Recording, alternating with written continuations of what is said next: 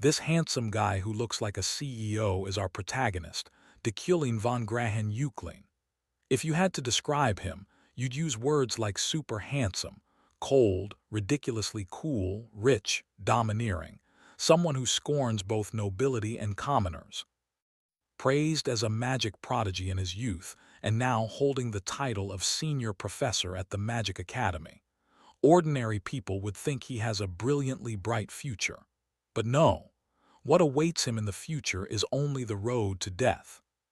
Because he is the antagonist at school, an infamous villain and one of the mid-bosses in a game.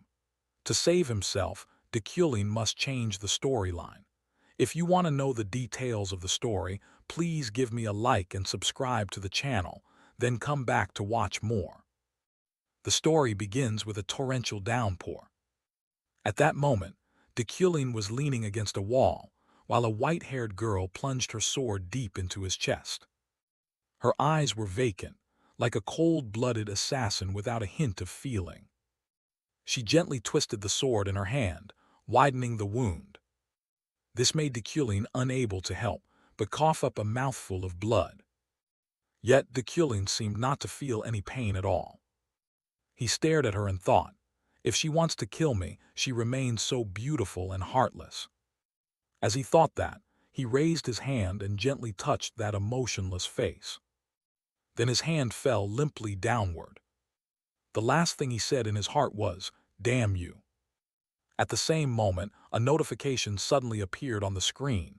Engagement cancelled. Request Dekulin's death. Congratulations, you have completed the stage. Looking at Dekulin's death on the computer screen, a young man clenched his hands in excitement. Finally fixed the bug. This damn bug took dozens of iterations to fix. I finally managed to fix the bug that kept occurring in the engagement cancellation sequence. My name is Kim Woojin. I'm a game programmer. And I'm about to escape this endless overtime grind, Woojin said as he stretched, exhausted. To explain this, I have to mention a handheld game developer called REW. In the trash heap of Korea's handheld game industry, they suddenly rose up. Since their founding, they've only released top-tier games. Because of that, the company became famous worldwide. And the game I'm testing and fixing is REW's latest AAA title, a game worth as much as the whole company. In other words, this game will either take us to the top or push us into the abyss. The main draw of this game is its difficulty and a storyline that changes according to the player's decisions. Thus, even as a single-player game, it has an extremely complex plot revolving around named characters created by artificial intelligence. This novel approach attracted the world's attention. Moreover, there are many professions to choose from.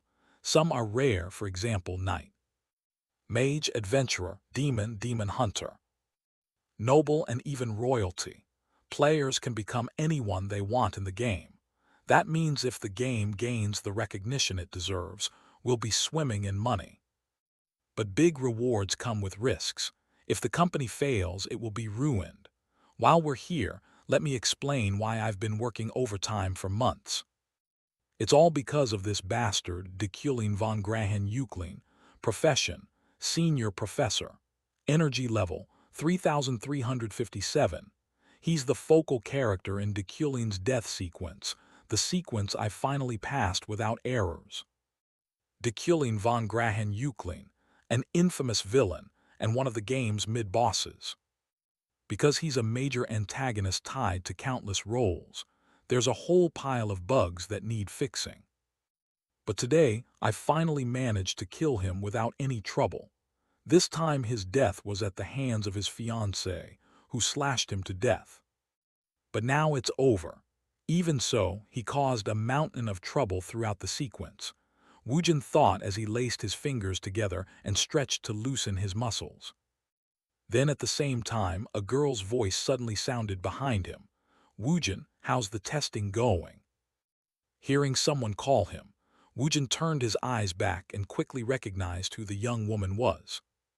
"This is Ura, my lead programmer and also my ex-girlfriend." We were together for 7 years, and every moment was filled with joy. In truth, she's a workaholic while I'm lazy. But what pushed her forward was finding work for me and forcing me to do better, to do more. But in the end, we broke up. I couldn't change no matter how hard Ara tried. It's been 6 months since we split. I heard there's someone new by her side now. Unaware of these thoughts in Woojin's heart, Ara spoke up. Congratulations, I heard you had trouble with a bug. Glad you got past it. In response, Woojin exhaled and said with a hint of sarcasm, So you and your new acquaintance are doing well, huh? Woojin's remark startled Ara slightly, but then she lightly admitted, In this company rumors spread fast. Yeah, I think it's going well. For Woojin, his eyes remained glued to the computer screen, but inside he felt a bit uncomfortable hearing Ara say that. Then, wishing the two of them a long and happy marriage, Woojin spoke once more, and as if used to the protagonist's personality, Ara gave an awkward smile and said, Don't be petty, focus on work. After saying that, she remembered something and reminded Woojin, Oh, by the way, the scriptwriters said they want to change the setting and have us alter some character templates. Hearing this, Woojin truly wanted to smack the scriptwriter a few times. Huh, again. They change it every day. The male lead complained once before he changed the subject to Deculin. Speaking of that character, he's really a mid-boss. Players can kill him early if they're lucky. In reply, Ara had to nod in agreement. That's the game's draw. The deeper Deculin goes into the story, the stronger he becomes. Each player makes different choices, which increases the difficulty along the way. Did you know? This character was designed based on you. When shaping him, didn't you notice? Both of you have that overly cheesy, fake look. Ara said with delighted laughter, while Woojin turned back to complain. But how many times have I actually met the scriptwriter? So each time you play, you kill him first. Ara smiled softly. This revelation made Woojin glance and ask coldly, What do you mean by that? Well, you two have the same personality. Ara shrugged while Woojin widened his eyes in thought. Really? I'm like that guy whose last line is damn you. Putting jokes aside, Ara's voice grew serious as she asked Woojin's opinion. Stop worrying so much. What do you think about the demo level? In response, Woojin frankly shared his thoughts. The game itself is fun, but I'm worried. The company's survival depends on it. Behind him, Ara heard that and shook her head slightly. You don't need to worry about things like that. The gameplay trailer has excited people all over the world. It definitely won't fail. Returning to Woojin's viewpoint, he then looked down and noticed something. He spoke up to point it out. Hey, is that your boyfriend standing down there? See, the person leaning against the car over there. Hearing this, Ara also turned her eyes to look out the window, where a blonde guy was standing. Then she scolded him a little, You're so late. Before she could finish, our protagonist urged, What are you still standing here for? Don't make him wait, go to him. Hearing that, Ara was silent for 2 seconds before replying, You're right. Then I'll go. Good job today, Woojin. Bye. Woojin responded, but he didn't even bother to turn around. After his ex left the office, Woojin returned to his work. Sai back to checking Deculin. But is that scriptwriter serious? Is he based on me? He has 6 attributes. He's supposed to be both a prodigy and a mediocre mage.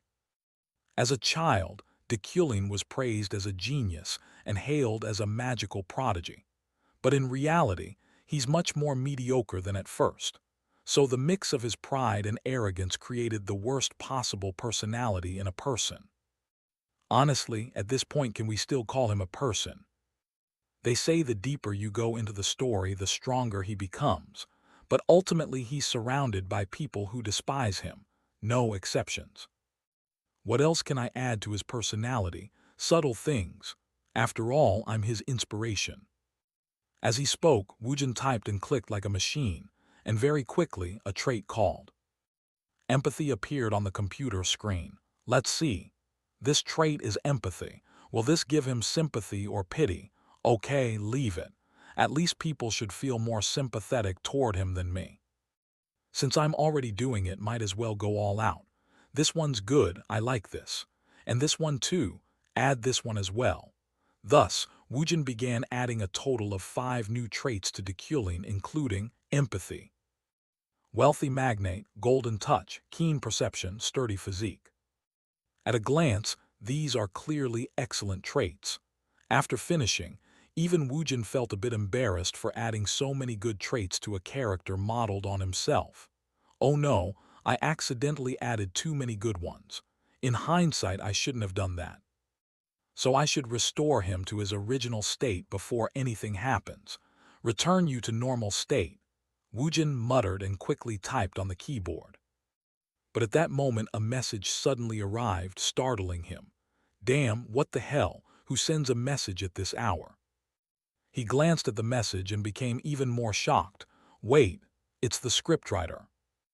Woojin hurriedly texted back. Oh yes, what do you want to change in the template? Tell me and I'll fix it right away. The scriptwriter replied, No, I'm just here to watch. This message puzzled Woojin, unsure what the other person meant, so he texted, Wait, what do you mean?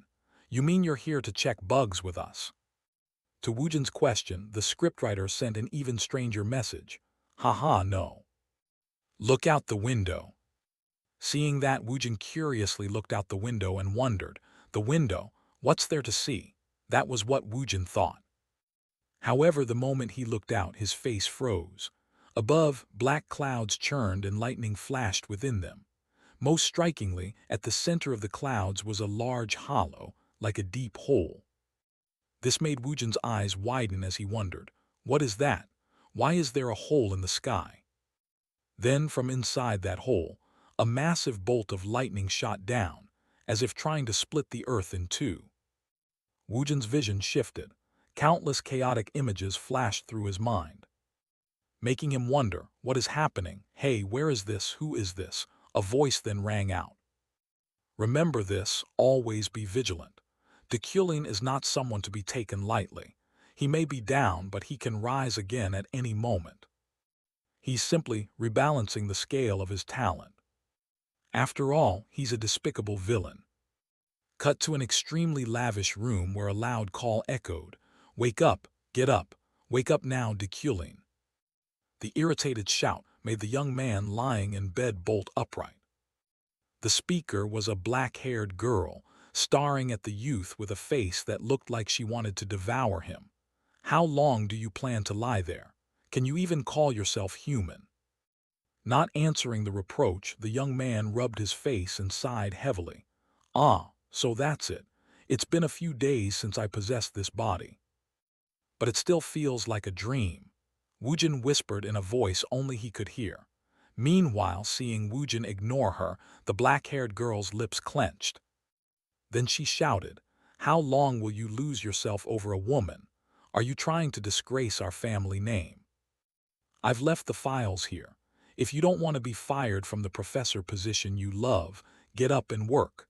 With that, she stormed out of the room in anger. On his side, Woojin was still piecing everything together. A week ago, the night sky suddenly flashed, and I woke up in an unfamiliar place, inside a strange body. I can say I'm in the world of the game I'm programming. The familiar scenery only strengthened my suspicion. Additionally, I'm in the body of someone who cannot escape death, regardless of how this world's plot unfolds. The worst character of all, I've become the villain Dekulin. Pausing the story briefly, I want to unify how I refer to the protagonist. His real name is Kim Woojin, and the in-game name of the character he inhabits is Dekulin, so I'll use Dekulin. Returning to the story, Dekulin carefully gathered the documents the black-haired girl had thrown to the floor and arranged them neatly. Meanwhile, he lay dazed on the bed, rubbing his face and thinking everything over. A week has passed since I arrived here. At first, I thought it was all a dream. But as days passed, the sensation of being a living entity forced me to accept that this is reality. Having died like that, could I be experiencing some kind of afterlife?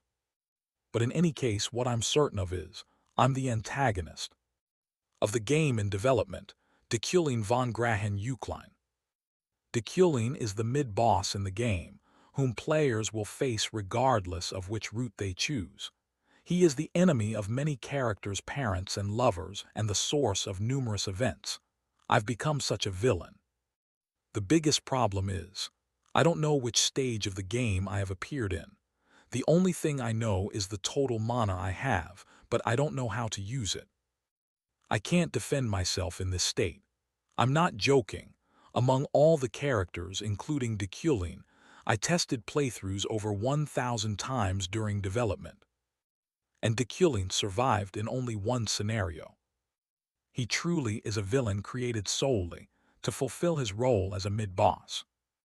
Thinking that over, Deceuning glanced at the stack of documents beside him. These were the papers the girl had left behind. They contained basic knowledge of magic and mana-related theory. Next, information about the black-haired girl quickly appeared in Deceuling's mind. Her name was Uriel von Dellen-Uklein. The papers she left while I was asleep belonged to Deceuling's half-sister, and she effectively served as the true lord of the Uklein family in Deceuling's stead. Also, she didn't have a good relationship with Deceuling. The woman Uriel mentioned is probably Yuli. It seems there's something going on between Deceuling and Yuli. If I recall, she mentioned a professor position. There's even a lecture today. I should go. Since I never taught in my previous life, I need to gather any information I can, and most importantly, these lines keep appearing. At that moment, a system screen appeared before Deceuling. Main objective, survive by becoming a necessary character for the game. Side quest, teach at the academy. Reward, shop money plus 0.5. Whether he wanted to or not, Deceuling had to haul his tired body out of bed. As he moved, he reassured himself. Whether it's for it or for Yuli, I have to act. She was one of the factors that caused Deceuling's death. And the shop money is fairly important too, so how should I lecture? Of course I'm worried, but it'll be fine. After all, this body has a special skill, understanding. Understanding, an innate skill that grants the user the ability to comprehend everything, can be activated by consuming mana. Before Deceuling existed, I added this skill to him, hoping he might become more empathetic.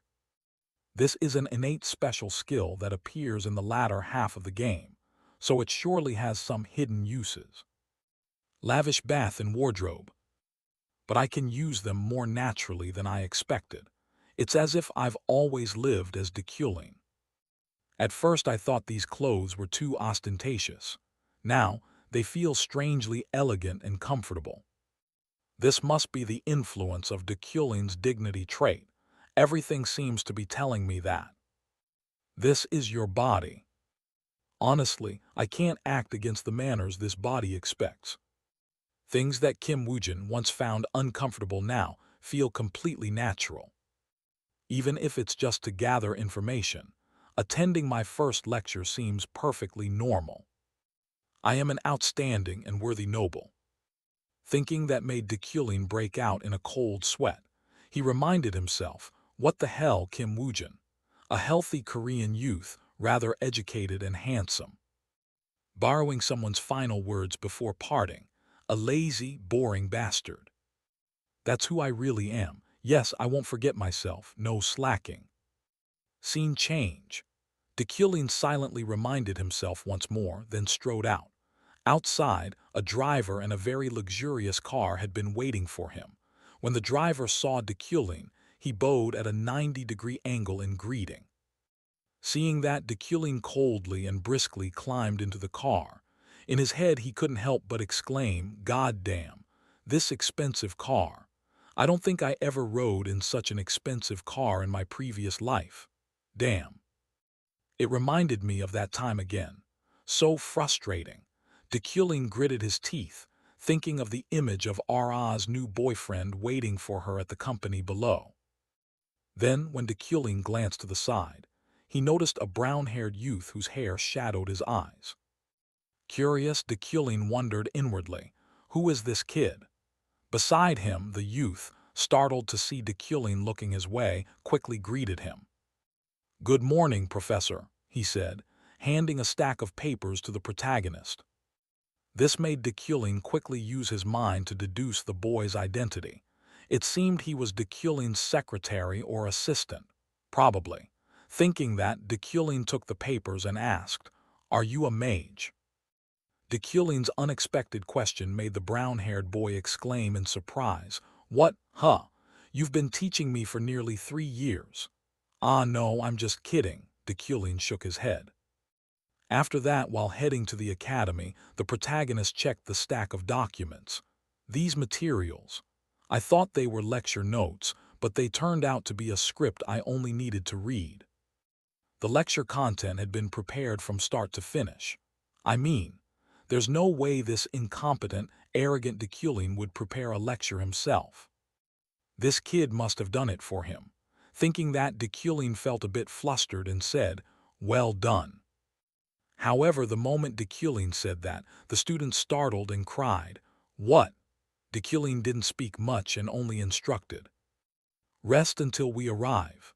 "Yes, I understand," the student replied hurriedly, while the driver inwardly wondered in surprise he praised someone just now. Back to Dekulin, his face wrinkled and he broke out in a cold sweat. What kind of absurd personality is this? My stomach twists just from one compliment. So this is Dekulin's nature.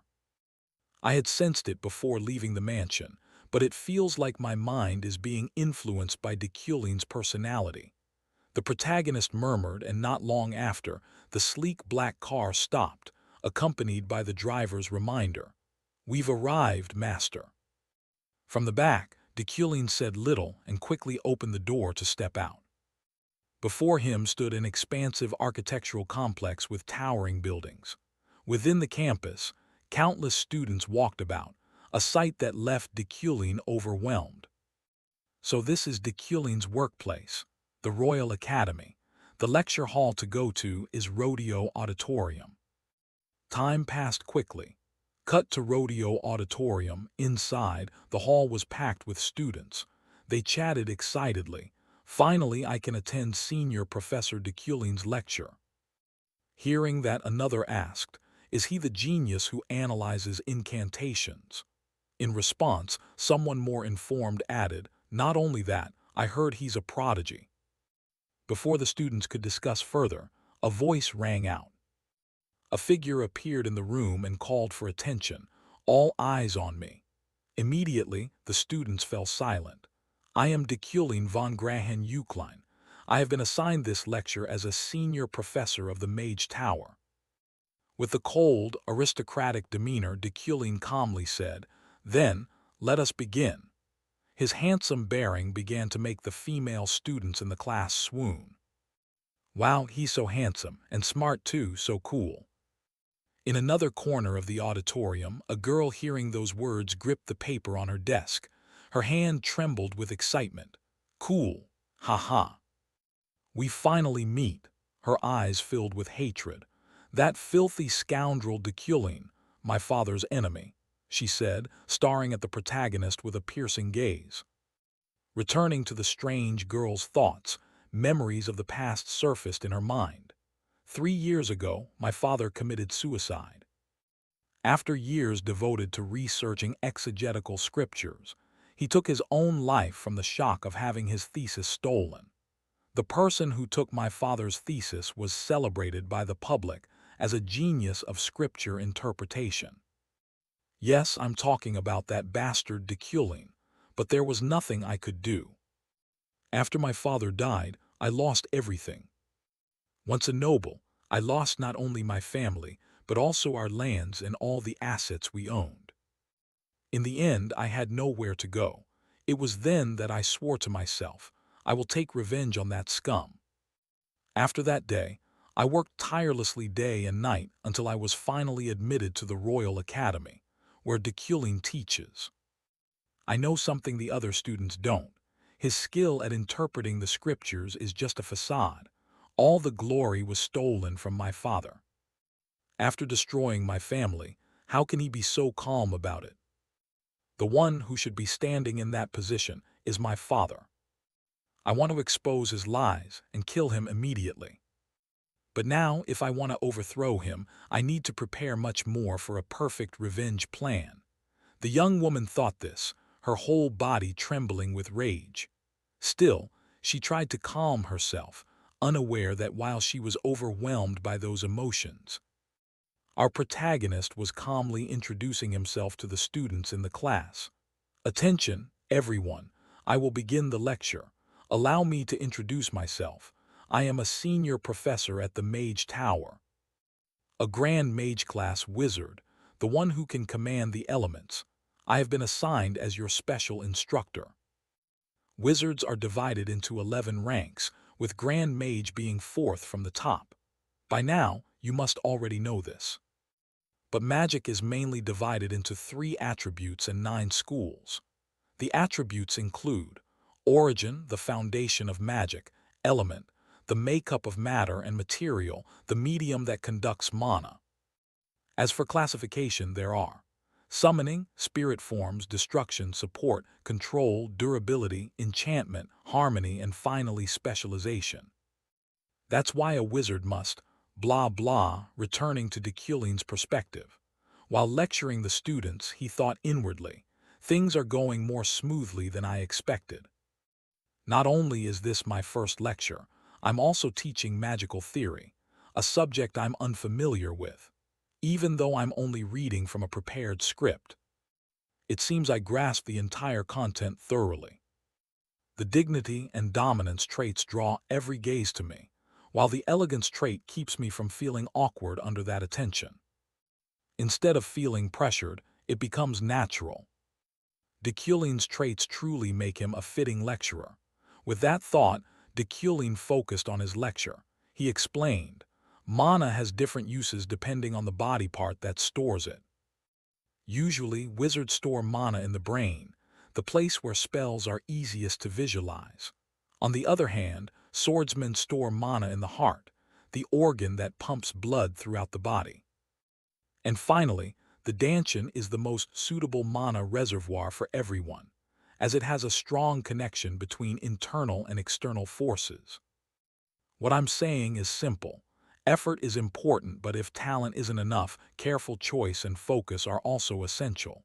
Saying this, even Deculin reminded himself. That is indeed sound advice for Deculin. In reality, Deculin is not an overly talented figure. Although he currently has 3,375 mana points, there's still a character whose name starts with over 30,000 starting mana.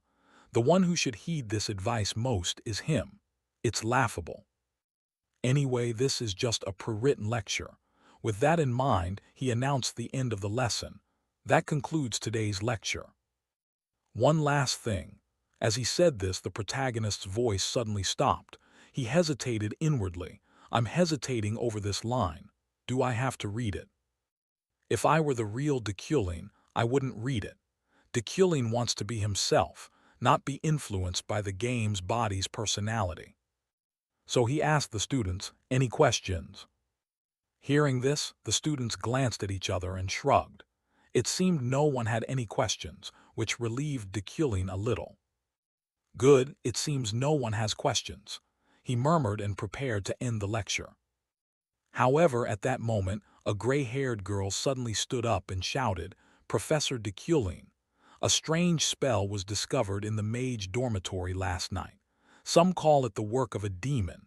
As a genius of scripture interpretation, what do you think about this? In response, Deculin glanced at her and asked, are you really affiliated with the Mage Tower? Across from him, the gray-haired girl was a bit startled, not fully understanding Deculin's question. Excuse me, why are you asking that? Deculin explained. If you are truly from the Mage Tower, you should have introduced yourself first. I will not answer questions from an impolite child like you. Deculin's reply made the strange girl stare wide-eyed. but our protagonist seemed unconcerned and immediately turned toward the door he had entered. He even thought, sorry. But there was no other choice. I just realized how much mana the knowledge trait consumes. It cost 1,300 mana just to understand this lecture script. Who knows how much mana a spell I've never seen before would require?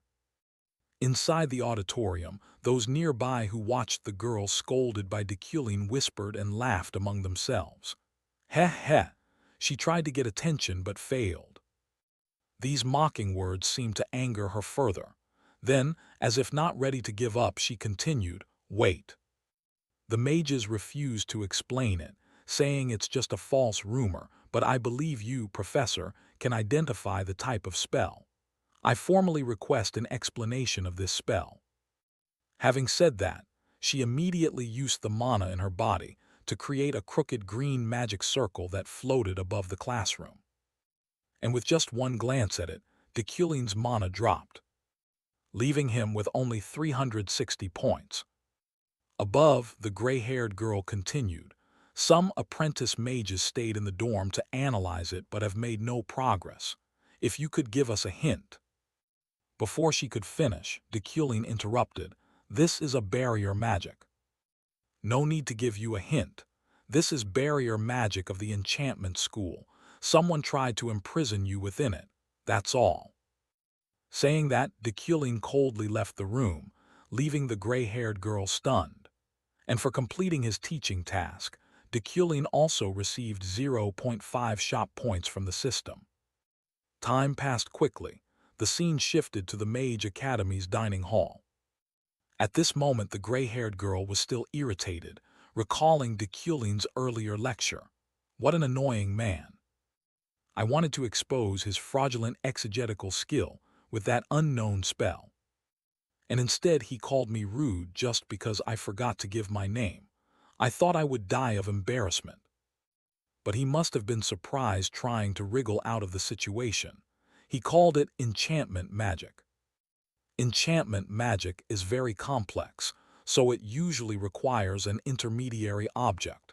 How could it be enchantment magic without an intermediary? What I showed him was an exact copy of the anonymous standard magic drawn on the main door of the dorm last night. Although people were initially quite confused, it became reference material for the newcomers. I know he's lying, she muttered. Then from the back a red-haired friend came running up out of breath, calling, Epherin, Epherin. The magic formation from last night. We figured it out. When we restructured the incantation into a barrier, I was truly astonished. We were too scared of the professor to ask anything, but you're really brave. On hearing this, Epherin looked dazed. Huh, wait, you mean, it really was a barrier spell? To confirm, the red-haired girl nodded brightly. Yes, Professor Deculin is amazing, isn't he? How could he know it's enchantment magic without an intermediary? Thank you, Epherin. We'll file a report about this. We'll definitely put your name on it. Thanks, Epherin replied awkwardly. Even so, she still seemed unable to accept that Deculin had really identified the magic. No way, that's impossible. It must have been a lucky guess. In the end, I only boosted his reputation. Thinking that, she took a paper out of her bag. Knowledge of Elemental Magic, Advanced Class, 5 credits, Instructor, Deculin von Grahen Eucline. Looking at the paper, Epherin pressed her lips together. She thought, a lecture by Deculin this term. They say that if you know your enemy and yourself, you will never lose. I'll have to steel myself if I have to face that bastard every day. Just wait, Deculin, I'll expose you soon. Epherin told herself this, and a blazing anger began to rise within her. Back with Deculin, although he had left the classroom, he couldn't help feeling shaken inside. That was almost a disaster, the moment I looked at that magic. My understanding trait accidentally activated. And just looking at the interwoven lines of the magic circle was enough to drain all the mana from me. I still don't know what kind of magic it is. Even if I had twice my current mana, I couldn't comprehend its rules. but at least nothing bad happened. As Dekulin was thinking this, a voice called out ahead, "Long time no see." The voice caught Dekulin's attention, and he quickly recognized who it was. The person had white hair and bright eyes, a face he'd seen many times on his computer screen. Yuli von der Freyden. She is Dekulin's fiancée and a renowned figure destined to reach the peak of the night profession. He hadn't expected to meet her here. Up ahead, Yuli greeted him. "How have you been lately?" Dekulin replied with an icy expression. "I'm not sure, let's say I'm fine." For some reason, Dekulin's answer seemed to anger Yuli. Her brows tightened as she demanded, "You say you're fine, even though you broke the promise we made just a week ago." Back to Dekulin's perspective, he had no idea what promise she meant. "What promise? I don't know what you're talking about. It's best to dodge this." Thinking that to avoid more trouble with someone as dangerous as her, Dekulin coldly walked past. "I don't remember, now." Before he could finish, the knight stepped in front of Dekulin and said coldly, "Are you planning to run away?" Like before, Dekulin sensed that Yuli was determined not to let him go, so he had to stop and speak. "It seems I forgot because of my fever. Could you remind me what we promised each other?" At Dekulin's question, images from last week began to form in Yuli's mind. At that time she had said to Dekulin, "Promise me. If you are honest with yourself and confess your pride and arrogance, I'll marry you, even if this world falls apart." Thinking that her trust had been betrayed, veins stood out on Yuli's face. She gritted her teeth and said to the man before her, "It seems I was wrong to trust you. You may go on." Hearing that, Dekulin glanced back at his fiancée for a moment, then immediately walked away. "Then I'll be going." Meanwhile, behind him, Yuli's teeth were grinding so hard they made a sound. She recalled her betrothal to Dekulin. "My engagement to Dekulin is for the sake of advantage. Dekulin is a talented mage, and I am a talented knight. The union of the two would certainly be beneficial for politics and lineage," her brother had said. Because both the Uklein and Freyden houses have royal blood, no one opposed this marriage. Even Yuli accepted it at the time. "It's fine for the family's sake. Even if I don't love him, I'll accept it." That was what Yuli thought then. However, the two houses soon discovered a truth. Dekulin's talent never actually existed. Perhaps he didn't want to admit it. But he had deceived everyone by claiming to be a genius at analyzing magic and became a professor. But what must happen eventually did. Over time, many began to doubt whether Dekulin's talent truly existed. The prodigy of magic, the youngest senior professor in the history of the Tower of Magic, Dekulin had shown no progress since the exam 3 years ago. After several incidents, he no longer boasted of his achievements. Yet, despite discovering this, the Uklein and Freyden houses still tried to hide the truth, probably because they didn't want to become the subject of gossip. They didn't want their flaws exposed. But I could not let it go. I can accept a loveless marriage, but I cannot forgive deceit. That is my creed as a knight. That's all. He had agreed to it. But now, he doesn't even remember that promise. Yuli whispered. Her hand began to clench until it trembled. The Royal Academy, the Tower of Magic. The Royal Academy is the best institution in the game, and the Department of Magic is the top faculty. You could liken it to the medical school of Seoul National University, and the Tower of Magic as its affiliated hospital. Scanning the surroundings, even Dekulin nodded in admiration. "It looks nice." A large campus and meticulously tended gardens. It reminded me of one of the universities in America. How many nights must the game design team have spent creating this atmosphere? I could have enjoyed it more if I were in a different body to experience this campus. At that moment, suddenly someone was sprinting toward the protagonist. Dekulin sensed it immediately. His face darkened. and he reflexively swung his elbow back, hitting the person who had rushed up and sending the papers he was carrying flying everywhere. And the one who had run up was none other than Deculin's assistant. "I'm sorry, I'm rushing to see the professor here." Deculin recognized his identity too. "This is that kid from before. I thought it was an ambush." He murmured inwardly, then asked, "Oh, are you Zorro?" "No, it's Alan," the assistant replied. The exchange made the atmosphere between them a bit awkward. A few seconds later, Deculin hesitated and continued, "Must have been my mistake." "Ah, yes," Alan answered, a little puzzled as to who Zorro was. Next, the scene cut to Deculin's office. He was reviewing the documents Alan had brought and asked, "So this is the reason you rushed to see me?" Alan nodded and explained, "Yes, Professor. This is the list of sponsors for this year's new mages." His words made Deculin quickly understand the situation. The Tower of Magic is equivalent to a research institution in the real world, so money is essential for developing magic. Professors at the tower sponsor new mages they deem worthy. Then, while scanning the applicant's information, Deculin suddenly noticed someone's entry glowing. "This name is glowing. I think it's because of Deculin's attributes. He possesses the wealthy magnate trait rare, described as a born tycoon and exceptional financier with an unparalleled instinct for things of value. The more information provided, the more accurate your intuition becomes. The sharp vision trait rare describes the ability to perceive visually with acute insight.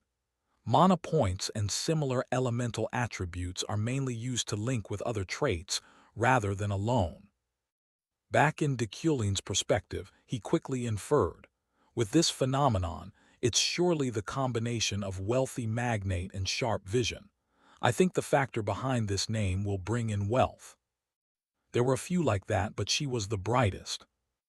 At that moment, standing before Deculin was the gray-haired girl, Epherin. "Oh, that's another familiar face. Epherin Luna. That's a well-known name in the game. According to the developer who designed her, Deculin had taken her father away. However, why does Epherin Luna have no sponsors at all?" Deculin asked involuntarily.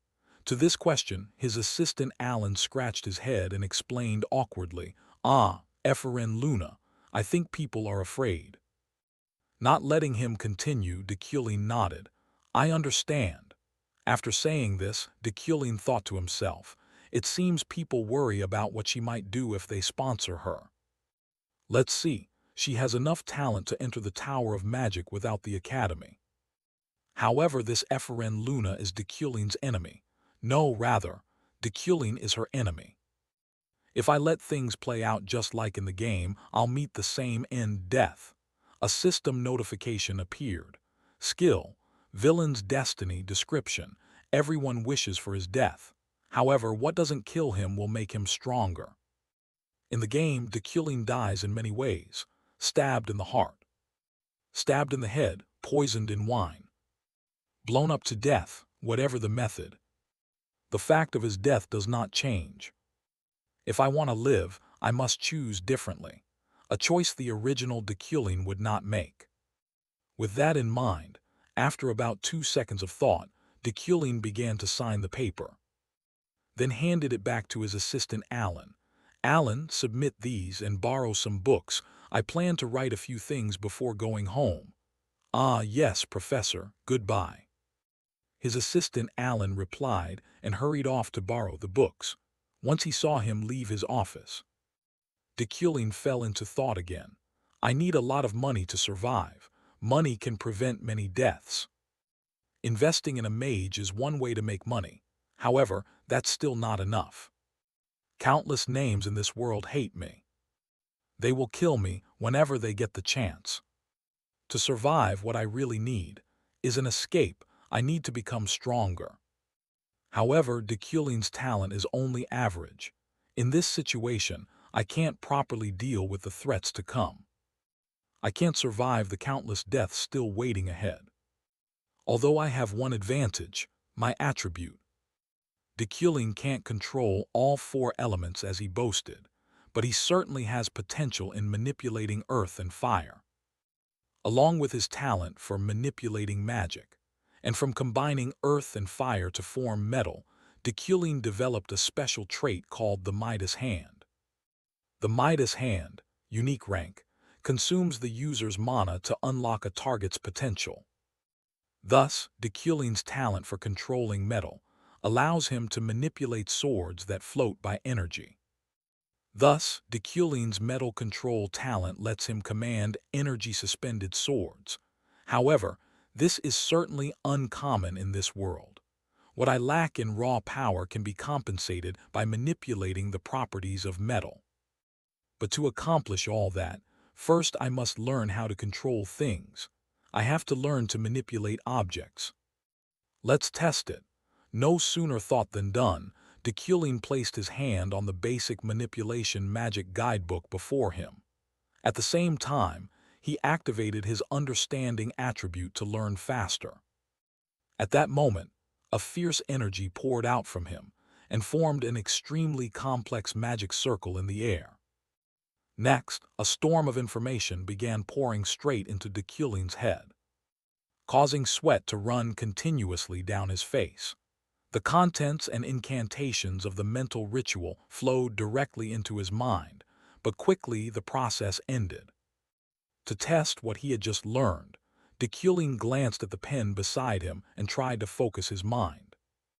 Sure enough, shortly after, he was able to make the pen float in midair. Our protagonist was quite pleased with this result.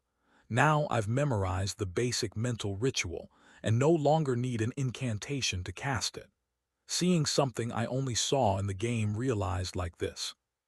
Even if it's only basic, if the result after first learning the skill is this good, once I learn advanced remote control magic, I'll reach nearly the power I want. But now what should I do next? Can I inscribe magic circuits across my entire body? In this world, the larger a magic circuit is, the more powerful it is. Then, if I understand my body well with the understanding attribute, not just the brain but the heart, I can enhance my object control ability by engraving magic circuits over my whole body. Of course, there is a chance my body could be overloaded or suffer side effects. But this body has an attribute called Iron Man, granting its owner top-tier physical capacity and innate bodily potential, allowing me to withstand those side effects. This can only happen to me in this world. My remaining mana is currently 800, which should be enough to try a bit. With that thought, Deculling began to experiment directly on his body. The book in his hands erupted with a violent light. And then countless strange characters began flowing inside Deculling's body. Immediately, Deculling felt a terrifying pain surge through him. An incomparable agony, as if every bone in his body were shattering and each muscle being torn apart. However, Deculling did not flinch. He would not utter even a groan, for that was the refined composure a noble must possess. Time passed quickly, and finally the process completed, leaving Deculling with exactly 1 mana point. His whole body trembled from the pain. I feel utterly exhausted. I failed due to lack of mana. But I gained something. Now I have a magic circuit on my shoulder. At this rate, it will take about 2 weeks to inscribe them across my entire body. Time passed swiftly. 1 month after Deculling's lecture, today was the first day of class. The scene shifts to the Tower of Mages, where the students had gathered and were intently reading the wooden notice board posted by Deculling. I, Professor Deculling, want to assess your abilities. Bring me any results you obtain from this area. This place is saturated with elements suitable for your experiments. After reading it, the students were surprised, turning to each other and whispering, "This is different from what the upperclassmen told us. Are all his classes like this? Think about it. He just expects us to self-study using the guide board, so we have to do something with the elements. Is that why we're here? Where is Professor Deculling?" The group asked anxiously. Elsewhere, Ephraim frowned in annoyance and blamed Deculin inwardly. What an irresponsible man. Telling us to self-study on the first day. What kind of bastard is he? No sooner had she finished speaking than a blonde girl came up from behind and bumped into her. The girl hurried on without offering any apology. This irritated Ephraim and she was about to snap at her.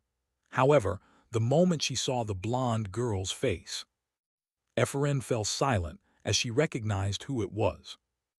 It was Sylvia von Josephine Alade.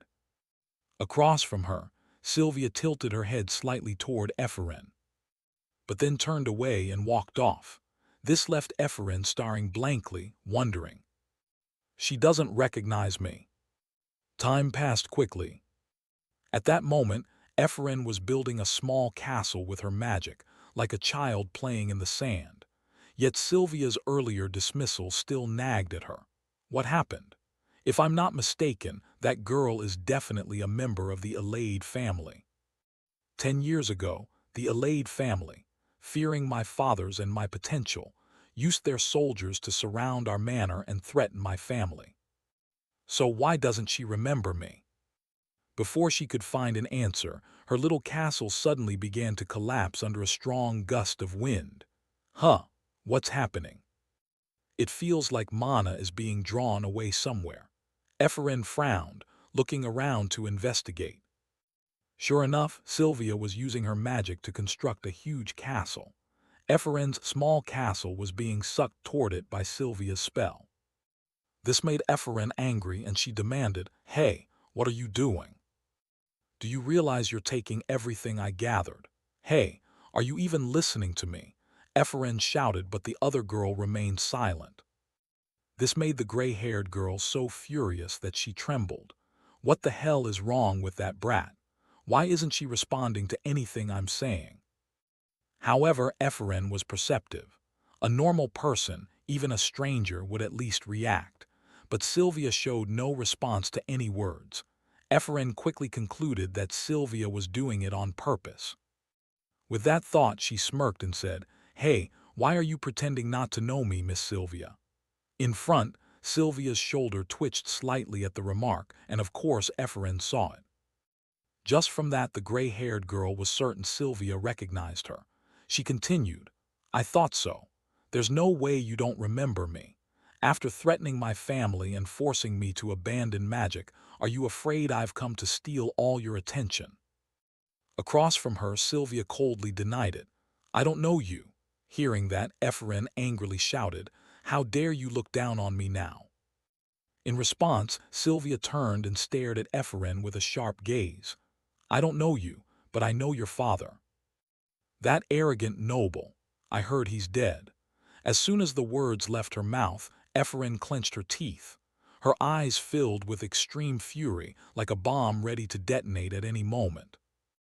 And as expected, the surrounding students began sensing a massive magical fluctuation and turned to look. Look!" a male student exclaimed. At that, everyone simultaneously turned their eyes and discovered. Ephraim had focused energy into her fist and lunged straight at Sylvia without thinking. She shouted, "What did you just say? Say that again." Ahead, Sylvia quickly used her magic to form a barrier to protect herself. Ephraim's attack struck the barrier directly, producing a deafening explosion in the air. The group of onlooking students were pushed back by its force. Only when the blast subsided did panicked voices begin to rise. "What just happened? Is anyone hurt?" Someone asked anxiously. By their gazes, Ephraim was now gripping Sylvia by the hair and demanding, "I told you to repeat that. How dare you insult my father?" Before she finished, a student in the crowd sensed a strange magical vibration and shouted, "What is that? What light is that?" Hearing this, Ephraim paused. She looked behind and discovered that, somehow, a spatial rift had appeared, emitting red-black energy. The entire group of freshmen panicked and screamed. Even Ephraim, who had been so fierce moments before, broke into a cold sweat at the sight. "It's a rift." "Yeah, it's where my mana and Sylvia's mana collided earlier." It's sucking everything around it in. On the side, a student who realized the urgency shouted, "Hey, it's about to explode. Run now." Hearing this, Ephraim felt her heart drop. No, if it explodes, metal shards will fly like stray bullets and everyone here will die, she thought. However, she had no way to stop the rift. A few seconds later, the black hole detonated, releasing an extremely powerful shockwave. The ground around it was ripped into fragments. Seeing this, Ephraim gritted her teeth and used magic to raise a protective shield for everyone. But then she suddenly felt an unusual silence. What's happening? Why is it so quiet? Has it stopped? Ephraim wondered as she looked ahead. What she saw was the cold, cool figure of Deculin standing there. All the fragments hurled outward by the explosion were suspended in midair, motionless. This made Ephraim startle and wonder, when did he get here? And why did the explosion debris stop midair like that? Unaware of these thoughts among the students, Deculin began to command all the fragments to converge. They swirled like a flowing stream, emitting brilliant colors that left the students in awe. The moment they saw Deculin use telekinesis, everyone around gasped in admiration. Because they were all trainees studying magic, they couldn't help but appreciate the beauty of the spell. It was an enchanting magic whose beauty no one could deny. Returning to Deculin, after he tossed the entire pile of fragments aside like rubbish, our protagonist grew cold and said to the assembled students, "Attention, today's lesson ends here. Everyone except those who caused this incident leave." Seeing Deculin's icy expression, Ephraim swallowed nervously. "It's over. I'm done for," she thought. Time passed quickly. The scene shifted to the interrogation room. Because the disturbance caused by Ephraim and Sylvia nearly got the whole student body into serious trouble, the academy immediately launched an emergency investigation. And as the professor responsible for that class, Deculin, was present. Outside the entrance, a portly man saw Deculin and greeted him cheerfully. "Professor Deculin, you arrived early. As expected, your seriousness sets an example for all mages." That man was Ritlan, professor of spirit studies. The man behind him was Rilin, professor of auxiliary arts. In response, a girl wearing a mage's hat tilted her head and said, "Welcome, Professor Ritlan, Professor Rilin. Sorry for summoning you without notice, and thank you for coming so quickly." This girl was Adeline Sigilian, president of the Royal Academy of the Magic Tower. Hearing this, the two professors nodded and took their seats. Then a woman entered the room and snapped acidly, "So, who is it? Who dared lay hands on the Allied family's young lady?" In answer, the portly old Professor Ritlan chuckled. "From what I've heard, it's just a lowly brat, not even enrolled in the academy. Truly a person of dubious background. But I also heard Professor Deculin handled what could have become a major disturbance satisfactorily." "I've heard the same. Quite impressive," Professor Rilin chimed in. From Deculin's perspective, with his ability he could read Ritlan's true intentions with a single glance. He was flattering on the surface, but all the professors here were skilled at swaying outcomes, so the result of the disciplinary hearing was essentially already decided. On one side was Sylvia, daughter of the powerful Elaide clan, while on the other was a fallen noble, in reality a commoner, Ephraim. It was obvious which side they'd take. So I must change the outcome of this disciplinary meeting. Earlier, I had seen a swelling crimson aura emanating from Ephraim. Only I could see it because of my sharp-sight trait. It signaled the emergence of a villain's fate. If I can't change the outcome, my death will draw nearer. Returning to the interrogation, after waiting for everyone to assemble, a voice announced, "The disciplinary hearing between novice mages Ephraim and Sylvia will begin now." On this side, the portly Ritlan, not waiting for anyone, boomed, "How dare you two brawl within the academy? If not for Professor Deculin, someone would have been hurt. Why did you two fight? In response to his question, Ephraim could only lower her head and say bitterly, "I can't speak." "What?" Ritland frowned and asked curiously. Meanwhile, Ephraim glanced up at the professor seated above and pondered. "That bastard is watching from somewhere above, so I couldn't say anything. Sylvia looked down on my father and had been driving me mad in a cunning way. But I couldn't possibly say that in front of that enemy." Thinking this, Ephraim's tears kept falling. She felt as if the whole world was against her. Unaware of Ephraim's inner thoughts, Ritland saw her crying and not only showed no pity but shouted even louder. "What are you playing at? Inferiority complex or what? You should know the clear gap in status between you and Sylvia. And yet you dare to brazenly ignore that." Below, Ephraim only clenched her hands tightly upon hearing this and said nothing. Seeing this, Ritland turned to Sylvia and urged, "So, Sylvia, speak." In reply, Sylvia recounted the whole incident. "During class, I accidentally ruined her work, which led to the dispute." After hearing this, the professors grew angry and began to murmur among themselves. "What?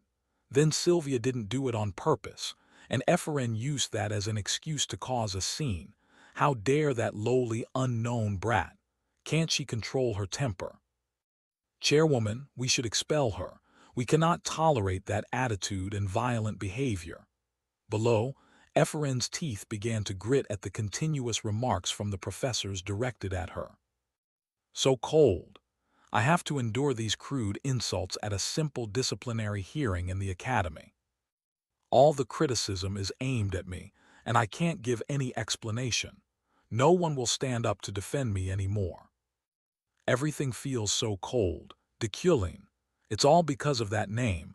The more she thought, the more hateful her gaze became." On the other side, Chairwoman Adeline, seeing that everyone had reached consensus, made an announcement. "If that's the case, it seems everyone has decided. Professor Deculin was present at the scene. Let's hear his opinion before reaching any conclusion." Hearing this, Deculin spoke up. "I, Deculin, ask you as a senior tower professor and a member of the disciplinary committee. Do you think you are not at fault in this matter?" Sylvia von Josephine allayed. Upon hearing this, both Ephraim and Sylvia were startled. Then Sylvia blankly asked back, "Pardon?" Deculin's voice rang out again. "Let me ask again. Do you truly believe you're not at fault in this incident?" Hearing this, Ephraim genuinely didn't understand what was happening. Not only her, portly Ritland also stammered in confusion. "What are you saying, Professor Deculin?" Ignoring his words, the protagonist kept his icy gaze fixed on Sylvia and made it clear to everyone in the room. "You surely could have prevented that incident, but you did not. Or perhaps the ability everyone has such high expectations for you was actually insufficient to do so." Deculin's resolute words left Sylvia stunned. But then she reacted very quickly. She immediately bowed her head and took responsibility. "I'm sorry. To be honest, I didn't stop her because I wanted her to get into bigger trouble." Beside her, Ephraim widened her eyes and thought, "What? Why did he not ask me but ask Sylvia? No matter how you look at it, this is my fault." She then cast a suspicious glance upward. Meanwhile, portly Ritland thought similarly and advised, "But even so, Professor Deculin, the fault isn't with the defender. The attacker is to blame, isn't she?" In response, Deculin turned to him with a cold look. "If you consider the context, the fault lies with me, the one who taught the class. Professor Ritland, do you want me to take the blame?" "Of course not. I only thought that would be inappropriate," Ritland hesitantly replied. To Ephraim, Deculin's words made her even more astonished. He had even dismissed the professor who sided with Sylvia. Why did he have to go that far? Could it be to protect me? Ephraim wondered inwardly. Then, to break the tension, Chairwoman Adeline clapped her hands to draw everyone's attention. "All right. They're children. Friction is how they grow. These kids are just novice mages, so instead of arguing over who's to blame and belittling them, let's let this one slide." This time, no one will be disciplined. You both may go. The chairwoman's declaration made Ephraim's hands clench and tremble. Instead of feeling relieved at not being expelled, she felt anger. What? I was fully prepared to be expelled. The Deculine I know certainly wouldn't do this. But then why? Ephraim wondered. The scene cut to the professors. With the inquiry over, they drifted out of the room. Meanwhile, portly Professor Ritland took the chance to flatter the protagonist. Exactly as expected from Professor Deculine, you have a special way of analyzing things. It's all for the students. However, before he could finish his sentence, Ephraim below, unable to contain her curiosity, stood and said, "Professor, I have a question." Countless thoughts ran through Ephraim's mind. If he remembers the Luna name, and if he knows my father, and if he knows that he suffered his whole life before ending his own life. After saying that, she bowed her head anxiously to ponder. But, supposing Deculine does remember, what if he withdraws his decision to protect himself? Even so, if he doesn't remember my father, wouldn't that be even more painful? The more she thought, the more anxious Ephraim became, awaiting Deculine's reply. But Deculine did not disappoint her in his answer. You don't need to ask. Don't waste your talent on things from the past. Having said that, our protagonist immediately left, leaving the gray-haired girl standing dazed alone. I knew it. Deculine knows about me and my father. If not for that, he would have no reason to help me. Surely Deculine felt some responsibility and decided to assist. So he helped me out of pity, thank goodness. It turned out he had not forgotten. And if he still remembered me, I'm satisfied with that. At least for now, that's enough. As she thought this, tears streamed down her small face. Ephraim moved, wiping her tears away. Thanks to the shift in her feelings, Deculine also overcame the variable death and received 2 shop coins. Time passed quickly. The scene shifted to Sylvia. She was picked up by a blond man in a convertible. His name was Gilthian von Ludwig Alade, Sylvia's father, a telepathic mage and head of the Alade family. Having heard the whole story, he turned to comfort his daughter. Well, you don't need to worry about that child anymore. Ephraim Luna truly has talent, but she missed her chance. Behind them, Sylvia stared blankly at the surroundings, thinking back to a memory. 10 years ago, on the aptitude test day to enter the academy, it was the first time Ephraim and Sylvia met. After the test with the magic orb, the old mage was stunned by the light it emitted. Impossible, both of you have the talent to become archmages. Around them, others who heard the result whispered to each other, "What? Those 2 kids from our territory, what's going on?" The reason everyone was so surprised was because of that archmage level. The pinnacle of the magical world, the immortal, eternal level, an existence at a degree even an emperor cannot reach. Those who attain that level are called archmages and are recorded in the continent's history. However, normally only 3 people can become archmages in an era. It doesn't matter what kind of mage they are or what they specialize in. That's an unchanging law of mages. At that time, aside from Demakin, the first to reach the eternal level in this era, there were 2 spots remaining. However, one of those 2 positions was essentially reserved for Adeline, the chairwoman of the Magic Tower, the strongest candidate for Archmage. In other words, Sylvia, the heir of the Alade family, and Ephraim, the daughter of the Luna family, a branch house, must compete for the remaining slot. I could understand that without anyone explaining. That day, I learned the real reason the Alade family was oppressing the Luna family was because of me. It was to help me become an archmage instead of Ephraim. Becoming an archmage is my wish and my destiny, Sylvia told herself.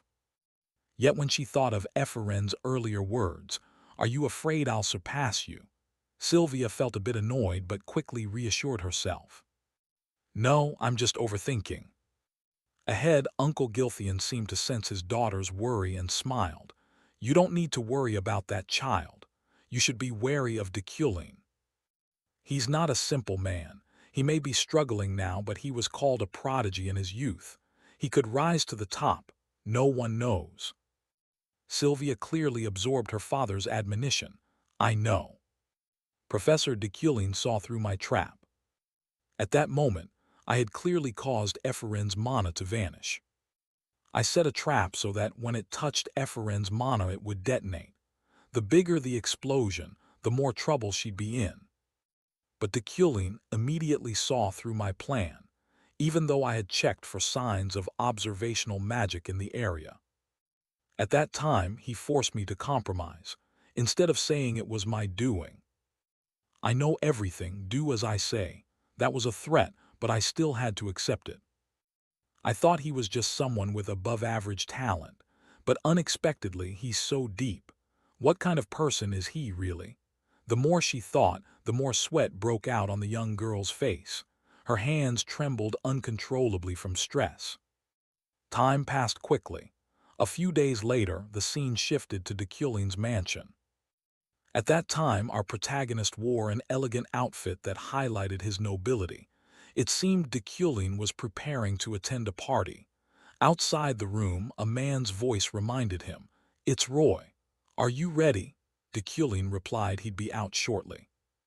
After that, the driver drove Dekulin to the party in his expensive car. Inside the car, the protagonist quietly thought about Ephraim. I was right to support Ephraim.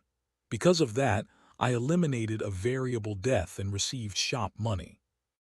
I didn't expect the new mage who questioned me to be Ephraim, but she has the highest hostility toward Dekulin. Of course, Sylvia may still resent me regardless, but I had no other choice if I wanted to save myself. With that thought, he paused briefly and steered the conversation to today's trip. Social events, I want to avoid them. However, I can't miss the chance to earn more shop money. With that in mind, he glanced at the system screen beside him. Side quest, attend the New Year's flower event. Reward, shop money plus 0.5. Seeing the quest, Dekulin reminded himself. I need at least 5 more shop coins to access the shop, so I must check if any notable figures are at this event. Soon after, the carriage stopped at a grand castle. When Dekulin stepped inside, 2 valets at the door bowed to greet him. Welcome, Professor Dekulin, without paying it much mind as he entered the great hall. Dekulin didn't forget his purpose and glanced around to see if anyone could help him earn shop coins. They all looked like high nobility. And I also recognized many famous people I knew. Especially Ihelm, the one I personally designed. Coming here was definitely the right choice, Dekulin murmured inwardly. At the same time, an older man behind him quickly noticed Dekulin's arrival and hurried over to greet him. Look who's here. Isn't this Professor Dekulin? My daughter is in your class. Around them, other guests who heard this also turned and surged forward, like sharks spotting prey. Oh, Professor Dekulin, I've always wanted to meet you. Facing a crowd crowding toward him, Dekulin had to retract his earlier thought that coming here was the right choice. Before Dekulin could greet the nobles in front of him, a voice grabbed his attention. Ganesha, I read about your deeds in Continental magazine. Beside him, the older man was about to invite Dekulin to dinner, but Dekulin raised a hand to stop him and scanned the area as if searching for someone. I just heard someone say, Ganesha. Get to know her. She'll have an important turning point in the plot. This is the best thing I can do today. But where is she? I heard her name somewhere nearby. I need to seize this chance to meet her. Thinking that, Dekulin looked around.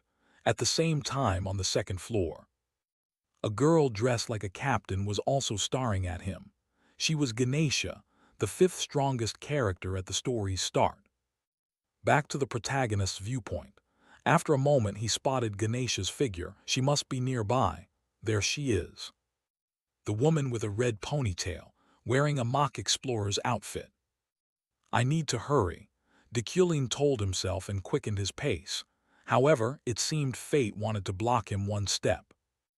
At that moment, some random blonde guy came to bother him, stopping him in his tracks. Professor Deculin. The one approaching was the blonde Ihelm.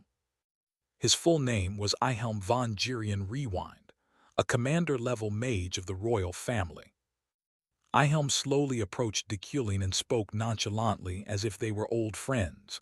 Ho ho, impressive. Senior Professor Deculin remembers me. What an honor. It's been a while. How's your research going? Suddenly, but I've heard some rumors. Deculin frowned and asked, what are you talking about? Ihelm replied with amusement. Oh, nothing. It's just that your research hasn't progressed in 3 years and some people doubt your abilities. If you need help, I'm willing to offer it. Back in Deculin's perspective, as the creator of these characters, he immediately guessed why this blonde had approached him. So he's here to provoke me. This guy was Deculin's rival at school. They were close once, but after losing the senior professor post to Deculin, he became envious. Deculin would have been bothered at first, but such provocation meant nothing to him. In fact, Ihelm wasn't entirely wrong. The rumor had truth to it. Thinking that, Deculin glanced up to the second floor and realized Ganesha's figure had vanished. She's gone. Ganesha's disappeared. I lost track of her because I stood here listening to that idiot. Behind him, unaware that Deculin was furious, Ihelm kept talking like a machine. If you stay so arrogant, no one will like you. Back to Deculin, by now he could no longer restrain his anger. He slowly moved closer to Ihelm and warned coldly, Hey, Ihelm. Enough of your nonsense. Get lost, bastard. With that, Deculin left, ignoring the stunned Ihelm behind him. Damn it. I have to find Ganesha before she leaves the party and get to know her. Otherwise, my plan will collapse. Deculin muttered inwardly. Time passed quickly. At this point, the protagonist still hadn't found the strong woman. Instead, he had to spend time shaking off the crowd that wanted to talk to him. Phew. Even though I lost Ihelm's tail, there are still many idiots blocking the way. That's why I hate these parties. Deculin sighed in annoyance. But then, suddenly, a voice called from beside him. Professor Deculin. Hearing the familiar sound, Deculin looked toward the caller. And to his surprise, the one calling was Ganesha herself. In front of him, Ganesha looked at Deculin with a teasing glint and said, Did we just run into each other by chance, or were you looking for me? Deculin didn't answer immediately, still taken aback by Ganesha's attitude. Of all times to run into her while hiding from those lunatics. More importantly, are Ganesha and Deculin acquainted? Thinking that, he gave a wry smile and replied, I'm just lost. That answer made the redhead burst out laughing. How funny. I knew you were looking for me. You have something to tell me.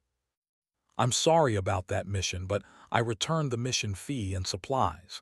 Can you let it go this once? From that remark, Deculin immediately deduced.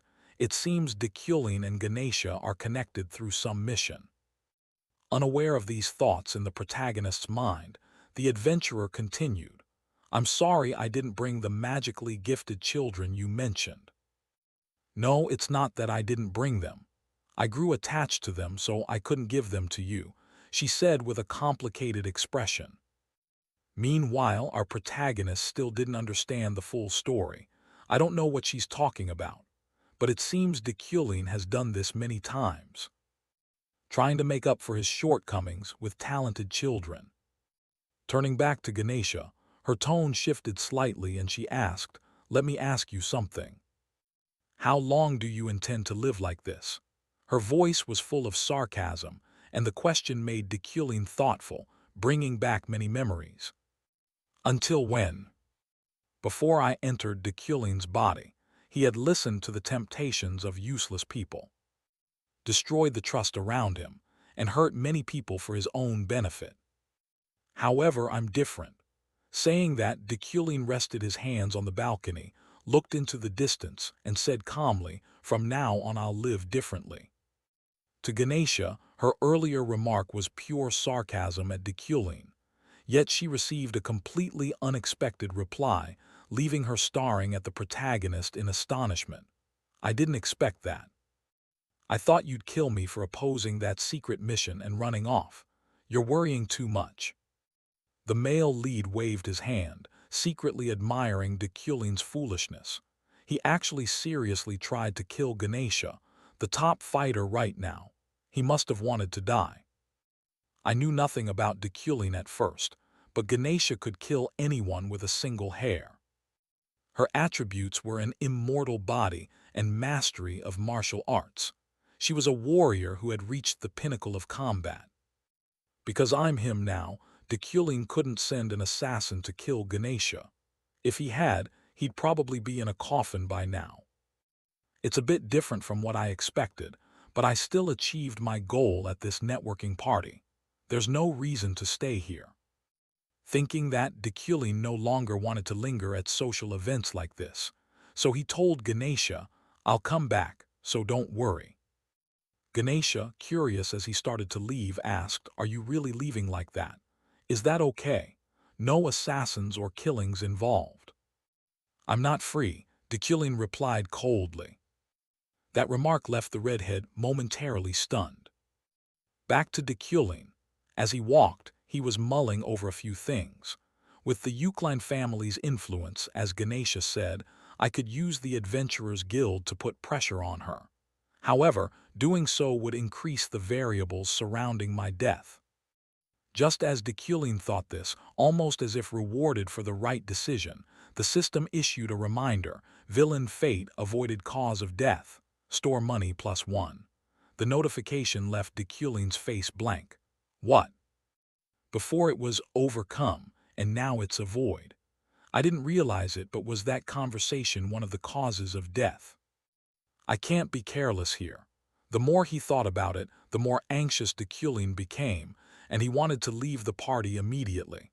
A slip of the tongue leading to a painful end. Cut to another corner of the party where a brown-haired girl complained to her friend, "Hey, how much longer are you going to sit here?" Her name was Rayleigh. She was a relative of Yuli, an adventurer. In front of her, Yuli grumbled, "I never wanted to come here in the first place." "Oh, come on, that's enough. Let's go," Rayleigh urged. Yet Yuli remained stubbornly seated. Seeing that, her friend seemed to pick up on something and suddenly asked, "So what's going on with that guy, Professor Deculin?" "I'm a bit worried. There are too many rumors." From Yuli's perspective, of course, there were no pleasant memories with the protagonist. So she replied bluntly, "Of course. What's good about him?" Her frank words made Rayleigh uneasy. She glanced around and warned, "Hey, if you say that out loud." At the same moment, footsteps sounded nearby, catching Yuli's attention. She lifted her gaze slightly and spotted Deculin, slowly descending from the stairs below. Deculin met her eyes as well. But then, not wanting to entangle himself with one of the causes of his death, Deculin turned and left immediately. His reaction surprised the surrounding guests, who murmured, "What? Professor Deculin is leaving? The guy who loves parties. Wow, he's leaving without even glancing at his fiancée once. Maybe he doesn't like her that much. If so, were the earlier rumors true?" Because Deculin left the party earlier than usual, rumors spread that he had a falling out with Yuli. But there's no way Kim Woojin would write that. In short, after Deculin left the party, he completed his New Year's flower task and received an additional 0.5 store coins. Time passed quickly. It had been a week since I attended the New Year flower party. During that time, besides daily memory training and introductory kinetic mantra practice, I felt my physical strength was lacking. So I began physical training. The main reason was that I nearly died after doing something reckless. Rewinding to a few days earlier, as usual, Deculin inscribed a standard spell onto his body. However, the strain it placed on his body was greater than he expected, nearly killing our protagonist. If he were an ordinary mage, he might have died. Is my endurance due to the Iron Man attribute? After meeting Ganesha the other day, I craved greater power and inscribed the kinetic fire control mantra alongside the object control mantra to enhance metal manipulating techniques. The purpose was to upgrade by implanting a magic core into the kinetic mantra. This method shortens the time needed to learn spells but is extremely dangerous. After realizing the tremendous pressure it put on my body, I decided to train my physique. As a result, I established a morning routine. With that thought, Dekulin finished his training. Whether it was due to the Iron Man trait or not, after only a short period of training his muscles had become highly defined, indistinguishable from those of long-time athletes. Phew, time to head to work. Dekulin exhaled softly. Time passed quickly. Cut to Dekulin's office, where his assistant Alan arrived and handed him a document satchel. Explaining, "This is a declaration recently sent from the Mage Tower. The sender is the Tower's Professor Qualification Review Committee." Upon hearing this, Dekulin's expression changed, and he quickly inspected the letter. The letter read, "We hereby notify you of a hearing scheduled within the next 6 months regarding developments in the research you are conducting, Professor Dekulin. Please prepare all relevant materials until then." For Dekulin, such an unexpected inquiry was difficult to handle. If an audit hearing is held, it would mean Dekulin's research had been stalled long ago, even before I entered this body. This is an unfavorable situation for me. In the game, Dekulin was always a genuine professor. Perhaps the prerequisite of this task is to retain the title of professor. If I lose it, all hope of returning will vanish. Therefore, I must find something, anything, in Dekulin's laboratory to save myself. Dekulin stood before the lab door. However, after opening the door and stepping inside, the scene before him left him speechless. It was utterly messy. Books, papers, and furniture were strewn everywhere, a chaotic jumble, and it looked like no one had set foot here for a long time. If Dekulin had truly been using this lab, it would never have been this disordered. Thinking that, Dekulin glanced at a pile of debris not far away. He sensed something from it. That pile looked very unusual. Was it hiding something? I don't know who to blame, but this was surely the most effective way to hinder Dekulin. Luckily, I had learned the kinetic mantra in time. With that in mind, Dekulin used his object control ability and pulled a notebook from inside the rubbish heap. Opening the book, Dekulin saw that it was a notebook recording research data. It seemed someone had encrypted all the research results to prevent theft. But it was futile. As Dekulin thought this, he used his understanding trait to scan through all the information. Immediately, a stream of brilliant golden light began to emanate from within the notebook. This made even Dekulin admire it. This dazzling golden light, it's blinding. It seems his research truly is extraordinary, thanks to combining the prosperity magnet and sharp vision. I can perceive this splendor. However, the research is still incomplete. It's torn and has many gaps. Even the logic in parts of it is completely skewed. Nevertheless, the work is grand enough to trigger the prosperity magnet. Next, he discovered a pendant clipped inside the notebook. Inside was a photo of the girl Epherin with a man, seemingly her father. That child is Epherin Luna, right? So that's it. It seems that when Epherin's father worked as a researcher for Dekulin, he desperately tried to hide this. The grudge the Luna family mages hold against Dekulin. Clearly, Epherin's tragic life was caused by him. But don't worry, I will complete this research using the understanding trait. If I can complete the thesis that way, I'll list that person as a co-author.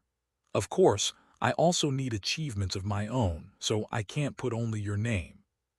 In another development, cut to the cafe on the academy grounds, where Epherin and a group of classmates were discussing. Inside the group, an orange-haired girl shouted, "Got it! Us commoners must unite. There are only 30 students from common backgrounds in this class. If we don't cooperate, we'll suffer sooner or later. You think the same, right, Ephraim? She said, turning to look at Ephraim, startling her into thought. I used to be nobility, sigh, whatever. Don't talk about fulfilling noble duties. If I don't even have a house or land, what kind of noble am I? Thinking that, Ephraim sighed heavily. Unaware of these thoughts, the orange-haired friend continued to urge, understand, Ephraim. You must be here. You're the representative of the commoners. Yes. You were also a victim of Sylvia. The group chimed in and turned to Ephraim with expectant looks. This made Ephraim force a strained laugh inside. Ha ha, so they think I'm some kind of representative for the commoners. In another corner, a male student stammered. Actually, if we want to form a club, we need permission from a supervising professor, right? I don't think the professors will like us gathering like this. His reminder made the orange-haired girl rub her chin and admit, that's the biggest obstacle. How about asking Professor Relin? She suggested that, but the male student opposite shook his head and explained, he's famous for currying favor with nobles. That fat noble guy. What about Professor Carmel? She asked next, but was immediately rejected. Don't even mention that name. As soon as he sees commoners, that professor turns his back. And of course, Professor de Kulin is out of the question, returning to Ephraim's perspective. Unlike the others who were focused on plans to form a club, her head was fixed on the pile of food, drooling. Don't they like eating that? I hope they don't eat it. She silently prayed inwardly. But before her wish could come true, the orange-haired girl suddenly banged the table and proposed, right, Ephraim, try asking Professor de Kulin. You'll ask for us, won't you? The friend's words turned Ephraim's face pale. While the others seemed to think the suggestion wasn't a bad one, the male student sitting next to Ephraim said, on second thought he's pretty fair. He despises everyone equally, nobles and commoners alike. Across from them, the orange-haired girl continued excitedly, you avoided punishment because of him. Doesn't that mean you caught his attention? Hearing that, Ephraim began to reply with an embarrassed face. That's not true. Do you think he's that kind? As she said this, her face kept breaking into a sweat from anxiety. Why did the atmosphere shift so oddly? I don't want anything to do with de Kulin. Thinking that, and to avoid the task of relying on de Kulin falling to her, Ephraim immediately dashed off. I can't do it anyway. Don't say that, keep thinking. Thinking that, and to avoid the task of relying on de Kulin falling to her, Ephraim immediately dashed off. I can't do it anyway. Don't say that, keep thinking. So the two of them began chasing each other for a while. However, just as the orange-haired girl caught Ephraim's arm, her face suddenly went blank. This made Ephraim unable to help but ask in surprise. What's wrong, Julia? Before Julia could answer, a familiar voice sounded behind them. Ephraim, step aside. Those words came from none other than our protagonist, de Kulin. Seeing de Kulin appear, Ephraim's face stiffened, unable to react. And when she turned around, she realized that her close friend Julia had silently slipped into the cafe sometime earlier and was giving her an encouraging look. Good luck, Ephraim. Julia, when did you sneak in there? Coward, Ephraim screamed inwardly. On our protagonist's side, he had no time to watch Ephraim and Julia exchange looks, so he simply walked away. Seeing that, although a little fearful, Ephraim had to force herself to calm down. She carefully extended the form and said, Professor de Kulin, I want to start a club and I need your signature. I don't mean to bother you. I'm just worried you might not approve a club that includes commoners. Back from de Kulin's perspective, Ephraim's words caused him to pause briefly and consider the matter. I don't want to be involved with Ephraim, but she's right. The truth is that the other professors wouldn't cooperate with us. So rather than waste time on those pretenders, why not just try? With that thought, de Kulin reached out to take the form and quickly signed it, adding, send the details to my office. Here, take it. Deculin returned the form to Ephraim. While Ephraim herself still couldn't believe her eyes, he actually signed. He just agreed, Deculin. Ephraim said this as she watched Deculin's retreating figure with suspicion. Meanwhile, Julia rushed over and hugged her to celebrate. Wow. You actually got his signature. I didn't expect that. Ignoring those words, Ephraim kept her gaze fixed on Deculin. She truly couldn't understand why he acted that way. Why? Like at the disciplinary council. Why is he being nice to me? Time passed quickly. Cut to Deculin's lecture hall. His class had begun. Today's lesson is understanding the pure elements. As you know, elements are the foundation of all magic. However, many mages still don't understand the difference between classified magic and pure elements. Blah blah. Below, Ephraim was still lost in a jumble of thoughts over Deculin's sudden kindness. She began to speculate inwardly. Is it because of guilt or sympathy? He led my father to his death. Even if he's nice to me, it feels fake. If he truly knows he's done wrong, he should reveal his true nature and repent. The more she thought, Ephraim's hands clenched and trembled. Julia beside her noticed this and worriedly asked, "Are you okay, Ephraim? Don't worry about those kids. They do nothing but gossip." Julia said this while glancing irritably to the side, which made Ephraim somewhat puzzled. What the hell is she talking about? Following both their gazes, a short distance away a few noble students were staring at them with looks full of disdain. This made Ephraim force a smile. Ha ha, I've made myself an enemy of the nobles after that incident, although I'm a noble too. Thinking that, accustomed to others' scorn, Ephraim sighed softly and said, "It's fine, Julia. They're always like that. Focus on the lesson." After saying that, she paid attention to the lecture. She'd heard rumors that Deculin's class was unusual. Unaware of her thoughts, Deculin continued teaching. The magic circles you use have meaning in each stroke. At that point, Deculin immediately used his magic, creating a magic circle above his palm, and a small flame rose from it. Then Deculin continued. This spell can change color by adding 2 strokes to the circle, because those 2 strokes determine the flame's color. This is what we'll learn today, the flame flow. As he spoke, he used his telekinesis to make the book hover above his hand. Next, 2 orbs of energy began to gather in Deculin's left and right hands. One was green and the other blue. Ephraim's assumption was wrong. In fact, Deculin's lesson wasn't mere showmanship.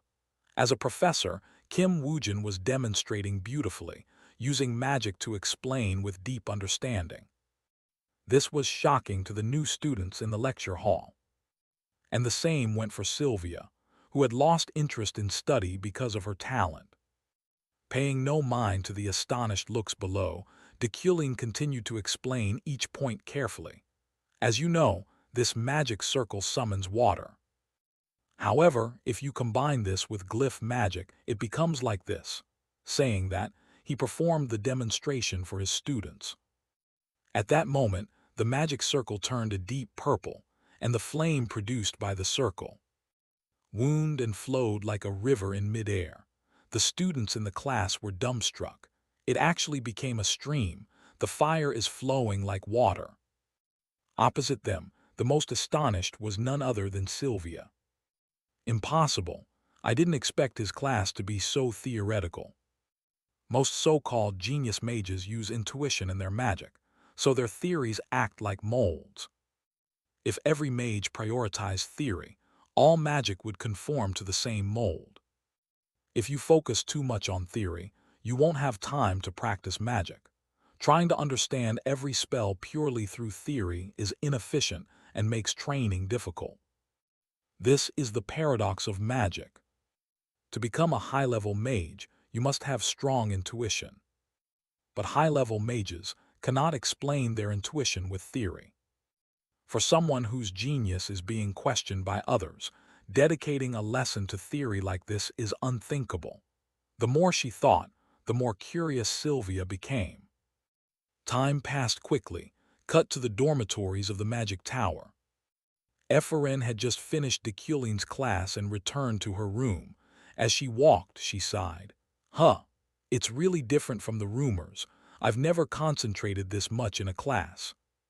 She spoke, her gaze troubled as she noticed the door covered in countless insulting graffiti. However, Efren wasn't angry, she just found it annoying. How long are these people going to keep playing this joke? It's gotten worse since my clash with Sylvia. As she said this, Efren paused when she noticed a paper bag wedged in the door crack. Reading what was written on it, confusion crossed Efren's face. A sponsorship certificate. Wow, I almost believed it was real. There's no way this is real. Who would sponsor me when both the Alade family and Deculin hate me? Actually, it's a good thing. I can report it and claim the reward. Efren chuckled and quickly went to the Magic Administration office to inquire. But after receiving confirmation from the staff, Efren's face went blank. It's real. Efren recalled the moment the staff member said, "It's not a joke, the seal is genuine." She couldn't help but shout, "What? Are you kidding?" Just the thought of suddenly having a sum of money fall into her lap made her face blossom with joy. She even doubted if this was a dream and pinched her cheek to check. "This will wake me up. Come on, wake up." Then suddenly Efren's expression turned anxious. "Wait, no one saw me right. What if people find out I have 100,000 elni? I should pack my things in case something happens. I shouldn't go to the Magic Administration. That staff member had a strange look. She might be coveting my money. Oh no. I should have been more careful," Efren shouted. The moment she stood up, her small head collided hard with the front of the table, making her clutch her head and tremble in pain. Pausing for a beat, a wave of emotion began to spread through Efren's body. Tears welled at the corners of her eyes. "I'm not dreaming yet. Someone noticed my talent. There are still kind people in this world. Keep going, just a little more," Efren urged herself. In another development, Uriel had just been told some bad news by the butler, prompting her to ask, "Are you serious?" The butler in front of her nodded in confirmation. Yes, he went to the Schatzenjewel auction. He should have arrived by now. This made Uriel frantic with irritation. He lost 10 million elni last year. What disaster is he going to cause this year? If he causes trouble again, I won't forgive him. She shouted, then the scene cut to Luton City, Schatzenjewel. At that moment, Deculin's carriage had just arrived at the auction house. Here, of course, Deculin wasn't someone idle doing frivolous things. He came with a purpose. Finally, I can buy what I want. Using psychokinesis as his primary magic for the first time, he realized he needed more metal to compensate for his limited talent. The items I always carry are made of steelwood, but that's only a temporary solution. What I really need will be at today's auction. With that thought, Deculin opened the door and stepped into the waiting room. However, upon entering, he immediately saw an unexpected figure, his fiancée. Yuli was also sitting inside. "Ah, damn, why is she here? I didn't expect to run into Yuli in a place like this," Deculin complained inwardly. At the same time, Yuli noticed his presence.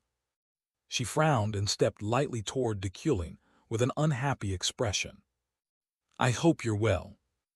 I heard you handed 2 young mages over to the disciplinary council this time." Hearing that, Deculin calmly replied with a cold face, "That news is old. Is there a problem? Are you going to blame me?" Yuli was silent for a few seconds, then continued, "They're all newcomers.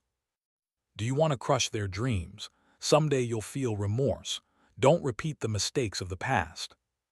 This is my final advice to you." Across from her, Deculin inwardly rejoiced at those words. Final advice. Those are Yuli's last words to me. Perhaps she's planning to cut ties. Fine, I think that's for the best.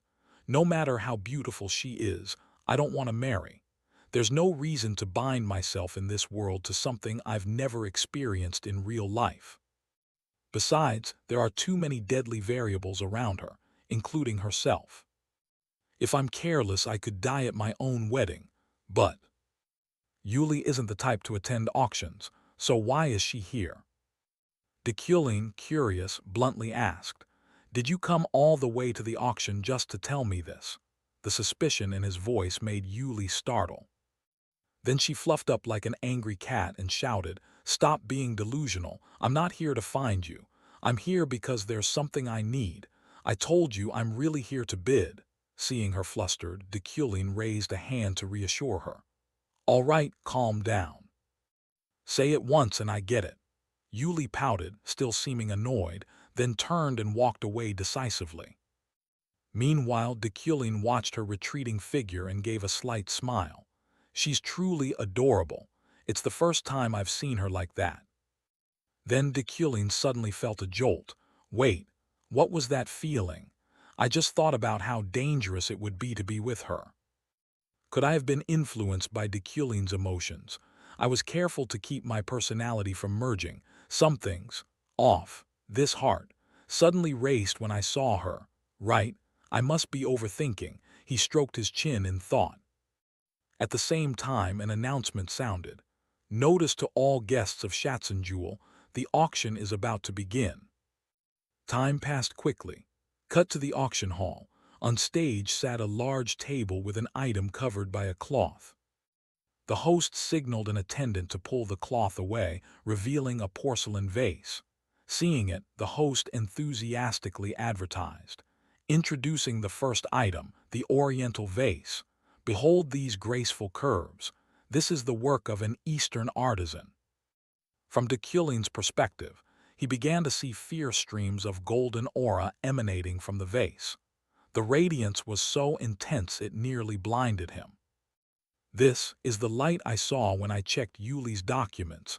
That light kept growing stronger. "If that's the case," above, the host started calling out bidders. Number 993 bids 700,000. Number 1038 bids 750,000. Number 1413 bids 1,500,000. Oh. Guest number 777 bids 2,500,000. Congratulations to guest 777 on winning the item. Back in Dekulin's view, thanks to his wealthy magnate instincts, he could easily gauge the value of the auctioned items and spared no expense buying them. This vase never lost its glow despite the rising price, meaning it could go even higher. I have enough in my account to invest the rest. Dekulin's current balance is 205,238,039 elni. Thus, Dekulin began acquiring a series of items for his collection. Rulrin's ring was sold to guest 777 for 3 million. Luxu's scepter was sold for 2.1 million to guest 777. The NG letter 1 EEF necklace was also sold for 4.3 million to guest 777. This time, guest 777 secured the item for 5.5 million. Around them, other guests, seeing how boldly number 777 was spending, looked on curiously. "Wow, number 777 bought them all. Isn't that Professor Dekulin?" Elsewhere, the night Yuli sighed at Dekulin's lavish, wasteful spending and scoffed inwardly. That pathetic name. He wants attention even in a place like this. He's so different from me. Unbelievable. How can he spend a fortune for a fleeting vanity? I don't understand why he lacks modesty, but fine, whatever. I just need to win the winter flame. Yuli reminded herself and quickly refocused on the auction. Soon the auction neared its end. Now, the final item of today's auction was officially revealed. Many desired it, but it was nearly impossible to find. It was a stone used to forge countless great swords in history. A naturally magical stone, the winter flame, snowstone. The host's voice rang out as the covering cloth was pulled aside. Before everyone's eyes lay a bluish mineral outcrop, shimmering with light. The moment they saw this item, both Dekilin and Yuli widened their eyes, because it was the very reason they had come today. It is one of the 10 rarest metals in the world, commonly used to forge swords or other weapons. As its name suggests, it is a rare, strange item that carries both cold and fire energies. Only items of legendary tier like Dragon Bone surpass it for sword making. Therefore, Snowstone is undoubtedly the best material I could obtain. I absolutely must get it. This is what I need, both of them thought silently. But it wasn't just Dekilin and Yuli. Naturally, many attendees at the auction also had their sights set on this ultra-rare item. Bids quickly climbed at a dizzying pace. 10 million, 13 million, 20 million, 25 million. Number 1089 bids 30 million. Any more. If not, the item will belong to. At that point, Yuli's face lit up with joy because bidder number 1089 was her. Great. I'm about to get it, she thought. However, at that moment, Dekilin thwarted her by bidding higher. Number 777 bids 31 million. Hearing that number, her expression went blank. Then she turned angrily to look at Dekilin. Number 777. How many times have I heard that number today? I can't just let him have it. Why would you do that, Dekilin? Then the back and forth bidding escalated, driving the price up even faster. Elsewhere, the other bidders gave up contesting the snowstone. Meanwhile, a man who recognized Dekilin turned to him and said, "You want to buy snowstone to make a sword. Surely it's to gift your fiancée, right? But if you want to gift it, you could just let her buy it herself. You must love your fiancée very much." The man's words made Dekilin's gaze falter slightly. He looked toward Yuli ahead. Only then did he realize, am I competing with my fiancée? Am I bidding against Yuli? She must also be interested in snowstone. If I take it, she'll definitely hate me. But I need it too. This is its first appearance in 3 years. Who knows when there will be a second chance? I might be in danger, but for my item, I absolutely must win the snowstone. So it was obvious who would end up with the snowstone. Final, 42 million Elni, the owner of the snowstone, is bidder number 777. Hearing this, the surrounding guests applauded and congratulated Dekilin, marveling at his extravagance. How exciting! Professor Dekilin bought them, right? At that price, this might be the most dramatic auction I've ever seen. Oh, Yuli is going to be so pleased. Professor Dekilin worked hard to secure a gift for his beloved. And he obtained what he wanted. From Yuli's perspective, an intense anger swelled inside her with nowhere to vent. Once again, this is happening just like last year. I don't want this. Images of Dekilin laying out countless gems and jewelry on a table and proudly saying, "I can give you all of this, and if you want, I can buy more. I'll do anything for you," began to form in Yuli's mind. For her, that engagement day was the worst day of her life. This will win me her heart. Look how magnificent I am. That is what Yuli heard Dekilin say amid the wealth he flaunted.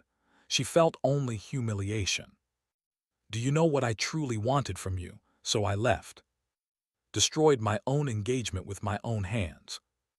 However, that was not all. After that day, countless rumors surfaced. She tried to act strong but ended up in Dekilin's arms anyway. I heard she only got promoted to captain of the knights because of that. They say she begged him. At such slanderous talk, Yuli's hand tightened. It was obvious who had spread the rumors that ruined her reputation back then. Does he expect me to take revenge? That man is someone I can never love. No matter how hard I try, Yuli thought, clenching her hands until they trembled. Then, just as she stood up, preparing to leave the auction in fury, is someone I can never love. No matter how hard I try, Yuli thought, clenching her hands until they trembled. The protagonist's words angered Yuli, and her expression darkened. She asked herself silently, how long will Dekilin keep insulting me? Right now, please forgive me." After saying this, the protagonist turned and left immediately, leaving behind his fiancée standing there stunned. Yuli wasn't sure if she had misheard. What? Why is he apologizing? Is it because he bought the snowstone? With that question in her heart, Yuli slowly exited the auction hall. And just as she stepped outside, someone called out, "Hey, Yuli, get in the carriage." The voice belonged to a beautiful young woman. She was the eldest daughter of the Freyden family and Yuli's older sister. Time passed quickly into evening. By then, Deculin's fancy carriage had escorted him back to his manor. Inside the carriage, Deculin was still troubled, thinking about Yuli. It seemed Yuli planned to craft a weapon for herself with the snowstone, but I outbid her, so she must be angry. I'm a bit surprised the death variable hasn't occurred yet.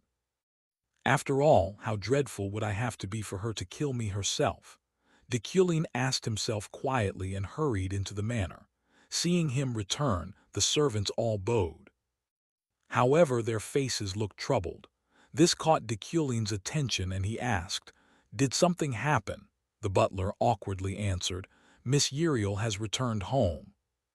Without needing more words, Deculin guessed he was about to be berated by his sister. What must happen will happen, so he calmly climbed to the second floor. There, his sister Uriel was already waiting. As Deculin passed by, as always, Uriel called out, "That's my money. You said you'd hold it for a while. And this is what you do." Hearing her, Deculin understood why so much money was in his account. At the same time, he felt a pang of guilt. I didn't realize she had that much. Have I always been so thoughtless? He then reassured her, "Don't worry. I only buy things that yield profit." In response, Uriel's scream echoed through the manor. "You treat me like a garbage bin. Do you think I'm here to clean up your mess?" Deculin felt a sinking dread. He slowly turned and saw the hatred-filled, tear-blurred look Uriel gave him. Uriel went on to recount the hardships she had endured caring for that wretched Deculin. "Our family's finances are in trouble. The workers and I have worked non-stop to hold this house together, and you wasted all that money. How rotten must he be to gamble away the family's money like that?" From Deculin's perspective, he now saw a black-red aura rising from Uriel, sending a chill down his spine. This signaled that his fated death was drawing near. Deculin's face tightened in discomfort. Damn it, has the villain's fate been triggered? There's a golden glint in her red aura. The prosperity magnet has been activated too. Its meaning is simple. If I don't get through this, I'm done for. But if I survive it, I'll end up with a pile of money. I know how to handle this. Then, to save his miserable life, Deculin lowered his voice and pleaded. "Don't worry, Uriel." Before he could finish, his sister shouted, "Shut up. Do I look like I'm worried? Have I worked hard for you just so you'd throw it out the window? You think I wanted this? Do you know I dropped out of college and can't find a lover because of you?" "I didn't have to do that," Deculin said calmly. But his words only made Uriel angrier. Her hands clenched as if ready to teach her brother a lesson. "What the hell are you talking about? You do nothing but burn money. After our parents died, you blew 150 million elni in a single day, you." Not letting her finish, our protagonist cut her off with an appealing offer. "I'll hand the headship back to you." The remark left Uriel stunned, forgetting her anger and dumbly asking, "What did you just say?"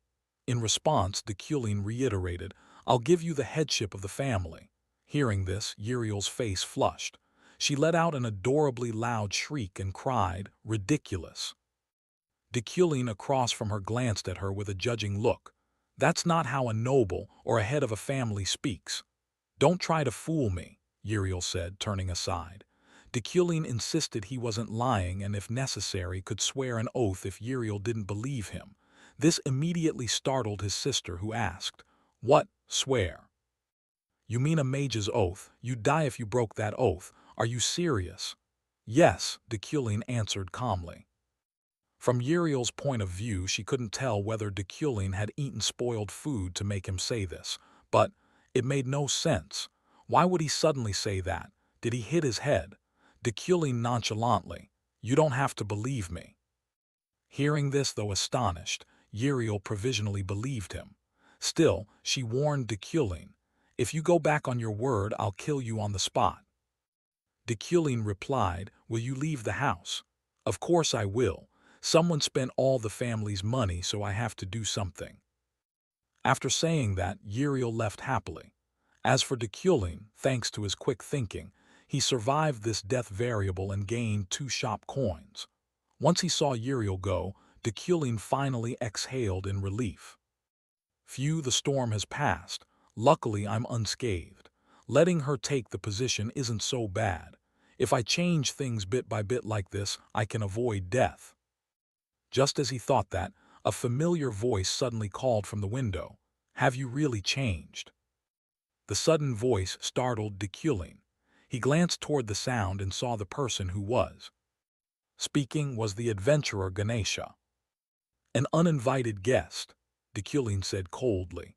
Meanwhile, Ganesha swung herself into the room and explained, "Sorry, I was passing by and dropped in. I was quite surprised to see you like this." In response, Deculain folded his arms and sighed. "Why be surprised? She's the one who handles the work better than I do." Answering, Ganesha began to relay some deeply troubling news. But Uriel von Grahen does not carry the bloodline of the Euclid family. This made Deculain, who normally wore a calm expression, startle and turn around. "What is she saying? I don't remember that being in the game." From Deculain's viewpoint, he hurriedly tried to recall all the information he knew about Uriel. Uriel was said to be a half-sister. I knew she wasn't Deculain's biological sister. However, she has no blood relation to the Euclid family at all. I had no idea about that. For reasons Deculain couldn't determine, Ganesha asked on, "Is this really okay? You're the one who asked us to do this, Professor, to determine whether you and your sister are blood-related. We already agreed to this, remember?" Hearing that, Deculain quickly understood. So that's the context. Thinking it over, he shook his head slightly and replied, "Even so, Uriel is still Uriel." This answer made Ganesha so surprised she broke out in a sweat. "Wow, you're astonishing me today. I didn't expect you to say something like that." Not only her, even Deculain felt surprised at his own words. "I'm surprised too. I didn't expect such a scenario to exist." Back in Ganesha's perspective, she had only intended to drop by and say a few words, so she now prepared to leave. "All right, I'll keep your sister's secret. Oh, one more thing before I go. I heard the 6-headed serpent has begun to move." Behind him, Deculain's mind quickly ran through information about that organization. The 6-headed serpent. They are the leaders of a notorious criminal syndicate on this continent. They're so infamous that the bounties on their heads are worth millions. At the window, the adventurer continued, "They're targeting items at the auction house. Even though the auction house tries to transport them safely, you should be on high alert when any items are delivered to your home. It seems you've been neglecting your defensive magic lately, Professor. That's why I could get in so easily. I'm off now." After saying that, Ganesha flashed and immediately vanished. Before Deculain and for Deculain, our protagonist's head ached nonstop. He put a hand to his forehead and thought, "That's something I don't need to know. Knowing won't change anything. From the start, I was never Deculain. Whether Uriel is my biological sister or not, I'll still treat her the same.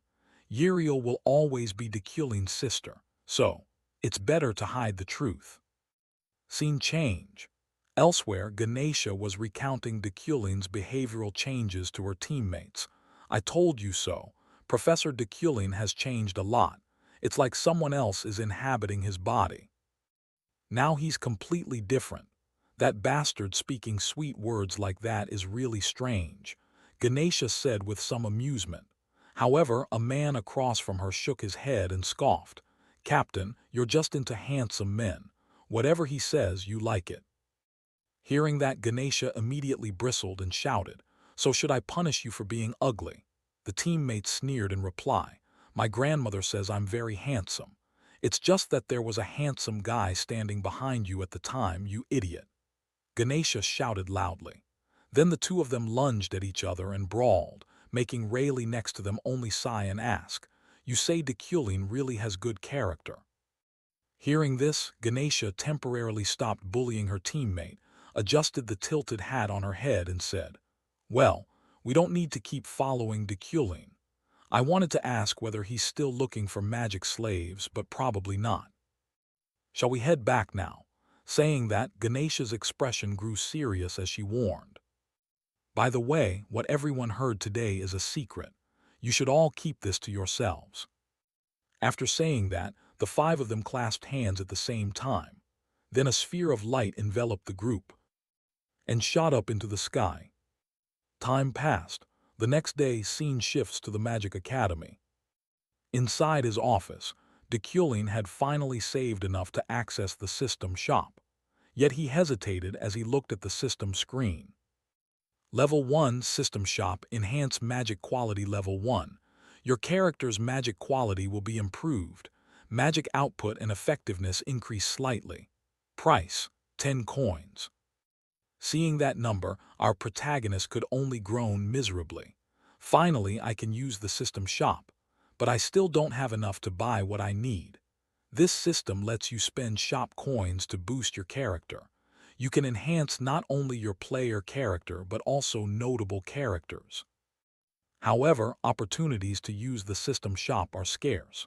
You only have 6 uses before the end of the second half. That's because you can only use the shop once per level, and each time you level up the cost doubles.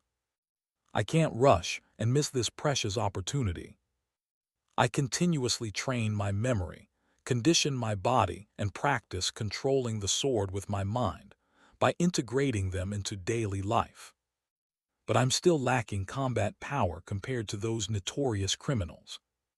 To progress, what I need is to raise my magic quality. I must quickly collect the 4 more shop coins I need. Deculin reminded himself just before a knock at the door outside pulled him from his reverie. Deculin nodded and said, "Come in." Outside, his assistant Alan poked his head in and greeted, "Hello, Professor. Look, I just received this." Alan then grew serious. "I think you should be careful. This was just posted in today's Witch Gazette." Opposite him, Deculin reached out and took the paper. On the front page, a long-haired criminal's photo appeared with a bold headline, "WANTED, LOCKHARK.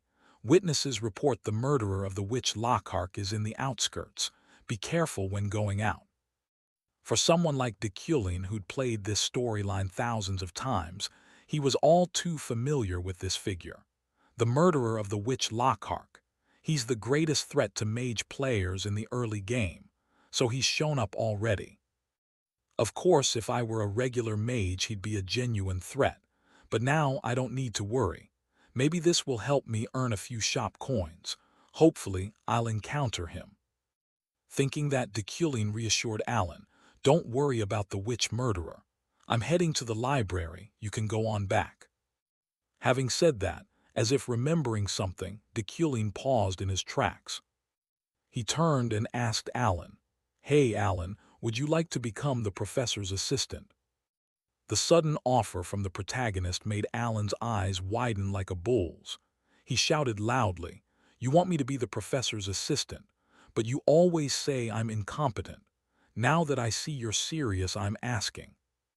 Deculin shrugged in response.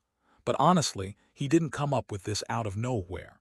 He'd been reminded earlier that he should choose an assistant, since every professor has one and Deculin was the only one without a pick. He'd also been a senior professor for several years.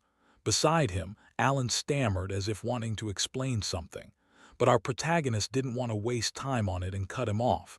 "That's enough. Take this." After saying that, Deculin produced a bracelet engraved with the Euclid family crest. "Keep working hard." Alan looked at the bracelet before him in astonishment.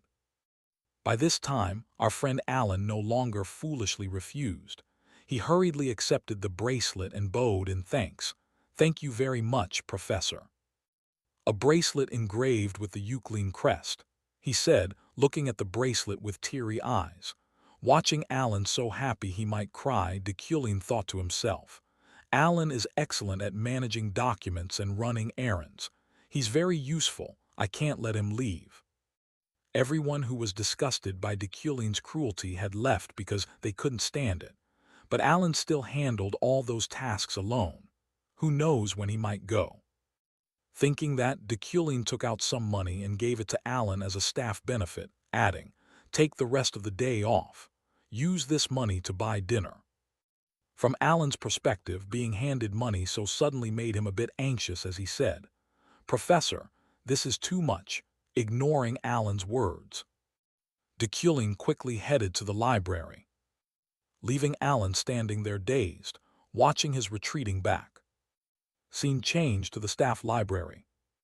As he walked, de Culin thought, "The reason I'm coming to the library is because of Luna's papers. The papers I found in the lab were an invention about pure elements. However, it has many errors and gaps, so I need to fix it. If I can find any useful magical tomes related to manipulation, all the better." With that thought, de Culin quickened his pace slightly. However, as he passed a bookshelf, his gaze was drawn to a small figure. "What are you doing in the staff library?" "New student Sylvia." Across from him, when Sylvia met de Culin's gaze, she froze in surprise. To explain this, we must go back about 10 minutes. Sylvia had gone to the librarian to request access to this library. The librarian then contacted some professor. "Yes, Professor. Sylvia is looking for study materials, but this is a reading room exclusive to senior staff." In response, the plump Professor Ritland smiled and agreed. "It's fine. There's no need to ban the heir of the Alade family or this new student. Let her use it freely for her studies." Seeing that, the librarian didn't stop her and nodded, telling Sylvia, "He said it's fine, Sylvia. Feel free to search." So Sylvia began wandering through the library to find the books she needed. Sylvia's hobby is literature and languages. She came to the exclusive library to find materials that meet her criteria. The novel she sought was ethanol, but with the disappearance of the Fae, its value rose and ethanol became rare. That's why Sylvia came to the exclusive reading room, a place she didn't usually visit. And of course, she didn't expect to run into de Culin here. "De Culin, why is he here?" "I was told he doesn't come near the library." Sylvia worriedly thought but quickly explained, "I'm here to look for materials. Professor Ritland allowed me." In front of her, de Culin still wore a stern face as he said, "So that means that Professor ignored academy rules and the librarian let you in anyway.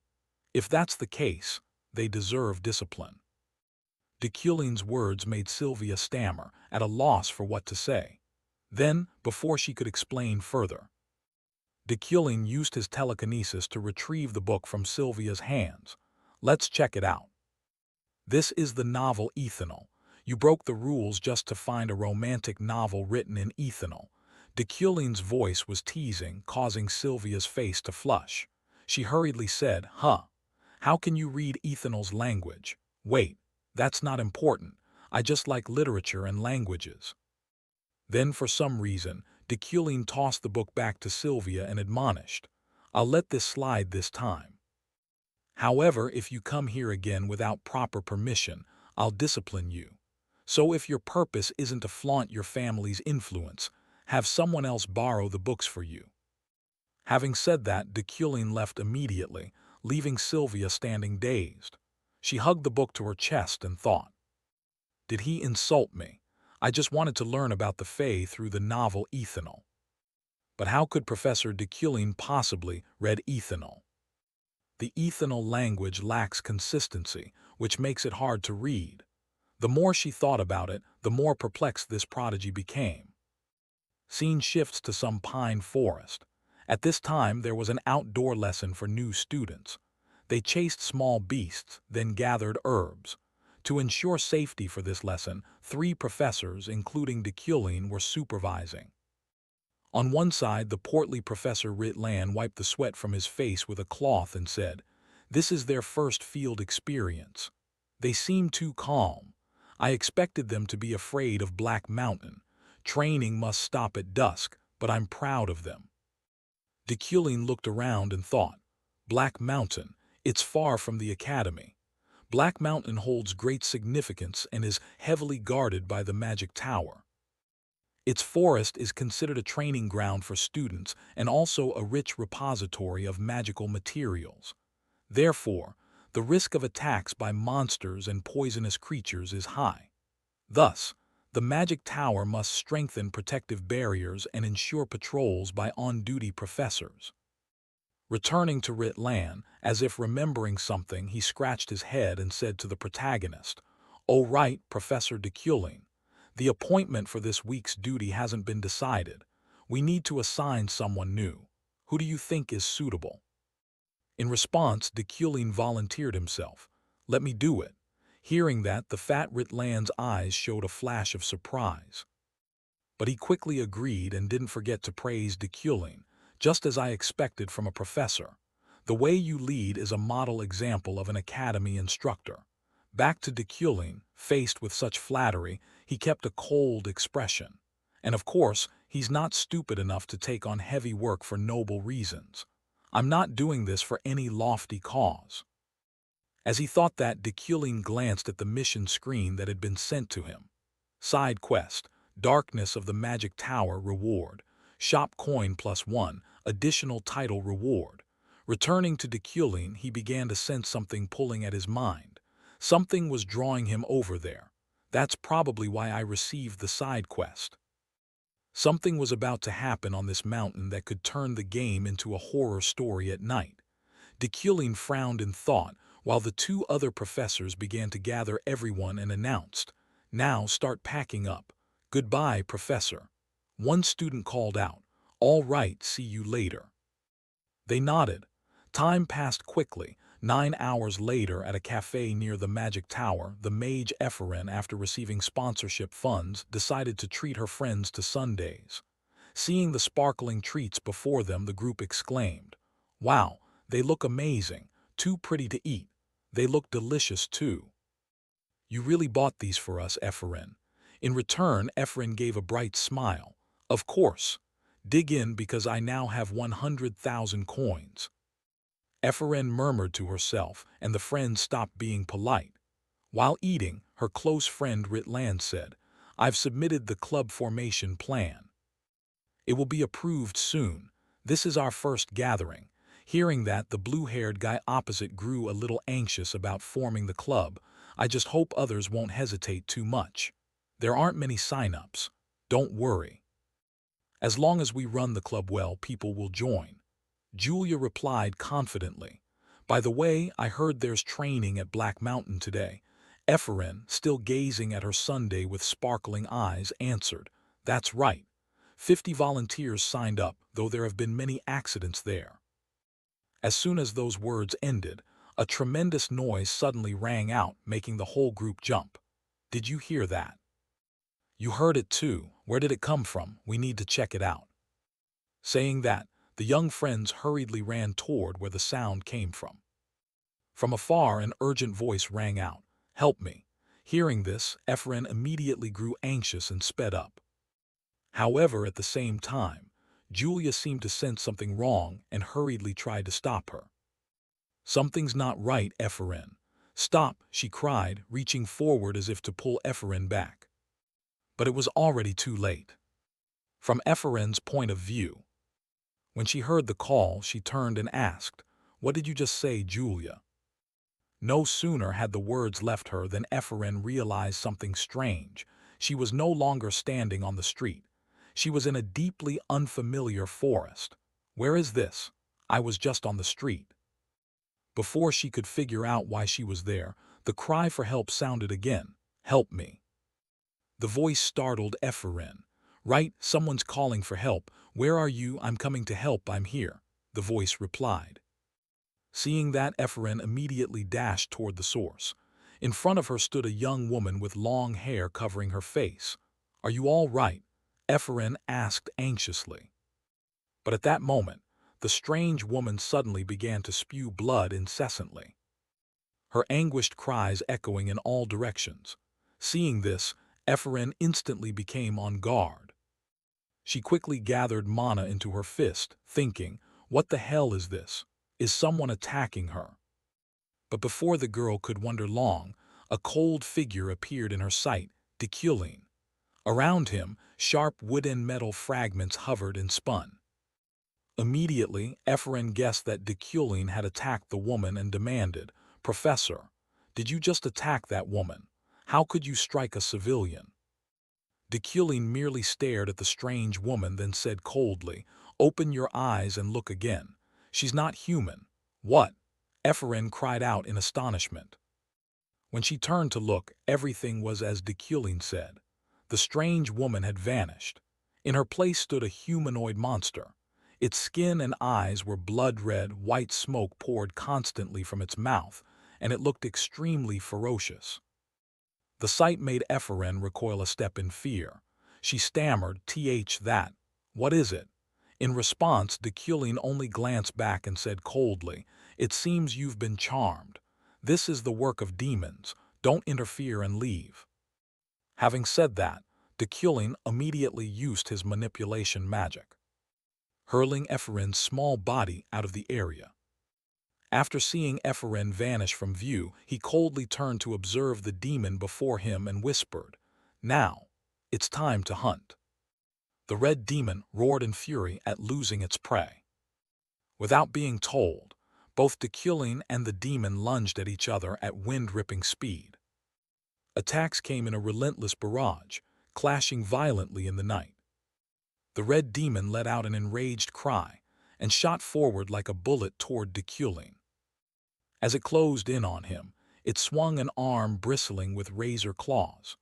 But Deculin swiftly manipulated the wood and metal fragments into a barrier across his chest, stopping the attack, while he himself retreated to maintain distance and analyze. Looking at the core on the demon's forehead, Deculin thought, "Its trait must be illusion.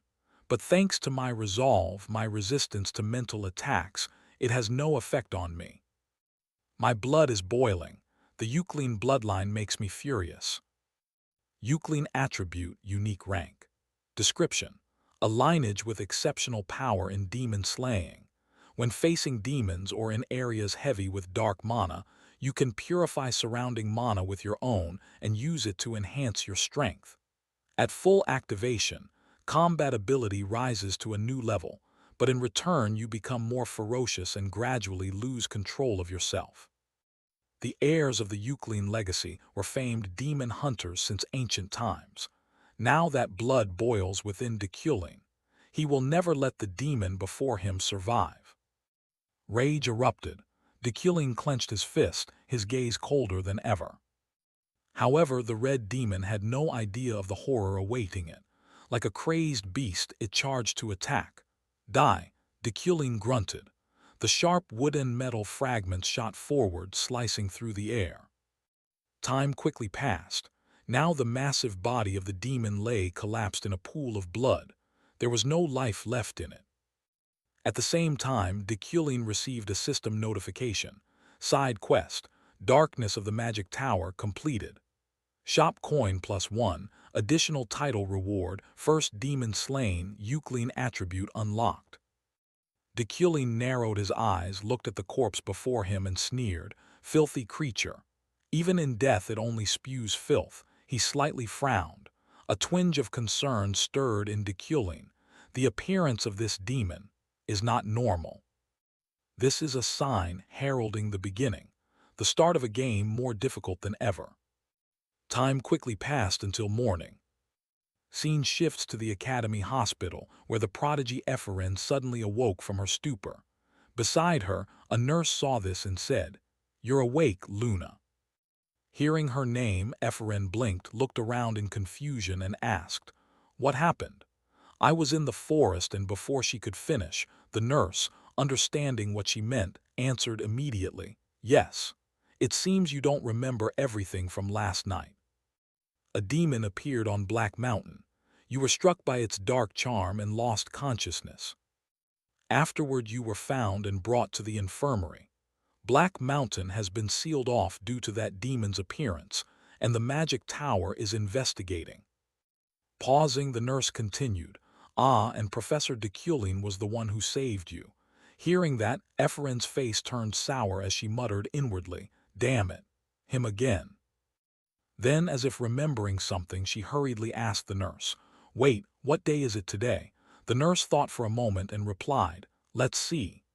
It's been 36 hours since you were brought here, so today is Wednesday." Back in Ephraim's perspective.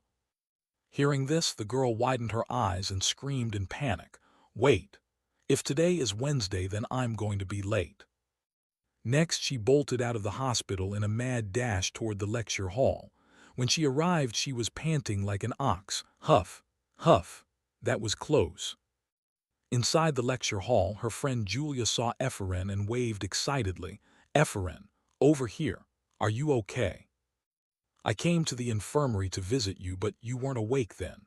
Ephraim nodded in reply, "I'm fine. Actually, I'm in the best shape right now because I overslept." After speaking, she glanced around and noticed some strange ingredients on the table. She frowned and asked, "But what are these? Is there a new announcement for today's class that I missed?" Julia looked too and shook her head. "I don't know. It's been like this since I arrived. There must be a special class today."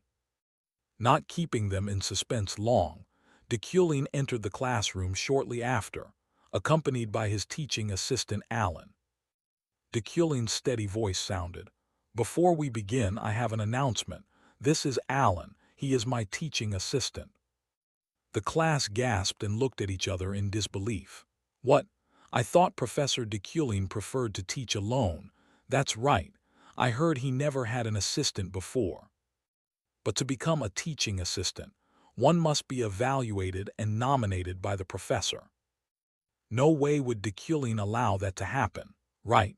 Whispers and murmurs began to spread. Ephraim's face grew tense. She was one of the few who knew how difficult it was to become Deculin's assistant. What does this mean? Many questions crowded her mind. That's also why her father, despite being a 30-year-old researcher, never had a chance to be an assistant. So why did Deculin bring in a maid she'd never seen before? Thinking that, she glanced at Alan with a complicated look. However, Deculin made no effort to explain. He simply declared, "Today's lesson will be based on practical experience. Try to solve this exercise within 3 hours." After he spoke, Alan quickly went to each desk and handed everyone a watch. "This is your watch, and this." Back in Ephraim's thoughts, Deculin's sudden announcement of an assistant left her unsettled, making it hard for her to focus on the test.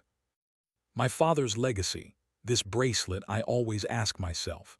When will I become stronger? When will I prove myself? Instinctively, she looked down at her wrist, a habit she'd kept for a long time. To Deculin, who is my father? Why won't he give my father a chance? And why is he doing these good deeds now? Ephraim shook her head and told herself, "No, I can't lose focus. I must finish this task. I need to come up with a spell quickly." But her mind remained clouded with too many thoughts. At that moment, the clear voice of the prodigy Sylvia suddenly rang out, drawing everyone's attention. 25 minutes 50 seconds. "I'm done." Hearing this, everyone turned to Sylvia in amazement. Flowers began to bloom before her, radiating a splendid aura. "What? Not even 30 minutes? Of course, that's Sylvia." Turning to Deculin, he stared intently at Sylvia, making the small girl feel pressured and break into a sweat. But then Deculin simply nodded, "Perfect, you may go." Hearing that, Sylvia's eyes lit up with joy. She unconsciously glanced at Ephraim beside her, and noticed she was still struggling with the pile of ingredients. Sylvia sighed in relief. Ephraim noticed this too. She gritted her teeth in anger and thought, "Damn it, I have to finish this too." As time passed, the other students finished their tests one by one. Deculin's voice continued across the classroom. Julia, you may go. Lehin, you may go as well. Potten, you may go. Kane, you may go. Ehan, you may go. Students left the room in turn. On this side, Ephraim still hadn't completed her task. Perhaps influenced by Deculin, but even after all the students had left and night had fallen, she still hadn't accomplished anything. Ephraim's face went blank as she berated herself. I'm finished. Please come up with something. Please think of something. She muttered to herself, forcing her mind to think. Can I do better than that damned Sylvia? I'm even the only one who couldn't accomplish anything the whole class. Why? Am I really so stupid that I can't finish a simple exercise like this? She clenched her fist in anger. Yes, I'm just ignorant. Revenge my ass. I haven't even studied properly. How can I compete with them? Thinking that, she ground her teeth in frustration. Still, sitting in the classroom wouldn't solve anything. Finally, Ephraim slowly stood up, intending to leave. However, at that moment, Deculin's cold voice rang out. 5 hours and 47 minutes. How long do you intend to keep me waiting? Ephraim's eyes widened in surprise. Deculin, he's still here. She was filled with astonishment.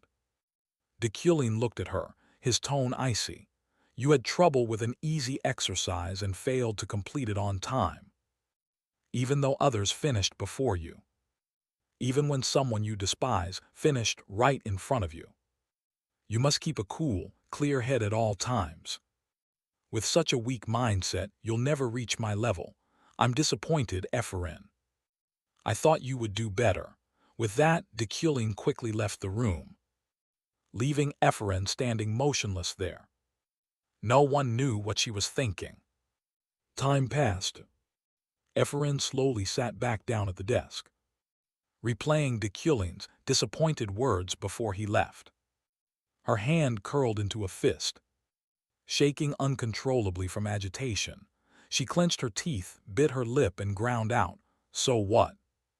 I can do it, even if someone like him is disappointed in me. I can still do it, no matter the consequences. Ephraim shouted, then began focusing her magic, determined to finish the exercise at all costs. Back at Deculin's position. In truth, he hadn't left. He was standing just outside the door, quietly sensing the mana fluctuations inside the room and feeling a little relieved. This shouldn't be a problem. I've spent over 6 hours on Ephraim, but it was necessary. I need Ephraim to be stronger to prepare for future events. Because of the demon's appearance on Black Mountain, Deculin knew the main quest was about to begin. When an era of evil runs rampant, those who follow the path of good will appear in the main quest. Among them will be a stronger Ephraim. Right now, she still lacks the mental strength and sensitivity of a mage. But once Ephraim overcomes this obstacle, she will progress very quickly. Of course, that power will threaten me, but I will not allow it to happen. Fate is just an idea for those unwilling to strive. I only trust myself. With Deculin's personality, he would hardly allow anyone to catch up to him. As he thought this, he sensed the mana fluctuations in the room had ceased. Then the classroom door was flung open forcefully, and Ephraim stormed out, scowling. She didn't even notice that Deculin was standing there. After watching the young girl leave, Deculin calmly entered the classroom to check Ephraim's test results. As no surprise to him, the flowers had bloomed brilliantly. Seeing this, a smile unexpectedly appeared on the protagonist's cold face. He whispered, 6 hours and 25 minutes. The exercise is complete. After speaking, he took out a sheet of paper with Ephraim's picture on it and wrote something down. As he wrote, he muttered, the girl has revealed the innate weakness of an academy student. Still, this result is worthy of contesting for first place. At the same time, the system issued a notification. Congratulations. Side quest completed. Your path. Shop XP +1. After finishing everything, Dekulin dragged his tired body out of the room. However, while he was still walking across the campus, a cheerful voice called from ahead. "Oh, Professor Dekulin. Haha, long time no see." Hearing the call, Dekulin immediately looked toward the speaker. Then the protagonist's expression tensed and sweat began to run. "It's Zeit. What is he doing here?" A few pieces of information about the burly man flashed through Dekulin's mind. Zeit von Bruggen Freyden, currently the head of the Freyden family, and also Yuli's older brother. He was also the one who pushed for the engagement between Dekulin and Yuli. But more importantly, his early-game combat power even surpasses Ganesha. In terms of strength, he ranks third at this stage, a figure notorious for terrifying combat ability. But why would someone like him seek me out? Could it be because of Yuli's snowstone? Thinking this, the biological alarm in Dekulin's head kept ringing. He swallowed hard, unsure what to do. Could this situation be a deadly variable? I have no strategy to deal with this monster. Ahead, Zeit didn't know the protagonist was so worried he was about to piss his pants, so he cheerfully called out, "Great to see you. I've heard you and Yuli haven't been getting along lately, so I've been worried. So I decided to arrange a dinner this week. Are you free?" After hearing Zeit's upbeat tone, Dekulin breathed a small sigh of relief. Thank goodness, for now he still seems friendly. He was about to say something, but before he could open his mouth, Zeit's large hand slapped his shoulder. "Haha, decisive, I like that. I've prepared the dishes you like, so come. I arranged it so I'll take care of everything. Then see you later, Professor Dekulin." Zeit's tone sounded more like an order than an invitation. Watching his large back leave, Dekulin felt a bit uneasy. He hadn't been given a chance to refuse. No. Rather, Zeit made it impossible to refuse. Zeit always puts his family above all. Who knows what would happen if I broke his plans? It seems I can't cancel this appointment. Time quickly passed to the next day. Scene shifts to the Freyden family. At this time, Yuli had been informed about the meeting with Dekulin. Naturally, she would not agree easily. "I don't want to meet him. Besides, I'm busy training the cavalry, so I don't have time to meet." In response to his sister's objection, Zeit's face showed some vexation. "You're angry because someone stole a snowstone from you, right?" Hearing that, Yuli immediately retorted, pouting, "Listen, no way." Zeit continued, "Why would he want a metal that's only useful for forging weapons? If not for you then?" Before the burly brother could finish, Yuli shouted, "If he plans to give me a sword, I'll break off the engagement immediately." She said it with a face full of anger. However, Zeit opposite her was equally irritated. Thick blue veins like worms began to bulge on his neck and face. The burly man even began to radiate a terrifying pressure and growled, "Yuli, think carefully. The other day I told you that doing that was very foolish. I'm certain I warned you. In politics, there is no room for personal feelings. And as far as I know, there's no man who loves you. Or do you have someone who likes you?" Opposite him, Yuli ground her teeth and replied, "No." Seeing her somewhat resigned face, Zeit's tone softened a little as he asked, "Are you that concerned about Dekulin's past?" Yuli answered immediately, "It's none of my business." "Then why?" Zeit asked further. For that question she stood silent and did not answer. Seeing that, the head of the Freyden family had no intention of pressing further. Instead, he turned and left, but not before admonishing, "Be on time. If there's a problem, handle it." Behind him, Yuli remained standing silently. A mix of anger and helplessness began to swell inside her, making her hand clench tight. Then, as if to vent that anger, she frantically threw herself into sword training. The sound of wind-splitting strikes rang out continuously, and the ground around her suffered from her techniques. At that moment, a man in black approached from behind and warned, "Your sword path is chaotic, my lady." This black-haired man was Veron, Yuli's subordinate. Seeing him appear, Yuli calmed down somewhat and replied, "Veron, I'm sorry. You've seen my ugly side." Veron answered with a composed face, "It's nothing, my lady. I still can't believe that scoundrel suits you so much that the family head forced you to marry him." Turning to Yuli's perspective, not allowing his subordinate to speak further, she immediately cut him off. "Enough. As a knight, it's unbecoming to speak ill of others behind their backs. Don't dirty your hands for me, I'm fine," Yuli said with emotion, then quickly spun and left. "I'm going home, prepare yourself." "Yes, my lady," Veron replied from behind. Watching the small figure walking away step by step, the subordinate seemed to reach a decision. He thought, "My lady, I have finally found the answer to this suffering. I have found a way to prove my loyalty. As her subordinate, this is something only I can do. I will make you happy, my lady." Thinking that, he unconsciously grabbed the sword at his hip. His voice carried a hint of killing intent.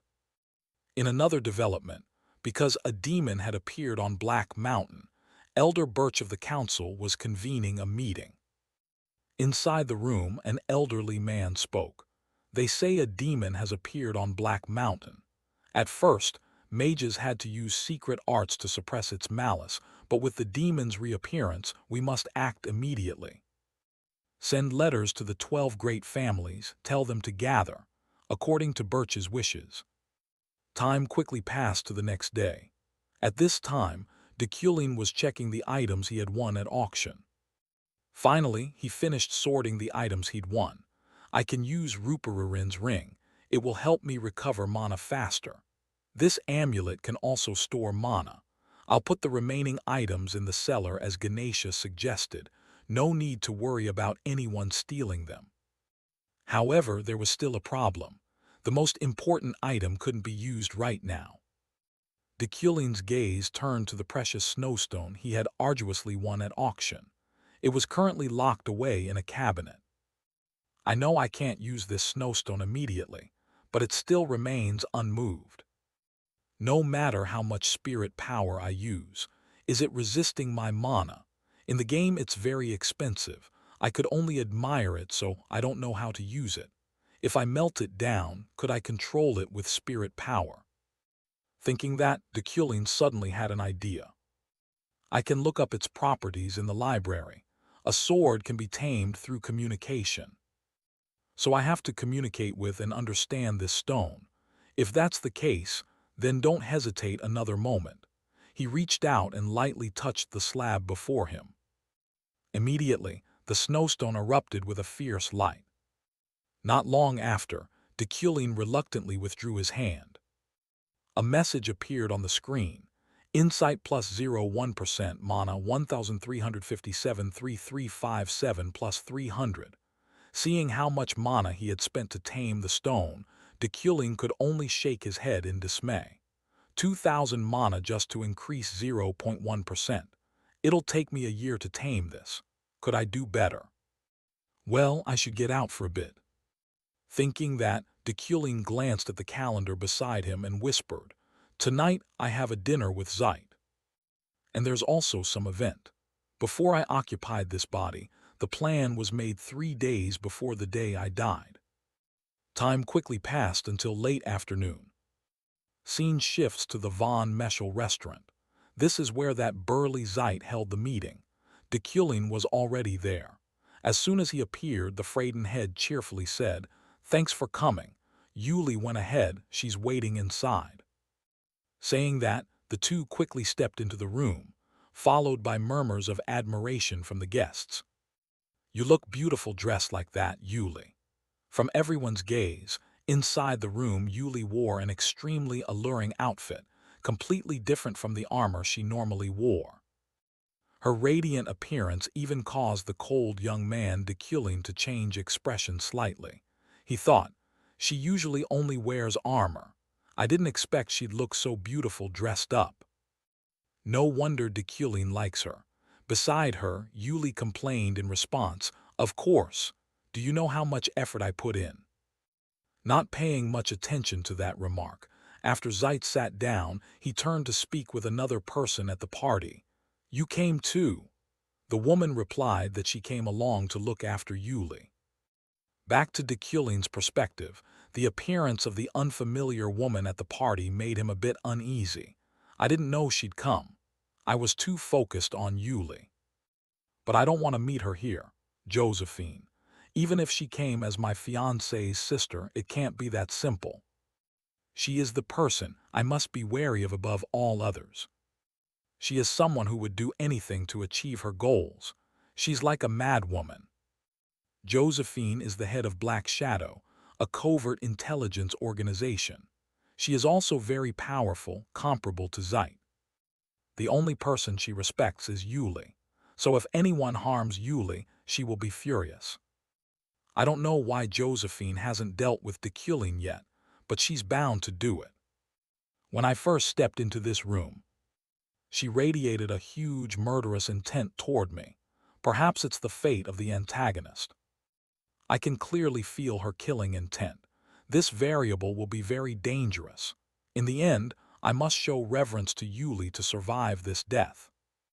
Deculin quietly reminded himself. Beside him, the burly Zeit, unaware his future brother-in-law was nervous, enthusiastically said, "Let's get straight to the point, Professor Deculin. When do you want to hold the celebration? It's been 3 years since you two got engaged, hasn't it?"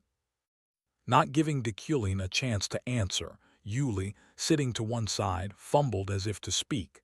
However, Zeit didn't let her voice her thoughts and put up a hand to stop her. "This is adult business." Hearing that, Yuli's gaze fell in sadness. Her lips pressed together tightly, speechless. Back to Deculin, before voicing his thoughts. He cast a glance to observe the dangerous figure. Josephine for a moment. From the protagonist's view, Josephine tilted her head slightly as if unconcerned. Yet her eyes, seemingly casual, were fixed on Deculin, making the hairs on his arms stand on end. To keep his own life safe, Deculin began to prepare the lines he'd rehearsed. "I'll let Yuli handle this. If she doesn't trust this marriage, I'm willing to give it up." Deculin's seemingly caring words made Yuli so angry she ground her teeth. While the burly family head Zeit gently chided, "Good heavens, marriage is a serious matter. How can you take it lightly? Haven't you two been apart too long? If so, just rekindle the feelings. Marriage isn't something you can just drop. The elders of the family won't accept that either." Hearing this, Yuli could no longer hold back. She shouted, "Family head, please allow us to speak privately, please." From Yuli's tone, Zeit immediately guessed his sister was somewhat unset. After about 2 seconds thought, he nodded in agreement. "All right, let's go, Josephine." So the two of them stood and left the room. Before walking out, Josephine even waved cheerfully. "Have a nice chat, Tilda." Once the room door was closed, Yuli's cold voice rang out. "What are you planning to do this time?" "What do you want, after all?" she asked, looking at Deculin with eyes full of hatred. At the same time, outside, Josephine stood silently in the corridor, secretly eavesdropping on the young couple's conversation inside the room. Back to Deculin, he didn't dare to risk answering the question. Immediately, and instead glanced toward the door. Worry clearly visible in his eyes. "She's eavesdropping behind that door. Josephine is listening." She acted as if she had left, but it was certainly only to hide her listening device. There's no way she actually left. However, this was also an opportunity. Josephine didn't know that she had been discovered. Deculin truly loved Yuli. If he could make her believe that, he could avoid the deadly variable. With that thought, he switched on his superb acting skills to fool his little wife. He put on an emotional face and said, "Yuli, I'll tell you the truth. As you can see, I cannot cancel the betrothal as I wish. No, more precisely, there's nothing we can do. Things have gone too far." Hearing that, Yuli across from him clenched her hands and demanded, "So this time, what dirty method will you use to torment me?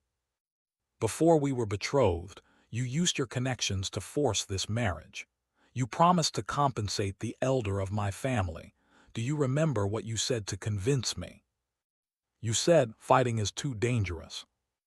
Because of that line, you forced me to give up pursuing the Empire's cause, then suggested I take over as captain of Haid Kine, the unit managed by the Euclid family.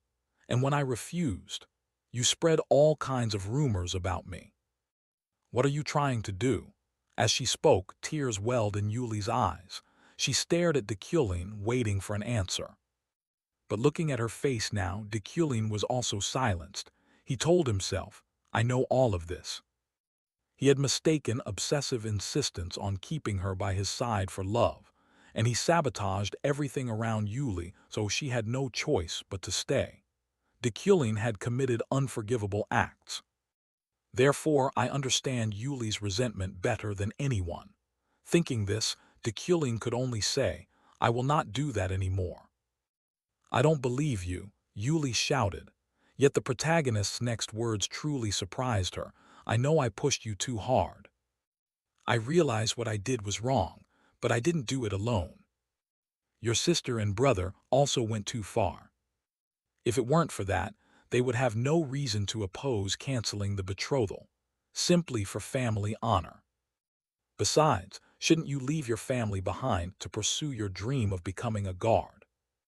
A guard is a knight not affiliated with any family, sworn to protect only the emperor.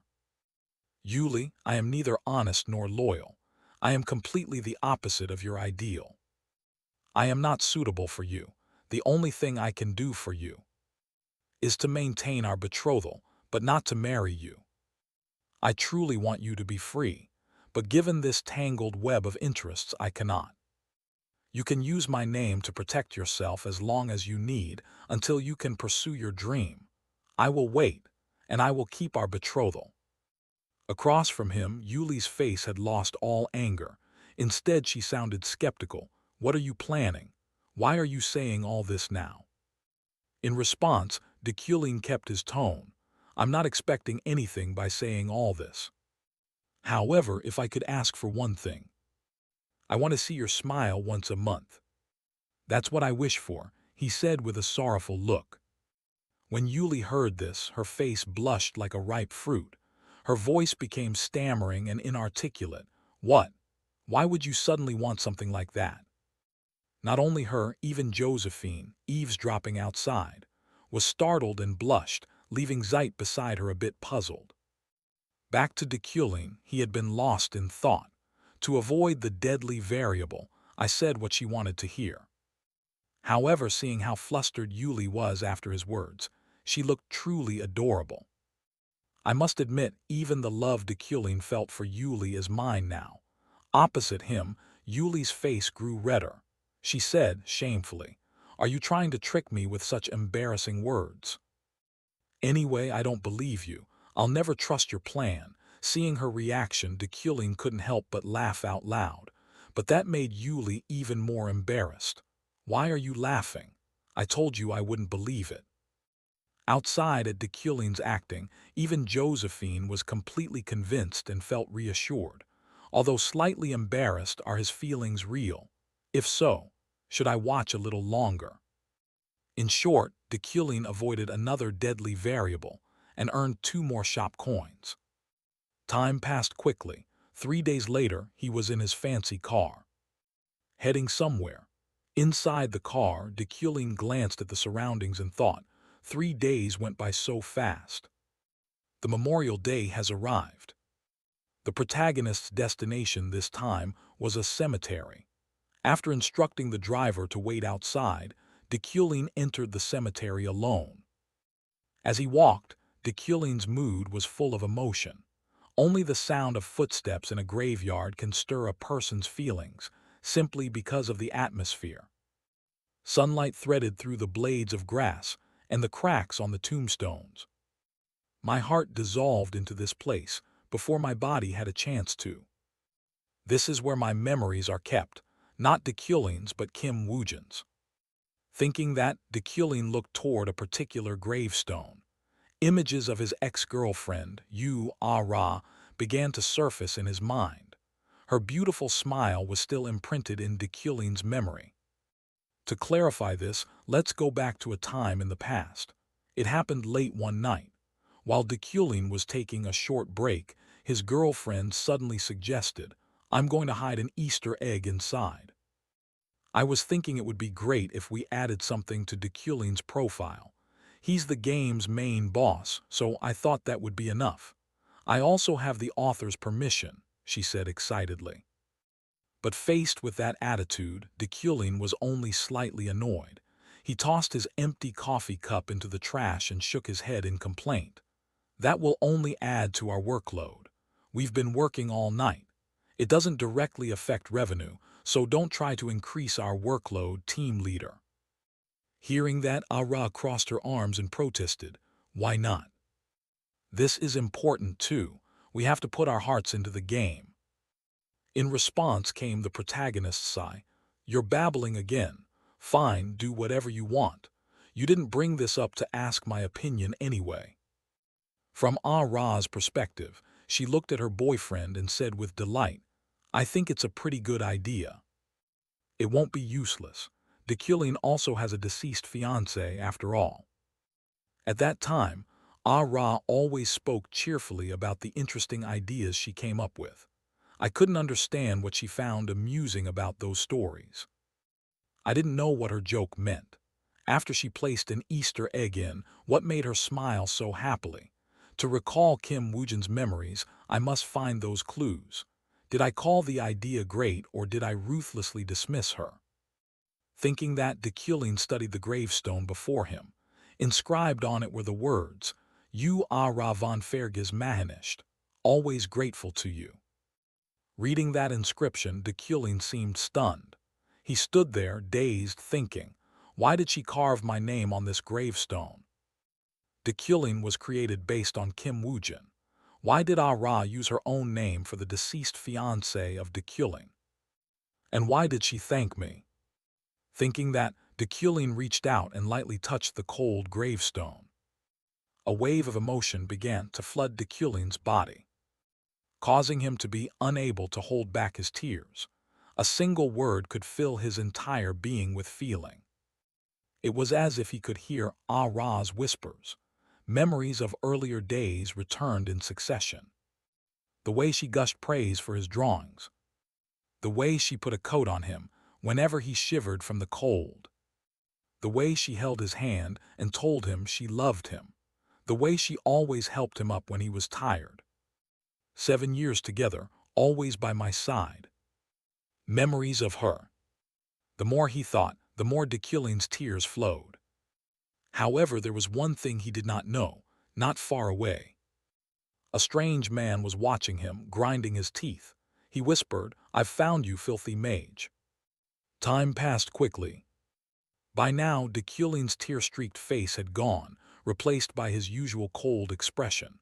Done with what he came to do, he wanted to leave the cemetery. As he walked, he thought, now I'm calm like this, as if I never cried just now. Deculin's personality is truly puzzling at times like this. With that in mind, the strange man stepped forward and blocked Deculin's path. Looking at his silhouette, the protagonist murmured, "A familiar face, Lockhart, isn't it?" From Deculin's view, the long-haired stranger held a sharp dagger. A murderous aura radiated from him, enough to make an ordinary person shudder in fear. He was Lockhart, the mage killer who had been wanted and publicized earlier. Seeing Deculin recognize him, Lockhart grew furious, like a mad dog about to bite. "You know of me. Unbelievable. How dare an arrogant, trivial mage like you say that?" Not answering the taunt, Deculin quickly reviewed what he knew about Lockhart. The mage killer Lockhart. This guy was a lieutenant villain who targeted only mages. What made him a natural enemy of mages was his ability to nullify magic. As in other games, nullification is often seen as cheating. Moreover, Lockhart's ability had no limits and wasn't even affected by physical force.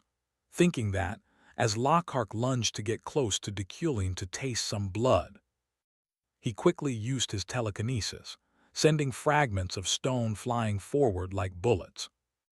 However, when the stones were only a few centimeters from Lockhart, they suddenly stopped, as if blocked by an invisible barrier. This made Deculin narrow his eyes. Although he had known beforehand, it still bothered him. Magic couldn't be used within his range. He muttered while on the other side Lockhart opened his mouth in a loud laugh. "Ha ha, stupid mage, magic doesn't work on me." After saying that, he swung the dagger toward Deculin. Deculin nimbly jumped back to dodge. Next, Lockhart kept charging. His arms swung like a machine, attacking frantically. But with his observational skills, Deculin easily read his attack angles and gently evaded without difficulty. Most mages would tremble before Lockhart because of his special ability. However, Deculin was different. At that moment, Lockhart leapt into the air, aiming the dagger at Deculin and shouted, "Die!" In response to his words, came a powerful punch from Deculin striking his face. The force of the blow immediately sent Lockhart's nose bleeding profusely. After all, Deculin's daily physical training was not for nothing. Lockhart's body was flung away like a torn sack. Seeing his pathetic state, Deculin said coldly, "It's meaningless to me." Lockhart roared in anger. "You bastard!" But before he could utter more, he took a full-force kick to the face from Deculin. A few days earlier, I had managed to get 10 shop coins and buy mana quality enhancement. This helps improve my mana control efficiency. After enhancing mana quality, Deculin tried using telekinesis to manipulate a chair. Immediately, the chair shot up onto the roof and got stuck there. It seems I need to recalibrate this entirely. I only wanted to lift it a little. But now I realize I can unleash more mana than before. It seems this ability applies over a wider range than I thought. Now let's just carry on with daily life as usual. Saying that, Deculin quickly took off his shirt and tossed it aside. Then began his usual pull-up exercise. However, the moment he grabbed the bar, Deculin suddenly noticed something strange. He hurriedly withdrew his hand and saw deep, distinct indentations where he'd gripped. This surprised Deculin. "What is this? I thought it would be only a mild enhancement, but in reality it significantly increased my bodily strength quality." Back in the present, Lockhart had been kicked flat on the ground like a dead dog by Deculin. At the same time, the system announced, "Villain's fate, surpassed uncertain death." Shop coins +2, not paying much attention to the notification. Deculin simply stared at Lockhart, the man he had been beating like a dog, and thought, "I know that mana quality enhancement also applies as an attribute. I could beat Lockhart with the Iron Man attribute, but since that characteristic has become stronger, everything is easier than I expected." In front of him, Lockhart's body began to tremble uncontrollably as he tried to get up. He kept cursing under his breath, "Damn it. I could have wiped out those damn mages, traitorous mages, the ones who betrayed God Vissam, the Brecks, the shameless brats. You're all madmen. You're just a useless insect without magic." Deculin, with his noble dignity, did not get angry at Lockhart's meaningless curses. He began to consider this man's power, a skill so strong it could be considered cheating, a rage directed squarely at mages, and within that expression was betrayal. Deculin suddenly thought of something and asked, "Lockhart, are you of the Scarlet Clan?" This unexpected question left Lockhart looking stunned. He stared at Deculin, then hesitantly asked, How did you know?" "The Scarlet Clan is named, so because they are all born within a curtain of blood. Their bloodline descends from demons of ancient times. They conceal their identities and live scattered across the continent, the race opposed to mages. Just as magic was created to fight demons, the conflict between mages and the Scarlet Clan is a core element in shaping the world view, and is also one of the main storylines of the game. However, the Scarlet Clan constantly faces mortal danger, simply because of their ancestors. A purge is very likely happening somewhere right now. Thinking of that, Deculin's face showed some sympathy. He said, Lockhart, I understand you very well. The oppression you've endured for so long has truly been harsh. But if you kill an innocent mage, you'll become a monster like them. In response to this, Lockhart's face twisted with extreme rage. He shouted as if he couldn't accept that such words could come from a mage. Shut up! What do you know? Stop preaching and just kill me. But Deculin calmly explained, I know that because the Scarlet Clan is innocent too. This statement left Lockhart momentarily stunned, but quickly he countered, What? You little mage, what did you just say? Deculin remained calm and replied, I am Deculin of the Euclin family. It is a family of high nobility, one that has never lost its dignity. Hearing Deculin introduce himself, Lockhart truly could not understand. He shouted, Are you going to preach to me before you kill me? But Deculin continued, The only time I lost my dignity was when facing a demon. The Euclin line has hunted demons since ancient times. We start to go mad as if we're just waiting to see a demon. It's an instinct I cannot overcome.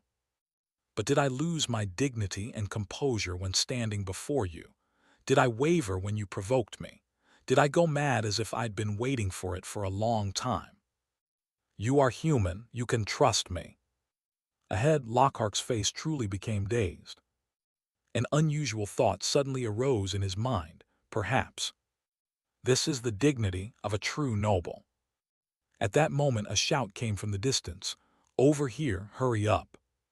Hearing the call, Deculin quickly delivered a kick to Lockhart's chin, causing him to spit blood and faint on the spot.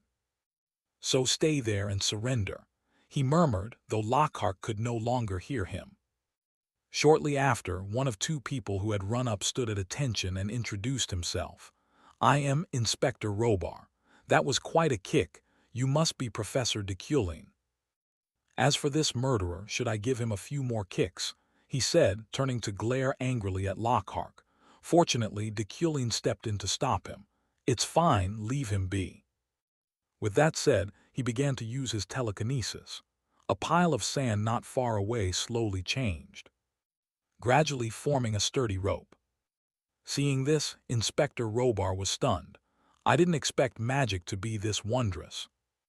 Deculin handed him the rope he had made and instructed, This one can nullify magic so spells won't work on him. Instead, tie him with this rope. So miraculous.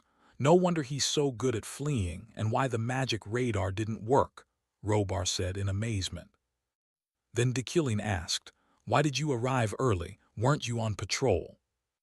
Inspector Robar shook his head slightly and explained, We came after receiving a report. Didn't you report it, Professor? Not me. Someone must have heard the commotion and called it in.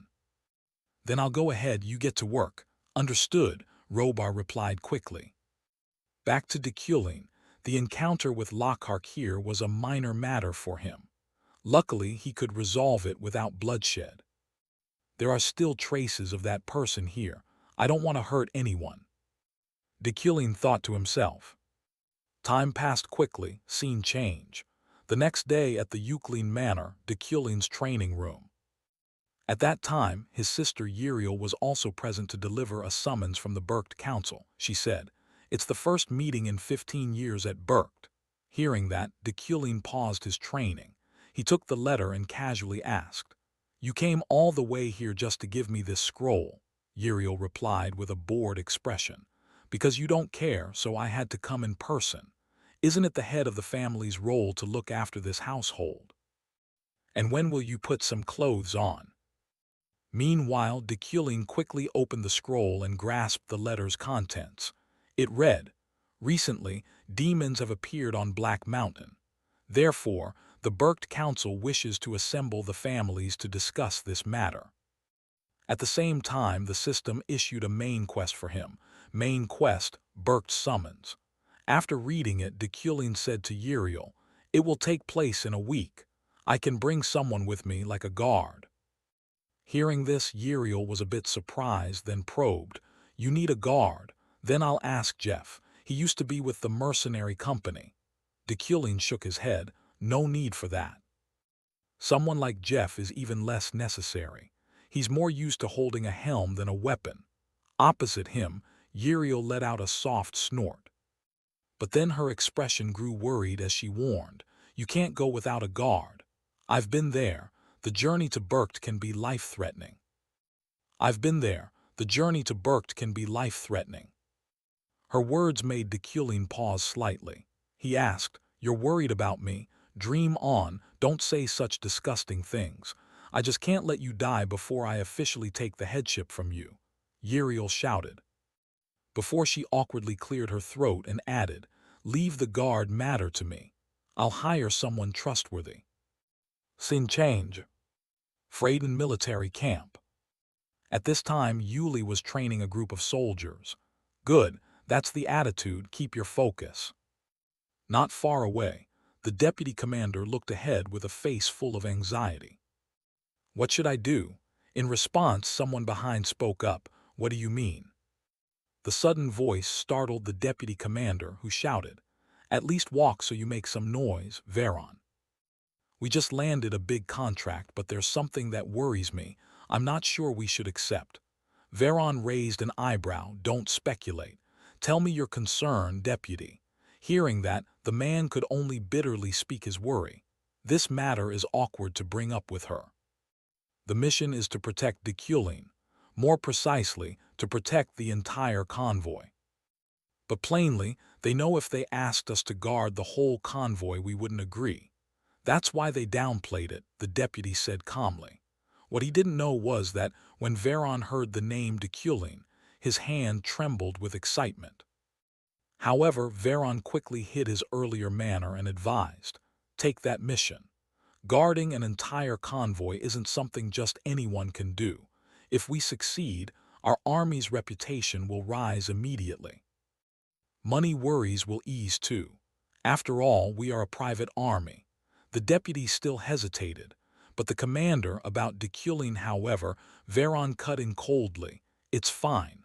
Our commander isn't the kind to let personal feelings interfere with a mission." Hearing this, the deputy nodded in agreement. "That's true. I'll report back to the commander then." With that said, the man quickly departed. Behind him, Veron stood there with a cold expression. Berkt is the name of a plateau mountain range in the northern part of the continent, rising to 3,500 meters. It is also the home of the mages known as the Berkt Elders.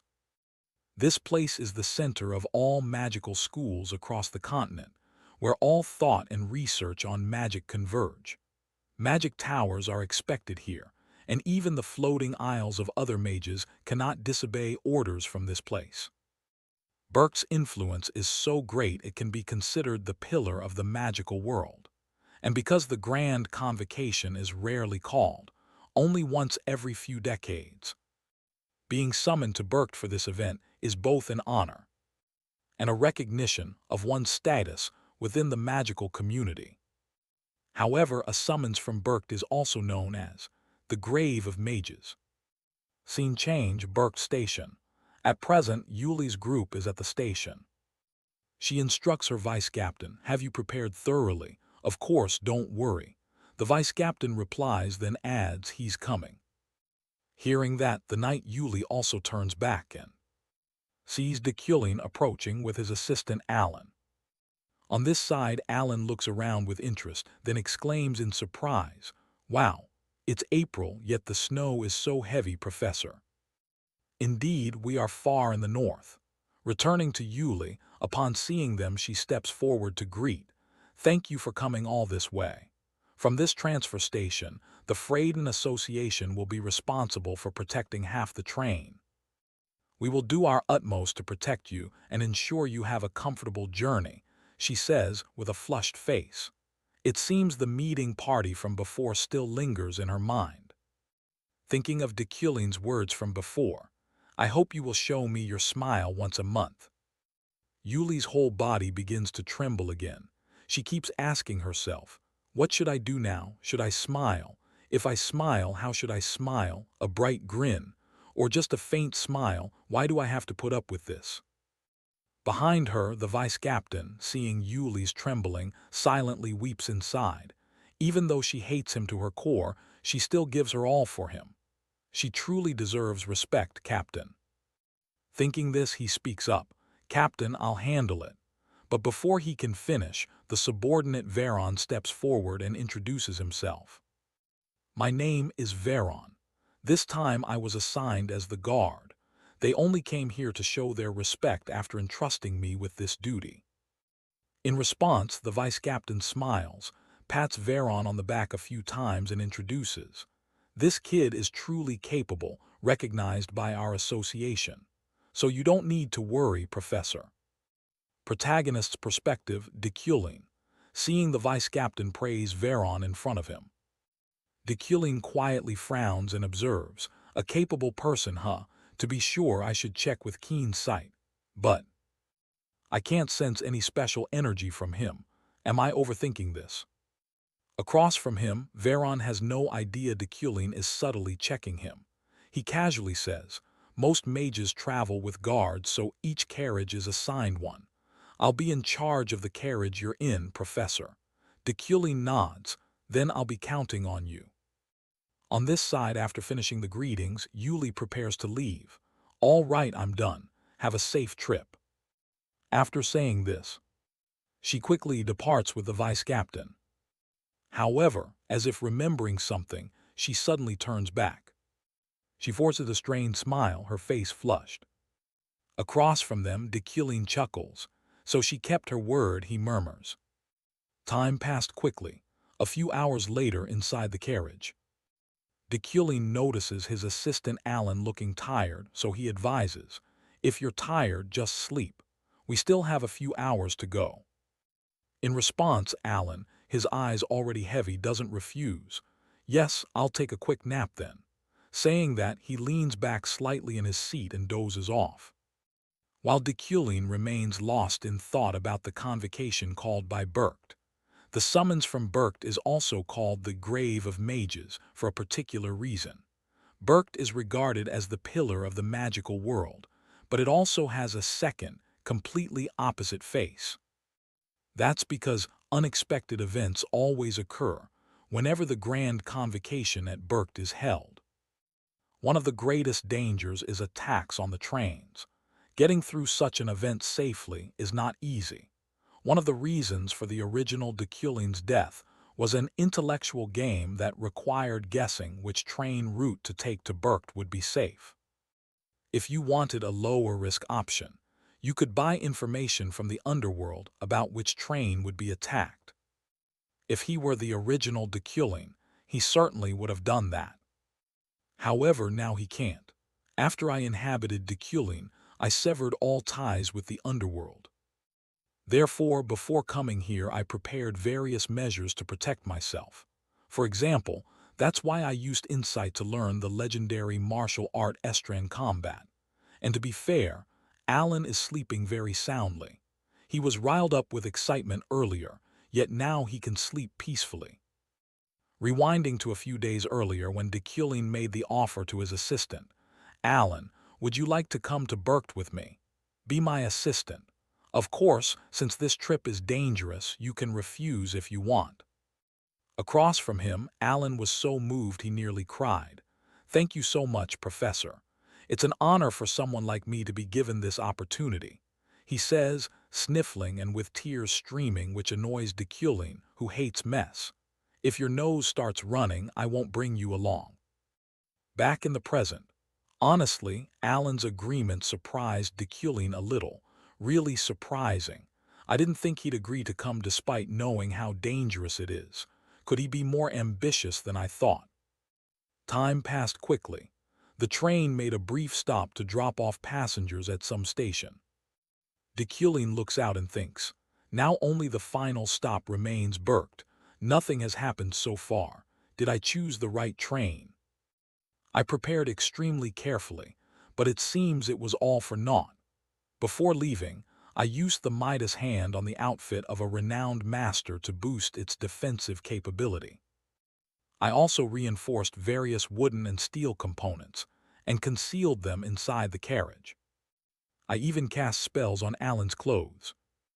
Thinking of this, Deculin's expression grows somewhat somber. Lately, I've used the Midas hand so often that I have almost no mana left. Should I use it on something else? What a waste. Preparation is preparation, but it's best if nothing happens. Hopefully things will remain peaceful like this, Deculin whispers to himself. But things never go according to his plans. Just as the train was crossing a large stone bridge, suddenly one of the carriages exploded, producing an enormous blast.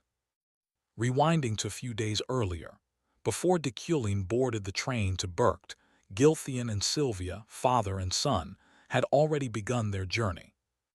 Inside the carriage, Uncle Gilthian complains to his daughter, "Aren't you going to put your book down even on the train?" Opposite them, Sylvia keeps her head bent over the exercise workbook. The professor assigned a lot of exercises. Hearing this, Gilthian chuckles and advises, "Haha, you'll become a great mage one day, and yet you're more diligent than anyone." In reply, Sylvia says calmly, "If I can't even do this, how could I become a great mage?" After saying that, her face shows slight annoyance, her eyes thoughtful as she thinks, "Honestly, I'm not worried about Epherin at all, but I still want to hear more of Deculin's lectures." Pondering this, Sylvia grows curious and asks her father, "Father, why did we leave early to attend the Berkt convocation? Couldn't we have gone in a few days?" Opposite them, hearing the question, Gilthian suddenly falls silent.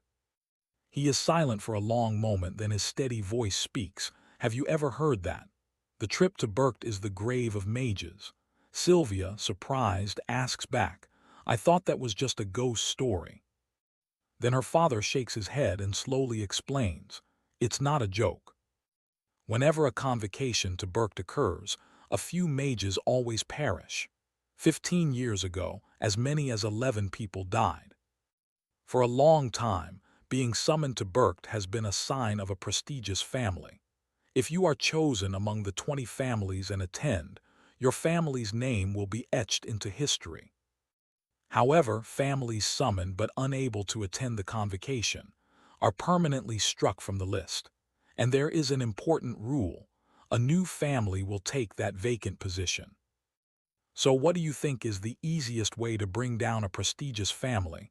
Sylvia, hearing this, understands the point. Surely families not among the 20 honored clans would try to kill participants to take their places. Still, she finds it hard to believe. "No. This." Before she can finish, Gilthian admits, "That's exactly it. The trip to Berkt is like thin ice.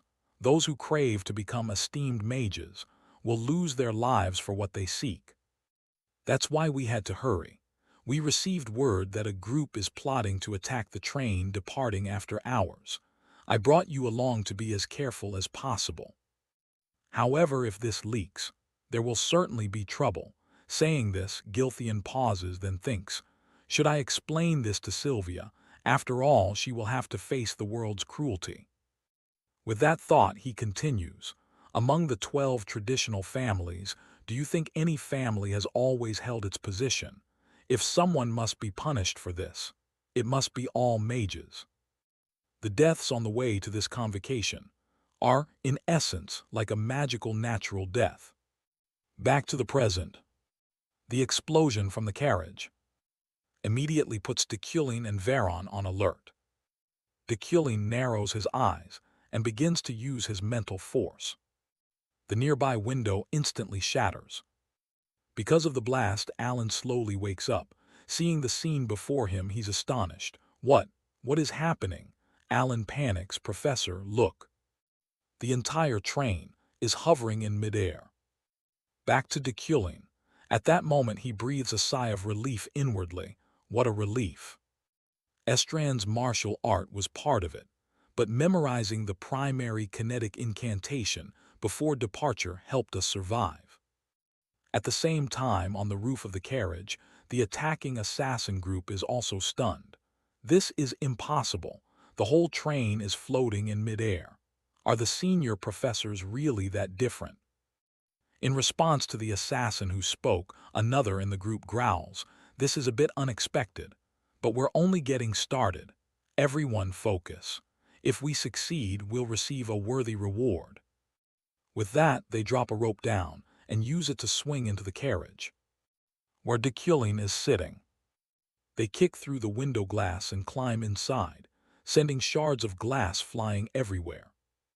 However, Dekulin had long prepared for this attack.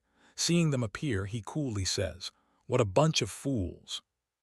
Too bad for you that I anticipated this long ago." As the words leave his mouth, he immediately uses his mental power to direct broken steel and splintered wood to fly at the assassins like bullets. They had just swung into the carriage and hadn't recovered when they were perforated like a beehive.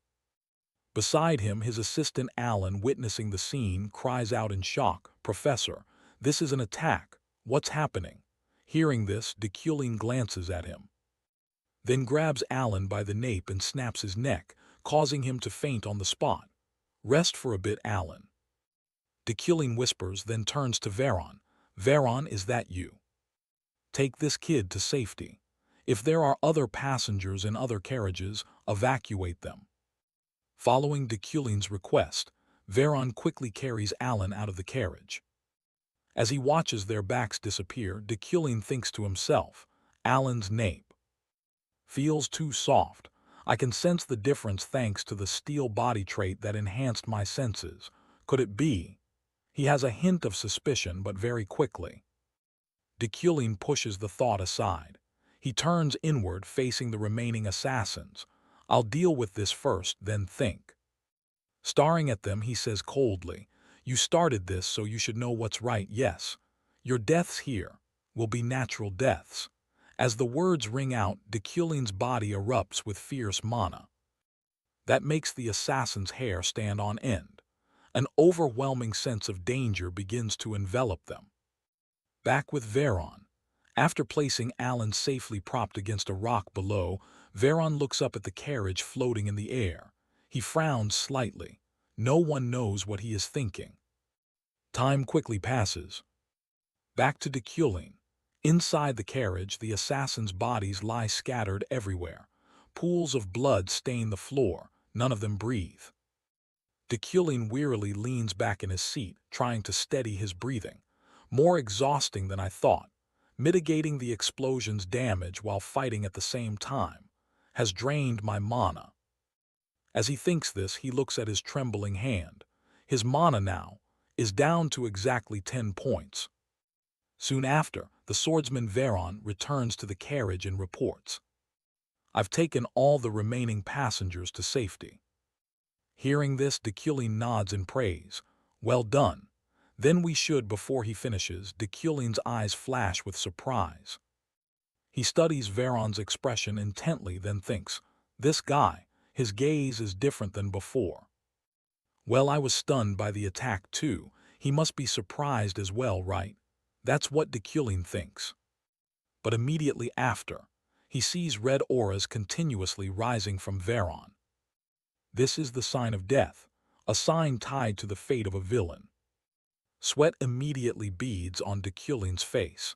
He's been moving with me all this time while hiding his true nature. I let my guard down. Ahead, the swordsman Veron no longer hides his intent. He draws his sword, points it at Dekulin, and says coldly, "Fortunately, you survived. I must kill you with my own hands." Dekulin, already exhausted, tries to buy time and asks, "One last question. Are you doing this on someone's orders? Is it Yuli?" At that, Veron across from him screams like a mad dog, "Stop. If you mention my master's name one more time, I won't forgive you. She is a courageous warrior. She would never think of such things. Erase that imagination from your mind. You will die by my hand for my master." From Dekulin's point of view, seeing Veron's determined face, he quickly pieces things together. It seems this has nothing to do with Yuli, judging by his expression. But the problem now is, I only have 10 mana points left. Can I defeat someone talented enough to be rated an excellent warrior of Team Freyden in this state? Deculin asks himself. However, Veron offers him no time to think. He suddenly launches his attack. Then my duty as a guard ends here. With that, he rushes at Deculin, swinging his sword down at lightning speed. Seeing this, Deculin forces himself to control a shard of wood and steel, quickly blocking the blow. At the same time, he cancels the spell that had kept the train suspended in the air. So, the train begins to fall straight downward. Cut to Sylvia's private room. Outside, a knight carrying 2 ice creams cheerfully offers, "Would you like to try some, milady? This is Burke's specialty, eternal snow ice cream." Sylvia, the genius, merely sighs and declines, "I'm fine. You can have more, Sirio. I'm tired of them. I've eaten plenty. Is everyone here?" Hearing this, Sirio the knight asks, "Whom do you mean?" "Except for Euclid and Rewind, everyone is here. Milady, are you waiting for someone?" "Ah, no." Sylvia shakes her head. Her expression is thoughtful, which seems to make Sirio realize something. He quickly leaves the room, saying, "Then, I'll take my leave. If anything happens, call me, milady." Back to Sylvia's perspective. Sitting alone in the room, she begins to recall an old memory, a day in the cemetery. It was just a normal day. A day she visited her mother and spoke to her. She gently placed a bouquet on the cold gravestone and said, "How have you been lately, mother?" Professor Deculin is terrible. He gives too much homework, as if I only attend his class. Today. But at that moment, she suddenly hears a sobbing sound coming from somewhere. Unable to contain her curiosity, Sylvia quietly follows the sound. And then she witnesses an unexpected scene. Up ahead, a figure is kneeling before a grave. It is Deculin. Even seen from behind, she immediately recognizes her teacher, even just his hunched back. One look and she is certain it is Deculin. Why is he in a place like this? I don't think he's the type to be sorrowful over someone else's loss. Sylvia wonders to herself. At the same time, ahead, Deculin stands up. At the corners of his eyes, 2 lines of tears still remain. This leaves Sylvia dazed. Is he crying? Deculin, the man always cold and stern, had shed tears. That's wonderful. I always thought he was an annoying, self-righteous professor, but he himself once lost someone he loved. Those tears, like shooting stars, they weave through my mind. At that thought, her heart seems to beat a little faster. She remembers her father's words from before. "I received word that a group is plotting to attack the train." Gilthian's remark made Sylvia a bit worried. How bothersome. After hearing Deculin's lecture that day, I felt there was something I wanted to try. If I try using this mana stone, could it work? Among the 3 attributes of primal magic, all are formed by using root spells and their variations. Sylvia's magic is a combination of the 3 basic attributes. She uses the mana stone as a medium and reshapes it as she wishes. Now Sylvia begins to channel the magic within her, making the stone in her hand glow with a sparkling radiance.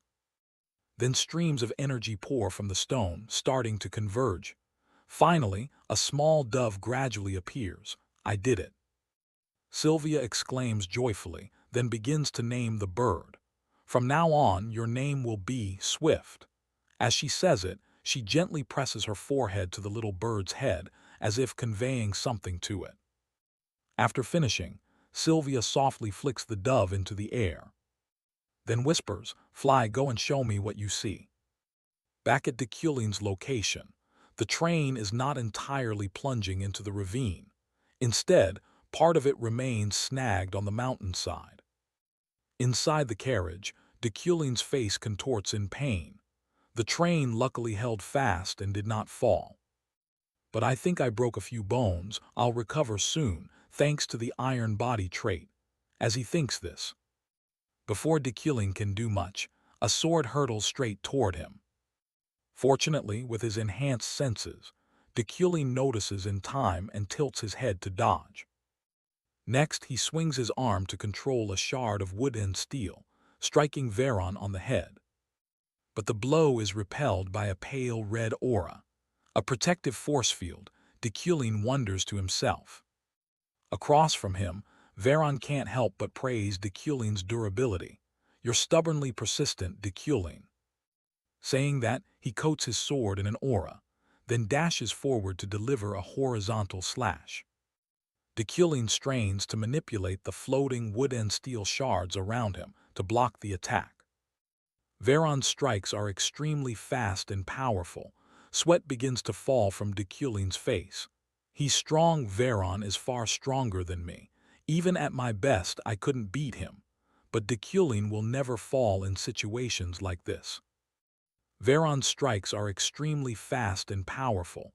Sweat begins to fall from Deculin's face. "He's strong. Veron is far stronger than me. Even at my best, I couldn't beat him. But Deculin will never fall in situations like this." Opposite him, Veron keeps rushing in, attacking relentlessly. But Deculin's wood and steel shards also have a limit. After taking countless blows, they begin to splinter. Seeing this, Deculin lets out a faint smile. "Damn it, if this sword cuts me, will the game end? Or will nothing have ever happened? Will I open my eyes back in the office? If not, then what will happen?" A spray of fresh blood spurts into the air. Looking at the sword nearly at his throat, Deculin tells himself, "It's all over." However, suddenly an unexpected anomaly occurs. The space inside the carriage begins to warp, as if being distorted. This leaves Deculin staring in bewilderment. What is this? Is the space fluctuating? Next, a streak of blood suddenly appears on Veron's wrist. Before anyone knows what happened, his hand has been severed and falls backward. The pain is so intense that even a knight like Veron cannot help but clutch his arm and scream. Seeing this, Deculin immediately realizes his chance. "I don't know what happened, but this is my opportunity." Saying that, he uses his remaining mana to drive a rusted shard of steel straight into Veron's right ankle, startling him. But that is not all. Immediately after that attack, Deculin hooks his leg and kicks Veron's left leg.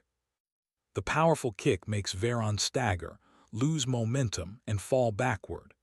He crashes into a few seats and tumbles out through the large hole in the carriage. However, Veron reacts very quickly. At that moment, he manages to draw a dagger and drive it hard into the floor, keeping himself from falling below. Seeing this, Deculin calmly steps forward toward him, looking at him with cold eyes. This unjares Veron. His face contorts as he asks, "What did you just do?" Deculin shakes his head slightly in reply, "I don't know either. More importantly, why did you try to kill me? I don't remember anything between us." "What?" "I remember clearly the crimes you committed against my master," Veron responds. By now, Deculin sees Veron's nature clearly. He is blindly loyal. "You really say this is for Yuli's benefit, even though Yuli didn't ask you to do this? What is Yuli to you that you do something like this?" To this, Veron only replies coldly, "You will never understand, Deculin." Then, memories begin to stir within Veron. The scene shows Knight Yuli speaking with a group of people. The woman opposite says, thank you so much. If not for you, things would have been terrible." Yuli bows in response, "Of course, I only did my duty as a knight." Elsewhere, the boy Veron struggles and protests loudly, "Let me go. I didn't do anything wrong. That guy started it." Hearing this, the woman immediately turns to him and says venomously, "Do you know how good my Jason is? Surely you've done something wrong." Behind her, a kid with a bruised eye smirks, "Hee, that's right." His expression only enjures Veron more. "Want to die?" Veron snarls. To that, the woman just sneers threateningly, "Haven't you learned your lesson? I'm about to hand you over to the police. Let's see what happens to you. You should kneel and beg for mercy. You beat my child. You'll be charged with assault and unlawful entry." Back in Yuli's view, she stands aside, seeming to realize something. She interjects hurriedly, "Wait a moment, you're saying that boy trespassed?" "That's right." Its behavior matches its social status exactly. The woman says coldly, admitting it. This surprises Yuli. She looks at Veron more closely. Did that boy climb over those high walls? Such a scrawny boy. Thinking that, as if having made up her mind, the knight says, I'll take the child to the police station myself. Please rest here, ma'am. So Yuli takes Veron and leads him away. Along the way, the kid Veron keeps shouting, let me go. I told you to let me go. I didn't do anything wrong. Why take me to the police? Hearing that, Yuli's steps halt. She murmurs, the Phrygia family is notorious for their behavior. I'm certain you're telling the truth, at least partly. This gives Veron a glimmer of hope, and he continues to explain, not just partly, I really didn't do anything wrong. But before Veron can finish, Yuli cuts him off loudly. You still shouldn't hit people. If you come with me, I'll teach you how to control yourself. What will you choose to do? Yuli's words make Veron visibly surprised. Then he asks, will you feed me? For Veron, that's how my master and I first met. After that, I joined the knights. However, because of my childhood and temperament, I couldn't get along with others. The only one who cared for me was Yuli. Yes, everything really was fine. As long as I can stay by the captain's side. My master is always ahead of me. She always helps others. And she never compromises with injustice. My respect and admiration for her continue to grow. And so does my love for her. I know my feelings only hinder her. I know my emotions are a burden to her.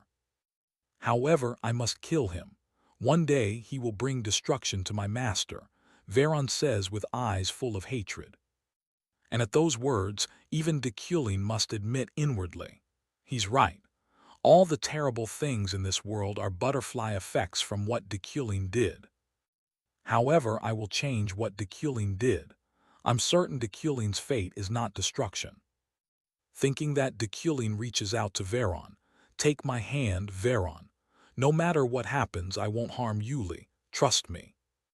His words make Veron's face slightly pensive. Unfortunately for our protagonist, his words fall on deaf ears. Veron doesn't hear a single one. Moreover, the red aura covering him flares even more intensely. This makes even a patient person like Deculin lose his composure. He snaps angrily. Do you really have no intention of changing your mind? Below, Veron replies with an expressionless face, yes, I will not change my decision. No matter what, I will kill you. Back to Deculin, toward this kind of fool he has no intention of holding back. Idiot, your stupid choice today will torment Yuli forever. Then, Deculin tightens the rusted shard in his hand and strikes straight at Veron. At the same time, elsewhere, the knight Yuli suddenly flinches. This makes the vice-captain ask with slight concern, Captain, are you feeling unwell? Worried about Veron again, he can take care of himself. Haha, right. Yuli smiles in response, unaware that. Far away, her loyal subordinate is falling free through the air. Master, I hope you will be happy, he whispers one last line. At the same time, the pigeon created by the genius, Sylvia, is hovering directly above the carriage. Through its sight, Sylvia witnessed the entire incident. Deculin had fought with his master's bodyguard. And the bodyguard fell off the cliff. No, more precisely, that knight tried to kill Master Deculin first, and Deculin killed him in self-defense. Sylvia quickly concluded. However, at that moment, the voice of the knight Sirio called from behind her, Miss Sylvia, here you are. Let's go back. The break is about to start. All right. Sylvia replies and hurries after her knight. Still, she feels some worry. She wonders if Deculin will arrive on time. Time quickly passes. A group of police received a report of a bombing on the train and rushed to the scene. The investigator in charge is Deputy Director of Security, Lilia Fremian. Seeing her arrive, several men run up to greet her. What an honor, Deputy Director. Lilia, not wanting to waste time, asks directly, there was an explosion and an attack. Yes. The experienced-looking man answers. However, such incidents happen often when the Berkt summit is near, so it's not a major issue. As he speaks, he hands Lilia a report book. While reviewing the documents, Lilia asks, "I see. Were there any casualties?" The man nods and explains, "Yes. Although no one was injured, 2 people are missing, one bodyguard named Veron and Professor de Kulin. You can hear the details from that survivor over there." As he says this, he points to the assistant Alan, who is still unconscious, leaning against a rock. Lilia continues to question those nearby to confirm the situation. While speaking with a photographer, she receives an interesting piece of information. "A night saved me. The train hovered midair for a while, and when I came to, the train had fallen. I think the assassin tried to attack again." Hearing this, Lilia is puzzled and asks, "The train stopped midair?" The photographer quickly senses her confusion, produces a photo, and explains, "Here's the picture.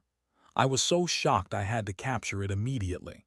In the photo, de Kulin holds the train fixed in midair with his psychic power. This is hard for Lilia to believe, despite the clear evidence before her. He lifted the entire train with magic. Ridiculous. Suddenly, a voice rings directly in her head. "Knight Veron is dead. I do not know why, but Veron attempted to murder de Kulin and ultimately failed. Senior Professor de Kulin survived." The sudden words startle Lilia. She quickly turns to search for the source of the message but sees no suspicious person. Where is this signal coming from? Lilia narrows her eyes, scanning everyone around, but still cannot identify who contacted her. Suddenly, someone in the crowd points forward and shouts, "Someone's coming from the other side. Is that Professor de Kulin?" All eyes turn to a figure approaching. De Kulin looks a bit disheveled, but his gaze remains sharp. He is lost in thought about the earlier battle. "If that strange phenomenon hadn't occurred then, by luck, I would have been killed by an unnamed knight. Without someone's help, I can't believe I was so helpless." But in the end, who helped me? De Kulin asks himself silently. As for Lilia, seeing de Kulin appear, she introduces herself. "Senior Professor de Kulin, I'm glad you're safe. I'm Lilia Fremian from the Security Bureau. I have a few questions regarding the incident." In response, de Kulin doesn't answer but instead asks, "What time is it?" His question surprises Lilia slightly, but she replies, "It's 3:30 in the afternoon." Hearing that, de Kulin immediately calculates. He has 6 hours left to quickly get to the Berkt conference. Meanwhile, Lilia continues questioning. "These questions are official. I expect you to," before she can finish, de Kulin bluntly interrupts. "Is this train the only way to get to Berkt?" De Kulin's refusal to answer frustrates Lilia, but she forces herself to stay calm and grits out, "No. There's also an overland route and a sea route on the other side." "Let me ask again. Please hear me out. Professor, the knight who was with you." Lilia hasn't finished speaking when she suddenly realizes that de Kulin's figure has vanished. She can't help but wonder, turning to the 2 men nearby. Wasn't Professor de Kulin just here? Maybe he used acceleration magic. Even after stopping the train from derailing with psychic power, then fighting the assassin and Veron, he still has enough strength to use such high-tier magic. How much mana does he have? So he's the de Kulin Lockhart mentioned. Cut to the Berkt assembly. Representatives from the powerful houses are seated safely around a large round table. On one side, Uncle Gilthian murmurs, "It's almost 9:30, the moment the stars converge." Beside him, the genius Sylvia looks a bit anxious. She glances at the 2 empty seats and thinks, he still hasn't arrived. Cut to another corner of the assembly. Behind a curtain, a cloaked mage sits. He speaks. "Before the assembly begins, I wish to express my deep gratitude to those who answered the summons." As his voice rings out, a terrifying surge of magic radiates, making Sylvia frown at the pressure it exerts. This magic is extraordinary. He must be Desikan, the great elder of Berkt. He is the leading candidate to become an archmage, a living legend who has renounced the mundane world. So, at minimum, I must reach that level to attempt to become an archmage. No one knows these thoughts flit through the little girl's mind. Dezekin's voice continues. After roll call, we will begin the assembly. He pauses, then begins reading the names of each house. Gilthian of Alade, present. Uncle Adeline answers at once. Thus names are called one by one, and of course everyone replies when their house is named. However, when Dezekin calls the Euclid house, no one responds. Euclid hasn't arrived. Dezekin's voice deepens. If he does not arrive before I call his name 3 times, I will consider him unresponsive to the summons, and the Euclid house will be disqualified from the mage ranks. These words instantly stir the hall into an uproar. Disqualified from the mage houses. This is a major event. They were summoned for the first time 200 years ago. Someone in the meeting jeers. Wasn't this foretold? Deculin's abilities pale compared to his ancestors. Indeed, there are many tailies saying his talent is negligible. Ha ha ha, mocking laughter fills the room. Hearing this, Sylvia inexplicably feels annoyed. How has he lived until now? Doesn't anyone worry about him? It's pitiful. It really makes me uncomfortable, despite the murmured gossip from the mages. Dezekin continues to call. The current head of the Euclid house, Deculin, still no answer. The current head of the Euclid house, Deculin. The atmosphere grows heavier. The current head of before Dezekin can call a 3rd time. The door suddenly bursts open. All eyes immediately turn that way. Deculin's figure appears, stepping slowly into the hall. Before fully entering, he brushes the snow off his coat. He adjusts his slightly messy hair, then speaks in a steady, deep voice. Deculin von Grahen Euclid present. The entire room falls into a brief silence. The current head of the Euclid house has finally arrived. Seeing Deculin appear, everyone in the meeting room is momentarily stunned, glancing at one another for an instant. But no one speaks, as if all understand tacitly. The silence hangs with an indescribable tension. Thus, the meeting begins in silence and proceeds swiftly, without a wasted word. The first issue brought up for discussion is the monster that appeared on the Black Mountain. Essential of the Brand House speaks calmly, her tone measured but sharp. The appearance of a dark magic on the map is extremely serious. Therefore, we must issue directives to each magic faction or cooperate with the Holy Church. At the same time, we need to dispatch mages to suspected areas to inspect and monitor. The discussion continues smoothly, without a hitch. The first item on the agenda passes easily, like water flowing through a crevice. The head of the Brand House speaks with authority. Since no house objects, the proposal is approved without impediment.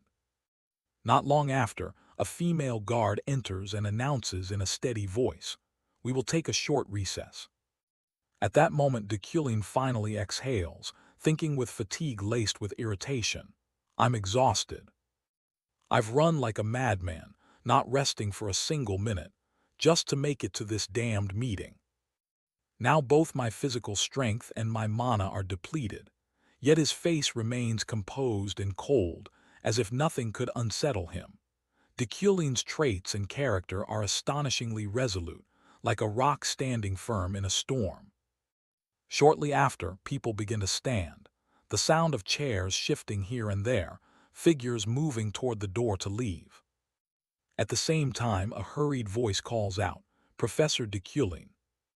Turning, he sees Alan running up, panic on his face, sweat streaming down his brow. He stammers, "Professor, are you okay?" "I'm sorry I'm late, so I wasn't allowed to attend this important meeting." Deculin, however, simply replies, his tone calm as a still lake, "I'm fine, don't worry." But inwardly he thinks, with a trace of suspicion in his gaze, now I can no longer look at this child with the same pure eyes as before, because now I know he is hiding his identity. But why does he do this? For what purpose? Deculin broods, his eyes cold as a blade. He recalls a line from a famous movie in his previous world. Then says aloud, "Alan, from now on stand by my side, understand." Hearing this, Alan is astonished. His eyes wide, he can only utter a surprised yes. The line Deculin had in mind was, "Keep your friends close, but keep your enemies closer." Keeping him close and watching is the safest choice for now. Someday, he will know who Alan truly is. Seen after the short recess. Everyone has returned to the meeting table, footsteps echoing through the vast space. The chair's voice rises again, deep and steady. The next issue we must discuss is how to deal with the Blood-Y mages who have appeared recently. As soon as the declaration ends, the room's atmosphere changes instantly, tenser, heavier, like a storm approaching. Deculin quickly realizes this, thinking, such a sensitive issue certainly won't be resolved easily. Immediately after, a thump on the table rings out, making the whole room vibrate, as if the ground had cracked. Bedin of the Bayorad house shouts angrily, his voice growling like a beast. Those Blood-Y are no different from a nest of filthy cockroaches. They proliferate by sneaking into our society and gradually corrode this land in a disgusting way. In response, Essensal's face briefly darkens as she retorts, her tone equally sharp. "What evidence do you have to say that? We have no way to distinguish Blood-Y from other races." Before she can finish, Bedin roars, drowning out all other sounds. "Then we just need to find a way. There must be some clue, some distinguishing trait of their race. We must eliminate them as soon as possible, using the royal magic at the Mage Tower." Essential shouts angrily, eyes blazing like fire. "Old Bedin, watch your words. Eliminate them all. What the hell are you talking about?" Sitting to the side observing, Deculin is not surprised, only musing to himself. "I knew their views would clash like this." No one knows his thoughts as Fat Bedin continues to shout, his tone growing more aggressive. "I don't know the reason, but the Blood-Y are recognizing one another and gradually gathering into groups. They must have a leader guiding them. Moreover, we have no idea what they're plotting when they act like this." At this, Essential can no longer hold back. She slams the table with a thunderous bang, the sound echoing like thunder. "That's just your one-sided speculation." Bedin refuses to yield, growling, "Speculation. The leader of the Blood-Y is hiding and secretly recruiting more followers while we have no idea what they're scheming. Doesn't that disgust you?" On hearing this, the other representatives nod in agreement. Old Bedin continues loudly, triumph in his voice. "Yes. 60 years ago, countless mages died because of your hesitation." After that remark, the atmosphere falls into an impasse. No one speaks, as if the space has frozen. After a moment of silence, Gilthian suddenly turns his gaze to Deculin and speaks. In a low, loaded tone, "Then Deculin of the Euclean house, what do you think? Everyone knows your house is a great demon-hunting lineage, long on the front lines of the fight against these demons." Hearing the question, Deculin falls silent for a moment, thinking, "As someone of this era, I understand situations like this. Hatred born from abandoning reason on matters like these always leads to unnecessary misery. However, putting all that aside, suppressing the Blood-Y is a mistake. Even if I cannot stop them, I must delay this as long as possible to accomplish the main mission ahead. Because the true common enemy of this world is not the Blood-Y." He then speaks, calm but weighty. "For a long time, the Blood-Y have indeed been our common enemy. However, if you examine the records one by one, they all stem from some mistake." Old Bedin asks irritably, "A mistake?" He replies without wavering, "Yes, exactly. 237 years ago, during the Radra witch incident, Radra was falsely accused of witchcraft and burned alive. Since that event, a large-scale persecution erupted, resulting in countless Blood-Y people being killed. In response, they rebelled and the cycle of slaughter continued. However, now things have calmed, and the incident you mentioned 60 years ago was actually a political matter. A magic ore mine was discovered on Bloodwy land. Bedin still grumbles angrily. Politics. I think a Euclid, who seized that mine 60 years ago and slaughtered many Bloodwy people, has no right to speak like this. I'm certain they're a blood race born with magic aura. Their nature is brutal and warlike. The Euclid House, those who specialize in exterminating demons like you, surely know this better than anyone. Hearing this, Deculin remains calm, his gaze cold as ice. The tradition of our house is to hunt evil demons, not to massacre the Bloodwy. The old man shouts, the Bloodwy are demons. The atmosphere becomes tenser than ever, like a rope about to snap. Deculin continues, his voice low but forceful. Do you dare take responsibility for your words? Nearby, Alan remains silent, listening anxiously to the exchange, his hands clenched. Immediately after, Deculin's expression turns extremely serious as he emphasizes, don't casually label people as demons. Their bloodline is just red blood like ours, and those who utter such words may themselves be monsters even more cruel. Old Bedin is angered, his face flushed, but he cannot muster a rebuttal. Thus, the first meeting ends without any conclusion. The topic is postponed until the next day. Elsewhere, Gilthian speaks to his daughter with lingering affection. It's a pity I must leave you until the next meeting, my beloved daughter. Hearing this, Sylvia replies nonchalantly, it's only until tomorrow, we'll see each other again. He continues, by rule, each member of the Burke family must stay in a separate room. So are you okay being alone? She answers, slightly annoyed. What are you talking about? Kids my age already have separate rooms. Don't treat me like a child. Hearing that, Gilthian's face shows sorrow as he mutters, my daughter no longer loves her old father. Sylvia is left speechless, unsure what to say, just standing and looking at her father. After a few seconds of silence, he smiles cheerfully and says, then I'll see you tomorrow, my daughter. The Burked area has a very high mana density, so at night all kinds of magical phenomena can occur. Read the hotel's rules carefully. She sighs and replies, yes, I'll be good, so you don't need to worry. Cut to Sylvia's resting quarters. At that time, she is holding a piece of paper. Muttering, it seems these rules only sow fear in the children, so I can just sleep normally. Night falls, and while she is resting, a small yellow bird appears. Perching nearby, its eyes sparkling like two gems in the dark.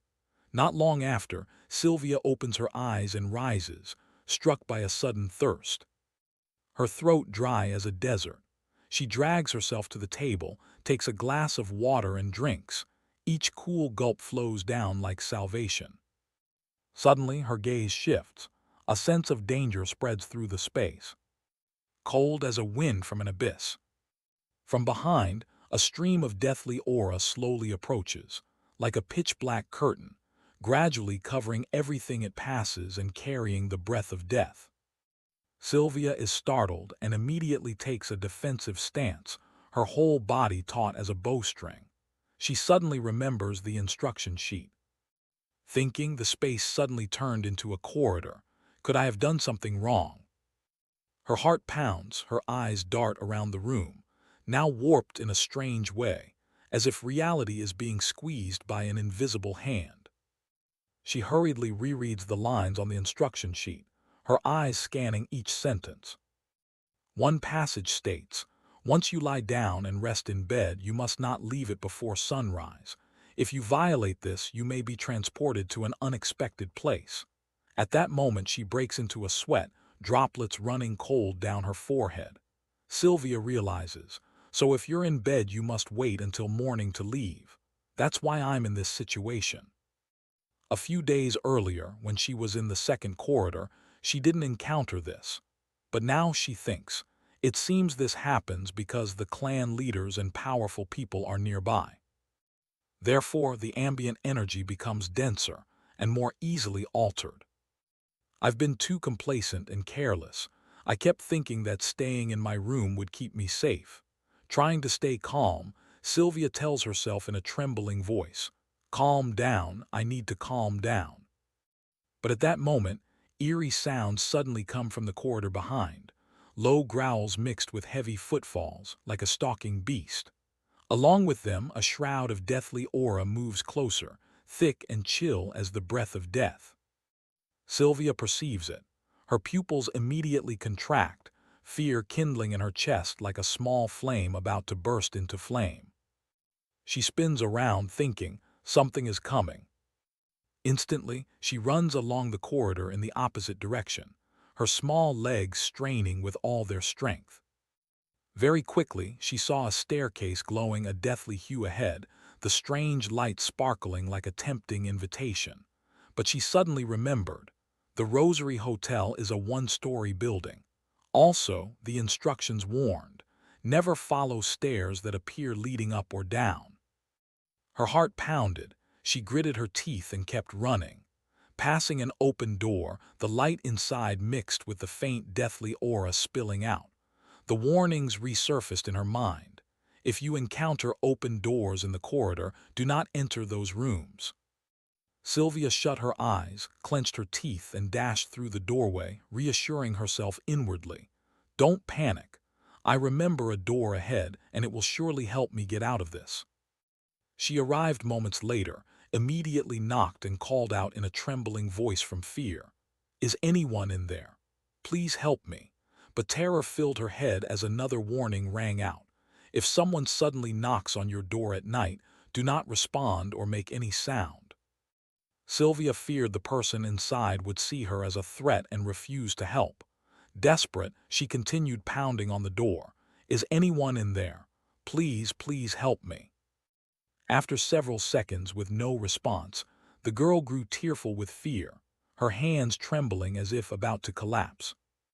Suddenly, the door swung open, warm light from within illuminating Sylvia's unready face. Along with it came a familiar, gentle voice. Out this late and lost, Sylvia. It was Deculin standing there calm as a placid lake.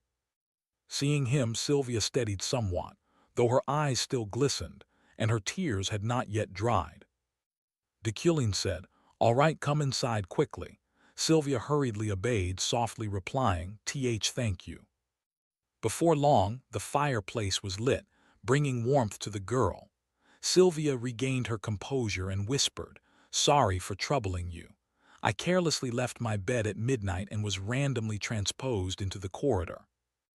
Deculin showed no anger, answering calmly. Chaotic magic incidents happen often in Berkt. Along with that, souls rendered unconscious by magic wander about and cause many hazards. He paused briefly, then added, You should have read the rules carefully so you wouldn't have gotten into trouble.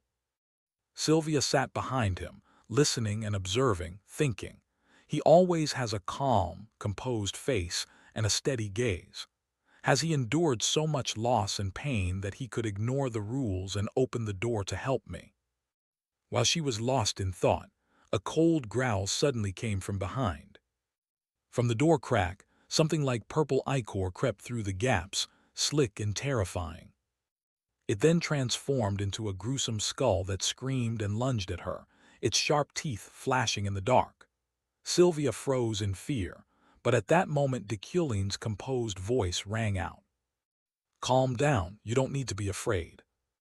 Immediately, two flying forms sped past the girl at extreme velocity, racing straight at that dark soul. In no time it was struck and began to disintegrate, turning to ashes before Sylvia's astonished eyes. It turned out those two streaks of light were shards of crystallized ice, hovering like razor-sharp blades. Sylvia exclaimed, Wonderful, that wandering soul really was shattered. Deculin replied softly, No need to be surprised, it's just a specialized killing spell. But still, it's nothing worth mentioning. He paused a moment, then continued, Because magic should not be created for the purpose of killing. Those words made Sylvia blush slightly, unsure how to respond. She looked at the flames before her and wondered, Isn't that the flowing flame? At that moment, Deculin glanced up from his book and replied softly, That's right. After that, Sylvia began casting a series of spells of various elements to catch his attention: brilliant lightning, sturdy earth-shaping, soft wood, and a fiery fey blaze. But Deculin paid her no mind, his eyes fixed on the book as if she were nothing but a passing breeze. That made Sylvia somewhat angry. She thought to herself, he didn't even bother to glance at the glow in my hand. Should I do something more spectacular? But at that moment Deculin's voice rose. You're doing very well. Sylvia blinked in surprise, and he continued. However, there's a slight instability in the wind circle you linked when you cast the fire spell. Those words surprised Sylvia. She hurriedly asked, Professor, where exactly is that instability? But Deculin replied coldly, You should find that out yourself. That response irritated Sylvia a bit, and she protested, But you explained those details to Evelyn. Deculin remained focused on his book and said indifferently, Evelyn discovered it on his own. I didn't just teach him. Sylvia bit her lip. While she was still a bit upset, Deculin's voice rang out again. Try to rid yourself of impatience and haste, Sylvia. He paused briefly, then continued, You're still young and have much time to develop. As long as you keep striving, you'll soon achieve what you want. Deculin tilted his head slightly, his voice carrying solid confidence. So, you can advance slowly but steadily. He closed the book and looked at the girl. After all, you are one of the 3 most promising and talented young mages in the world. Those words surprised Sylvia. Is this Deculin's assessment of me? She recalled the things people had always attributed to her since she was very young. Oh my, what a genius! This girl will surely become a great archmage. With such power at her age, her future must be bright. Sylvia remembered that those lines were what she had always heard since childhood and still heard now, stale social compliments she was sick of. But why did Deculin's words feel so different, like a sharp blade piercing her heart? Cut to not long after. Sylvia, exhausted, was given the bed to sleep on, her even breathing echoing in the quiet room. Meanwhile, Deculin continued reading, his eyes scanning each line by the flickering firelight. Suddenly, a faint but strange surge of power caught his attention. He looked toward it outside, thinking, this power, could it be? Not long after, Deculin entered a forest, walking while pondering. I've received a warning. Aside from the Berked meeting, this secluded mountain path is apparently also a forbidden area. It seems I might find a rarer than expected item here. At the same time, a ghost appeared behind him, its form vague but fierce. It lunged with aggressive gestures and a terrifying roar to intimidate him. But Deculin did not react. He kept moving as if he didn't see it, his steps steady like a machine. Seeing this, the ghost began to sweat in confusion. It continued to follow, repeating its intimidating acts, growling, swinging, howling, but to no effect, like water on stone. After searching for a while and finding nothing, Deculin suddenly stopped. The unexpected action startled the ghost, which stepped back. He turned and casually asked, Hey, have you seen any item here that holds a lot of magical power? But instead, the ghost, startled by the question, babbled and emitted meaningless groans, then ran off as if it had encountered something more terrifying than itself. That left Deculin puzzled too. What on earth is wrong with it? He continued searching, and soon at last found what he wanted. Here it is. Before him lay a log emitting a steady stream of metallic golden power, brilliant like a sun imprisoned.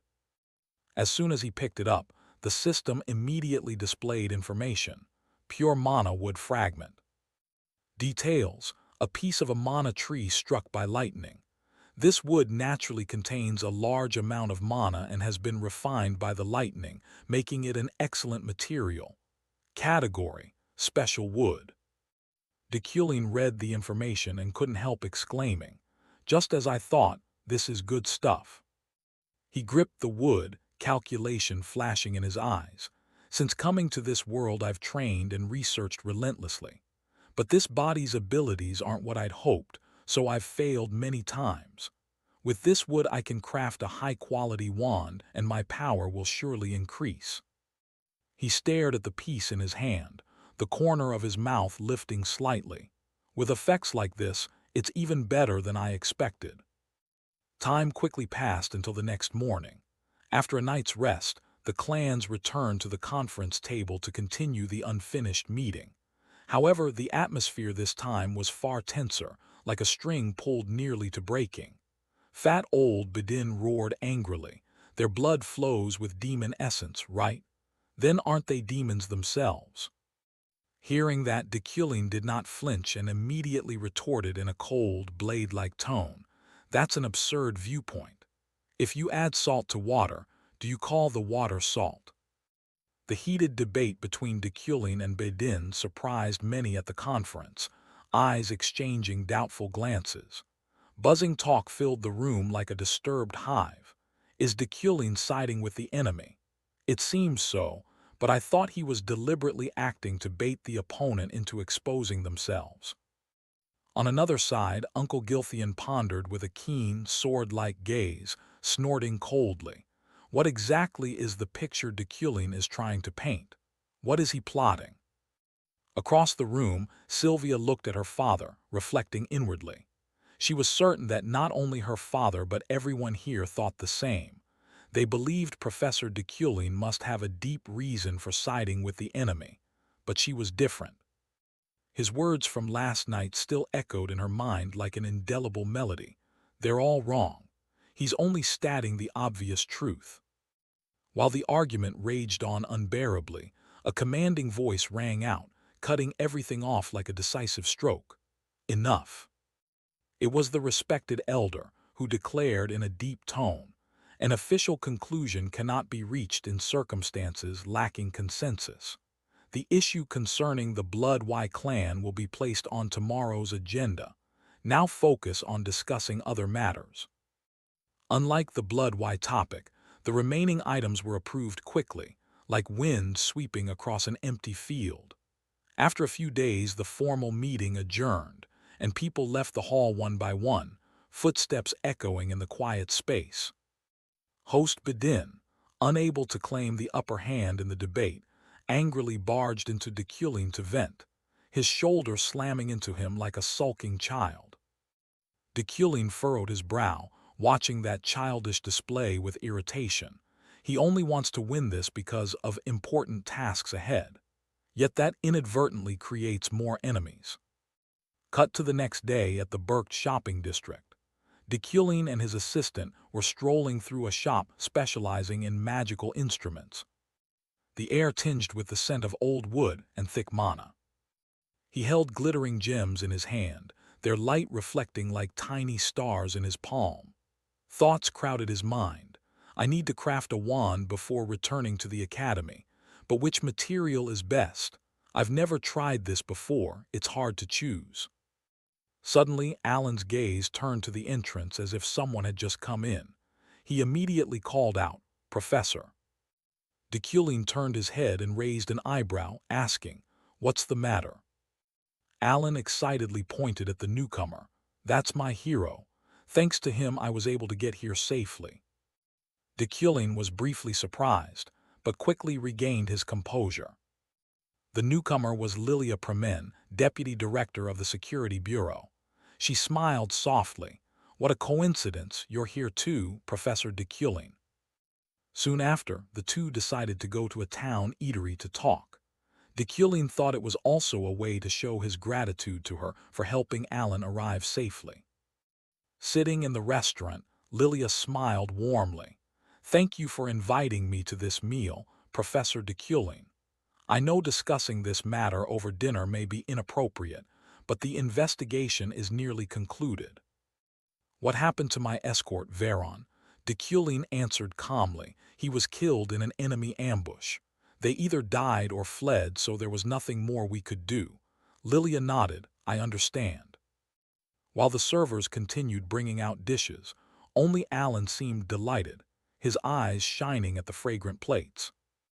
Seeing Deculin's calm expression, Lilia couldn't help but be suspicious, thinking, what I'm seeing is completely different from what I was told, isn't it? She suddenly recalled her recent conversation with Lockhart. By direct royal order, the Imperial Security Bureau had decided to escort Lockhart to Low Kodak, the most notorious prison. It was the inevitable sentence for him after murdering innocent mages. In the interrogation room, Lilia crossed her arms, tone somewhat weary. "Do you have anything more to say?" Lockhart remained silent, his eyes lost in thought as if trying to reorder his chaotic mind. Lilia continued, "So you intend to stay silent throughout the interrogation?" Suddenly, she said something that surprised Lockhart. "Activate your power." Her gaze turned icy, her voice low and authoritative. Immediately, a smile spread across his face. Energy filled the room. Disabling all recording devices. Now the place was a private space for the two of them. Lilia slammed her hand down on the table, eyes blazing with fury. "Idiot! How many times have I told you not to go out causing trouble? Why do you keep making things worse?" "Because of people like you, our race is seen as demons." Lockhart only smiled and said nothing. Lilia ground her teeth, full of rage. "If you didn't carry that blood, I would have killed you long ago. If this truth is exposed, not only you but I will suffer pressure from the other clans."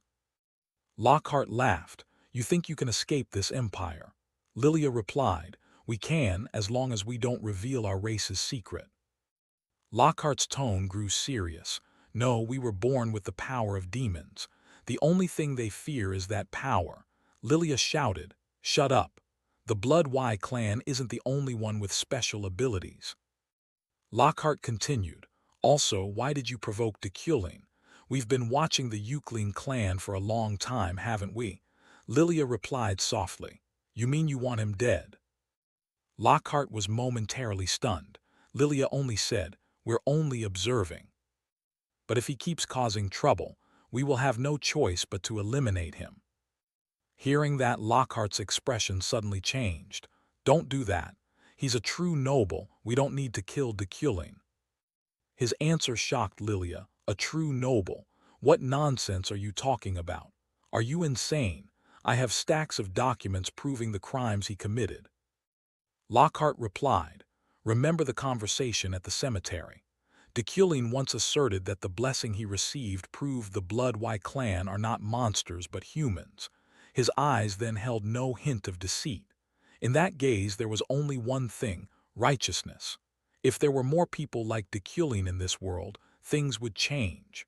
The Blood Y clan could live alongside others without being stigmatized. Lockhart declared decisively, "He didn't kill me, even though Deculin knew I belonged to the Blood Y." Lilia was briefly surprised but quickly regained her composure, sneering, "Ha! You don't realize that the ancestors of Euclin were the ones who led the oppression and slaughter of the Blood Y." Lockhart answered, "Of course I know. But if we treat their descendants the way they treated us, aren't we admitting we're the monsters?" Lilia frowned. "What are you saying? That family has never stopped intending to eliminate the Blood Y completely." "You yourself already said that," Lockhart countered. "How long do you think you can sit in that seat of power before you're caught?" Lilia shrugged, calm. "This is my life. There's no way for them to distinguish a Blood Y from an ordinary person just by appearance or lineage." Lockhart gave a bitter laugh. "But isn't there something we can't touch?" Lilia replied, "Are you stupid? I have no reason to mess with that at all." She absent-mindedly changed the subject. "Anyway, the current emperor's health is failing. Someone will replace him sooner or later. We just need to observe how the successor treats the Blood Y, then decide our next move. Until then, it's best to stay silent and wait." She looked at Lockhart and smiled coldly. "As for you, sit quietly in prison." Back in the present, Lilia continued watching Deculin intently, eyes fixed on him. How could someone like him be a true noble? He looks no different from the others. Suddenly, the sound of approaching footsteps caught her attention. The strong smell of alcohol hit her. Lilia quickly covered her nose, irritated by the pungent scent coming from across. A voice called out, "What's going on? I have nothing to say to you." It was the blond man whom de Kulin had publicly scolded at the previous banquet. He was furious then, but powerless. Perhaps now he's returned for revenge. His tone was arrogant and smug. "Oh, really? I have a few things I'd like to hear from you. Seems like there's something dark in your soul." At the same time, at the Freyden mansion, Julia fell silent, unable to believe what she had just heard. Her voice trembling, "What? Say that again." The captain standing before her looked stunned. He understood this was a truth too hard to accept. Veron had fallen in the recent mission. Every word struck Jully like a thunderbolt. She was shocked by a reality she had never dared imagine. Immediately Jully ordered, voice trembling but resolute, "Get ready. I want a satisfactory explanation from de Kulin the moment he returns." Back with de Kulin's group, at that moment Ihelm entered with an arrogant bearing, prompting Lilia to judge him inwardly. This man must be the head of the Rewind family. She wondered, what on earth is happening here? Unaware of her inner thoughts, Ihelm's voice dragged on, sounding like someone who'd been guzzling too much wine. "You really surprised me with what happened at the meeting. I keep wondering, why did you act that way? Do you really intend to provoke another family? That question keeps nagging me. I can't shake it. What's the real reason? Don't tell me you're siding with the blood while you come from a demon-hunting family." Faced with those provocative accusations, de Kulin's face remained calm, showing no emotion. By contrast, Julia, seated across, widened her eyes in shock. "What the?" she cried out inwardly. While Ihelm continued speaking in his drunken manner, "Didn't you once want to wipe them out completely? What made you change your mind? Back then, you declared that those low, filthy creatures didn't deserve to exist. Even your essays criticizing the blood are still kept at that university." Ihelm stepped up close to de Kulin, voice dripping with sarcasm. "Or did you find a blood to enslave for your research and now you're defending them?" Hearing those insults, Alan couldn't contain his anger and slammed his hand on the table. "How dare you? Stop insulting our lecturer." However, not giving his subordinate more to say, de Kulin slowly wiped his mouth, still calm. "Calm down, Alan, it's fine. His brain has rotted into a lump of stinking cheese, which is why he's spouting nonsense here. I understand." Upon hearing this, at first the blonde grit his teeth in anger, but forced a smile to save face. "All right, let's see how long your arrogance lasts. I heard the deadline for your research presentation is only 6 months, 3 months. I'm really looking forward to seeing your miserable face. It should be entertaining." With that, he turned his back and left, leaving Julia heavy-hearted, her hands trembling slightly. De Kulin is standing up to everyone to side with the blood. Why is that really de Kulin? Unbelievable. She suddenly recalled the earlier conversation with Lockhart. Was what he said true? A few days later, at a magical supplies shop before leaving the city of Berkt, de Kulin visited one of the most renowned wand makers and commissioned the crafting of a staff. A task to make a wand for himself. He inadvertently completed a side quest when crafting Loklok's wand with the following requirements: gain significant fame or infamy, become benevolent or cruel, use high-grade materials to attract Loklok's attention, and visit the shop at least twice. Because Loklok is such a famous smith, it seems de Kulin had visited before, so an unknown side quest was completed without his knowledge. After finishing matters at the high-level conference, de Kulin and his assistant boarded the train back to the academy. On the train back to the Empire, de Kulin and Alan were forced to share a carriage with Vethin. He made no effort to hide his murderous intent and hostility. Fortunately, no serious conflict occurred during the journey. De Kulin pondered everything that had happened. At last, this long trip came to an end. At the station, people streamed by busily. Alan stretched tiredly after the long trip and asked Deculin, "Professor, there's only one more train left. Will we soon see any scenery other than falling snow?" Before he finished speaking, a squad of swordsmen led by Julia approached. They had come to question Deculin about several matters. He greeted softly, "Is that you?" Julia answered, but her face was darkened, gloomier than ever. She seemed unable to accept Veron's death. Her voice lowered with a hint of choking. "I heard you were ambushed on the trip. Fortunately, you are safe." Deculin nodded slightly and replied quickly, "Thank you. Perhaps you already know about Veron." For someone who always cares for her subordinates like Julia, this must be hard. Deculin glanced at the soldiers behind her, wondering what she had heard. They did not look pleased that he was the sole survivor.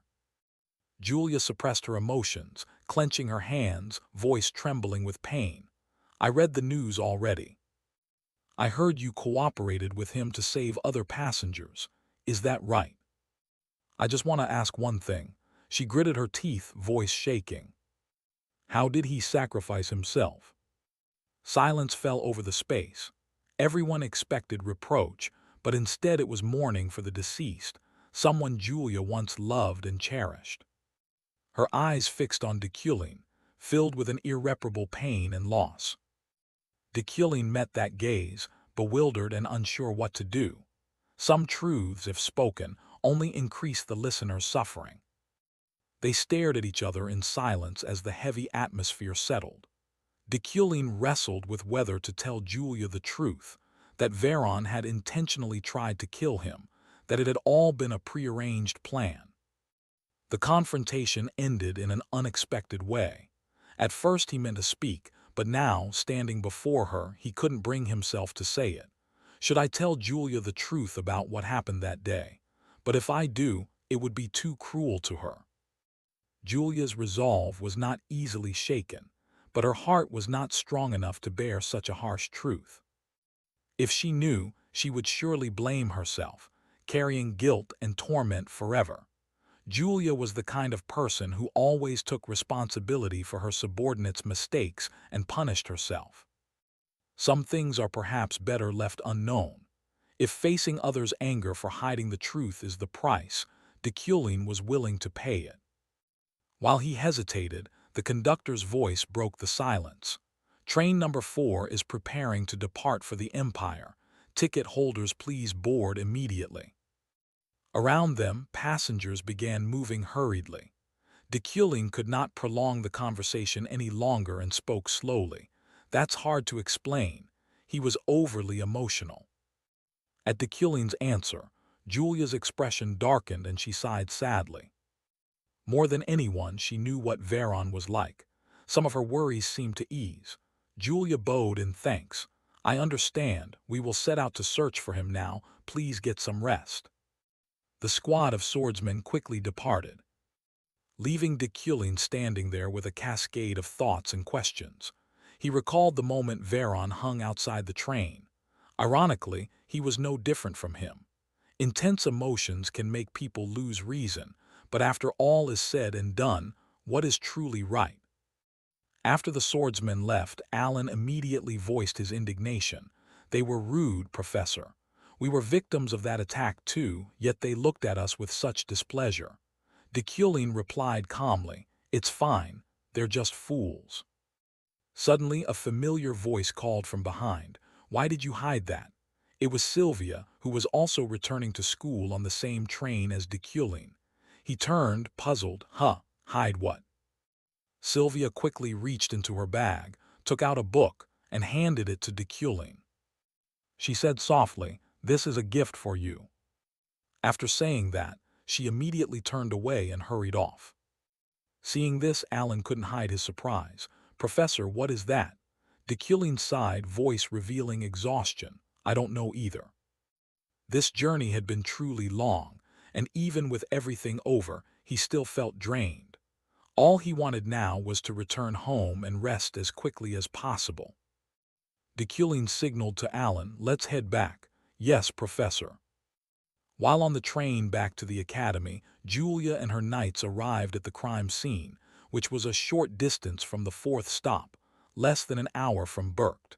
An officer from the security bureau was there and began explaining the situation. When the first attack occurred, Professor de Kulin had worked to secure the train and helped rescue the survivors along with the knight Veron. He said, then presented photographs taken by the photographer for their review. Look here, the train was attacked a second time, causing the entire convoy to plunge off the cliff. During that, it appears Knight Veron fell with the train. But strangely, the VIP carriage where Professor de Kulin stayed the whole trip was mysteriously suspended in midair. Sadly, the area is so remote that only eyewitness accounts from those on the train serve as testimony. You've read the article, I assume. We have, Julia replied. I read it before coming and saw the photo of Professor de Kulin calmly sitting in the carriage suspended in midair. The officer smiled smugly and added, perhaps the head professor subdued the attackers. No exaggeration. He was like a one-man army, ha ha ha.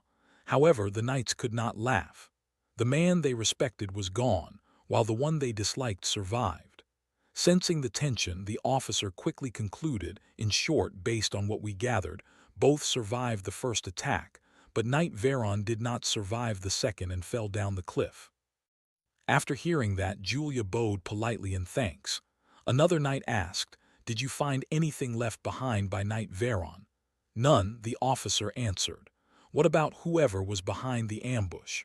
Sorry, we cannot investigate this. There is an unspoken rule against probing crimes that occurred on the road to Burkt. While the knights continued trying to ask for more details about the attack, Julia quietly stepped to the cliff's edge and peered down to where Veron and the train had fallen. Below was the bottom of a misty gorge, a white expanse stretching endlessly to the horizon. Just seeing it, Julia recalled a distant memory. I lost my right arm, she thought. I never expected you to leave like this. Julia thought she had grown used to losing comrades, but memories of Veron's hard life surged back. He was a nobody who rose from the lowest class, steadfastly pursuing his dream from childhood. After countless hardships and ceaseless effort, Veron finally achieved what he sought, yet now he lay here. What exactly happened back then? Cut to the Euclid family manor. De Kulin had just returned from the long journey. He was greeted by the piercing shout of his sister, Uriel Vondelun Euclid. She had learned he'd spent money on frivolous items and exploded in anger. I've put up with you for far too long. I thought you changed, but you bought those things with the family check, didn't you? Seeing her mistress enraged, Steward Roy rushed over to soothe her. Mistress, please calm down. Uriel brushed Roy aside and continued scolding. You've already forgotten what I told you, haven't you? Our family isn't overflowing with wealth. At this rate, the Euclid family won't last 2 months, you idiot. Hearing that finances were near rock bottom, de Kulin worried, recalling that the cost of the wand making exceeded his estimates by far. So this is the consequence of overspending, he thought. The family's finances will only hold for 2 more months. It seems I need to do something. De Kulin spoke to reassure them. Calm down, I have a way to make more money. Uriel asked in surprise how. De Kulin did not rush to explain. He led Uriel and Steward Roy to the storage room, containing the items he'd bought at the auction. Uriel, suspicious, asked, why did you bring me here? Are all these things just items you bought to show off your wealth, knowing she saw him as a spendthrift? De Kulin said helplessly, wait and you'll understand. Also, you should speak more like a lady. You'll be the next head of the demon-hunting family. What? You like to nitpick my choice of words. I'm angry because you're the one who's driving the Euclid family to ruin. Steward Roy hurriedly interjected, Mistress, please calm down. At first, de Kulin didn't understand why the auction items exuded an air of wealth. He had thought of them as an investment similar to art in the real world, but recently, while preparing the trip to Burkt, he realized a way to use them to generate profit. Thinking that, Deculin activated the Midas hand skill. A beam of light issued from the porcelain vase. Seeing him stand motionless, Uriel, disappointed, said, "You brought me here and then just put your hand out. What are you doing? Are you crazy? Mistress, please be cal." Roy hadn't finished speaking. Deculin cut in. "I'll take these items back to auction. Go fetch someone who can appraise them." Uriel, shocked, shouted, "What? You only just bought them and now you plan to sell? Antiques should be kept. Those items won't even fetch half of what you paid." "Silence," Deculin replied. Not wanting to argue further with Uriel, he ordered Roy, "Go call an appraiser right away and move these items." Although puzzled, Steward Roy had no choice but to comply. Deculin turned back to the porcelain vase he'd used his skill on. Information appeared before his eyes. A flower vase by a master Eastern artisan. The master's heart and soul, along with his talent, went into crafting this vase. Touched by the Midas King's hand, it awakened. Special effect: the flowers in the vase will never wilt, and each petal has a healing effect ranging from mid to high tier. Deculin smiled proudly. A vase once worth 2.5 million LNE had now become a treasure he was reluctant to sell. Seeing two servants trembling as they carried the vase, Deculin warned, "Be careful, it's very precious." Uriel gaped, speechless. Regaining her composure, she asked, "Are you really going to sell all of that? Do you intend to bankrupt our family?" Deculin answered confidently, "We'll make money, don't worry." Uriel snapped, "Don't tell me to calm down." Seeing she didn't believe him, Deculin changed the subject. "Oh, it's time for work, I'm off." Uriel helplessly yelled, "Ah!" Cut to the tower of Arcane Magic University. In the Magic Exploration Club room, Ephraim was playing cards with classmates. She laid down her hand, 3 high cards and a pair of 8s. Sylvia gasped, "No." "How can you be that lucky?" another cried. "Indeed, Ephraim's already won 3 rounds. Haha, I'm excused from cleaning for a week." Hearing Ephraim's triumphant laugh, another complained, "I was so close to winning. If only I had one more card." Ephraim smugly grinned, "Don't make excuses for losing, heh heh heh." Surrounded by the lively atmosphere, Ephraim felt as if she were living a dream. "I come from the Viscount family," she thought. "I never even dared dream of attending the academy before. Since arriving at the Tower of Arcane Magic, people have disliked me for no reason. Not only students, but even some professors treated her unkindly. So much has happened. But now I'm here in this club with friends. I'm really starting to love this simple magic exploration club." Sylvia, surprised, looked at Ephraim and said, "We're just a normal magic exploration club. Ephraim, watch your words." Ephraim nodded, "Sorry, I was wrong." Just then the door flew open. A booming voice shouted, "You foolish kids. What is this? What the hell is this club doing?" Another man appeared, looking pleased. "I told you, Professor. These lowborn commoners just take up space in the tower and do pointless things." Ephraim fell silent. It was Professors Ritlan and Lowclock. Whenever anything involving commoners came up, they made a scene. Glancing at the club's name, Professor Ritlan angrily barked, "The Ordinary Magic Exploration Club. Ridiculous. I'm asking what you all are doing here." "Cat got your tongue?" Ephraim didn't know how to respond. Thoughts raced through her head. Though this wasn't a friendly visit, she had anticipated it. "I must handle this properly. We submitted a club formation plan and it was approved. We are an official club," she replied. Professor Ritlan accused her of lying, angrily pointed at Ephraim's face and snarled, "Speak. Who authorized this foolish club to be formed?" "Wait, you're that lowborn kid who was punished before, and now you're at it again." Hearing him repeatedly call her lowborn, Ephraim's gaze grew cold, and a surge of urge to rush forward and kill him rose within her. "Ha ha, look at this insolent brat. You dare glare at a professor. Look away now," Ritlan barked. Sylvia quickly advised, "Ephraim, calm down. We don't need to be afraid." Lovelock snickered as Efren's group was cornered. Professor Ritland continued to interrogate. All right, if you are so confident. Then tell me, who permitted you to establish this ridiculous club? I don't believe any professor at this academy would allow such a club to be formed. Hearing familiar footsteps, Efren looked in that direction. Thinking she was startled and couldn't explain, Ritland grew more smug. See, I knew it. No professor here would permit this club. Suddenly a cold voice rang out. It was I. Professor Ritland startled and turned to find Deculin standing there. He glared at the old man and asked, I was the one who permitted it. Do you have a complaint? Feeling the enormous magical power in his words, Ritland's spine chilled and his legs trembled with fear. Efren wondered. Why is Professor Deculin here? At that moment, Deculin stood towering before the two professors who were sneaking around, trying to intimidate and squeeze the common student pupils. His face was cold, his eyes flashing undisguised annoyance.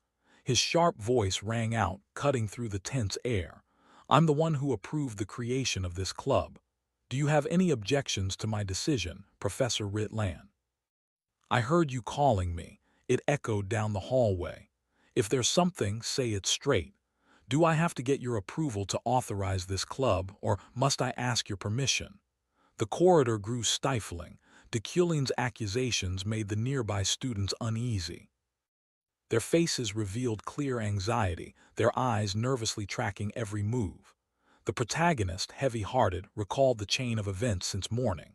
Exhaustion piled up. He was nearly spent. From early morning, Jiriel had been bothering him over petty money matters. When the class began, these two professors deliberately stirred trouble, and Ritland even loudly insulted him in front of the students. That made his blood boil, but he kept a calm exterior, not letting emotion override reason. Old Ritland's face went pale when he saw Deculin. Sweat poured off him. He stammered, scrambling to backtrack. Prof, senior professor. He pointed toward the room, his voice trembling, inventing a ridiculous excuse. Isn't this place already too dilapidated? I merely believe the mages of the Royal University Dark Tower deserve better equipment and furnishings. Haha. I find it extremely frustrating to see things like this. I'll take full responsibility and replace everything with better items. Hearing that, Deculin inwardly sneered. This old man was a schemer, no less than the swindlers in the market. However, those words posed him no harm, so he paid them no mind. With a calm yet cutting tone, he replied, You've always thought that way, Professor Ritland. This room does look old and shabby, I'll take special care of it. Having said that, he turned his knife-sharp gaze to the other man, the one who had sparked all the trouble. Deculin's voice dropped, full of contempt. Low, deceitful types will always behave like that, for they can do nothing but destroy. Finished speaking, Deculin turned and walked away, composed, leaving the two wretches standing like statues, their eyes blank. Beck, his face flushed with anger, ground his teeth at the protagonist's insults. But he could do nothing more than swallow his rage. Though the two men looked like twins, the craven expression made the difference obvious at first glance. The scene shifted to the classroom, where the protagonist prepared to begin today's lesson. The class buzzed, students' whispers rising like waves against the shore. It's been a while since Professor Deculin's class. Yeah, he's been so busy he's practically smoking. I wonder what happened over there. Who knows, but that train attack was in the Wizard magazine last month. Yeah, I read it. A whole train floating in the air. That's insane. Despite the lively chatter, Sylvia sat quietly in the corner, her eyes fixed on Deculin's every gesture as if trying to predict what he would do. She softly asked the student beside her, Do you think he'll tell us what happened there? The protagonist placed his hand on the lectern, signaled with a light tap, and his steady voice resonated. Quiet, everyone. It's time to start. I'll begin the lecture now, so pay attention. Today's topic will be pure elements and magical intervention. Magical intervention, simply put, is a spell cast by one mage that is interrupted by another mage and replaced with a different magic. So before diving into the core of the lecture, let's warm up. Alan, moving slowly, carried forward a container full of magic stones. Immediately, the protagonist snapped his fingers and performed the magic skillfully. Each magic stone was enveloped in a field of magnetic mana, floating in midair and radiating a brilliant light like tiny stars. The entire classroom seemed lit by an enchanting glow, prompting gasps from the students. The stones drifted one by one to each student's seat. Sylvia received one, and Epherin was no exception. The protagonist spoke to introduce the exercise, his tone both serious and encouraging. Each magic stone before you is worth 3,000 LN. I'll leave it floating like that, so try to seize it by intervening in my spiritual mana. If you can take it, it will be yours. Before he finished, Epherin slammed the desk and leapt up, eyes shining with excitement. Yes, Professor. For a poor S-rank noble like me, 3,000 LN is a fortune. The red-headed girl beside her quickly clapped a hand over Epherin's mouth, whispering a rebuke. Hey, Epherin, don't shout while the professor is still speaking. Slightly annoyed at being interrupted, the protagonist kept his composure and continued the lecture. For a spellcaster, preventing an opponent's intervention is as important as casting a powerful spell. If your spell is interfered with and cancelled midway, you've already lost. Therefore, those who master strong magical defenses gain the upper hand. But for this lesson, just give it your all. Wasting no time, the students immediately lunged into the challenge, pouring all their focus into intervening in the protagonist's spiritual mana. Hong, an agile student, was the first to touch the stone before him. The vast room fell silent, every gaze was fixed, no one wanted to miss their chance. While the students struggled, Deculin quietly recalled what had happened before. It was true he had stopped an entire train and held it aloft, but that was only thanks to the basic spiritual mana he had recently acquired.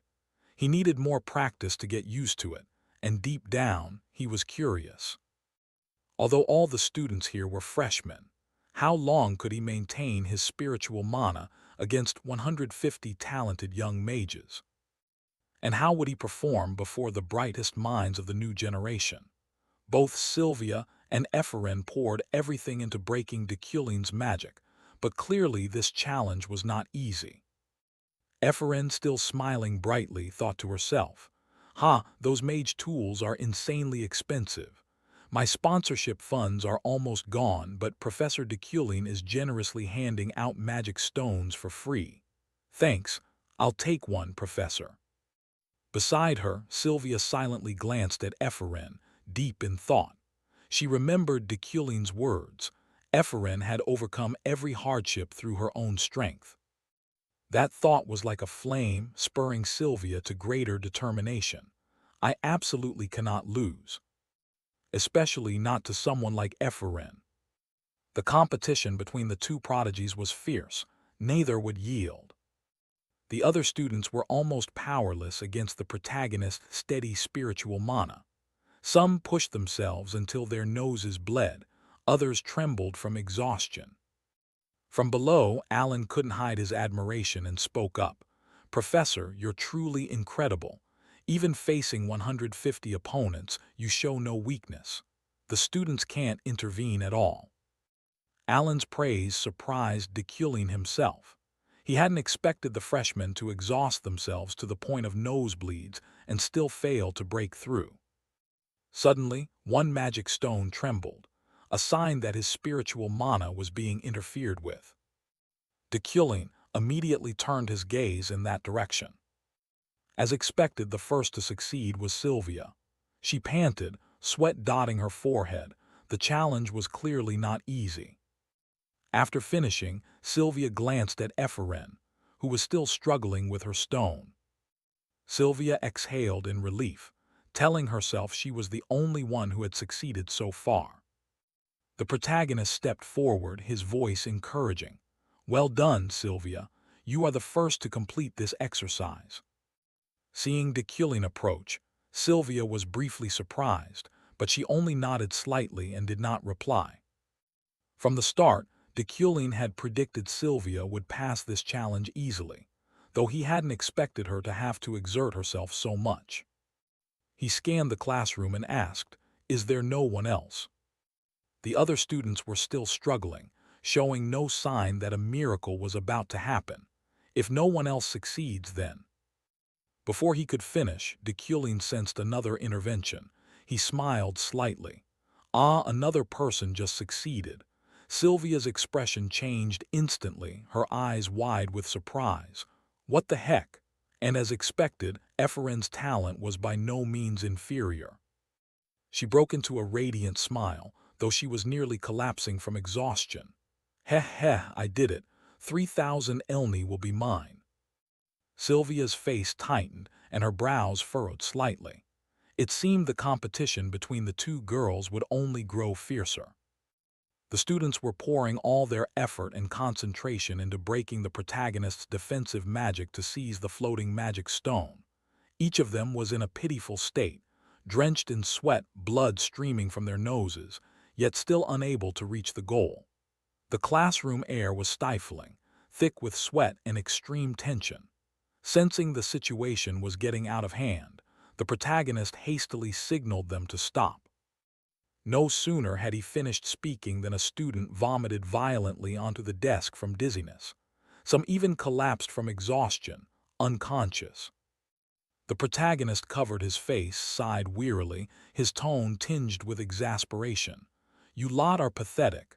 We'll take a short break. Remember to clean up your battlefield. Each student staggered to their feet and left their seat, looking as if they might faint. Julia, pale from exhaustion, spoke weakly, turning to Ephraim. Ephraim, how did you do that? I tried my hardest, even to the point of nearly dying, and I couldn't. Ephraim, resting her head on the desk and panting, replied in a tired but somewhat proud voice. I almost croaked. I can't even feel my tongue now, honestly. But now I understand everything. Julia's eyes widened in surprise. Understand everything. Ephraim nodded slightly, her gaze dreamy. Yes. I don't know much about clairvoyant abilities, but when I tried to pierce through Master Deculin's magic, I felt like I'd broken through something. Julia exclaimed, unable to hide her admiration. Wow, I'm really jealous of you, Ephraim. On the other side of the class, Sylvia, having witnessed the whole scene, felt a surge of discomfort. She frowned and thought, this is absurd. How could someone who's always at the bottom of the tests suddenly jump to second place? She was sure there was no favoritism toward Ephraim here, but then a thought flashed through her mind. Could the rumor that Professor Deculin tutored Ephraim privately be true? Is he hiding something from me? Sylvia glanced at Ephraim with a cold, sharp look, no longer condescending but highly on guard. After all, Ephraim was prophesied to become one of the three great mages of this era. She truly was arrogant. Sylvia thought to herself, but inside her the rivalry had now turned into a smoldering flame, ready to burst into blaze at any moment.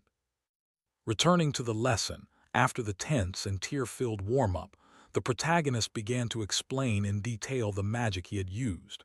His voice was steady and compelling, capturing the whole class's attention. In that warm-up exercise, you all did your best to interrupt my spell and my spiritual magic. However, there is a simpler way to nullify my clairvoyant ability without expending so much effort. Those who succeeded may already sense something. It's not some advanced secret at all. It's actually very simple. That method, in fact, is mana interruption. But it's not like the widely known way of blocking a caster's completed spell. This technique revolves around understanding the other's spell and interrupting it before it completes. However, the reason it's not widely used is because it has a major limitation. He paused briefly, watching the students' reactions, then continued. Mana interruption, Only those with many spell circles can do that. The truth is you can only use mana interruption on spells you already know.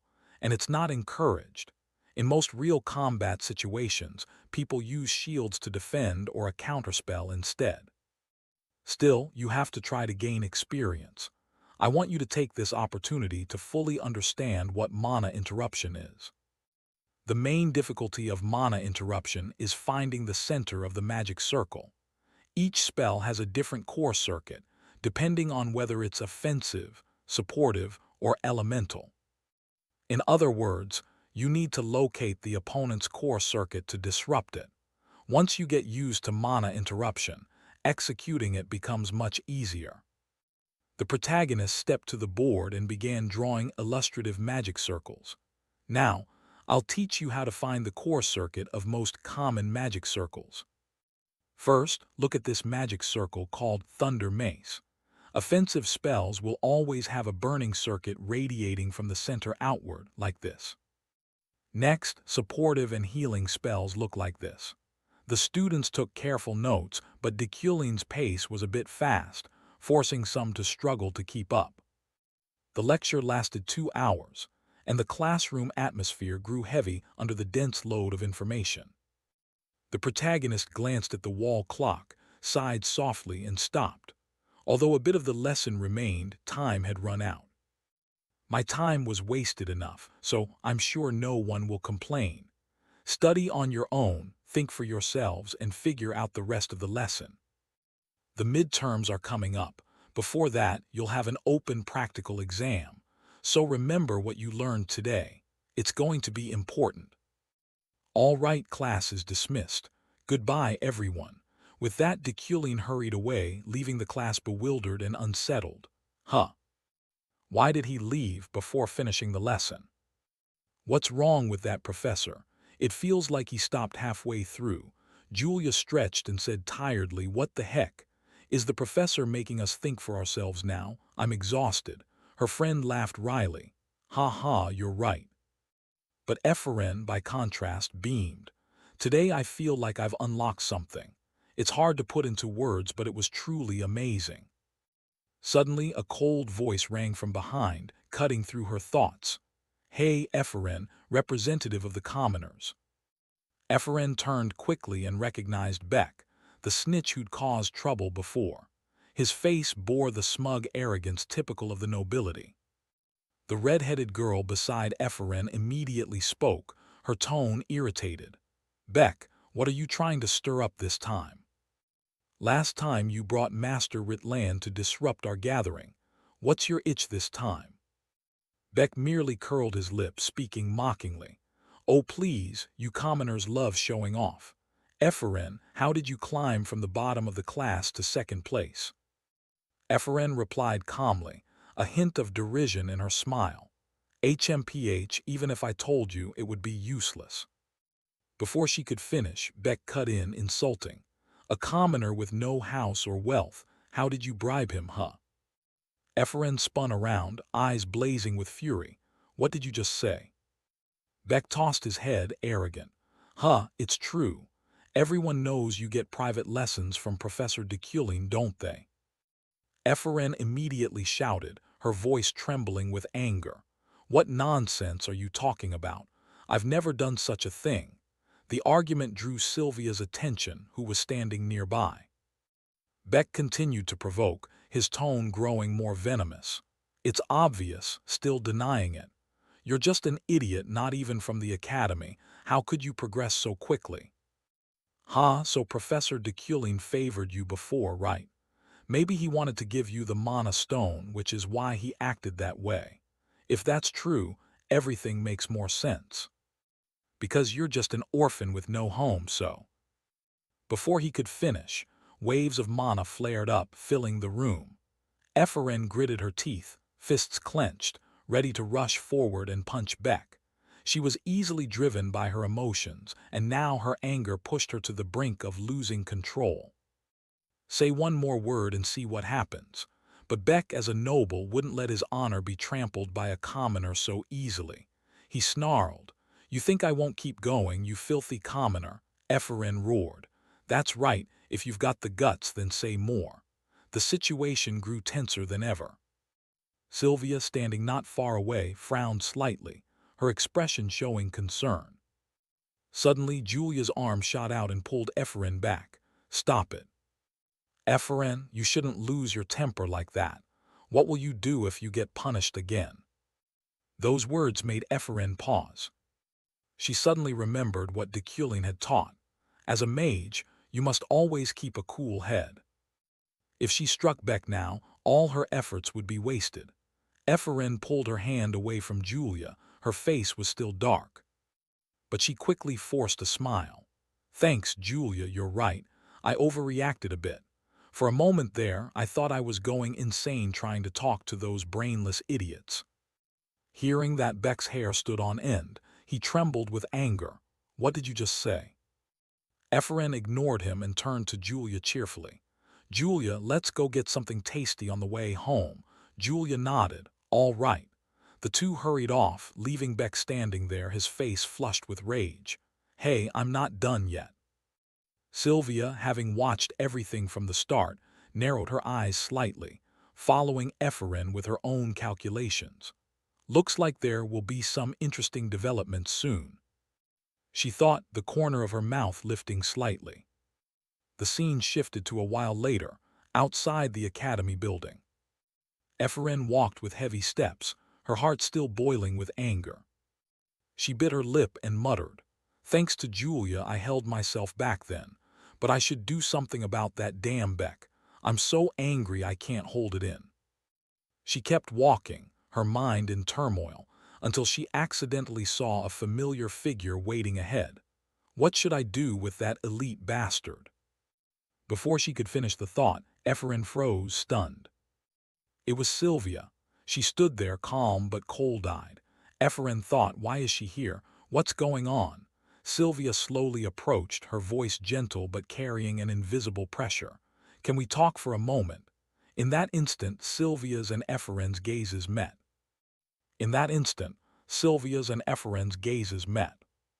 Hearing that, Ephraim frowned in confusion. "What's up with Sylvia today? If she wants to pick a fight with me, she's chosen the wrong time. Please leave me alone." Seeing Ephraim remain silent too long, Sylvia cut to the chase. "Ephraim, do you take private lessons with Master Deculin?" Upon hearing this, Ephraim's anger flared. She couldn't hold back and shouted, "I knew it, come at me then if you dare. And why are you asking me that? Do you know the past between me and Master Deculin? Why would I let him tutor me privately? You know nothing.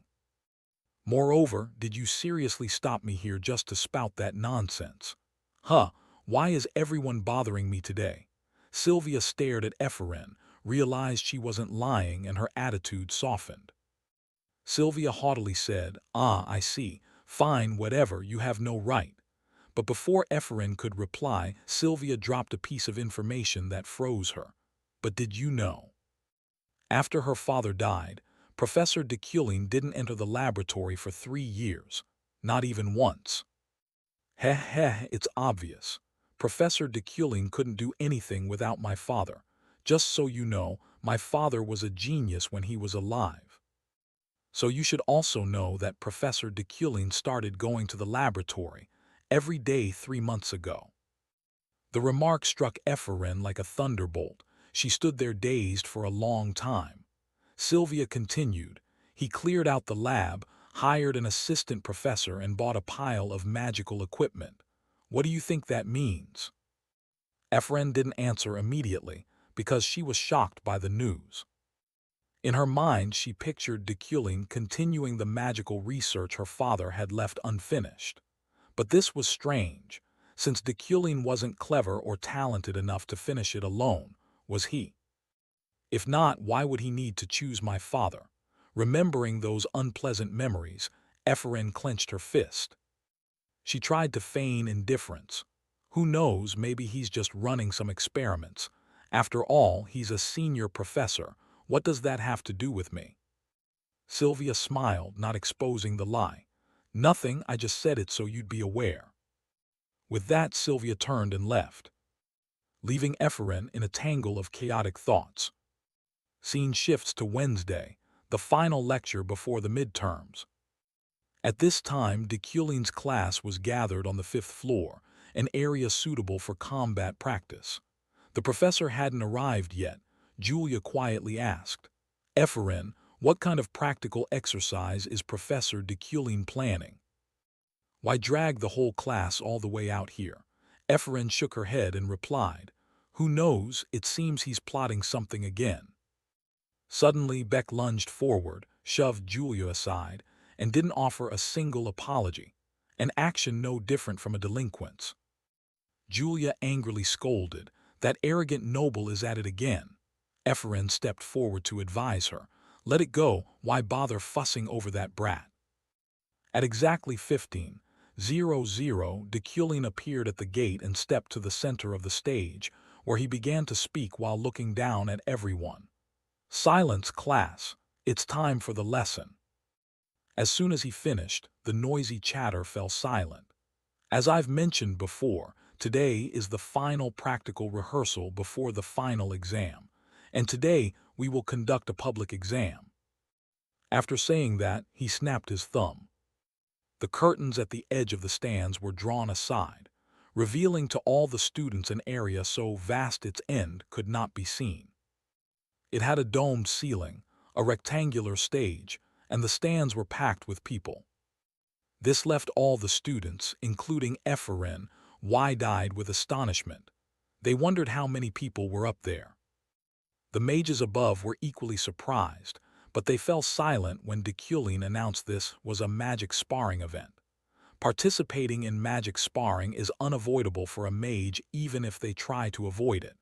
But since such things are inevitable in the future, calling everyone here to put pressure on the students made sense. Next, Deculin began explaining the rules. You may use any spells to fight each other, but you must use at least 3 pure elements. Don't make winning or losing the most important thing. Just focus on the match. I will supervise you and take notes on your strengths and weaknesses while observing from outside. I hope you'll all improve further after today's evaluations. Professor Relin, please come up." Relin hurried forward at once. He awkwardly scratched his head as the mages and audience turned their attention to him. Professor Relin will serve as the audience for the matches to avoid life-threatening situations or unnecessary damage. So strip away your weakness and give him your all. Ha ha, leave the rest to me. After saying that, the two of them went down to the stands. Deculin's voice rang out again, "We will begin the class now. Who's first?" At first he hesitated, but then chose one of his friends as an opponent.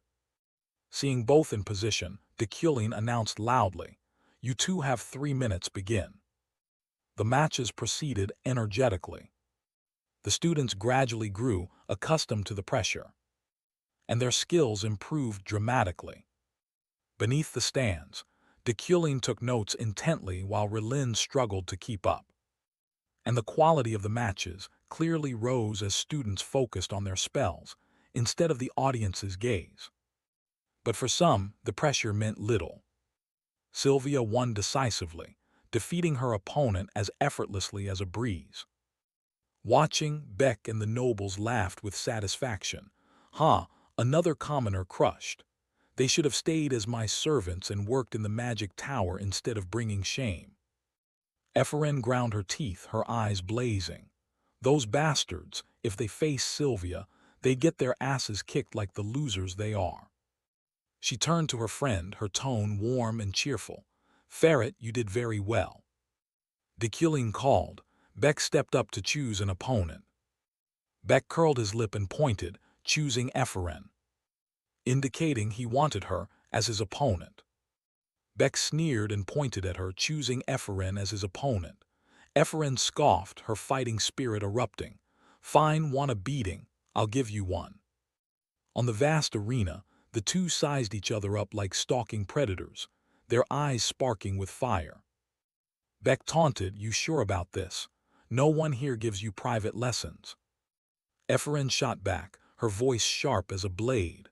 "All you do is yap. Were you taught by parents who only taught you to brag? Looking at that cheap imitation of a professor's outfit and shouting like that, aren't you ashamed?" Beck snarled in fury, "What did you say?" Efren raised her hand. Mana erupted. I'll make you see your magic is as useless as you are." They rushed at each other, anger blazing.